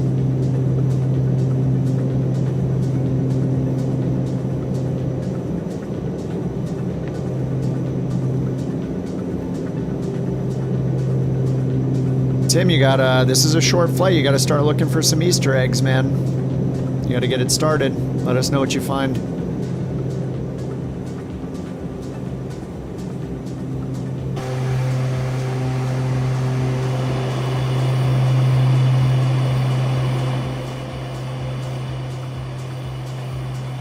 The volume for this plane is pretty loud though. But we do have the headphone button down here. The new plane is so good. What new plane? The iFly? What are you flying? Wait, what is the... Oh, you have the A2A new plane? The Aerostar? The Aerostar? Is that right? You got the Aerostar now, JT? We've flown the Aerostar today a lot. I flew the Starship like twice, the Aerostar maybe 3 or 4 flights. What's up, Ian? You've only dropped into one of these before. This is impressive. Your knowledge on these planes makes me feel like you have so much to learn. 2020 was so basic with the autopilot. Well, I don't know how long you played 2020, but it got a lot better after a couple years after it came out. Like when it first came out, even the G1000 was very limited, but there was this group of like volunteer and they weren't volunteers, a group of devs working on a mod for the G1000 called the Working Title Team, and they made the G1000 NXI, and then they were hired by Microsoft, and they've been working on tons of avionics for the default planes. So it got a lot better. This is a plane by a developer called Black Square though, and they're known for very, very, very good planes. Like just even looking at the EFB in this thing, and what's modeled in this is insane. Like foreign object debris and electrical issues, and there's like hundreds of possible failures. These planes are incredible. And then the other plane we were flying, the Aerostar, is also really, really detailed. Like it has like per spark plug wear and tear, like per cylinder, per spark plug. It's crazy. So those are the 2 planes we've been flying today. They are so fun to learn. This plane also has secrets in it. The developer hid secrets throughout the plane. This isn't even a secret really, but this disk drive is kind of like part of it. But anyway, there are secrets and Easter eggs hidden throughout the plane that we spent days and days doing as a group on the stream, with like puzzles basically and like decoding stuff. It was very, very cool. As good as the plane is, like it stands on its own without that, but those like extra Easter eggs were just so awesome. But yeah, Microsoft Flight Sim has come a long way the last like 5 years. The first couple years it was not super impressive, but man, it's gotten incredible. Like the Garmin G1000 NXI, the GNS 430 and 530 were redone. They redid the Proline avionics for the CJ4. They redid 787 and 747. And in Flight Sim 24, they released the Honeywell Epic avionics. So those are in the PC-12 and PC-24. They doubled how many default planes there are in the sim between 2020 and 2024. It's insane. And that's not even talking about the third-party planes yet. There are so many good developers. There's like a study level 737, 777, A319, 320, 321, 350. There's so many good GA planes by Black Square if you like planes with like more analog avionics. It's insane, man. It's there is no shortage of things to fly and learn. It's so good. I wouldn't even bother with Flight Sim 2020 anymore. I mean, it's good, but I mean, it's just gonna end up going away. The way they've improved 24 as well, like the ground detail, the lighting model, first person mode, you can literally walk around anywhere you want in the world. It is pretty insane. We're more than halfway, aren't we? Oh yeah, we need to switch over. So I'm gonna go here, nav source, transfer. 188 is correct, 23 miles. And the airport's at 115. And let's just take a look at the airport. Looks like we got east-west runways. Runway 9 and 27. There's also runway 12 and 30. So we probably want unknown surface on that one. Yeah, we'll do the 9,000 foot runway. Hard surface 9 or 27. Let's check the... I didn't even talk about the built-in EFB yet. With all the apps you want. I mean, I have Navigraph. Just load Navigraph in my tablet if I want. Actually, I haven't logged in. Oh, they redid that. Nice. I didn't know they redid the screen in this. That's cool. You know, to import my Simbrief flight plan. There we go. I should really just be using this for the charts instead of, I mean, you know, what's it called? It's great. Low IFR. Sky Vector's great, but anyway, LGIR. Open airport, grab the METAR. Actually, I can just go to info runways. So it looks like runway 12 is preferred. Runway 12. Actually, no, we don't know the surface on that. Yeah, 9 or 27 just has a full crosswind. Weather is 170 at 7 knots.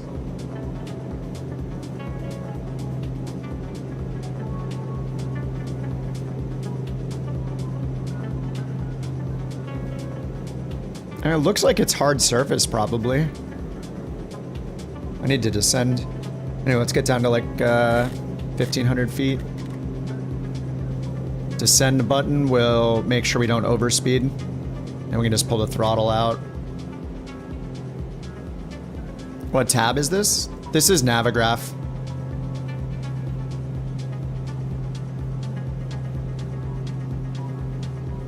This is Navigraph, which you can put on like your tablet, your phone, your desktop software, like run it on Windows. Or you can run it here in the EFB, or you can run it as a toolbar app. You can pretty much use it wherever you want. But yeah, you can use it in the tablet. I mostly show off like the charts that come with the sim for free, but yeah, Navigraph's an option. Oh, I don't have Simlink running, so it doesn't find my location right now. I haven't used it for a while. There, Navigraph Simlink starting.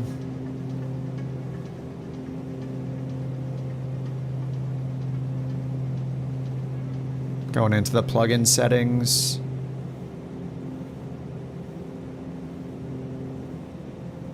Start on application startup. Okay, now it should be able to find me.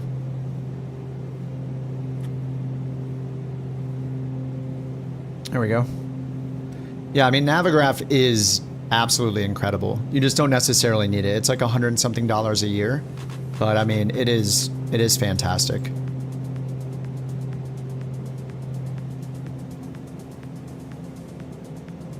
All right, I think we'll just land on whatever runway is best for wind. I don't know. This one's so this runway is so long though.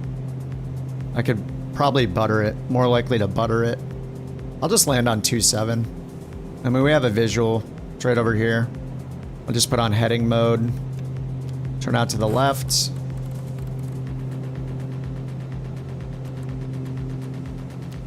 And we will just turn around, land on 2.7. Sometimes you gotta try a long one and see what you see, you know, see how it feels. What? Why would I don't even know why I would say that. It doesn't make any sense. What is the context?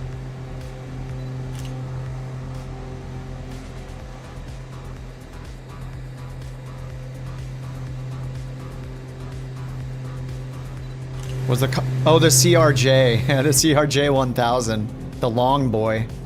It's so big.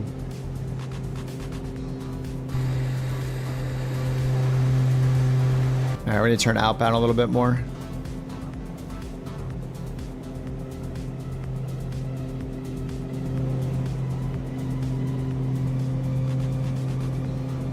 Da da da da da.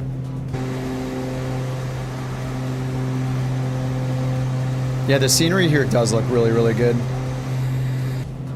Alright, let's get the autopilot off. Let's get the prop full forward. Swing this baby around. We're gonna get the prop sync off, auto feather on, and yaw damper is off.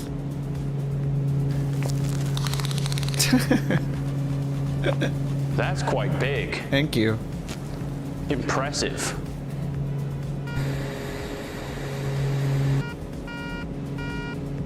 Oh, chill.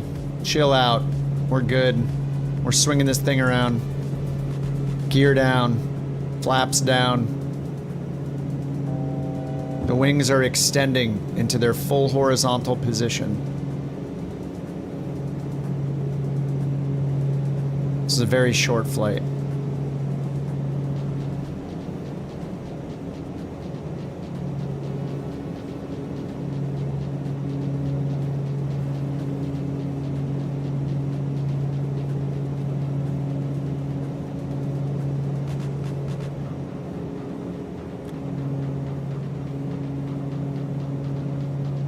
Alright, sync that heading bug straight heading bug straight ahead.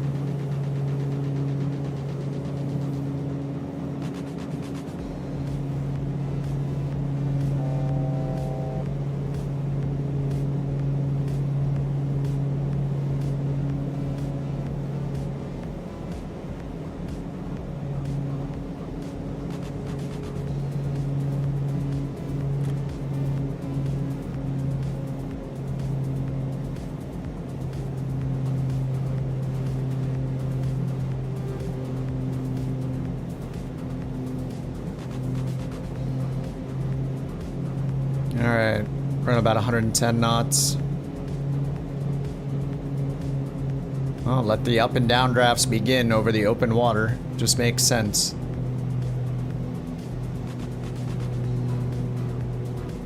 Oh, Starship right in front of me. It's Ilmo. Alright, we're in idle.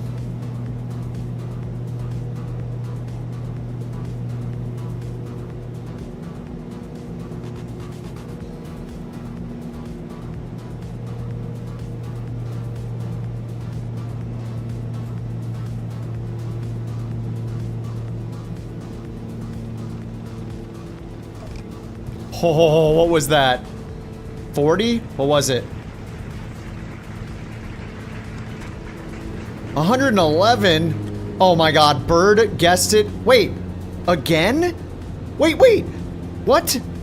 Wait, didn't he win 3 coins with 111 before? Wait.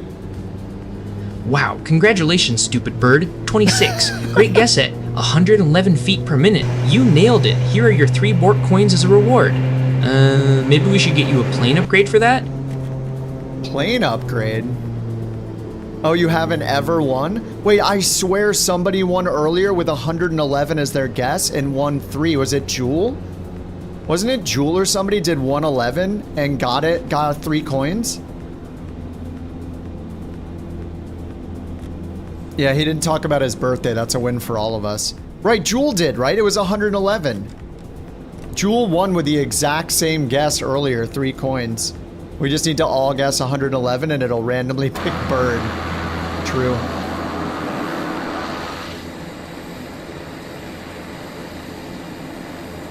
I don't even know why I am like taxiing to parking and I'm not even gonna shut it down.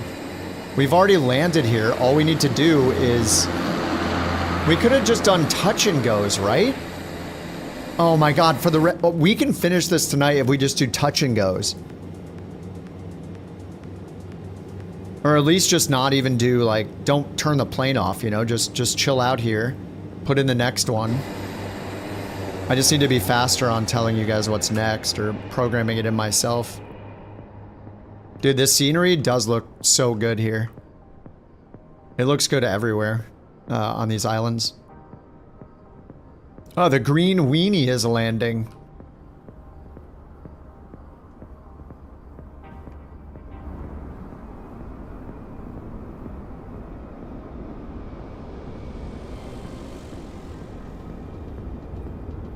He's going for straight butter. Boop.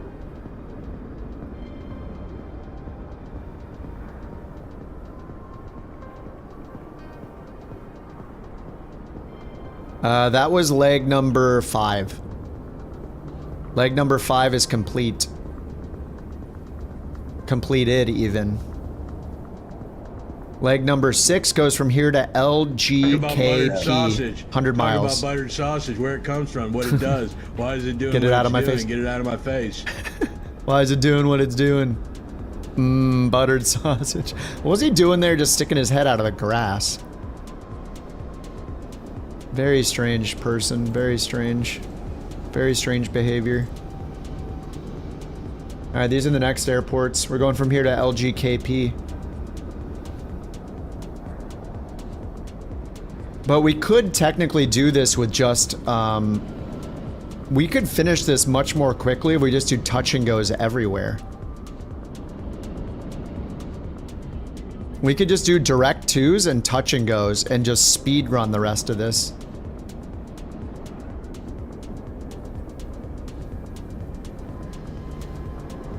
LGIR to LGKP is next. 15,000 feet for the elevation. All standard is landed. It's showing the ATR this time.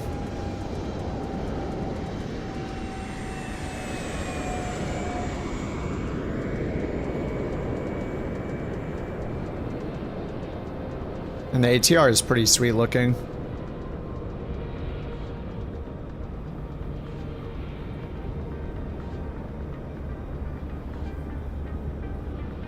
All high graphics, full terrain level of detail, 80 FPS. Heck yeah, dude.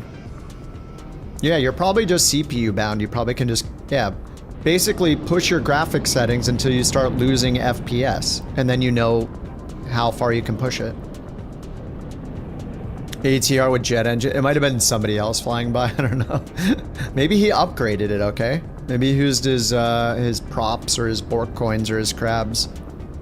You remember this area in Assassin's Creed Odyssey?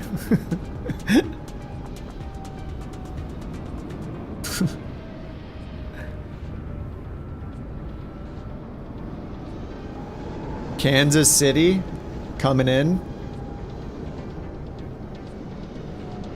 It's a generic.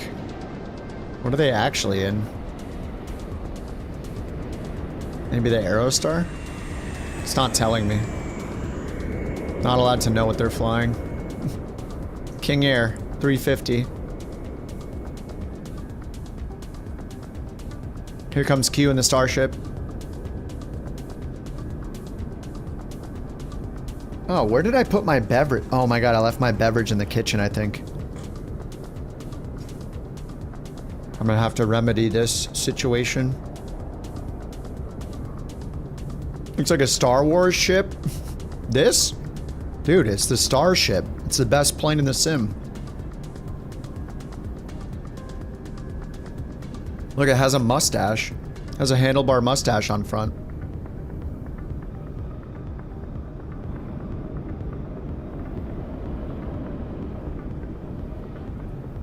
Oh, Tim landed on the other side.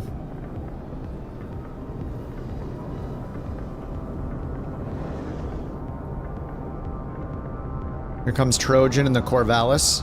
Oh, he's dusting it up over there.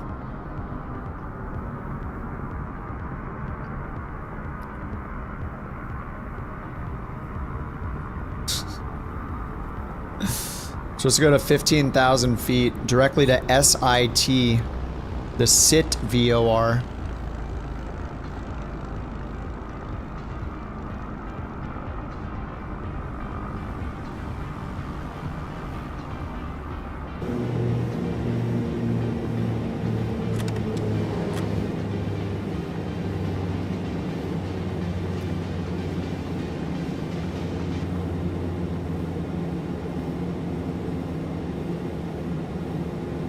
Navigraph, import, LGKP.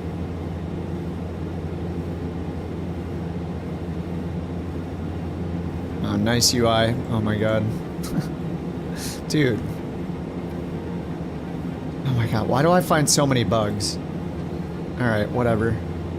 Just give me IFR low. Sure. What is... Oh my god, what is wrong with this thing?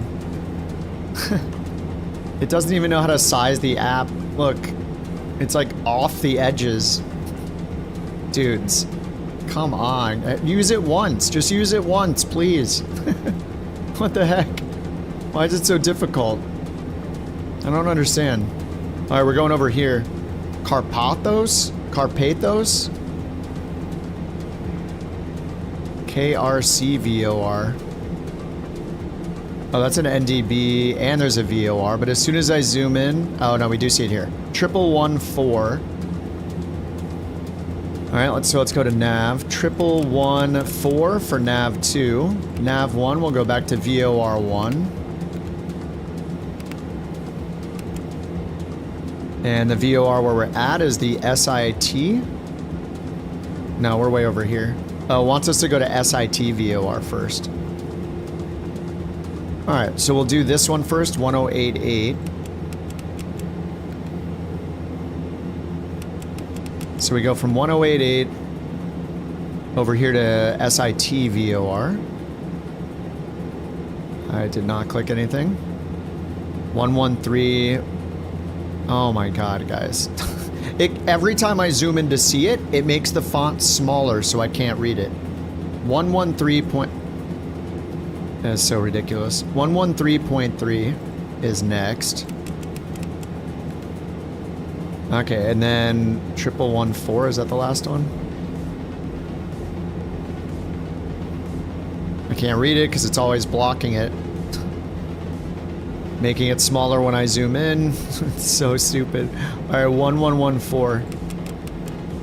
Alright, there we go. Alright, nav 1. 1133.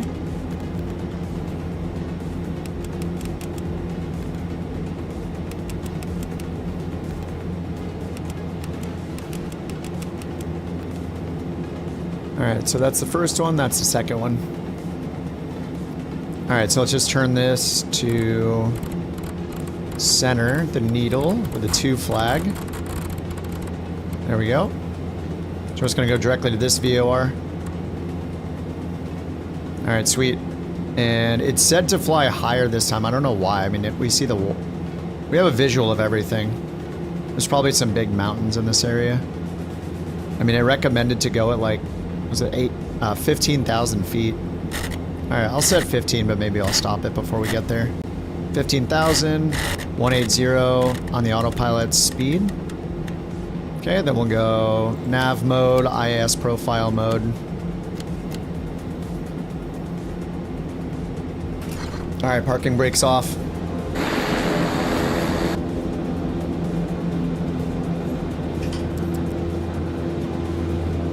Okay. Lights are on. No smoking yet.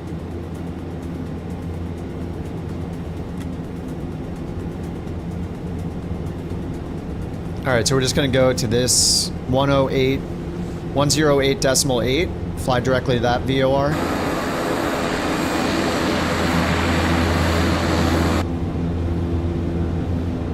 108.8, and then after that, we're gonna fly towards the VOR at 113.3.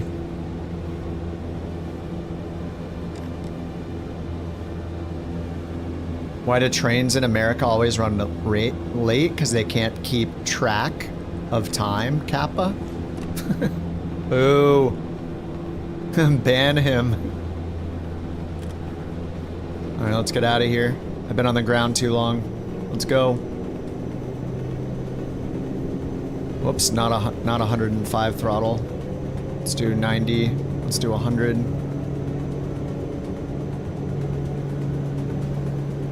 Alright, we're going to the northeast.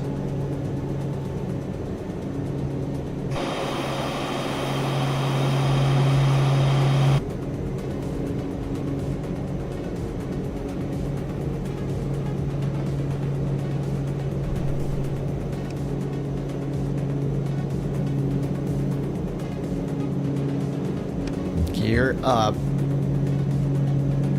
Oh, I didn't turn on. Did I turn on auto throttle? Yeah, I did. Nice. We're good. Alright, let's get auto prop on and yaw damper on. Or prop sync and yaw damper on. Over 400 feet. Let's go intercept it. Let's get the throttle back to 90.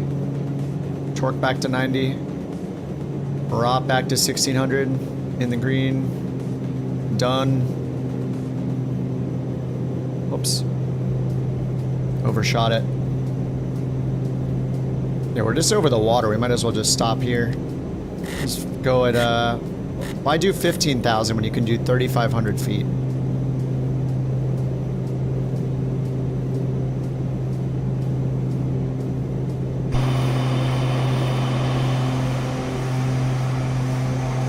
Let's go! JT liked the joke.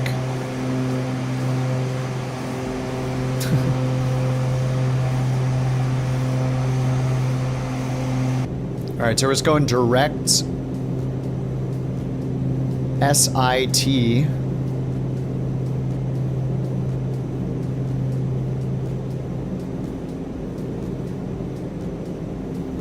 This is me putting my hardware all the way out. The hardware has been extended. So SIT is right here, 113.3, so I don't have that tuned actually. So let's go nav source, preset, VOR2. Okay, then we'll turn the needle. We want a 2 flag directly to it, there we go. And we'll transfer it. Okay, VOR2, directly to SIT. And then after we cross it, we're gonna go direct, we're gonna go outbound, I guess. Up here. Which radial is this? I mean, I see 088 radial that way. There's a line on this, but I can't see the radial. How am I supposed to use this? This is so weird. Okay, 061. God, it's so hard to read it. Alright, 061 will be our outbound radio, or our outbound course from SIT VOR. Alright, looks like we want to get higher, so let's go 7,500 for now. 7,500 IAS profile. And let's bring the throttle up to 90.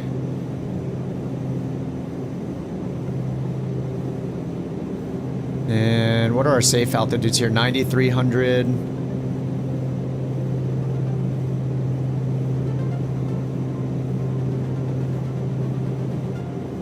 Yeah, these say flight level 110 or higher. Alright, I guess we'll go to 11.5.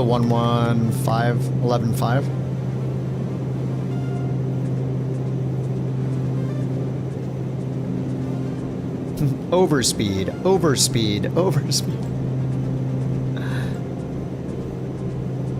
Yeah, I guess we should be on the 103 radial right here. That would put us on the Jet 65 or the J65 airway. I'm gonna do that. Dial in 103 for the inbound course. Oh, I'm on 105, okay. Close enough.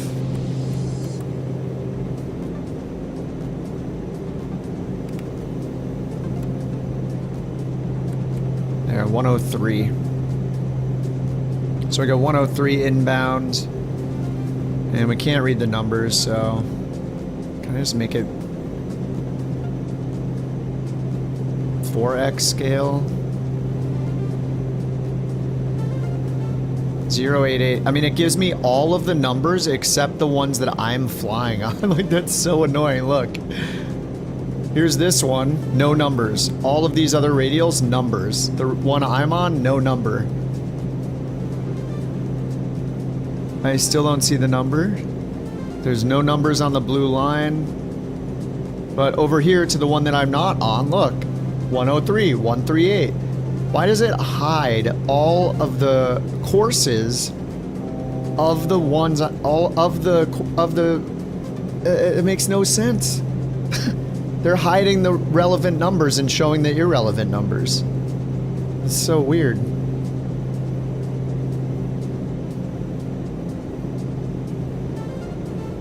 I have to zoom in this far. Where is it? Why does it show everything else? It shows all the other radials. I don't understand.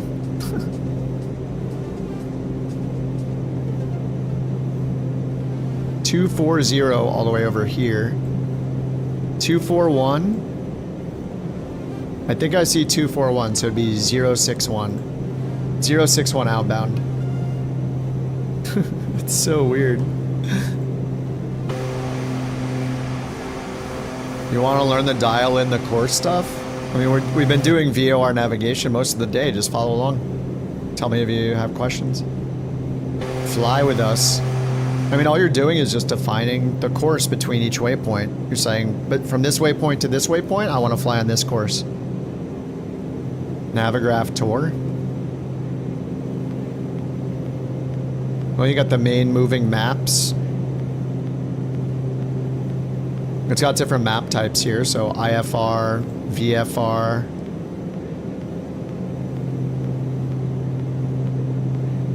You know, this one has like airspaces. You can turn things on and off too. The more you zoom in, the more detail it gives you. If you zoom all the way in on the airport, then it gives you all the airport information too. Parking, taxiways, hotspots.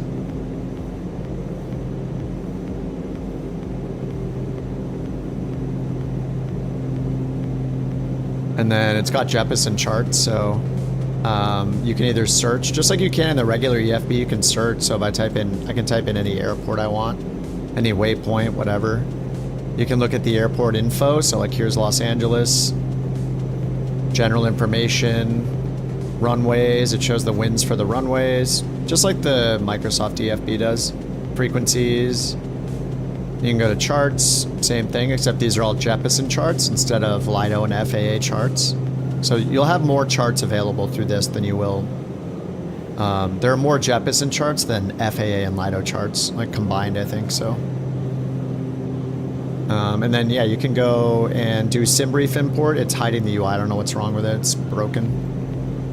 This thing is just glitched. You know what I'm guessing is they never tried to use the different sizes of the EFB that you can change to, so they probably messed up the UI because of that.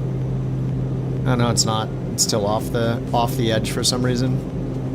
But yeah, you can import your SimBrief flight plan. When you do it, it'll pin all the charts at the bottom here. So you look up your departures, and so say like the airport chart, for example, you can actually, instead of just using, sorry, I turned the scale mode up, so it's like way too big now. Instead of using the moving map, like following your plane, over here, so instead of zooming in, if I want, I can overlay the airport chart by clicking this little layer button. It'll put the chart on top of the moving map, so you can see both of them at the same time. So as you get closer, the chart is right there on the moving map, like pinned in there. You can like make it more transparent. And it shows how it connects, so that's pretty cool too. Yeah, I mean, there's a lot of great stuff in Navigraph for sure. And you can put all this on your tablet. I mean, I think that's one of the biggest nice things about it is if you have like, you can use your phone or your tablet, install the Navigraph app, and it gives you this same UI, so you can have your tablet mounted next to your monitor and be pulling up the charts and using the moving maps. You know, it's kind of like having ForeFlight. It's Navigraph charts. It's like $100 a year. But yeah, you can put it in the EFB here. You can use they have a full desktop application you can run, put on a second monitor. You can run it on your Android, iPhone, iPad, you know, phone and tablet, like up to you. It's just got apps for everything.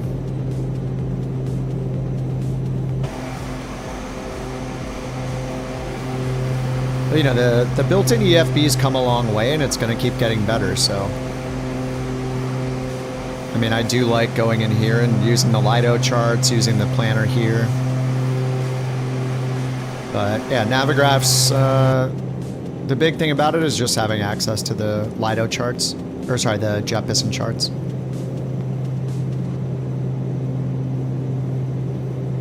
They'll be available at like big and small airports over the entire world. We're only 10 miles away from SIT. I guess I could go to nav 1, put SIT in again. We're just going to change heading, but I can just pre-select the next heading over here. Or the next course we're going to fly, so.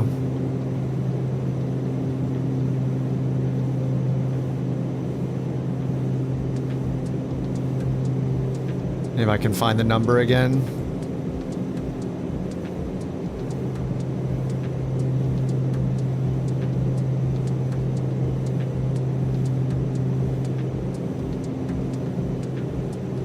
Oh yeah, I need to change to IFR low, maybe.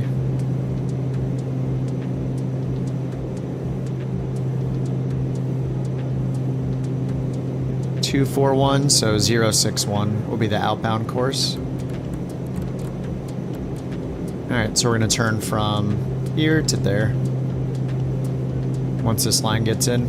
And I'm going to do it just by hitting course transfer. Yeah, I love the colors on these. You understand the Lido charts a little? Yeah, I'm learning a little bits here and there. What do I prefer? I think the Lido charts look awesome. Like, it takes a little getting used to, but man, the dark mode charts, like, they're just really pretty. I don't know what it is. It's just like, yeah, I really like the look of the Lido charts. And it's just cool to have something new to, like a new format to learn, you know? LGKP, let's see if they have any charts. Yeah, so like if you just look at the, like I just like the format of the charts. They look cool. They have like these dark gray colors, and you know, if you look at one of the departures, these can look really cool. Some of them will have like magenta colors, and they're just really nice. Like these green boxes are where you find the frequencies. And this covers multiple SIDs, so you can just find the name of the SID on the line. They also have these airport facility charts that are interesting. So like we're used to just seeing like ground charts like this. So they have the ground charts, but there's also these AFC, airport facility chart, and it gives you like an overview of surrounding the entire airport. So you can see what approaches there are like at a glance. So look, this is a VOR approach for runway 12. It gives you the frequency, it gives you the DME and the altitudes, and the runway and the final approach course and the descent slope. Right there, all in one line. And then if we move down here, like let's find another one. Here's a VOR approach for runway 30. You know, like over here, here's an, what is this? What is it? Oh, this is just a holding point, I think. But it's kind of cool. You can see like the whole area surrounding the airport, and it'll call out ILS, RNAV, localizer, VOR, approaches, all the frequencies you need for those approaches. The altitudes will be shown. Like, it's just, I don't know, it's kind of neat. It's just a huge overview of just going into and out of the airport, so I kind of like it. What's up, White Rice? Halfway through installing new flooring. Nice. That sounds like a crap ton of work. But I mean, like the benefit to the Lido and FAA charts are available for all of us, right? Jeppesen charts in the real world, you have to pay for them extra. They're not publicly available. They're like, you know, private company. They make their own charts. And so Navigraph gives you access to the Jeppesen charts for the sim worldwide. Like in real life, you pay like hundreds of dollars per country or location or region or whatever. So it's really, yeah, it's really nice we get all of them in the sim. Oh, I passed it, didn't I? I passed it already, whoops. Course transfer. Alright, let's turn it around.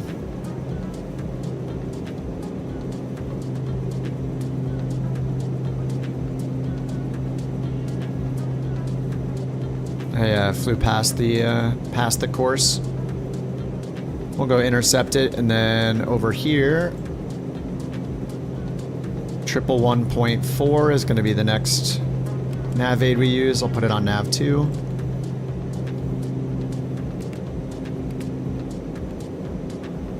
VOR2, and then we'll switch over to it at some point, like halfway. And we're going inbound, it looks like 240. So that's the outbound one, so we'll do 060.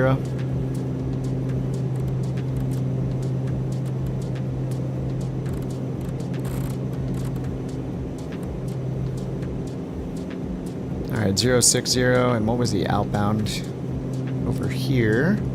On the way out of SIT, it was off a little bit, 241, so 061 instead of 060.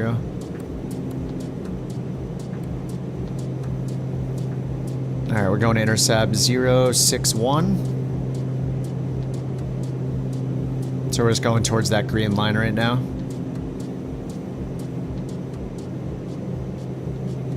You can literally see the, like the exact thing that we're seeing here.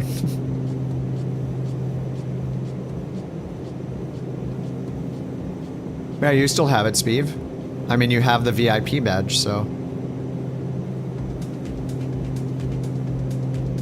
You have the heart next to your name. If someone stole it, you wouldn't have the heart anymore. You're holding on to it. I forgot you stole it like first thing today. Oh, you don't see it in Twitch chat?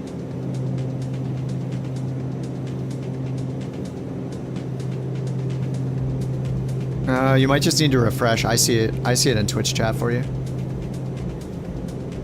Oh yeah, the first message, that's right. Yeah, you get it until I do another stream.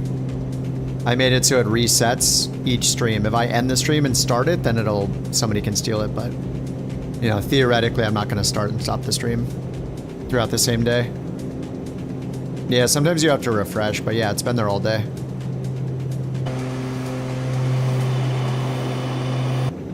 I do track the total time held.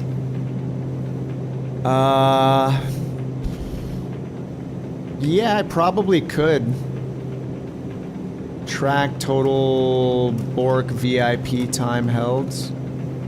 Yeah, that should be possible. No problem, Speeve. If you don't load the flight in from the map menu, can you do it in the plane? Yes.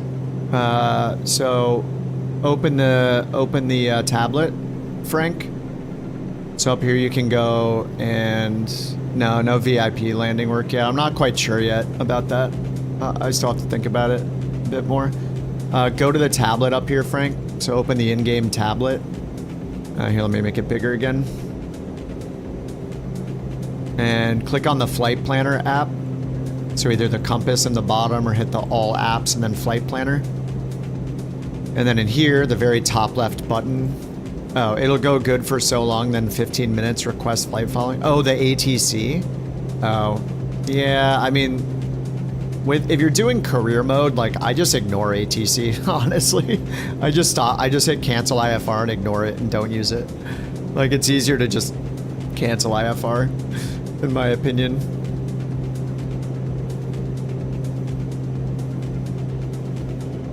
The in-game ATC is very basic, and yeah, it's got a lot of problems. So, and if I'm not using career mode, I don't really use it that much. I check in on it every now and then, but yeah, it's not great. All right, so we're halfway. Look, we got 28 miles and 23 miles, so we're actually closer to the other one. So I'm gonna transfer the course again. So now we're on KPC, which is the VOR at the end of our route. That's where the airport we're going to is, so.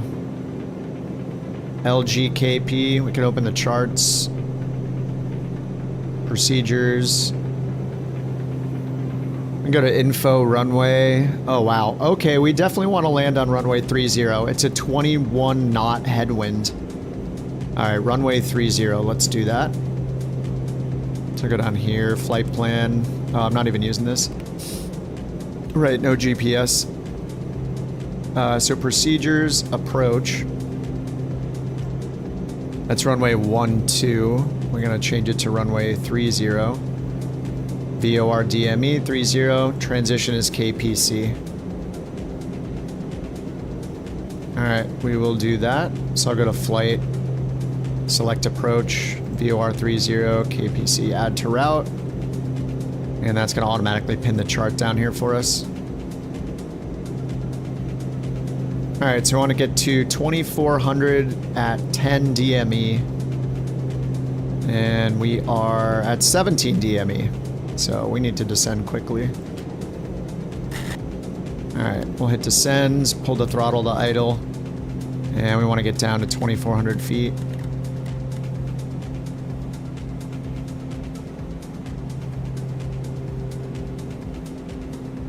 This thing is incredible with the failures in system simulation, yeah. You're all about immersion, being realistic as much as possible, so ATC is a must. Yeah, I mean, just the built-in ATC is only going to be as good as it can be right now. Like, it's not going to be able to compete with, like, Beyond ATC, because they're putting in so much more time on Beyond ATC. But yeah, I mean, if you're doing career mode, you're kind of locked into using that ATC because it scores you based on using that ATC partially. Yeah, I'm not sure why it keeps asking you to do flight following. You should do like an IFR flight plan. So I think the bug in Sim Update 2 is you do flight following first, and then once you're done requesting flight following, then you can request the IFR clearance. So I would just do it that way. I think they're fixing that in Sim Update 3. Maybe that was Sim Update 2, they fixed it. I don't know why it keeps disconnecting you or something though, that's weird. What add-ons would you recommend? Power lines? I do have like the power lines, the churches, the gondolas or whatever. I don't really see them that often. Free ones, yeah. Why don't you just go to flightsim.to? You should save up for a new monitor, dude. Save up for a 1440p monitor. It's going to be 50% more pixels. It's going to look a lot more crisp than playing on a 1080p monitor. I would save it for a monitor. Get one with a good high refresh rate, like get at least like 120 hertz. Then you could even get higher. You're happy with the monitor? Okay. I mean, it's twice as many pixels, or you know, 50% more pixels going to 1440p. It's pretty nice. Yeah, 140 hertz. Well, if you're, yeah. Oh, 240, yeah.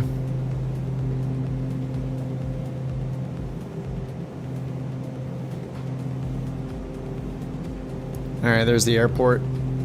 I'm just gonna land visually. Again. Just want to make sure we land on runway 30. So I'm just gonna turn to outbound. Change the course to 300 for the runway. Alright, and we'll just go outbound and use that.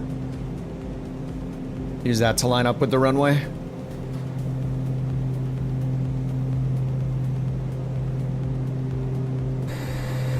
Dude, this looks so good, man. This is such a great, oh yeah, landing prediction. Sorry, I'll open them up. This is such a nice achievement. All of these airports have looked awesome.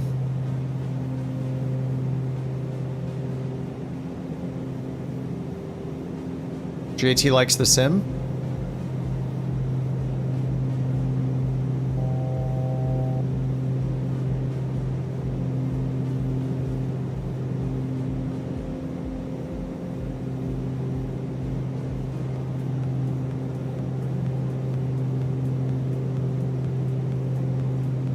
Alright, so it says 300 for the approach.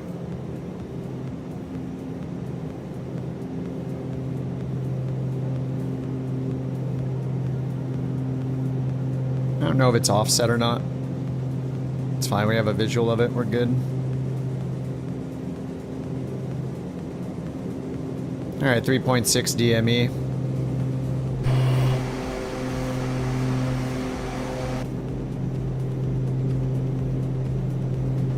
Alright, let's keep the descent.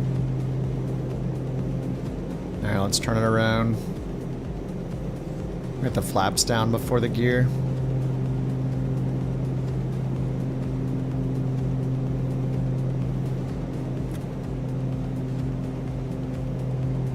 It's so weird to see those wings extend in the front. The canards. The canards are extending.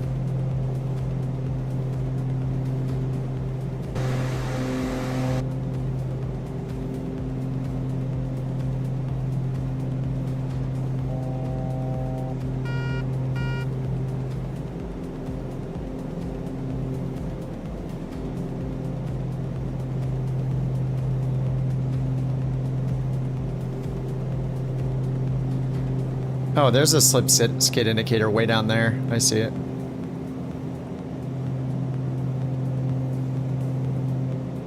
Alright, let's get the prop sync off. Auto feather is armed already. Yaw dampers off. Prop full forward. Gear down. Alright, there's the runway. Left or right? What the heck? Wait, which one's the runway? Which one's 3-0? It looks like two runways right next to each other, but I only see the Pappies on the left. What the heck? Which one is it?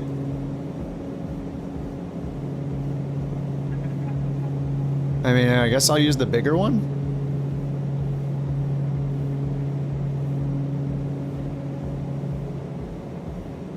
I mean, those are both runways. They both have a threshold with a runway number on it.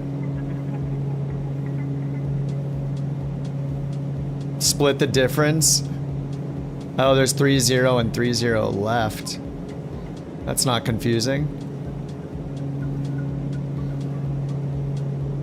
So if you only told somebody one runway and you happen to tell them 3-0, they wouldn't know that there's a left. But if they named it 3-0 left and 3-0 right, just by telling someone 3-0 right, they would know there's also a 3-0 left. That's pretty weird. I don't like it.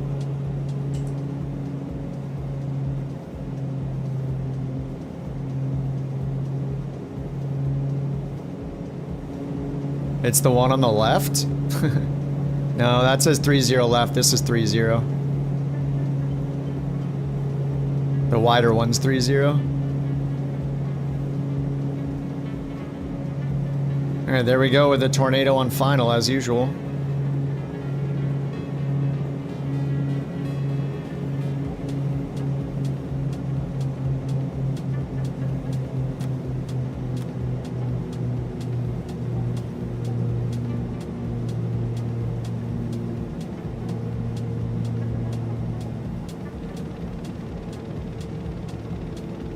Oh, I stalled it. Oh!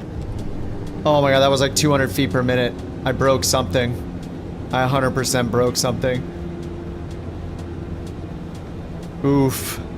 219. Oh my god. Yeah, below 90 it stalls hard. Yeah, that's why I keep coming in faster. I need to not do the 100 approach. There's not enough time. When you cross the threshold. Congrats to Toxic 1647 for that awesome guess of 132 feet per minute. Here's your well-deserved 1 Bork coin. Maybe it can help you get more plane models? More plane models? Plane models?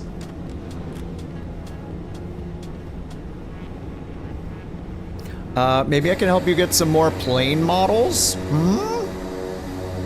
Where the heck is where's the welcoming party? Oh, is it on the right? Oh, it's way over there. Holy crap.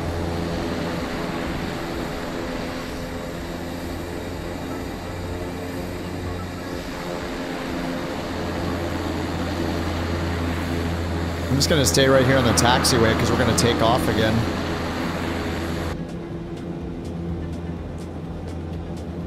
Okay, next. You can do a touch and go if you want. I gotta plan the next thing and import it and get the tracker working and tell everyone what the next thing is, and it just takes me longer.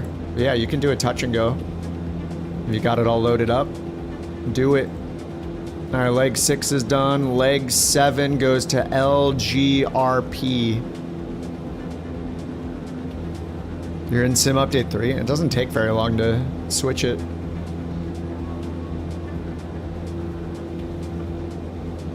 Alright, Starship.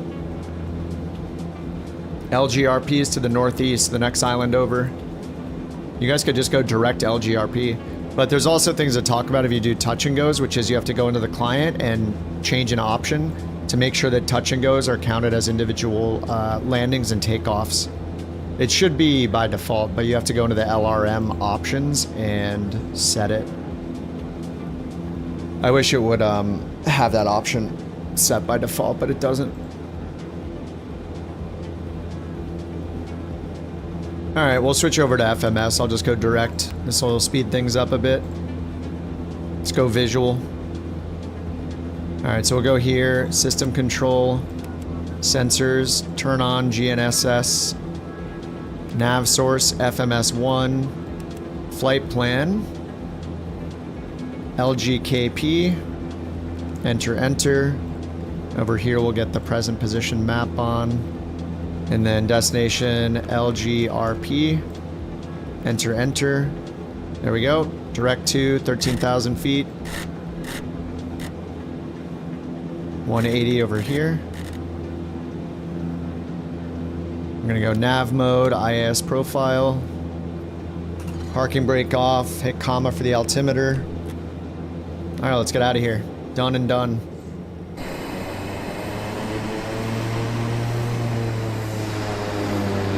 Back taxi because there's strong 20-something knot wind here. Look at that. Look how it's pulling a full horizontal, as they call it in the industry. It is fully runway of your choice.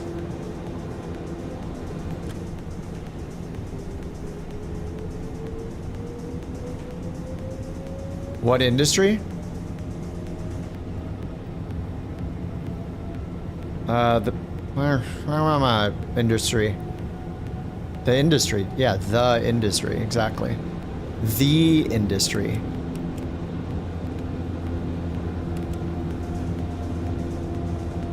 That's what we call it in the industry. Oh, Standard just took off with a 20-knot tailwind. Very impressive. Ballsy.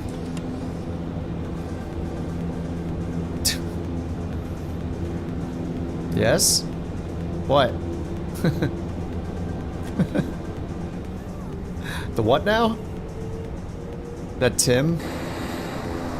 It's Q.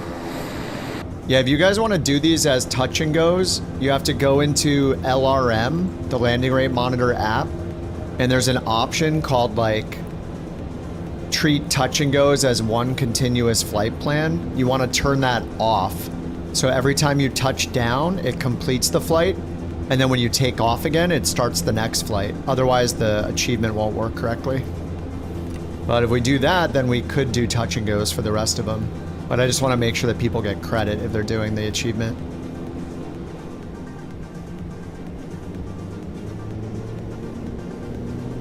All right, let's go.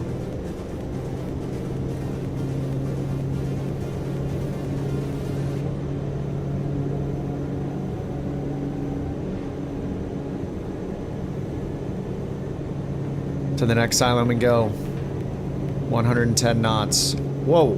Oh. Forgot about that pitch trim. Gear up.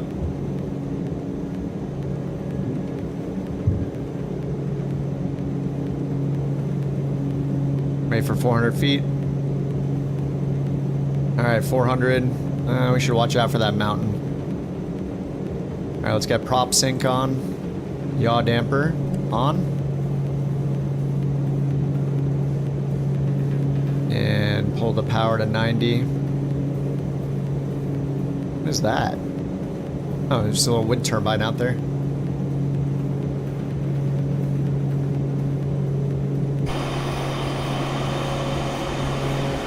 So many islands.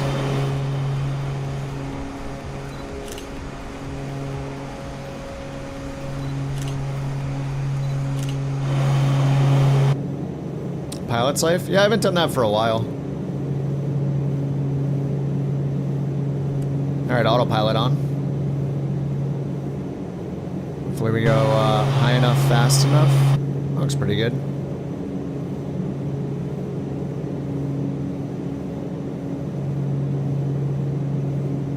Yeah, they did a really good job. These islands all look awesome. Very, very nice.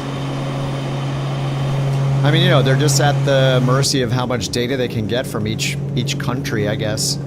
So where they get good data from the country, then it looks really good in the sim. They have to like negotiate it with every country and government and get the data from them.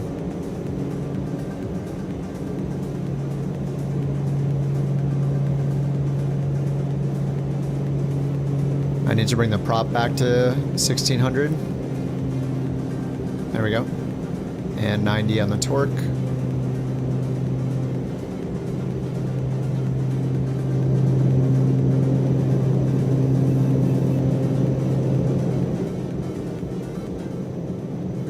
It's very cool. I think it's time for a music switch up. And I need to go to the kitchen and find my beverage.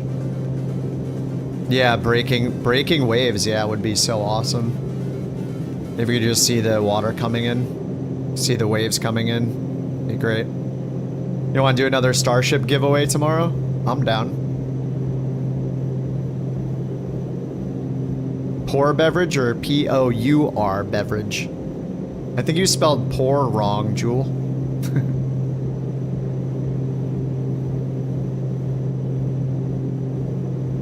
Alright, let's see here. What do we got? Electronic.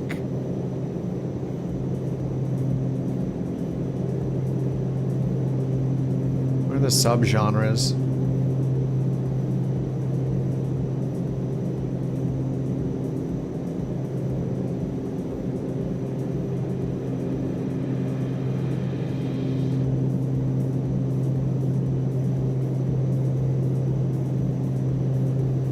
What is Cowboy Core? Do I want to know what this is?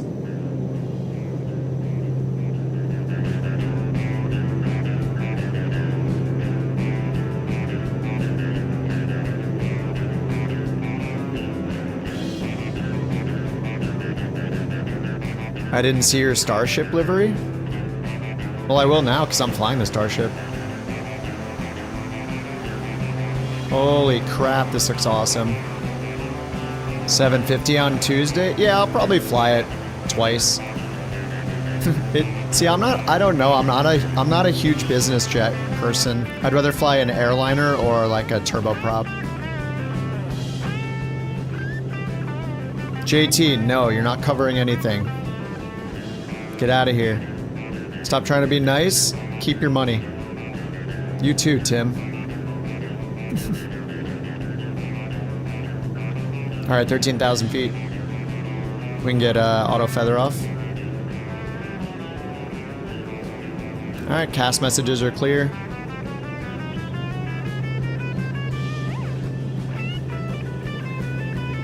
Now, let me go find that beverage. Be right back.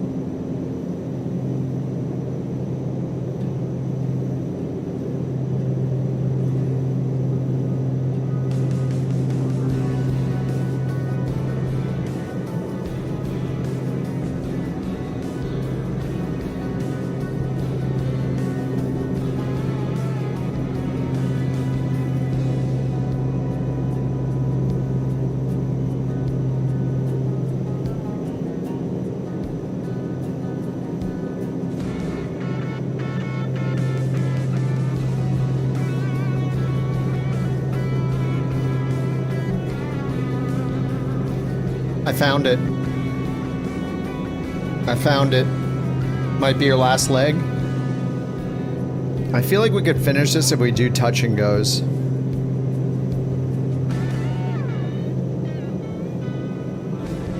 But you have to configure it so a touch and go counts. LGRP.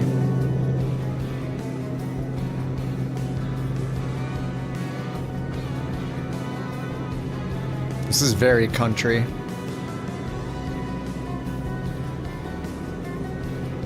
What the heck is that? Oh, somebody's upside down. And glitching like crazy.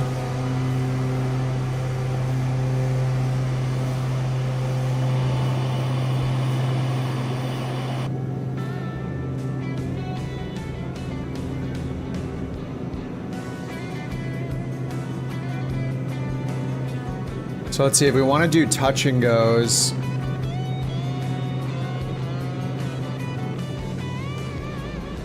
we could just put in the whole route here.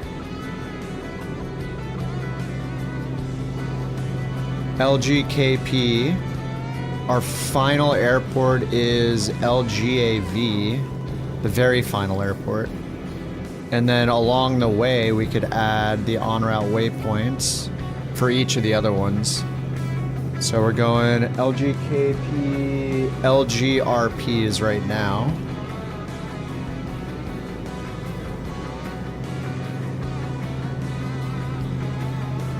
And then LGKO, LGIK, LGSK, and then LGAV. There we go. So let me save this to the web. Greek gods lol. Save. Saved flight plan. Let me go to the flight planner. Grab you guys a URL. And then you can import it. Greek gods, copy link. Okay, here's the link. You guys can click on that, sign in, add it to your EFB, and then open it with open load from web, and then it'll just pull in all those airport codes.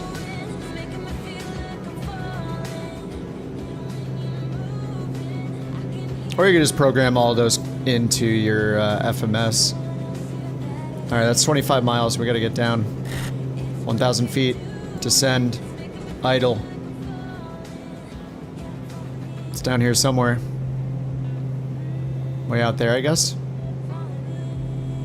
Holy crap. Going 5,000 feet per minute. 6,000 feet per minute. Starship. Starship diving. Oh my god, look at the detail on the island. Yeah, they have some incredible detail out here.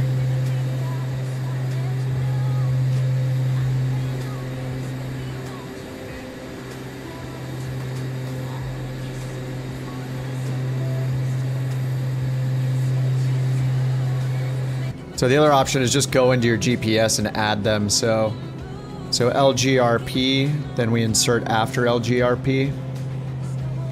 LGKO. After LGKO, insert LGIK.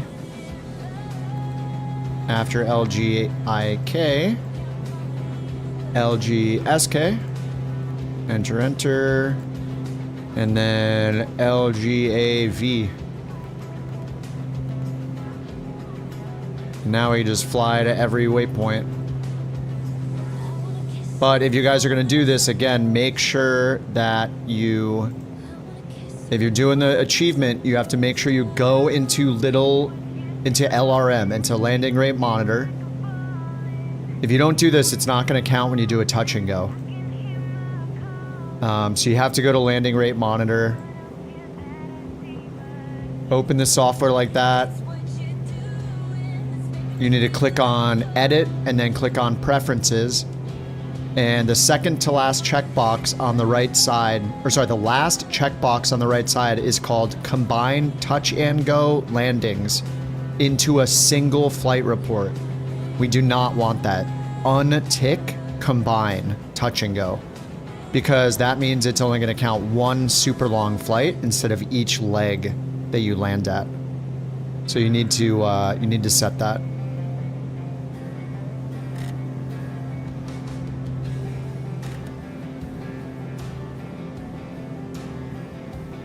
New Taylor Swift album. I don't think it's royalty free, so probably not, but it's close enough. We did a 4,000 foot per minute slip in your son-in-law's RV.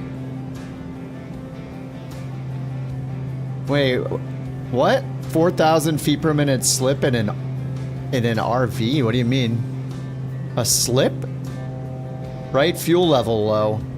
Uh-oh. Transfer some to the left. I forgot to refuel.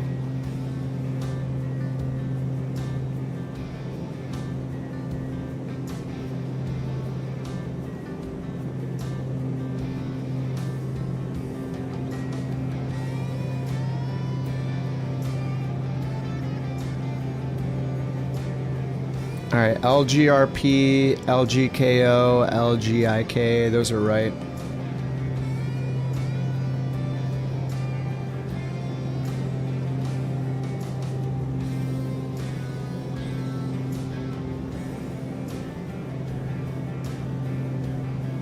Let me update the route here. LG KP.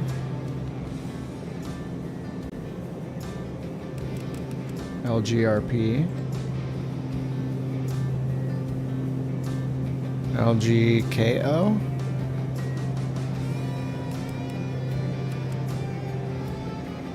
LGIK, LGSK, LGAV.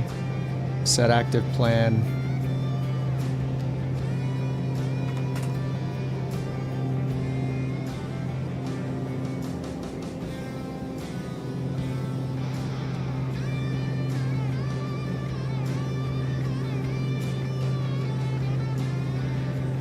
Fuel transfer.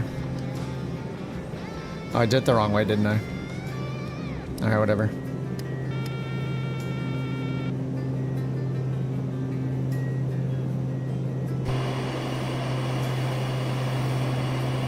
Yeah, the terrain detail here is so good. This could be some of the best.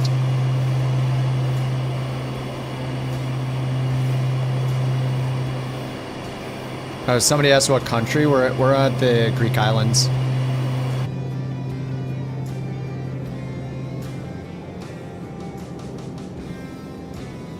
Who asked that? Sorry, Will. Hop in the Greek islands for an achievement.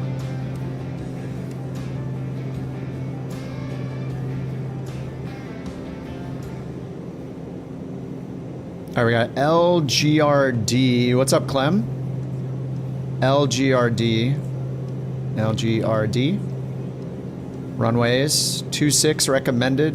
260. 254 magnetic. 7,000 feet. So 254. Set our heading bug.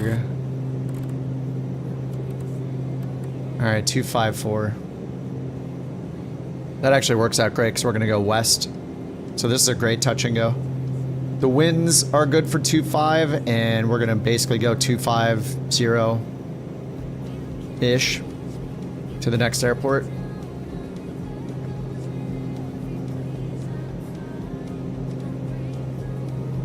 I'm gonna see the runway right there. All good, that's what you would guess. Crazy how good the details. Yeah, this has been really good. Really good terrain detail. And all of these islands, it's been really, really good. It's very hit or miss depending on where you are in the world, but yeah. Apparently, Greece sent the data. We're gonna have to refuel this thing. Here we go. Easy.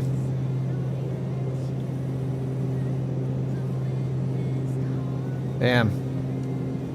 Bam. Refueled. Easy.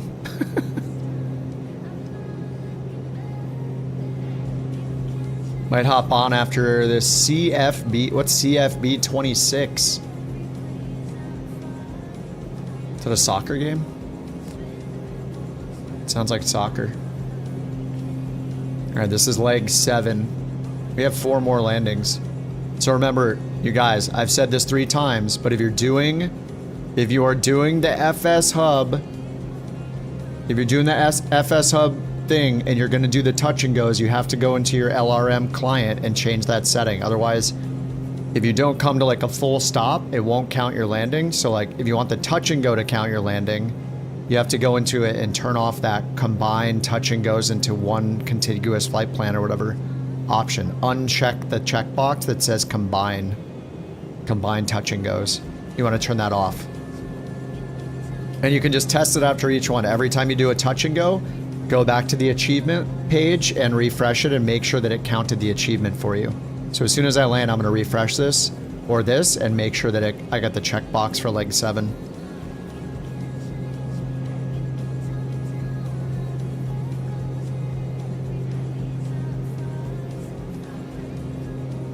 Oh, college football.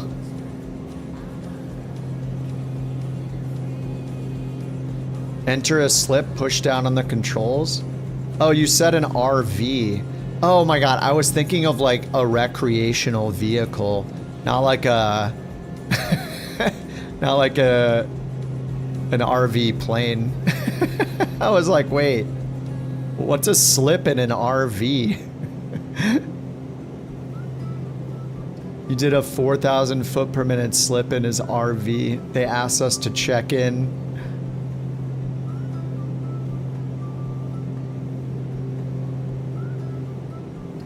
The van's RV, not the van down by the river RV.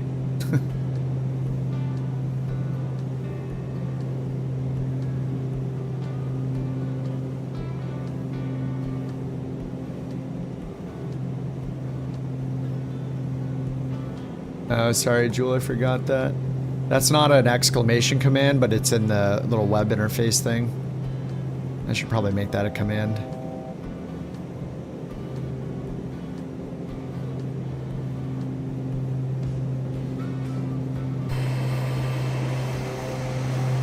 You were just gonna toggle. Just logged in, sorry.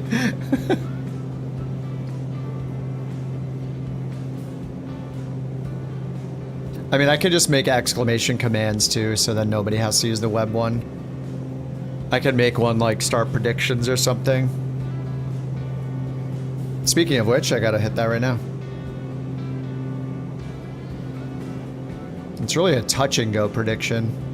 We're gonna do the touch and goes as demanded.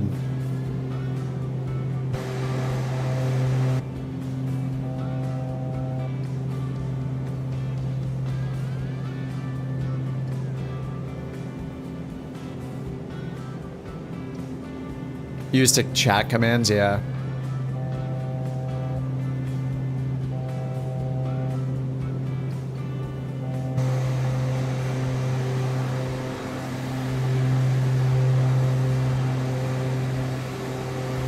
Yeah, chat commands are easier. The web interface is like an extra thing to open when you're already in the chat, so.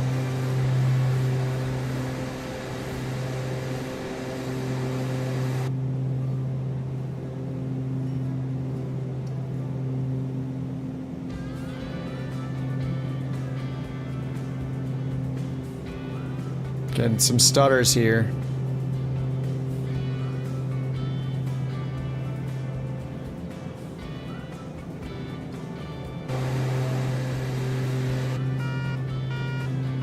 Alright, gear down. You got it. You got it. Alright, let's get the prop sync off and auto feather armed.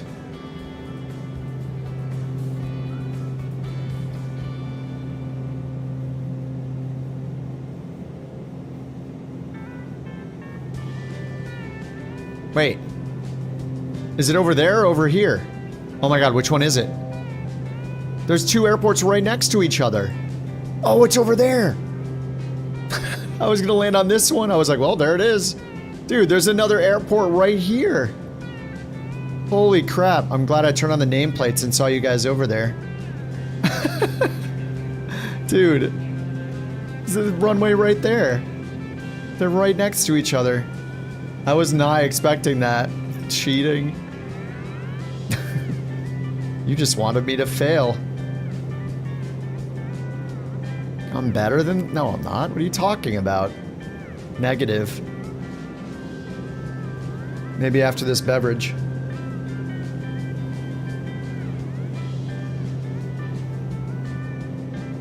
Harrison Ford would have made that. Hey, at least I'm looking at a runway.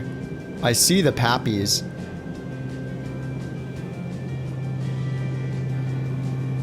Or in that case, they're Vazzies, I guess.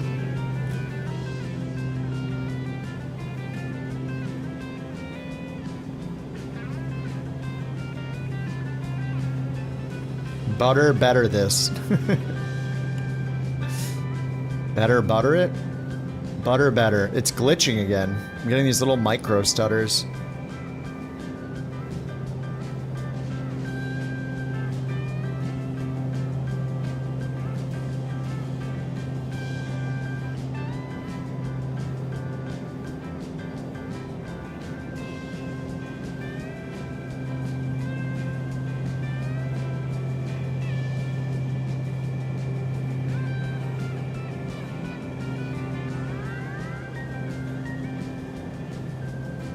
We don't want a full butter, we want 69 feet per minute, okay? That's how everybody wins.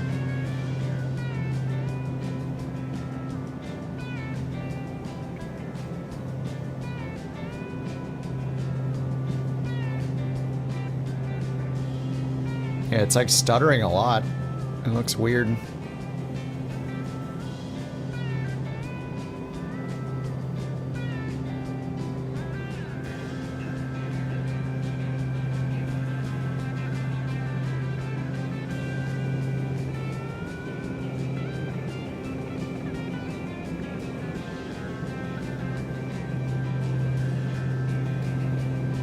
Doing touch and goes.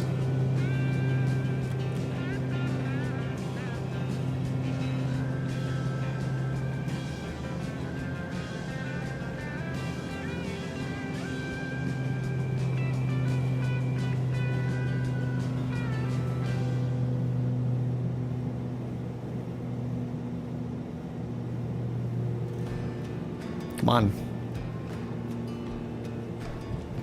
Oh yeah. Flaps up. Let's make sure it counted it over here. Yep, leg 7 done. All right, taking off. Oh, 65. That was so close.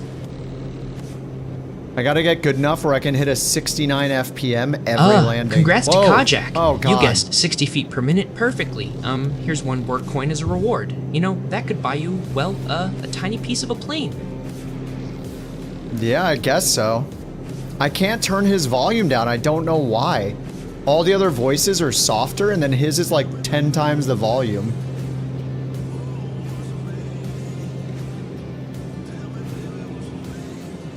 My ears.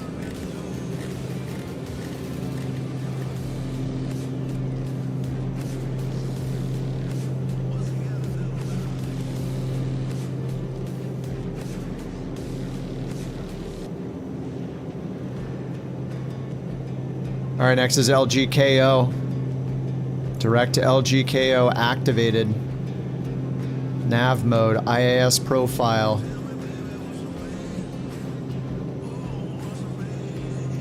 More us. I did put that into his biography. To say and Yeah, if you guys are doing the touch and go, make sure you go refresh. Make sure it gave you credit for the touch and go before you go to the next airport. Leg 8, LGKO.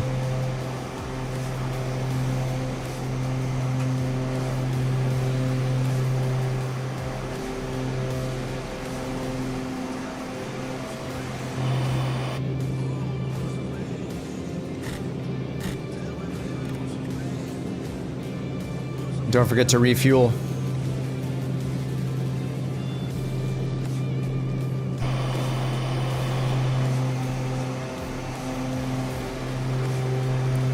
LGAV is the final one, but I just updated it to do one leg at a time. I was trying to put in everything at once.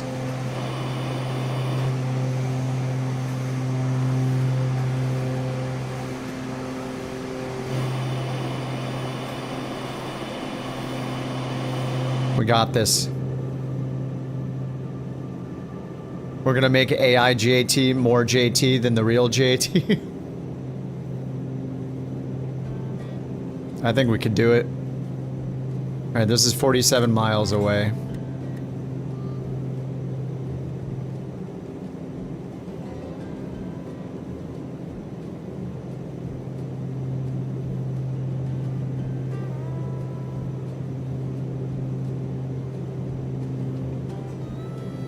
I'm trying to see if there's a way for me to set the volume of that program, like through StreamerBot. I don't, there might actually be.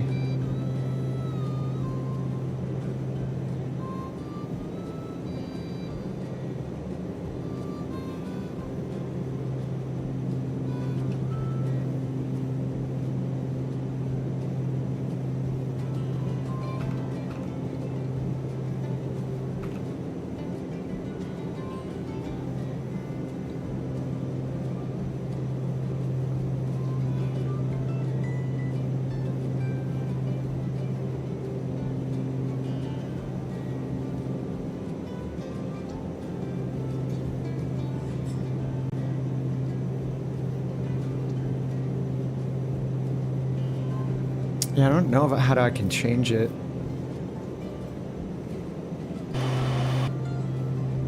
Alright, let's pull the throttle back a little bit, get the auto feather off. There we go, cast messages are clear. We'll just watch our speed.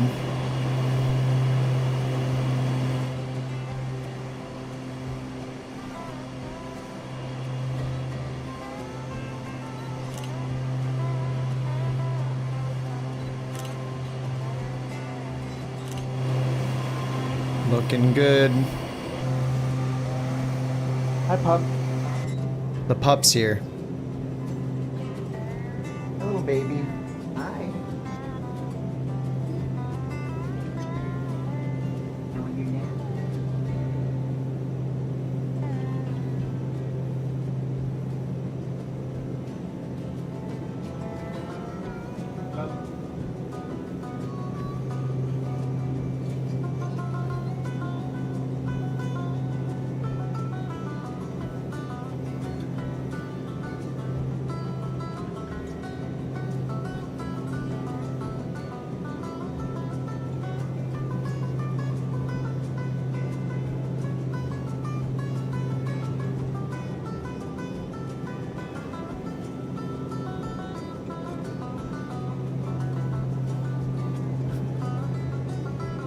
$28 feet per minute? Holy crap.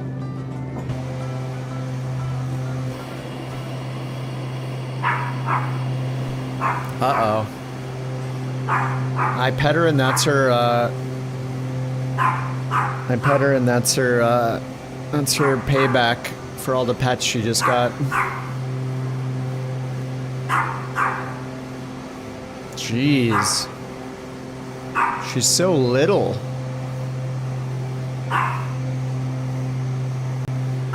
So loud.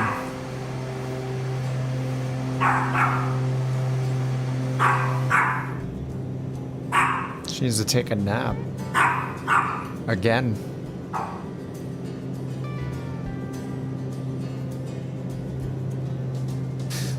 She interrupted herself barking because she had to scratch her own neck with her foot.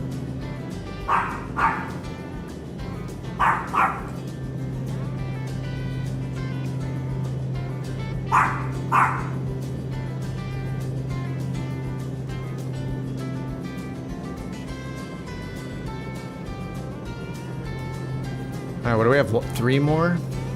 Do I ever scratch my neck with my foot? No. Negative. Not anymore. Not flexible anymore. You know, maybe back in the day when I was at peak flexibility.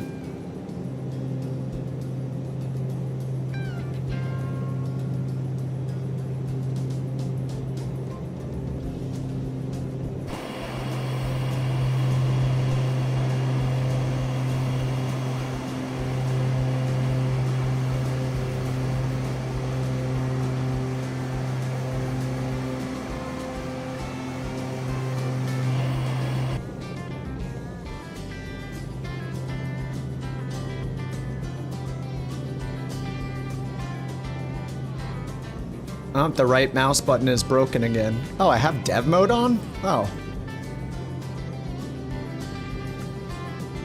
Wait, how am I at 70 FPS when I have it capped at 60? What the heck? Frame rate limit is 50% on my monitor, which is set to 120. How am I going over 60 FPS? Did it change my monitor refresh rate? What the... Oh, the monitor's at 120. What the hell? Oh, maybe that's actually messing it up. Maybe that's why I'm getting micro stutters.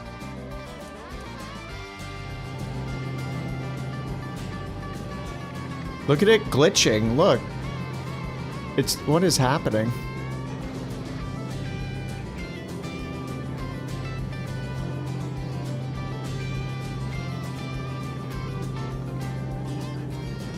Oh, it's the train LOD factor keeps changing. Look, every time it changes, it glitches. Alright, I'm just gonna turn off dynamic settings. Bye-bye. Now let's see it stop doing that. Whoa.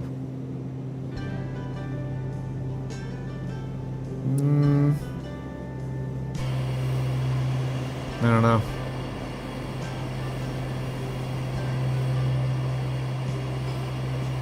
F-35. Is that the Lightning II? It's a medium generic plane. Yeah, look what it's doing. It's just going like 70, 60, 75, 60, 75, 60, 40, 75, 40. What the heck is going on? It's so random. I didn't realize I had dev mode on all day. Oh, what are we listening to? This is the Cowboy Core playlist.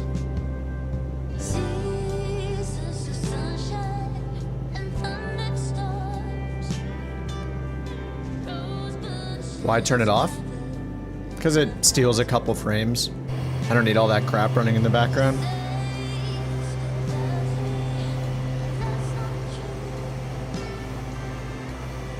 What the heck do they do on this island? Where are the houses? There's paths everywhere. Look at all the roads. There's like one building right there. Look at this, there's like a parking lot with a couple of buildings. What the heck? Yeah, I don't know what's up with the glitches right now. You see the like micro stutters happening?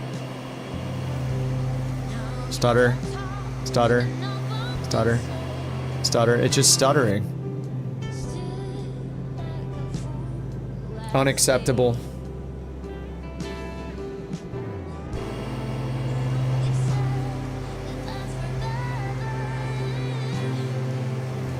Yeah, look, every second it stutters. There's like a little micro stutter. VSync is on.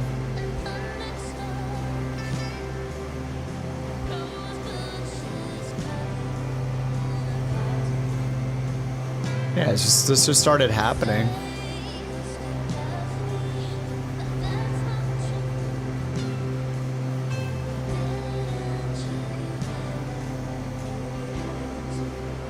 VRAM is king. Well, I have a 5090, so.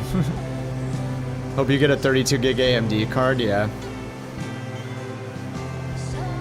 Yeah, I want I don't know. There's just something about NVIDIA cards that they just have so many problems compared to the AMD. Like I had a much more stable experience in the 7900 XTX than this 5090 in a week I've been using it.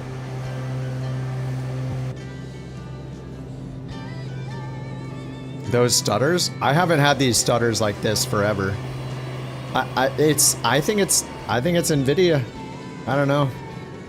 Oh, is that the airport? That's the airport. All right, we're going in. Touch and go.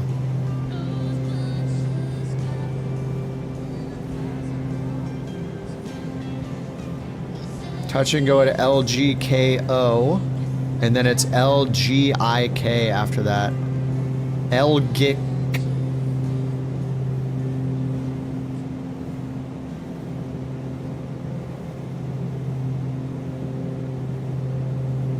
Alright, let's get the auto feather on. Autopilot's off, yaw damper's off. Prop sync, I never turned it on. Nice. 17 knot crosswind right now. We are going to turn to the right, so some of that'll turn into a headwind. Joining late? Well, you were here earlier.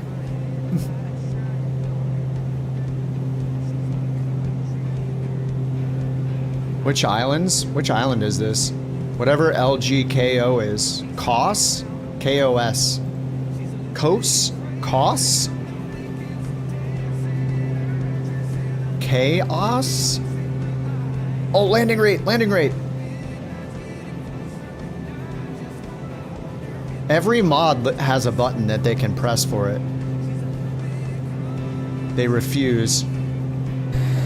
I need to pay them more. The problem is they're also flying along. They have enough to worry about. I should make a command for it. Maybe I'll do that in a cruise on the next flight. We get paid?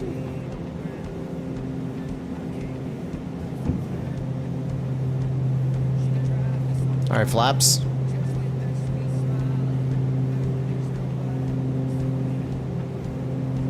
These stutters are so annoying though.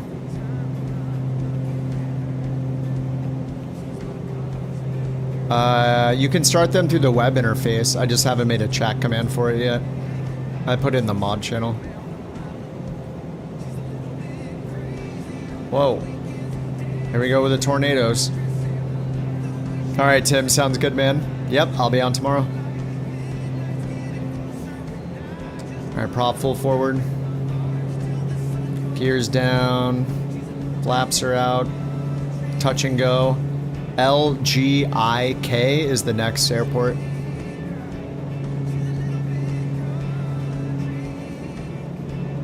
She's a little bit country. This is my kind of music.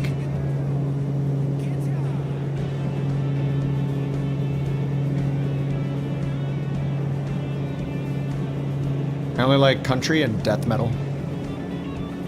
Nice little mini tornado pulling me up into the air. That makes sense. Here come the glitches.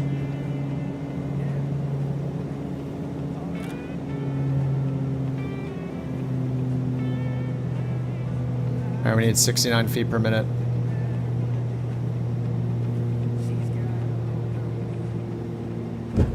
Oh, that was like 100 and something. Flaps up.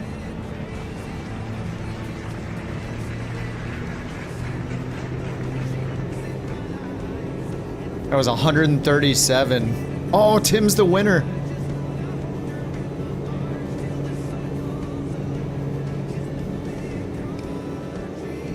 Here we go. Congrats, Tim J. Dillon. Jeez. You nailed it with a landing rate of 143 feet per minute. Enjoy your one BorkCoin for that awesome guess. You're the best. Keep it up. You're the best. Wow, he's so positive. Holy crap. What a nice person.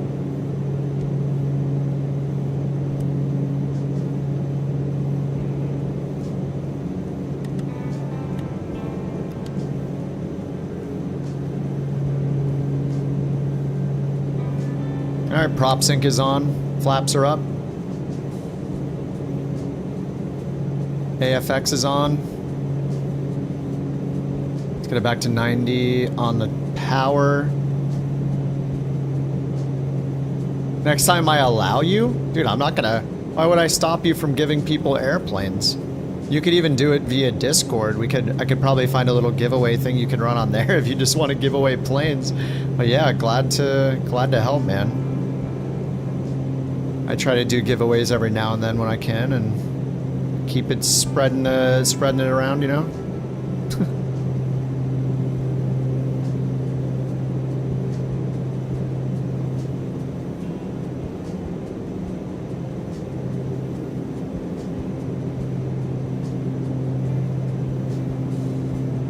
Oh, the Discord mod channel.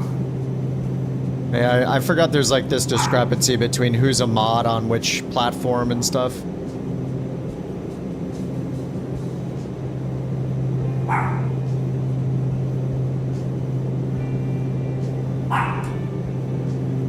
Jeez. Anyway, I'll make a command for it.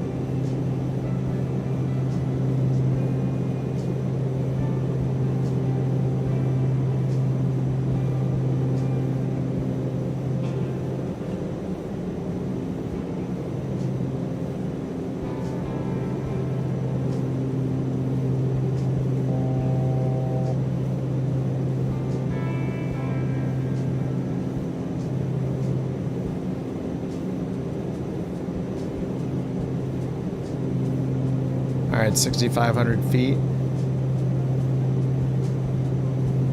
Wait, who won Bird again? Overstep your boundaries? No, man, I mean, I'm glad to facilitate people that want to give away stuff, for sure. Just don't give it to JT, he's got every plane.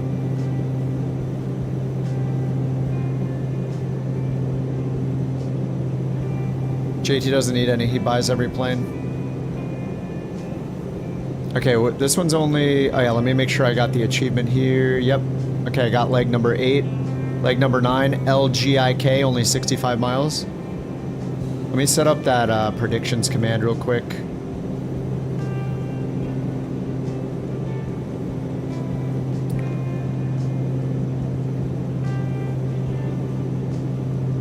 Alright, it's gonna be a mod command called exclamation predictions or exclamation predict.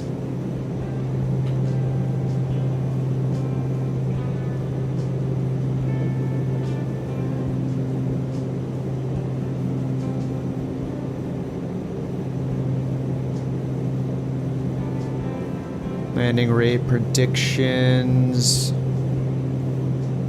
Open.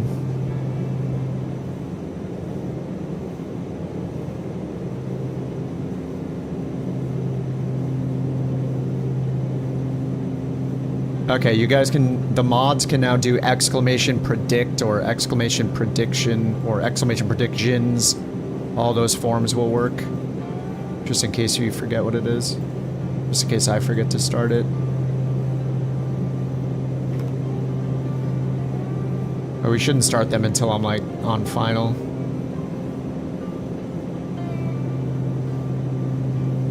Are you whisper gifting your Bork coins to your alternate accounts, Bird? Oh, you know he is. 100%. Holy crap, we've had 8 Borks today? Oh, overspeed, overspeed, overspeed.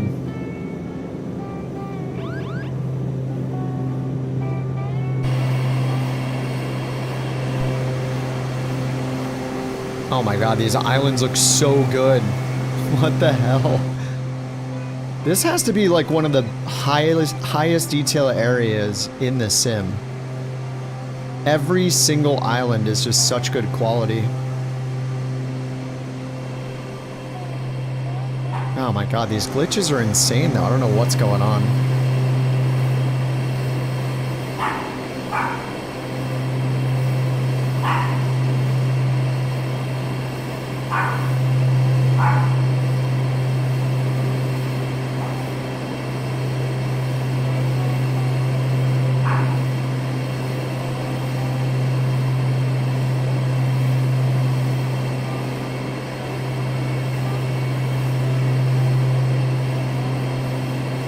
Jeez. Yeah, she just handed them out tonight.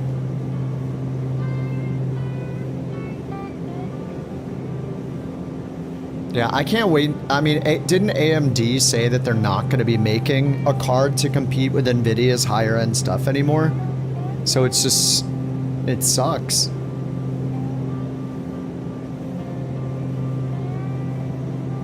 I don't know, maybe Intel will come through and do it. No clue. And we get auto feather off. How's our fuel looking? 1080, 1017. All right, we need some on the other side. Bird nuclear sub. I think it's called like Bird stealth bomber. Something like that. Yeah, it's Bird stealth bomber. Bird nuclear sub? Yeah, this is more than normal, I would say. Alright, let's get rid of this country. This music is not good. What's next? Hyper pop? Ooh, wedding and romance. Sunny day jazz. Oh yeah.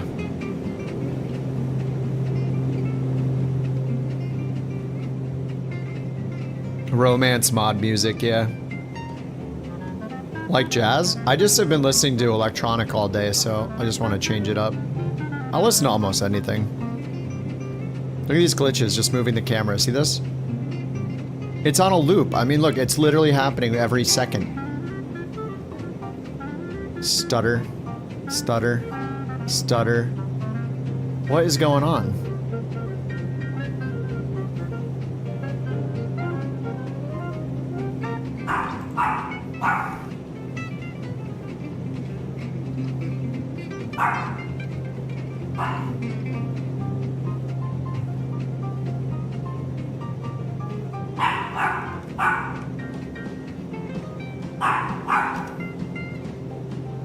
I don't know what she's going on. It's almost midnight. She's just going crazy.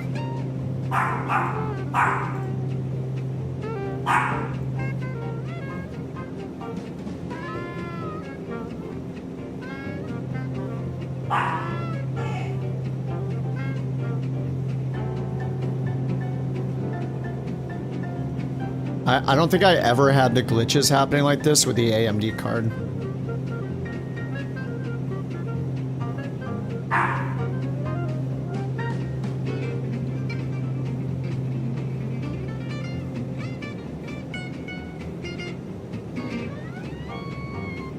You want 50, 80 level performance? If they just made a 90, like a 9900 XTX with like their faster 9070 stuff, 9070 XT, make a 9900 XTX, just up the specs, up the VRAM to 32, good to go.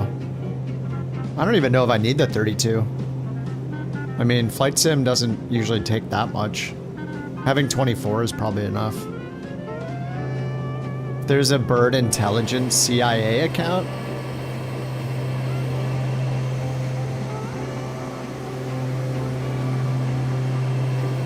Yeah, this stutter is so annoying.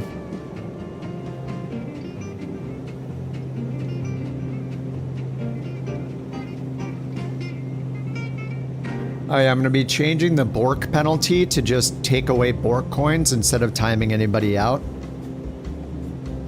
A suggestion by the mountain.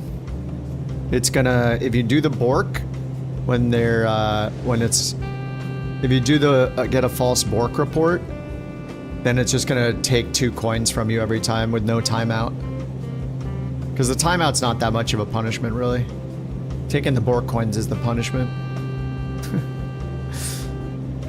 8 minutes. See you in 8 minutes, JT. 2 coins?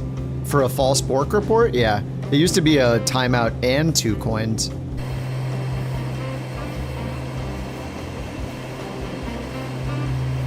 Yeah, false Bork report, serious business. Very serious.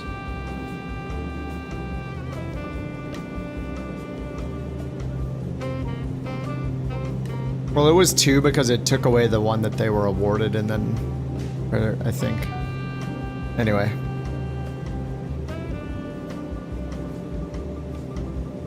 I mean, it's easy. Just don't do false Bork reports. You're good to go. Decent performance in big VRAM, yeah. It's just I can't believe how stable the AMD card is compared to the NVIDIA. Like, these glitches that I'm getting right now are so annoying. Like, what is going on right now? This just did not happen with the AMD card.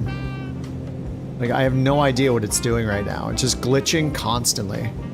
Yeah, I had like no issues with the 7900. It was incredible. And I was running Process Lasso with it with no freezes. And Jack is doing that now. I just want something better than the 7900 XTX. I want a 9900 XTX, you know?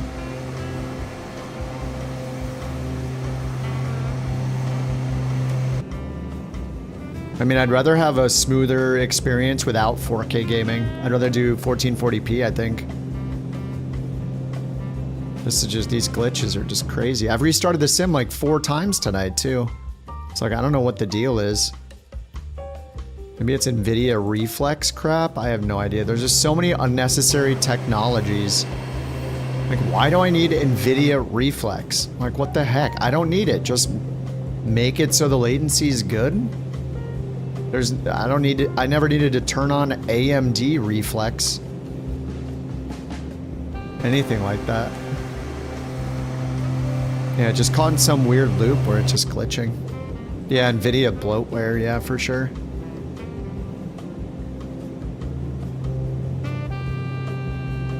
Yeah, I'm a big fan of the 7900 XTX. When you built your PC, you just thought of a powerful version of the Xbox. That's why you wanted the AMD. It's just such a bummer if AMD is actually not going to make a card to compete with the... Is that the runway right out there? Oh yeah, there's the runway right there. Holy crap.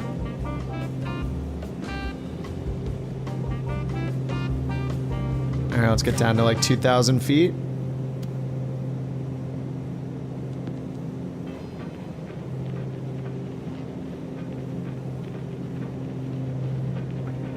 Thanks, Sawyer. I need to make a few more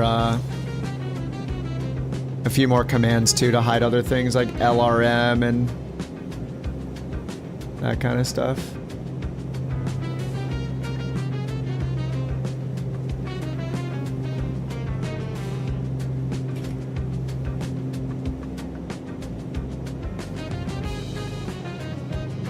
The number stations? They weren't really part of it, as far as we know. We think we found all the things though.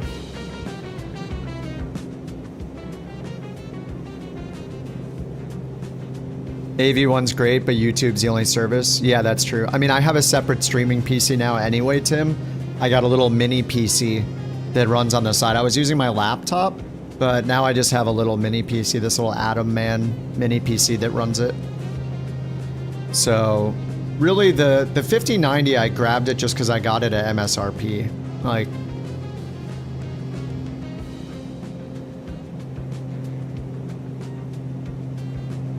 if I wasn't able to buy it at MSRP, I wouldn't have bought it. But I got the email from them. I was on the waiting list for 6 months or whatever.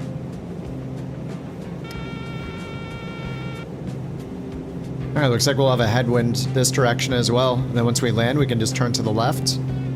The next airport is going to be LGSK, then LGAV, and we're done. I should have planned it to do the touch and goes right off the bat. That would have saved us a bunch of time.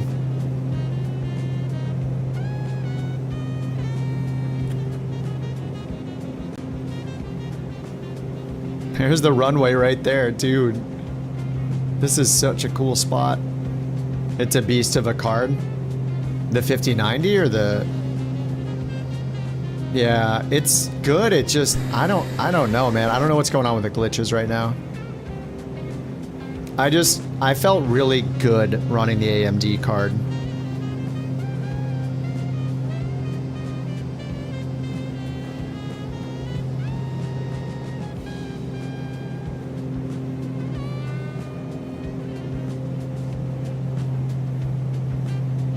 What, Maddie? Back you up for what?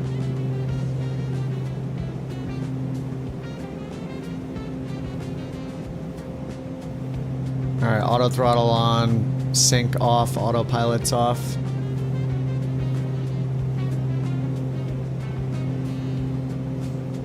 Oh yeah, the 9070 XT is supposed to be really good. Alright, I need to slip it in. Way too high.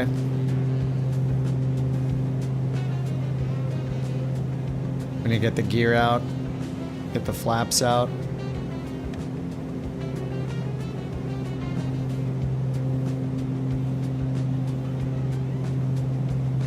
Uh-oh.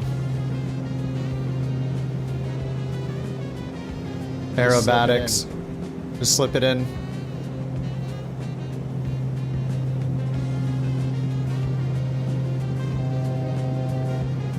The glitches aren't helping either. It's annoying. How am I not slowing down? This is insane.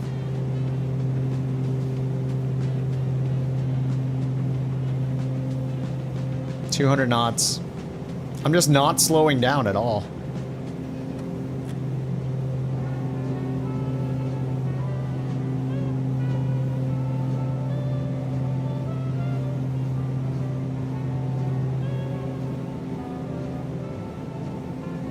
Just barely touch it.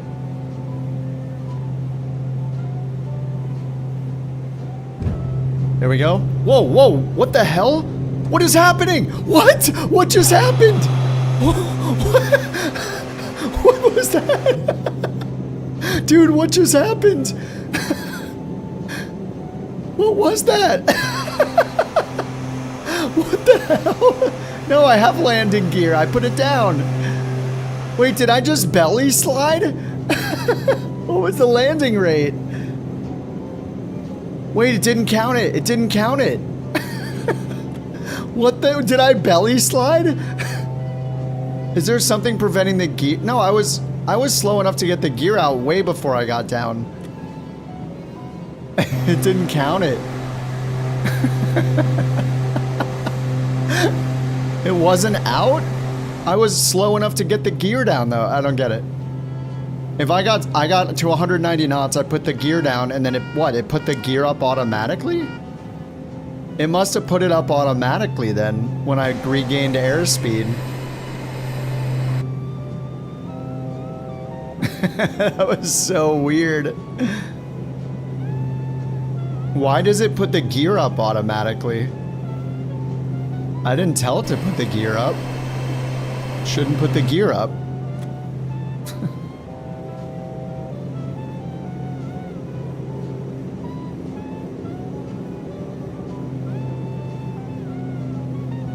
I put the gear down. You can go rewind. You can watch the gear handle go down. You can watch the 3 greens. Definitely didn't expect it to automatically raise the gear on me. That was weird. I want to do my 200 feet per minute aircraft carrier touch and go. God, these glitches are so dumb. These little stutters are so annoying. Oh, the drink. Thanks for reminding me.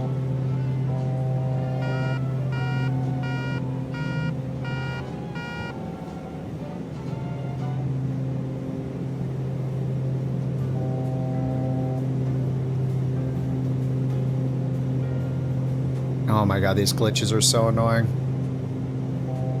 What's wrong with this game? Bird has 42 Bork coins.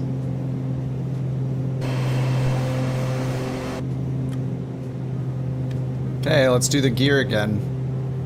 This time maybe it won't auto-retract.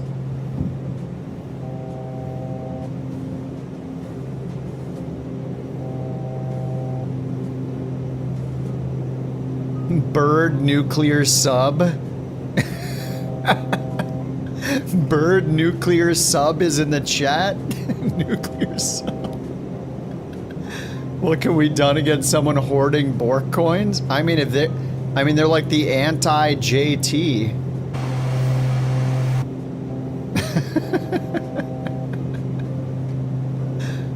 Like the opposite of JT. We have a stealth bomber and a nuclear sub in chat.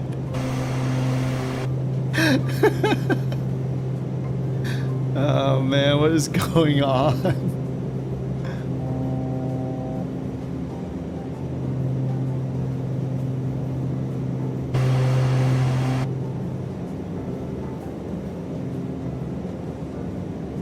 Oh, the fuel transfer. I've had that on for a while. Alright, let's try this again. The gear's out this time. Nobody won the prediction yet. When I land and there's a actual landing rate recorded, then it will it'll announce it automatically. It's just waiting for a new landing rate report to come in.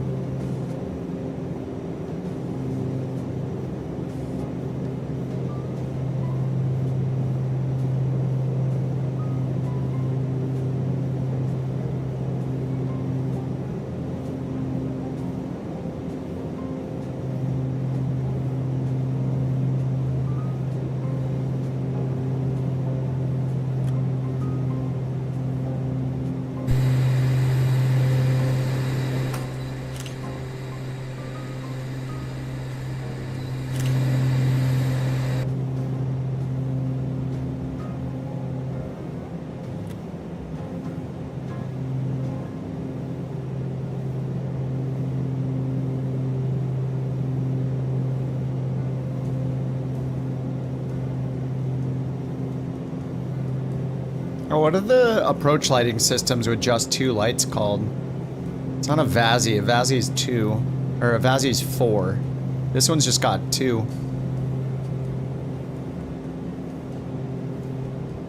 Unless they're like in the woods. Maybe it's just still a Vazzy.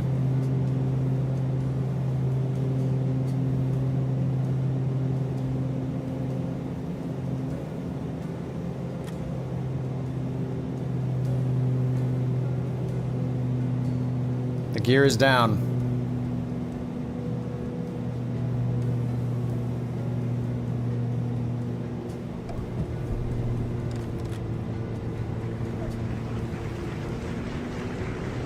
$274? What? Dude, that was not 274. There's no way. How is that 274? That's some BS. There's no way. Congrats to Standard Land for predicting 200 feet per minute. That's awesome. I'll give you 1 BorkCoin as a reward. You should save that BorkCoin for a plane upgrade. Ha ha ha. What the hell? What was that laugh? What the Dude, what is going on tonight? What is this? What is happening?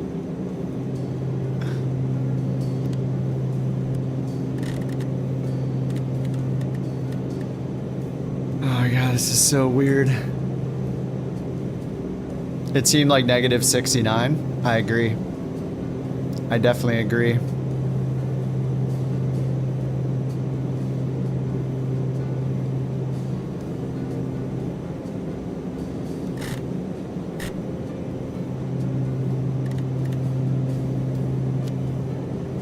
All right, let's make sure that that leg counted. Yes, okay, there it is. All right, next airport, LGSK. LGSK.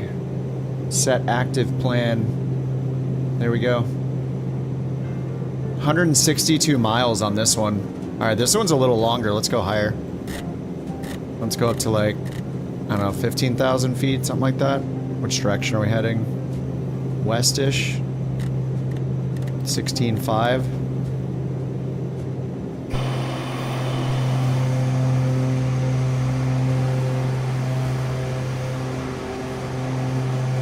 Good job on reading the script. Oh man. We love the AI JT. If I could just turn the volume down, the problems would be solved. It's just so loud, I have to turn down the master volume on that. All the rest of them are so quiet, and there are no options to make it quieter.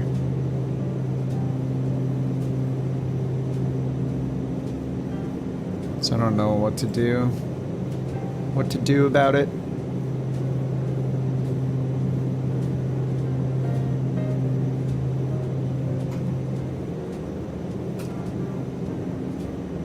Maybe there's some sort of streamer bot thing I can just change the audio volume temporarily. Lower his mic volume. I don't know that that's it. Maybe. Yeah, that could be it. Actually, maybe I could do that. I could just go in and...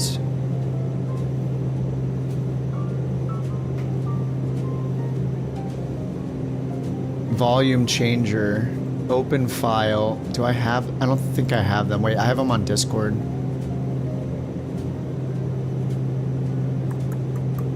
Yeah, he sent it to me on Discord. Maybe I can just cut the volume in half. And then re-upload it real quick and then hit play and see how loud it is.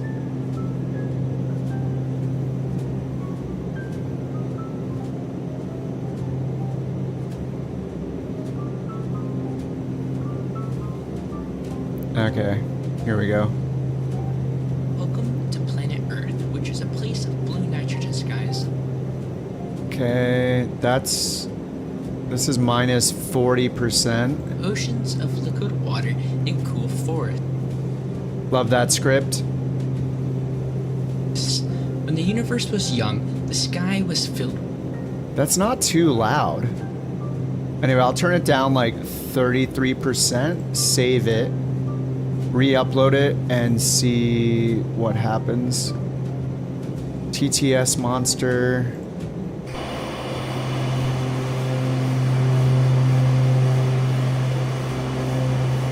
Crap is just so loud.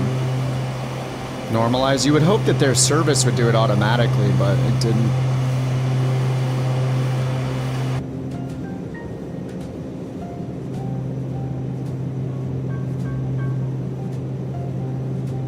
Here, this is what mine is. Beauty of the city's sunset disguised the danger lurking nearby. The beauty of the city's sunset disguised the danger lurking nearby. Let me turn that off real quick, and so I can compare the volumes. When I play my example one on their site, it sounds like this. The beauty of the city's sunset disguised the danger lurking nearby. And then I play his.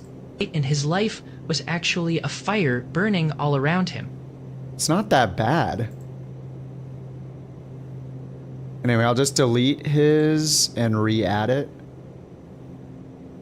And then, I don't know, we'll just see if it's a little better.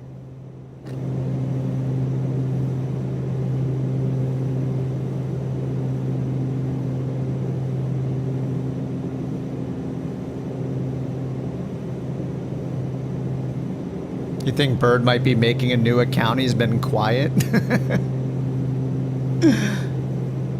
Oh, man. Bird stealth bomber, Bird nuclear sub. It's ridiculous. This Bork economy thing has gone too far.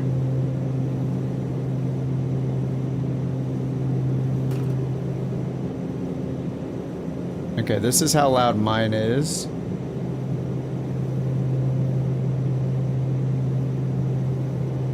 This is a test message, hello. Okay, and here is JT's new one. Let's see. It's probably going to be super loud. This is a test message, hello. Okay, that's a little better, right? Okay, I think if I drop it another like 10%.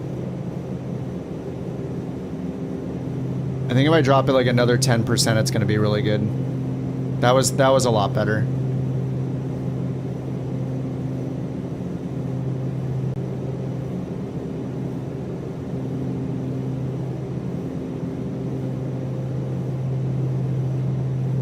Okay, saving custom voice. Bird airstrike, or just bird strike? Yeah, bird airstrike.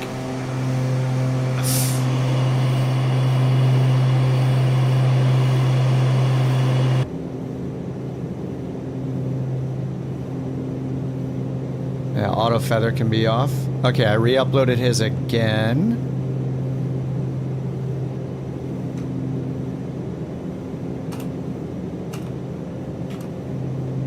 Okay, here's my voice volume.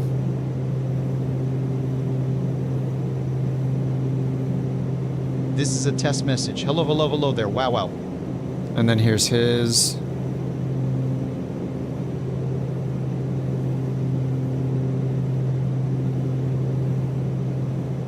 This is a test message. Hello, hello, hello. There, wow, wow. A little better. I think it needs to go even lower.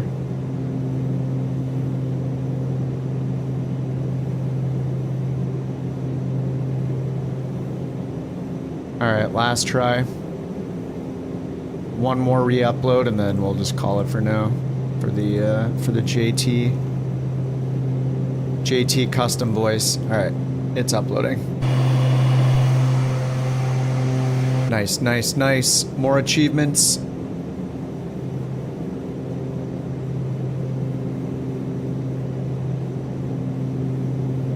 Alright, it's uploaded.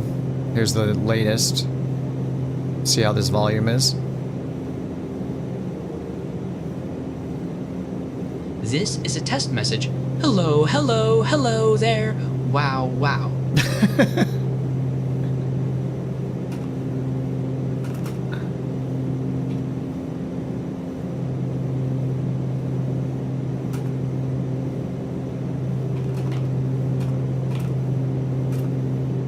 Let's test it one more time.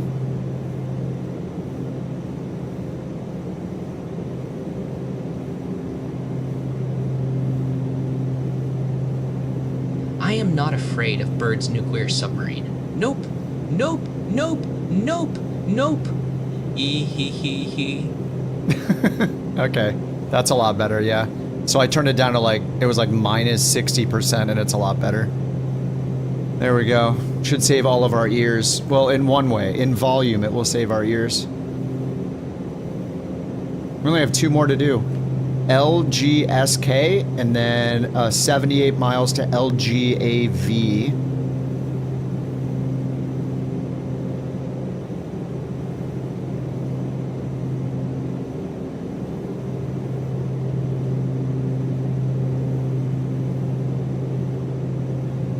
And LGAV is back to Athens.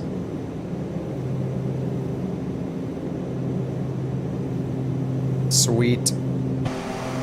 You bought the 210 so you could see Bird while we're flying. You love it. Yeah, the flight controls are really twitchy. Yep, I have mine set at like minus 40% or something on both axes. Might need even more than that. I didn't meet it. Don't ban me.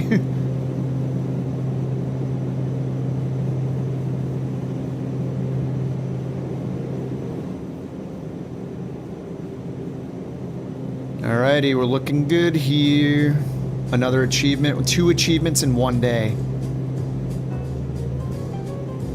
Oh yeah. So chill.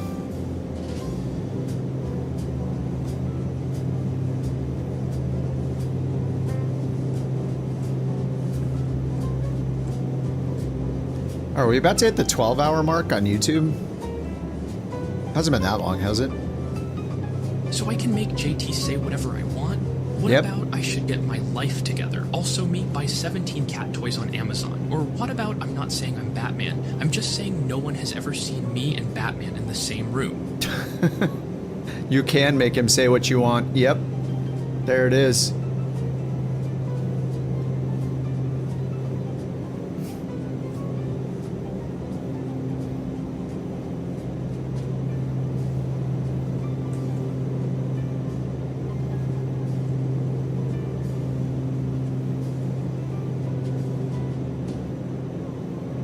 You didn't want to get VIP revoked?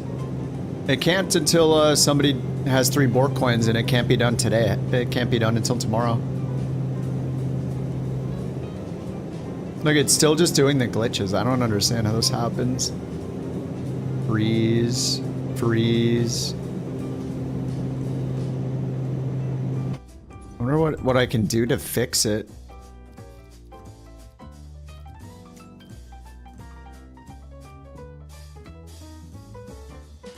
What if I change my rolling cache? Hasn't that happened before, the rolling cache? It's still glitching. Am I using streamer bot? Yeah. Oh, alpha. No, the stable, just the stable build. No betas, no alphas.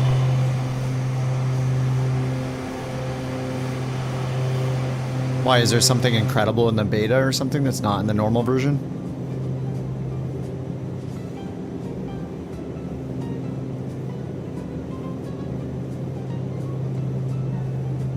Increased amount of Bork coins. Oh, so like it starts at 3, then it's 4, then it's 5. Yeah, maybe. It's getting a little complicated. Hmm.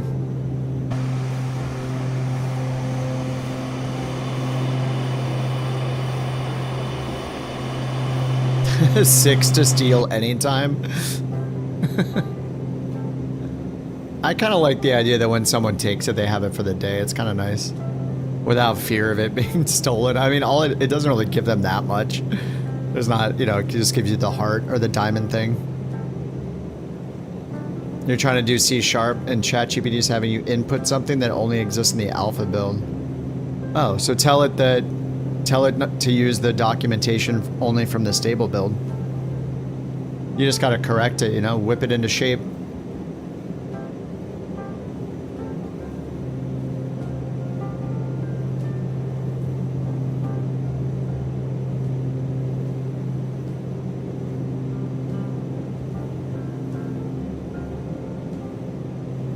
Man, these glitches are so weird.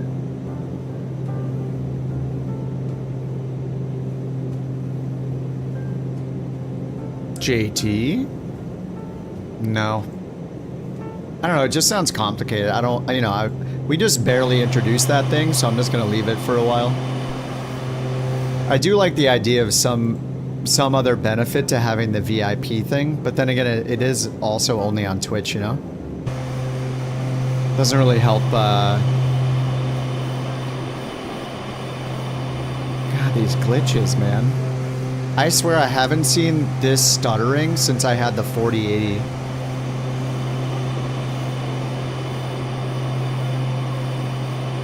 It's just clockwork. Is it Wake? I don't think so. I don't think I have Wake on. No, Wake has been off for a while.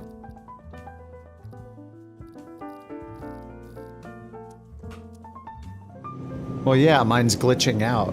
Like I'm saying, it's glitching. It started happening like 30 minutes ago, this like ticking. See how it's just going freeze, freeze, freeze. It's like on a timer.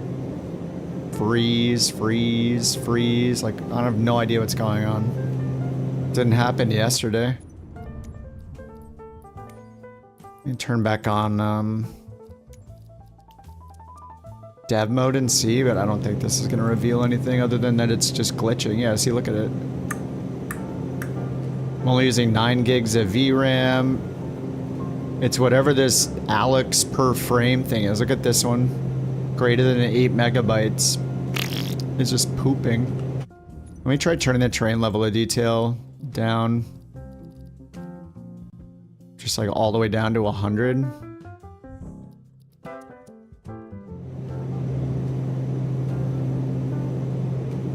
Yeah, see this allocation's greater than 8 megabytes. This thing is just going nuts. 80, 90, 200 milliseconds. 35, 35, 246.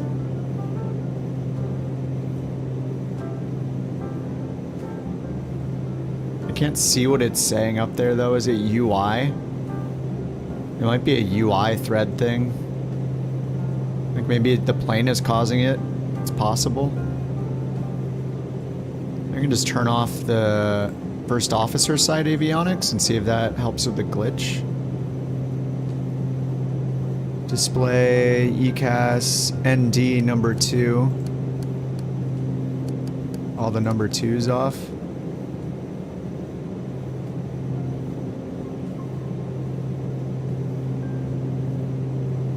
It's a little better. It's going up to 64 now instead of 256.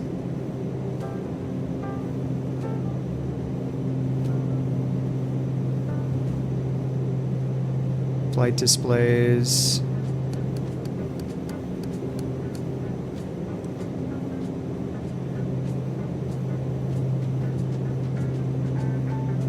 Yeah, look, now it's going up to 18. At the max right here. Okay, 47. No, it's still doing it. Only in the Starship. I mean, I just happen to be in the Starship right now. I don't know if it's a Starship problem. But you just see this, you can see it glitching. Like it's trying to get up higher in FPS, then it's just glitching down to red and 60 over and over again. It doesn't look like it's on the main thread either. Let me try this. Let's turn the render scaling to 30% so it looks like poo-poo. See if it goes away. No, it's still doing it. So it's limited by main thread.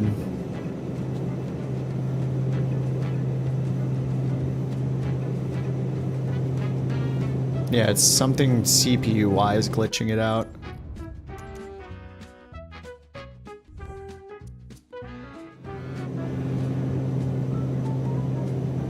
Very weird. Very strange. I mean, just a reboot will probably fix it, I don't know. But I've restarted the sim multiple times tonight. So it's not, I'm gonna do ray trace shadows, terrain pre-cache. Start messing with the random settings.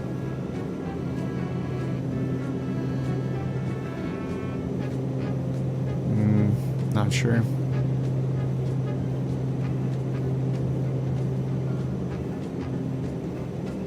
Yeah, it doesn't really seem to be graphics related.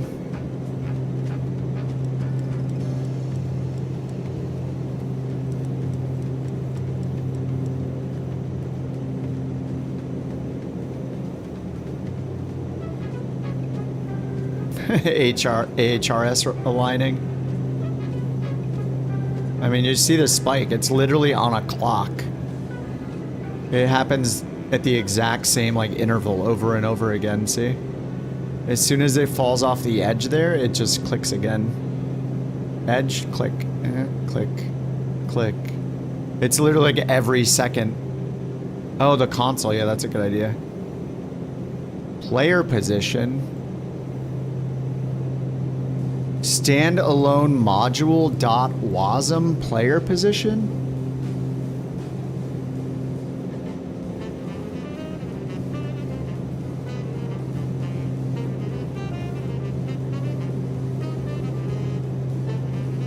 Hold on one sec. Could this be LRM? Could this be the overlay? Let me clear and then turn off the overlay. What is this? Standalone module. Yeah, of course it's WASM related. Who could have guessed? Hold on, let me go to LRM. Or FSUIPC. It's just happening at a 1 second interval over and over again, right? It seems to happen every 1 second. Did you help? Yeah, that was a good idea to check that, yeah. Let me, I'm gonna hit stop on the arrow pad thing. No, it's still going. Log to file. What is standalone module dot wasm?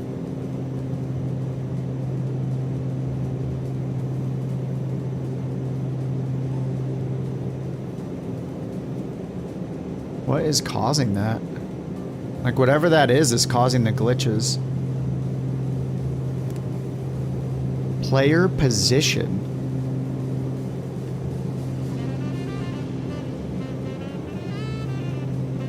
I mean, it could be something in the plane.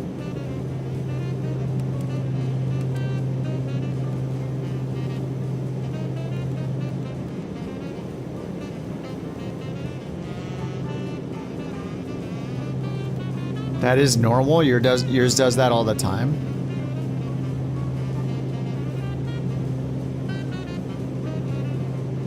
Yeah, this isn't happening. This is not happening every time the glitch is happening.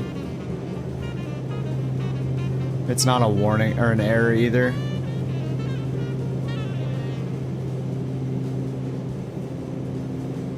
Webhook to report my position. No, I'm looking at the bot. Nothing is... There aren't nothing runs on a timer unless like, so for the predictions, until I enable predictions, it's not polling to check if I've landed yet. That's all off right now. No, nothing is happening in the bot right now. At all.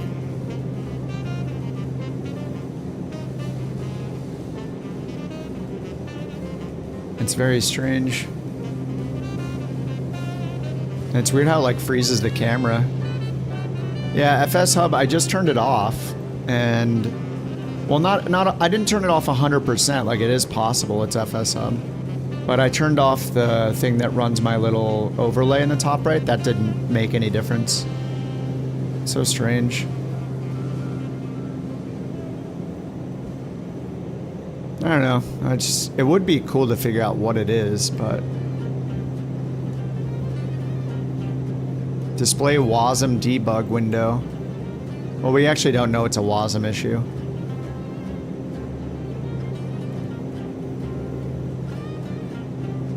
Something.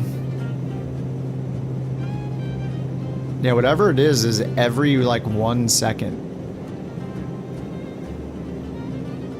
See, it's like at the exact same time over and over again.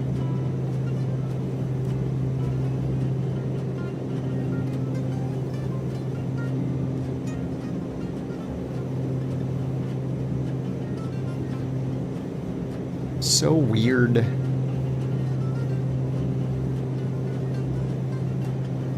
What's up, Mustard? Tab out. I mean, I'm constantly highlighting other programs. What if I do the Alt-Enter trick? Back to the NVIDIA Alt-Enter. No, it's still doing it. Yeah, only a restart. Yeah, I agree. It would just be cool if I could figure out what it was while it's happening and be like, oh, it's the plane, it's some external program, it's, you know, whatever.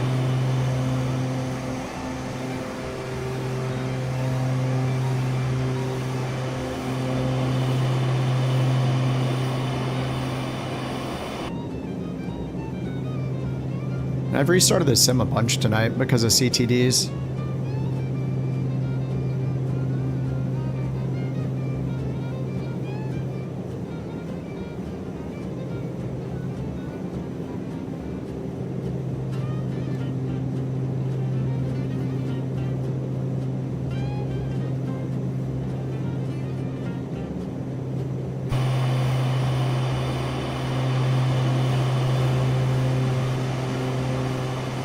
Oh, is that a runway way out there? Oh yeah, there's an airport over there.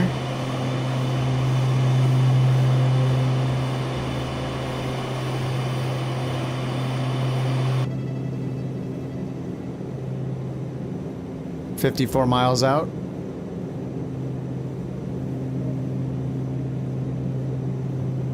How to find out someone's BorkCoin balance if they aren't online? Well, it's stored in my software, so I don't know. How would you do that?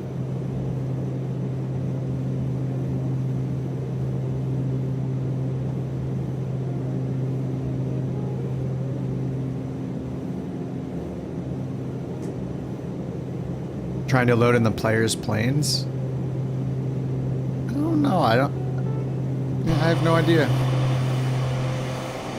A restart will probably help for sure. Oh, if you give them a BorkCoin, it tells you, yeah. Yes. I guess they could be offline. I'd have to be online though. Or, you know, I'd have to be streaming, but yeah. I could remove that.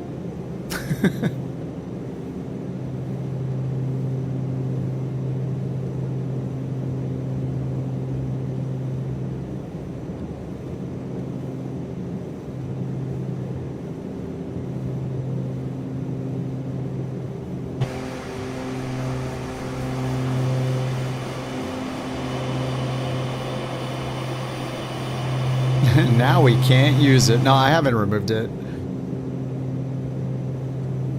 He had a secret and he told his secret.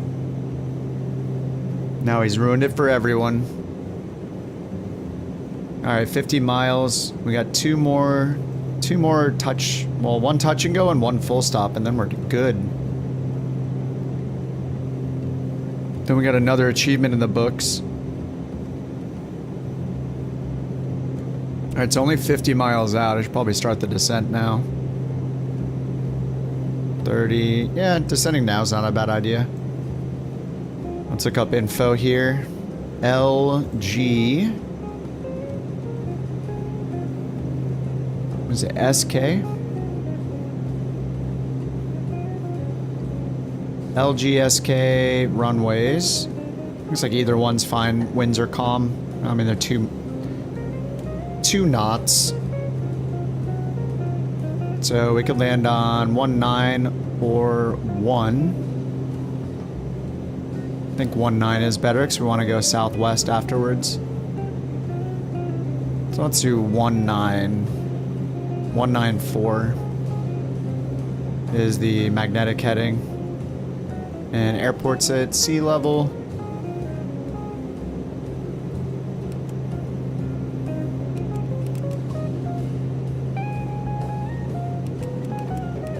All right, let's do 1500. We need to descend at 1800 feet per minute. That is fast.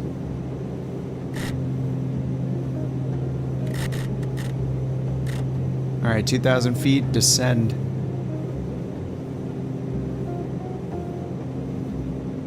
Short hop from Tokyo to Incheon, then a medium haul from Incheon to Hong Kong. Nice. What are you flying, Jake? Check PM. You guys colluding with Bork coins? Excellent. You guys gonna start an underground BorkCoin mob? You offer people protection? If they come after you, we come after them. 777. Dude, the 777 is so good. Can't get enough 777. Can't get enough Starship. Starship and 777 all day. FSS, yeah. I mean, they're supposed to. I only flew those a little bit when they came out. I just got the freighter. That's the only one I have.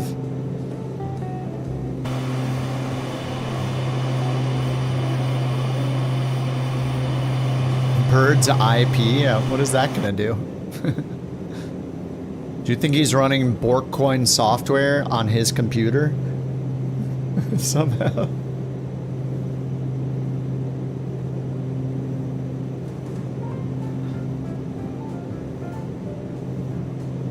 Yeah, you love the 777. Turned off all the assists. Oh, and the auto tunes. Yeah, it can be a lot of work. I mean, it's nice to have the auto tune on, but yeah, if you can handle it, the workload's kind of high, but it's fun. I mean, the 777's pretty automated though. It's almost like an Airbus. What's up, Thomas?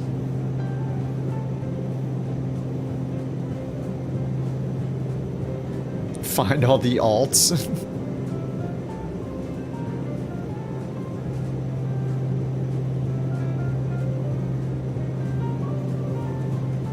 Oh, I'm not descending. Whoops. Gotta pull the power back.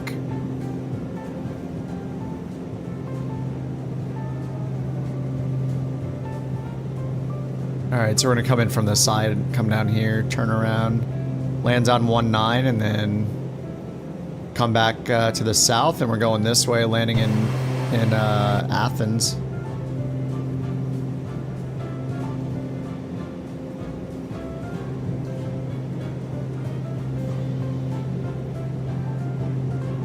Love the tunes. We switched it up a little bit.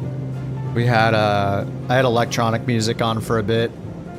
Then we very briefly had country on. Then switched it over to some jazz. Just couldn't listen to electronic all night. I've been on like 11 hours, so gotta switch it up every now and then.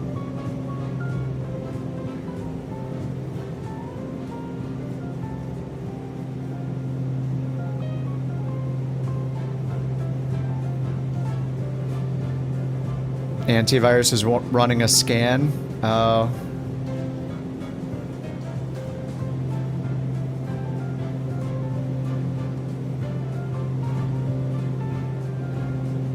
Yeah, I guess I could check my task manager, see if something is just wrecking the system. I mean, it's really not. Flight Sim is 64% CPU, or sorry, GPU. 40%, 45% CPU. Like everything's fine.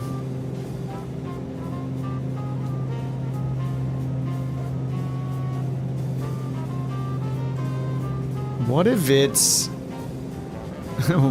Navigraph Symlink? Well, let me turn off. Yeah, it's still glitching. Let me quit Navigraph Symlink. Oh my god, was that it? Dude. It was Symlink. Look. Dude, it was Symlink. That's the new thing I turned on. Oh, there was one glitch. Dude, it was Symlink. Look, it's smooth now. It was Navigraph Symlink. Because tonight I used the Navigraph stuff for the first... Oh, I think it was Symlink. Well, let's look at the FPS. Now I'm at 90 FPS. Look, it's not doing the spikes anymore. I just turned off Symlink and now the spikes aren't happening.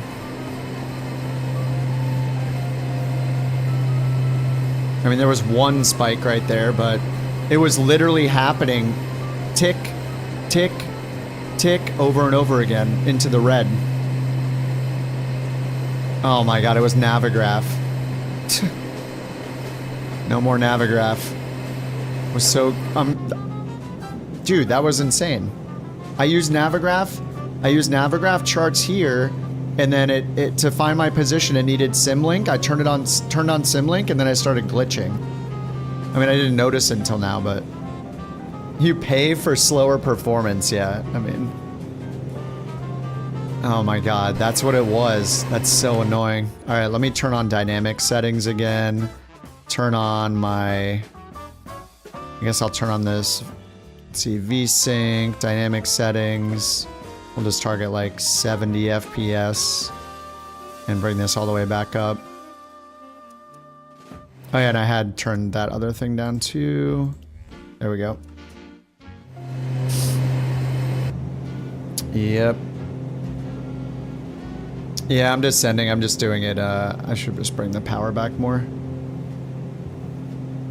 I'm just doing it with the IAS descend mode.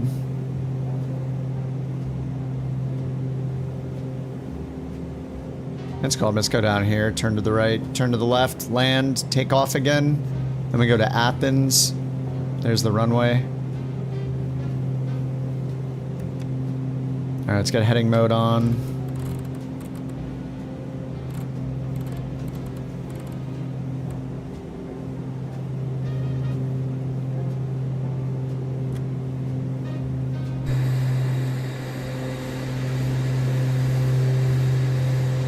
The timing of the ticks, yeah.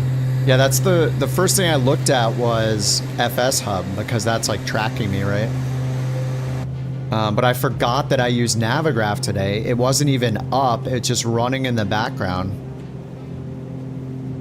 See, it's just like, we have so many programs that do like similar things and like, I don't know. If I don't need Navigraph and it can cause things like that, like why am I using it? I mean, it's probably an interaction with the EFB app. It's probably specific to this, you know? The EFB app with Symlink is not great. Yeah, their desktop app is solid. Oh, you only use the desktop app just for the charts. You don't even use the moving map then, Jewel? You have Symlink on though, right? I assume?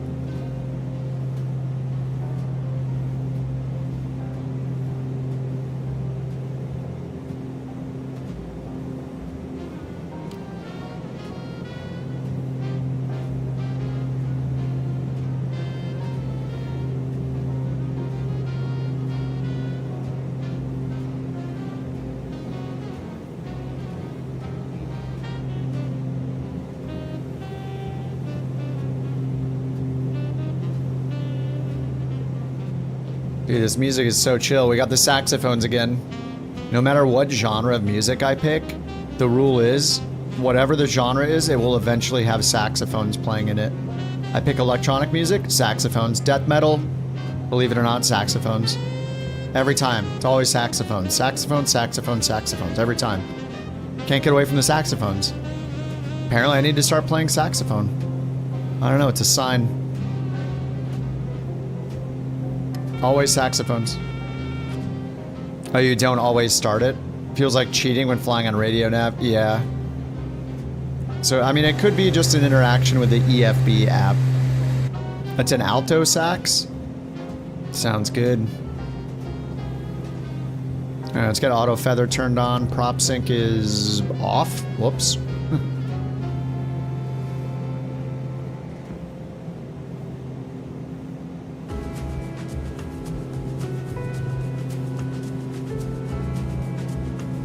There's our runway. Landing predictions active. Get your Bork coins. Type in your landing rate. We're cleared for landing. Type in your landing rate. Take a minus sign, put a number after it, get your landing rate in there. Win yourself a Bork coin. If we get a 69 feet per minute, then everybody gets a Bork coin. We get a 420 feet per minute, everybody gets a Bork coin. Get your Bork coins. Type a minus, little minus sign, put your rate landing in there, landing rate in there. All right, let's get the gear down. Let's get the flaps down. Take a guess, earn a Bork coin. Get a perfect guess, get 3 Bork coins. Bring me some cannolis. Cleared for takeoff. That's my East Coast side.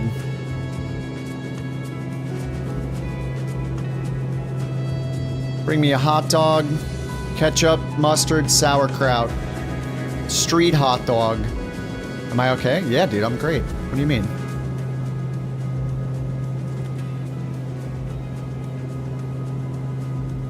Uh-oh. Gotta get down lower. Okay, is the gear down? Oh my god, the gear's down, okay.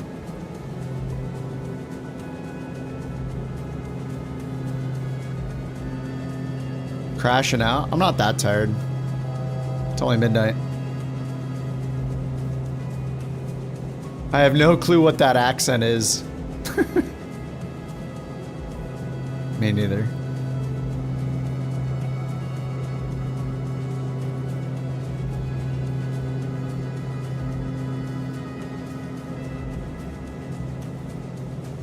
Alright, this is a touch and go, then we got one more landing. After this, we're going LGAV. LGAV. LGAV is the last stop. Final stop. Full stop. We need a negative 69. Winds are feeling pretty good. Feeling pretty good.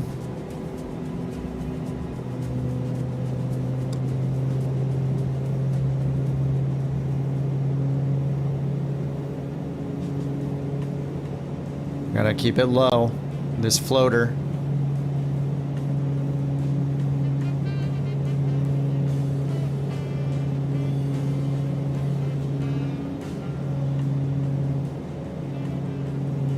Give us the butter.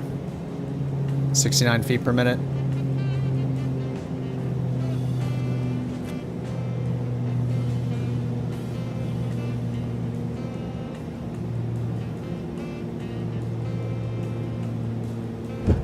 Ooh.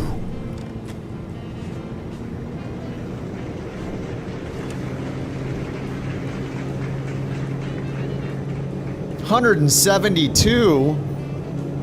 Dude. That did not feel like it was gonna be that hard coming in. Congratulations. I'm not Jaka. You guessed a landing rate of 109 feet per minute. That's awesome. Here's your reward of 1 Bork coin. Who's ready for another flight? I can't wait. He sounded so unexcited. I can't wait. What the hell is the AI doing? It's got a mind of its own. What the hell was that? Oh, God, I can't wait. Classic JT. Oh, man.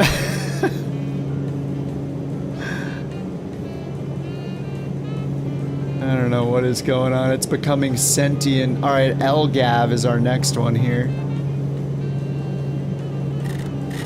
Let's get 180 set. One more stop, guys. One more stop.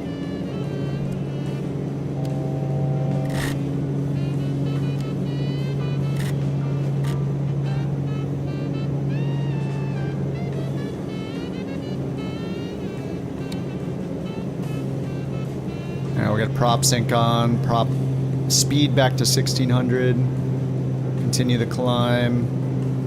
All right, let me update the overlay. One more stop.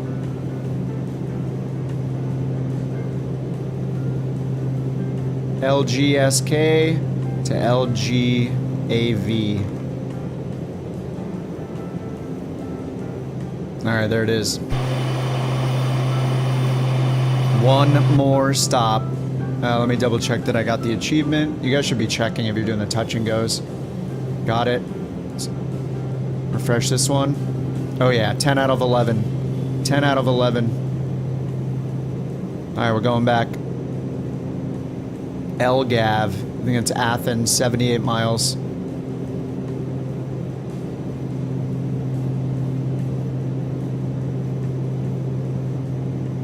Raise the altitude? Yeah, I could raise it to 200 feet, yeah. Hey, let's put it at 150. We'll see how that does. Yeah, maybe 200 is more fair. Just to make sure.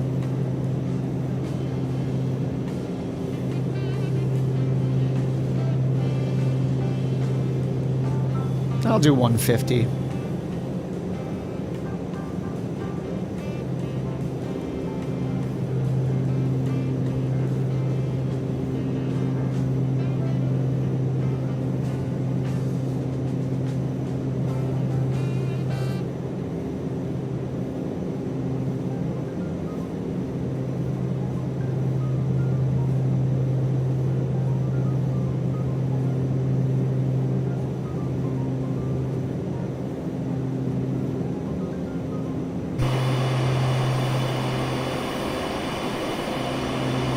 Feet. Yeah, just because it only checks every certain like 5 or 10 seconds or so it doesn't spam too much.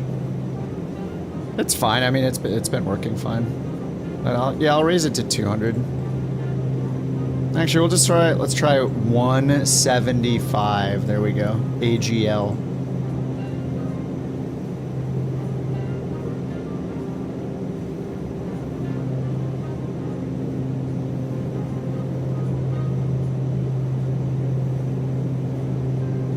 And I should check my fuel to make sure we have enough. Haven't refueled for a bit. Oh, we're good. 7. Whoa. Alright, we need a lot of transfer here. It says I only need 1,800 pounds to get back. Plus, alright, we'll just fill it right now. 90 gallons, 120 gallons. Alright, there we go. A little quick refuel. All the beverages are now gone. Beverages have been spent.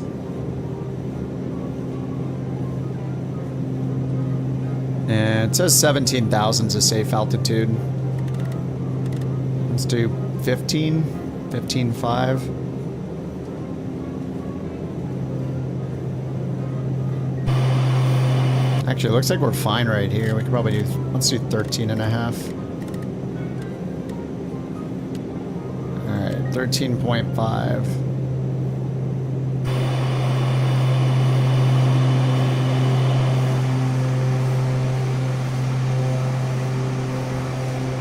You need to get back to Athens for more beverages? Well, once we get there, we're going to start the next 12-leg thing, so I hope you guys are ready for an all-nighter. We got to, I mean, it's going to take a lot of work to overtake Two-Tone. We gotta get to Fliggity first. Let's see how the stats are going right now. All right, here are the airlines. Two-tone number one, of course. Fliggity, 57,000 flights. Now, they've been around for more than 3 years. We've been around for a month and a half. Here we are. June 2025. 4,200 flights and climbing. Now, if we go to the global statistics, here we go. We've been consistently number 2. Oh my god, we're number 1 right now. We haven't even hit 30 days. We've been on page 1 for a bit. Dude, have we even... We're number 1 by flights in the last 30 days. We are number 1 by 200 plus flights. And we've only... Have we even been doing it for 30 days yet? I don't think we have. So this number is not even 30 days worth of flights yet. We're like 20 days in.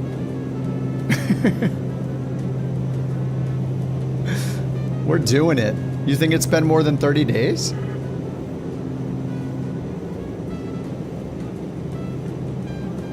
I don't know. I've only done 22 daily flight challenges. And I missed one of them. So I think it's only been 23 or 24 days maybe. I don't think it's been 30 days yet. Maybe it'll show when we were established. June 26th. Yeah, it's June 26th. Yeah, we haven't even been 30 days yet, and we're number 1 on most flights in the last 30 days, but we haven't even hit 30 days yet. So at this rate, let's see if we just do the math.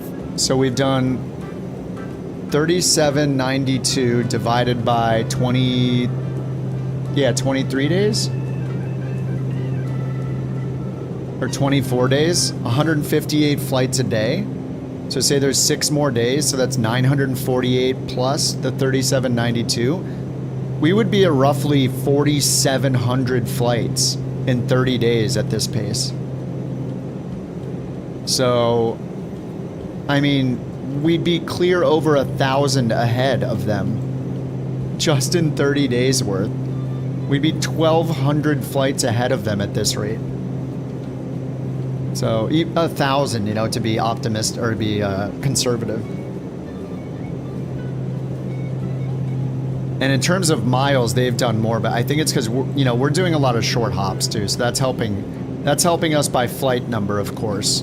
So I mean, it makes sense. They have a lot more miles. You know, again, we're at 1.8 though. That's not bad. 2.6. So if we add those extra days in, 6+ days we still need to fill for 30 days total. We're gonna be over 2 million. Yeah, if we want to win distance, flight number goes down. But the main airline page is sorted by number of flights. So technically doing short hops would make us go higher faster. Maybe then they'll change the logic here. Alright, Bird, have a good one, dude. You know, he's saying goodnight, but you guys need to make sure that the stealth bomber's not still here. We need to mention the stealth bomber, make sure he's actually out. He might just be pretending. Alright, 37 miles until we get to Athens. LGAV.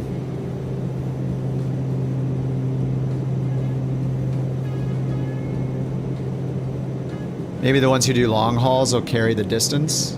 Yeah, I mean, I've done like 4 or 5 long hauls across the pond during work days here and there.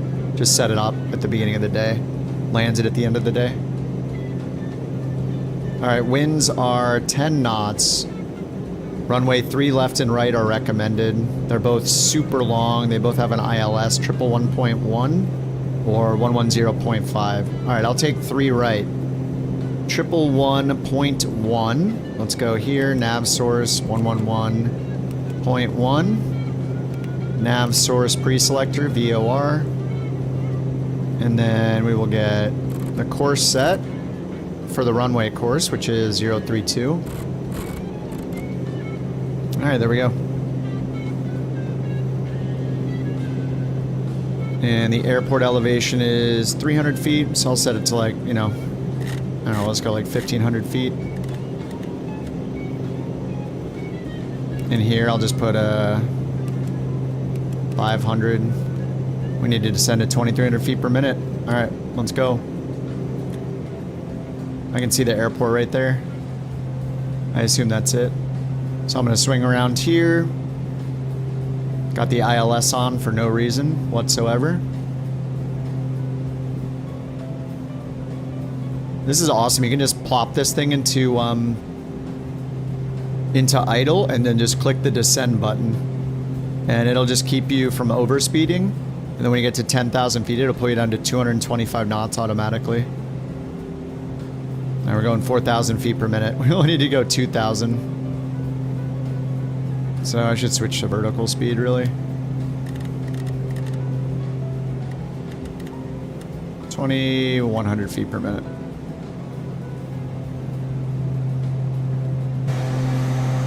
Oh, nice. Yeah, this has been some of the most detailed scenery I think I've seen in a long time. It looks good. Very good.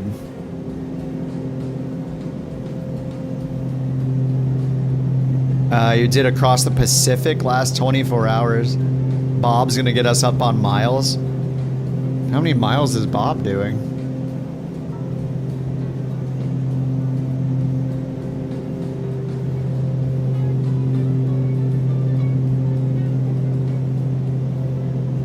Oh, 2 cats, I got you approved.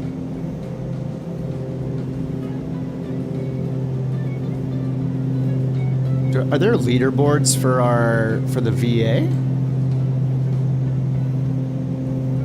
I don't know that there is. Pilot roster, flight logs. He's doing 11,000 mile long, ultra long hauls.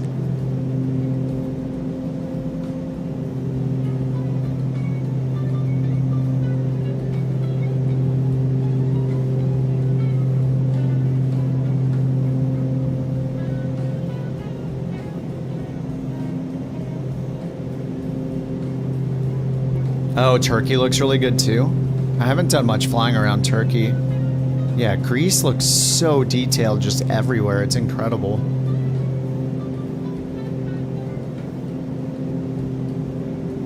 I am not disappointed. Can we see the CCX ranks? Oh, the ranks are just based off hours. Yeah. It just doubles it every time, I think. Pilot ranks. I think I'm at Lounge Lieutenant at 100 hours. Davenport Deputy 250. Ottoman Officer 500. Couch Captain's at 1,000. Shea Commander. Beanbag Brigadier. And then the Throne Thunderer. These are AI recommended ones. I like all of them except Throne Thunderer is a little weird.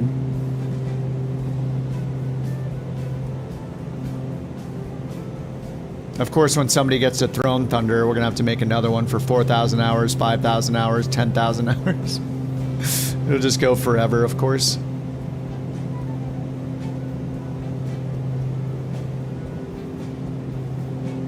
The Porcelain Throne? It just has to match the format, though. We're following, like, general, like, military rankings here. Recruit, Cadet, Specialist, Corporal, Sergeant, Lieutenant, Deputy Officer, Captain, Commander, Brigadier. I don't know where Thunderer came from. Yeah, the alliteration. It's got to be the same letter. Stool Specialist. Car Seat Corporal. Who came up with a car seat one? Like a little baby. The Thunderer? Yeah.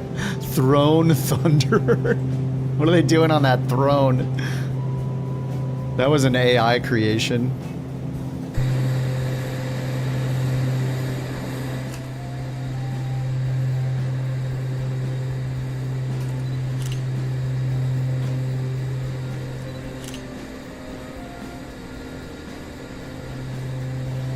Oh, in the VA you put it? Yeah, I can pin it.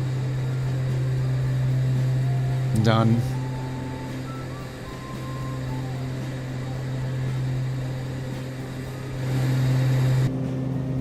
Car seat corporal. How do you see it? Just go to your dashboard. It's on your dashboard, or sorry, your, sorry, go to the airline's dashboard. You just go, you can't see all the rankings. It's in the admin section only. But Maddie pinned it to the, it's pinned on the Discord channel.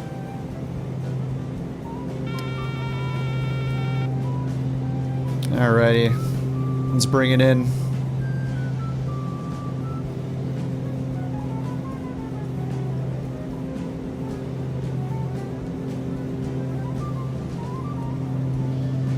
Alright, let's get the prop sync off. Auto feather arms.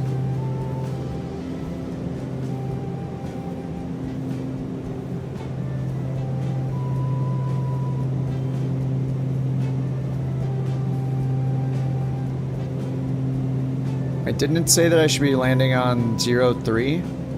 032. Alright, I got a little bit of a tailwind right now, so I guess that makes sense. So we should have like a 9 or 10 knot headwind for 03. Alrighty. Sounds good. Let's get in there. 11 legs. That's we did so many. The touch and go is totally the way to go. We can do these, like, especially when they're short like this and they're island hops and they're like 100 miles each. Just doing the touch and goes makes so much sense. It just accelerates it.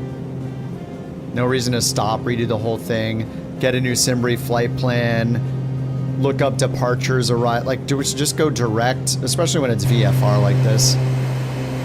Or VMC, VFR, we just, yeah, just go for it.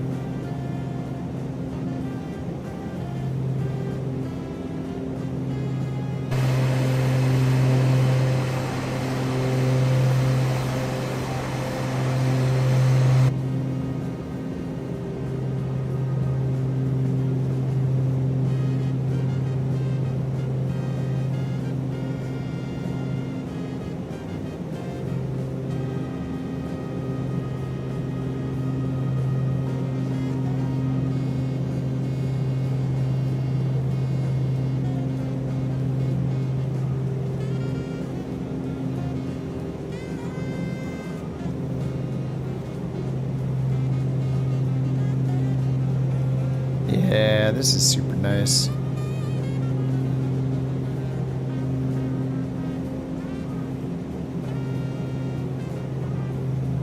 Alright, 4 miles out. Alright, I'm gonna get the gear down. Prop full forward. Oh, thank you, Sawyer, thank you. My god. Dude, I'm so bad. Saved, thank you. I think I'm going for the right side. Alright, props full forward, flaps down. Waiting for the turn to base. My man.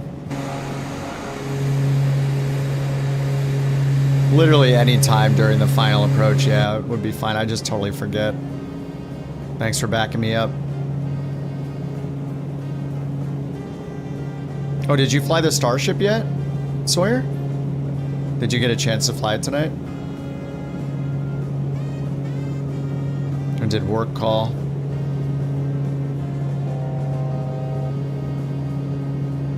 Gotta earn your pay? Yeah, yeah. Oh.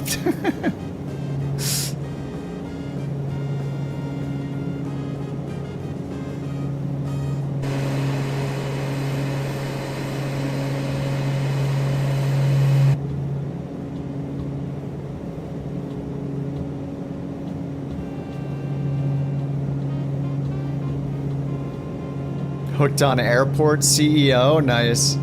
Yeah, I'll probably fly it more tomorrow. I don't know, maybe it's CRJ's a bit tomorrow. I don't know, there's just so many great planes to fly right now, I don't even know. I don't know what to do anymore. GA, I just pick the Starship every time. Unless there's really short runways, then I can't do the Starship. What's an airport CEO? I think just what it sounds like. You like manage an airport or an airline. Haven't opened up in a sim. Oh yeah. Dude, you guys have been on all the time. NSF has been going off. I mean, it's always got so many things happening, but yeah, I've been tuning in like, I don't know, every other day or so. I'm not like a huge space buff. I have like a general interest in space travel and stuff, but I don't really know much about it, but it's cool to tune in and listen. CRJ? Super study level? No.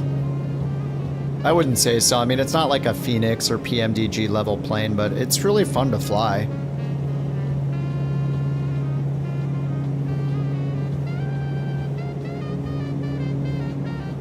I have a fun time flying it. I mean, the FSS, like E-Jets, might be a bit more feature-rich than the CRJ, but the CRJ is really good. Like, I've had a couple WASM crashes in it, but we don't really have that many options for a regional jet. It's pretty much that and the FSS. I mean, besides that, what are we flying? There's like nothing regional.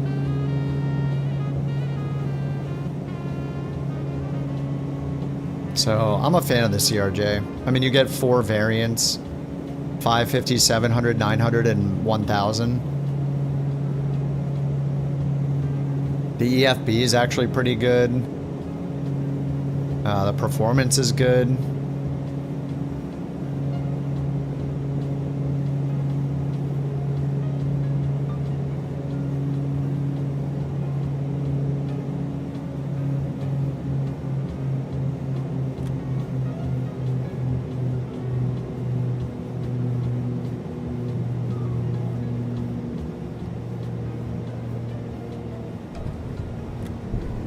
Oh, come on. 69, 69, 69. What is it? 55! That was pretty good. Maddie's the winner, nice, with 84. Take it away, JT. Congrats, Mati82. Awesome guess with a landing rate of 84 feet per minute. Here's your reward, just for you. 1 BorkCoin. Good job, man. Good job, man. A319. Is the 319 technically regional? Maybe? I mean, it's still so big compared to the CRJ. I don't know. I do like the 319 a lot.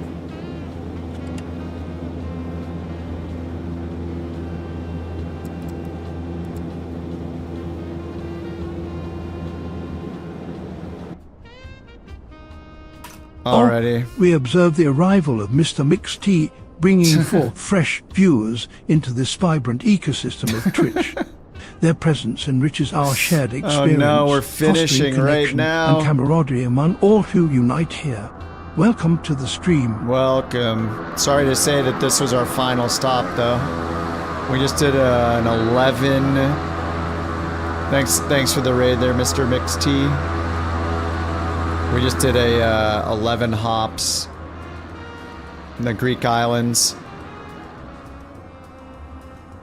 Just in time for another flight. No way, dude. It's been like almost 12 hours. I mean, I'll be on tomorrow.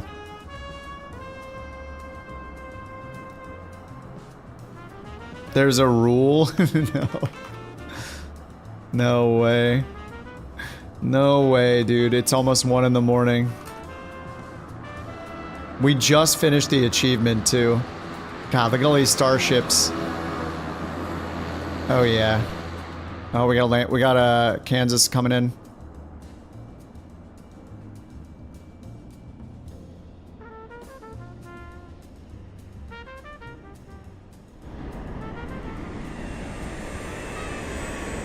The 350. It's giving it the super generic. Weak. Psh.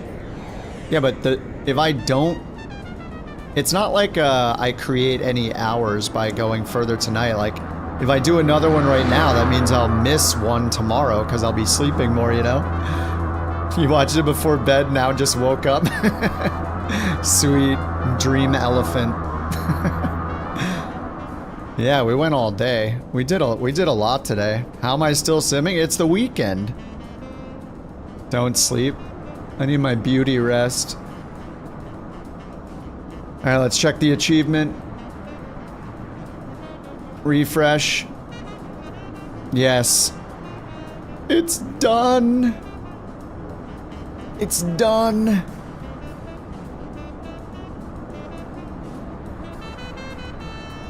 Public profile. Bam, there it is. Guys, we finished the Take Bird to Oshkosh achievement today. Got into Oshkosh. And then we did the full 11-leg Greek islands. Insane. Look at this crap. This is why we're #1 in flights right now. Last 30 days, this is why. We've done it. And I think we've looked pretty good doing it, mainly because we're in the Starships. Now, if we weren't in the Starships, then arguable if it looks good or not. But since we're in the Starships, we know it looks good.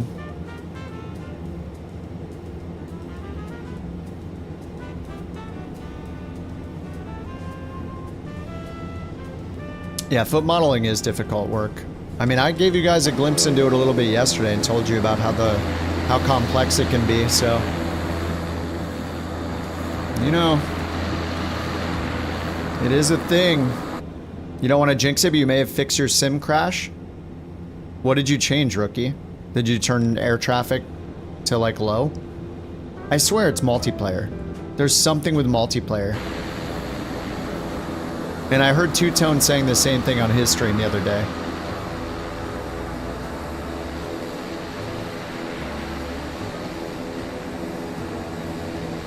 Wake up, coffee, flight sim, DoorDash a burger, end stream, sleep, wake up, repeat. I only order stuff like once a week usually. I will be ordering some food tomorrow. I just finished the rest of my food in the fridge today. You did a clean reinstall?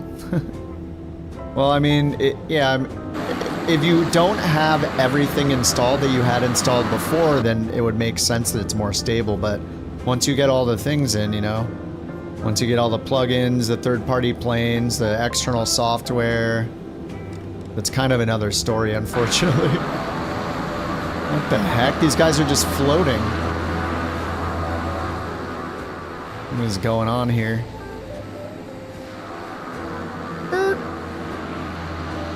Oh my god. Alright, let's get this, off, anti-skid off, oxygen off, avionics off, cut the fuel.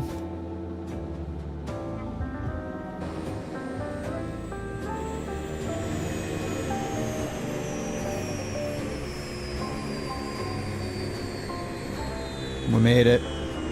2 a.m., yeah. It's almost 1 a.m. here. So many starships. They look good.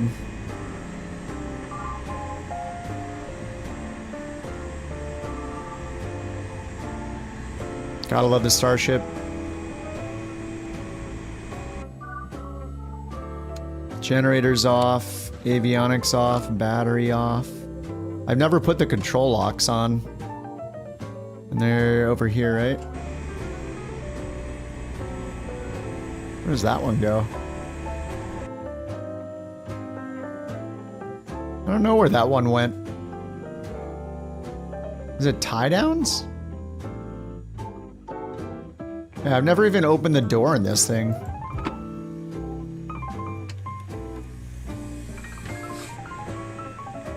Hey, what?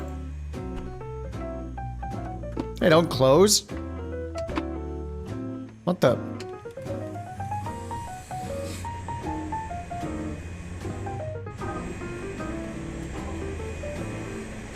Damn, this thing's way taller than I thought it was. What were the other things I put out? Were they tie downs? Where are they? Oh, here it is. Gear pin. Yeah, it's the gear pins. All three of them. Damn, this thing looks so cool. This has got to be the best GA plane in like years. So good. I'll have to try the Piaggio again sometime. Look at this thing.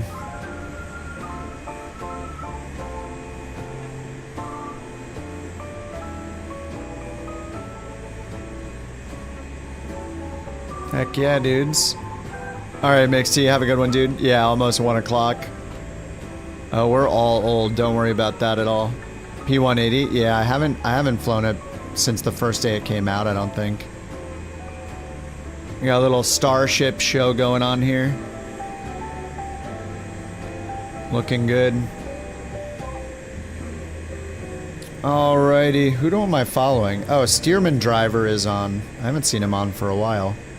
Alright, we will give Steerman Driver a rate. It says he's flying the Aerostar. Looks like he's using the GTN 750. It says Aerostar, VATSIM, Sacramento to Monterey. We'll go give him some, some views here. Give him some hype. Give him some crab dance emojis. Well, I can't see her livery. Well, I turned it down to... Wait, which livery? I mean, if it's one of the default ones. This is a problem with Sim Update 2, though. Sim Update 3 is better at matching the liveries. Sim Update 2 will show, like, just the first livery in the list a lot of the time. So it's probably Sim Update 3, it'll be better. Alright, guys, we'll give Steerman Driver a raid over on the Twitch side. Thank you guys for hanging out. Mixty, thanks again for the raid. Sorry we're ending it right now. Rookie, thanks for the resub. Shadow, thanks for the gifted earlier. The many gifted. Dude, you gifted a bunch. Holy crap. Thanks for all the gifted, Shadow, if you're still here, man. Lith, thank you for 6 months. Jewel, thanks for the gifted. 5 gifted subs. Tim, thanks for the super chat. E-Tech for the prime. Mac for the biddies. Lucid for the gifted. Tara for the resub. Impulse for the prime. Jam for the raid. Oh, that was yesterday. I think that's it. Thank you guys for the biddies tonight. Q and Jewel. Mac. 69. 60. Did we... Was there a 69? I didn't get a 69 landing rate tonight. Johnny and Shadow, thanks for the biddies. And an underdog. Alright, guys. I'll see y'all tomorrow. We'll get another achievement tomorrow. Easy. Thanks for flying along. See you guys over on Steerman's channel for a little bit. Till I pass out. Oh, Couch 69. Classic. Alright, guys. I will see you tomorrow. See you later. Q, Maddie, Jewel, Rookie, Agile, White Rice. Citation X on Tuesday, yep.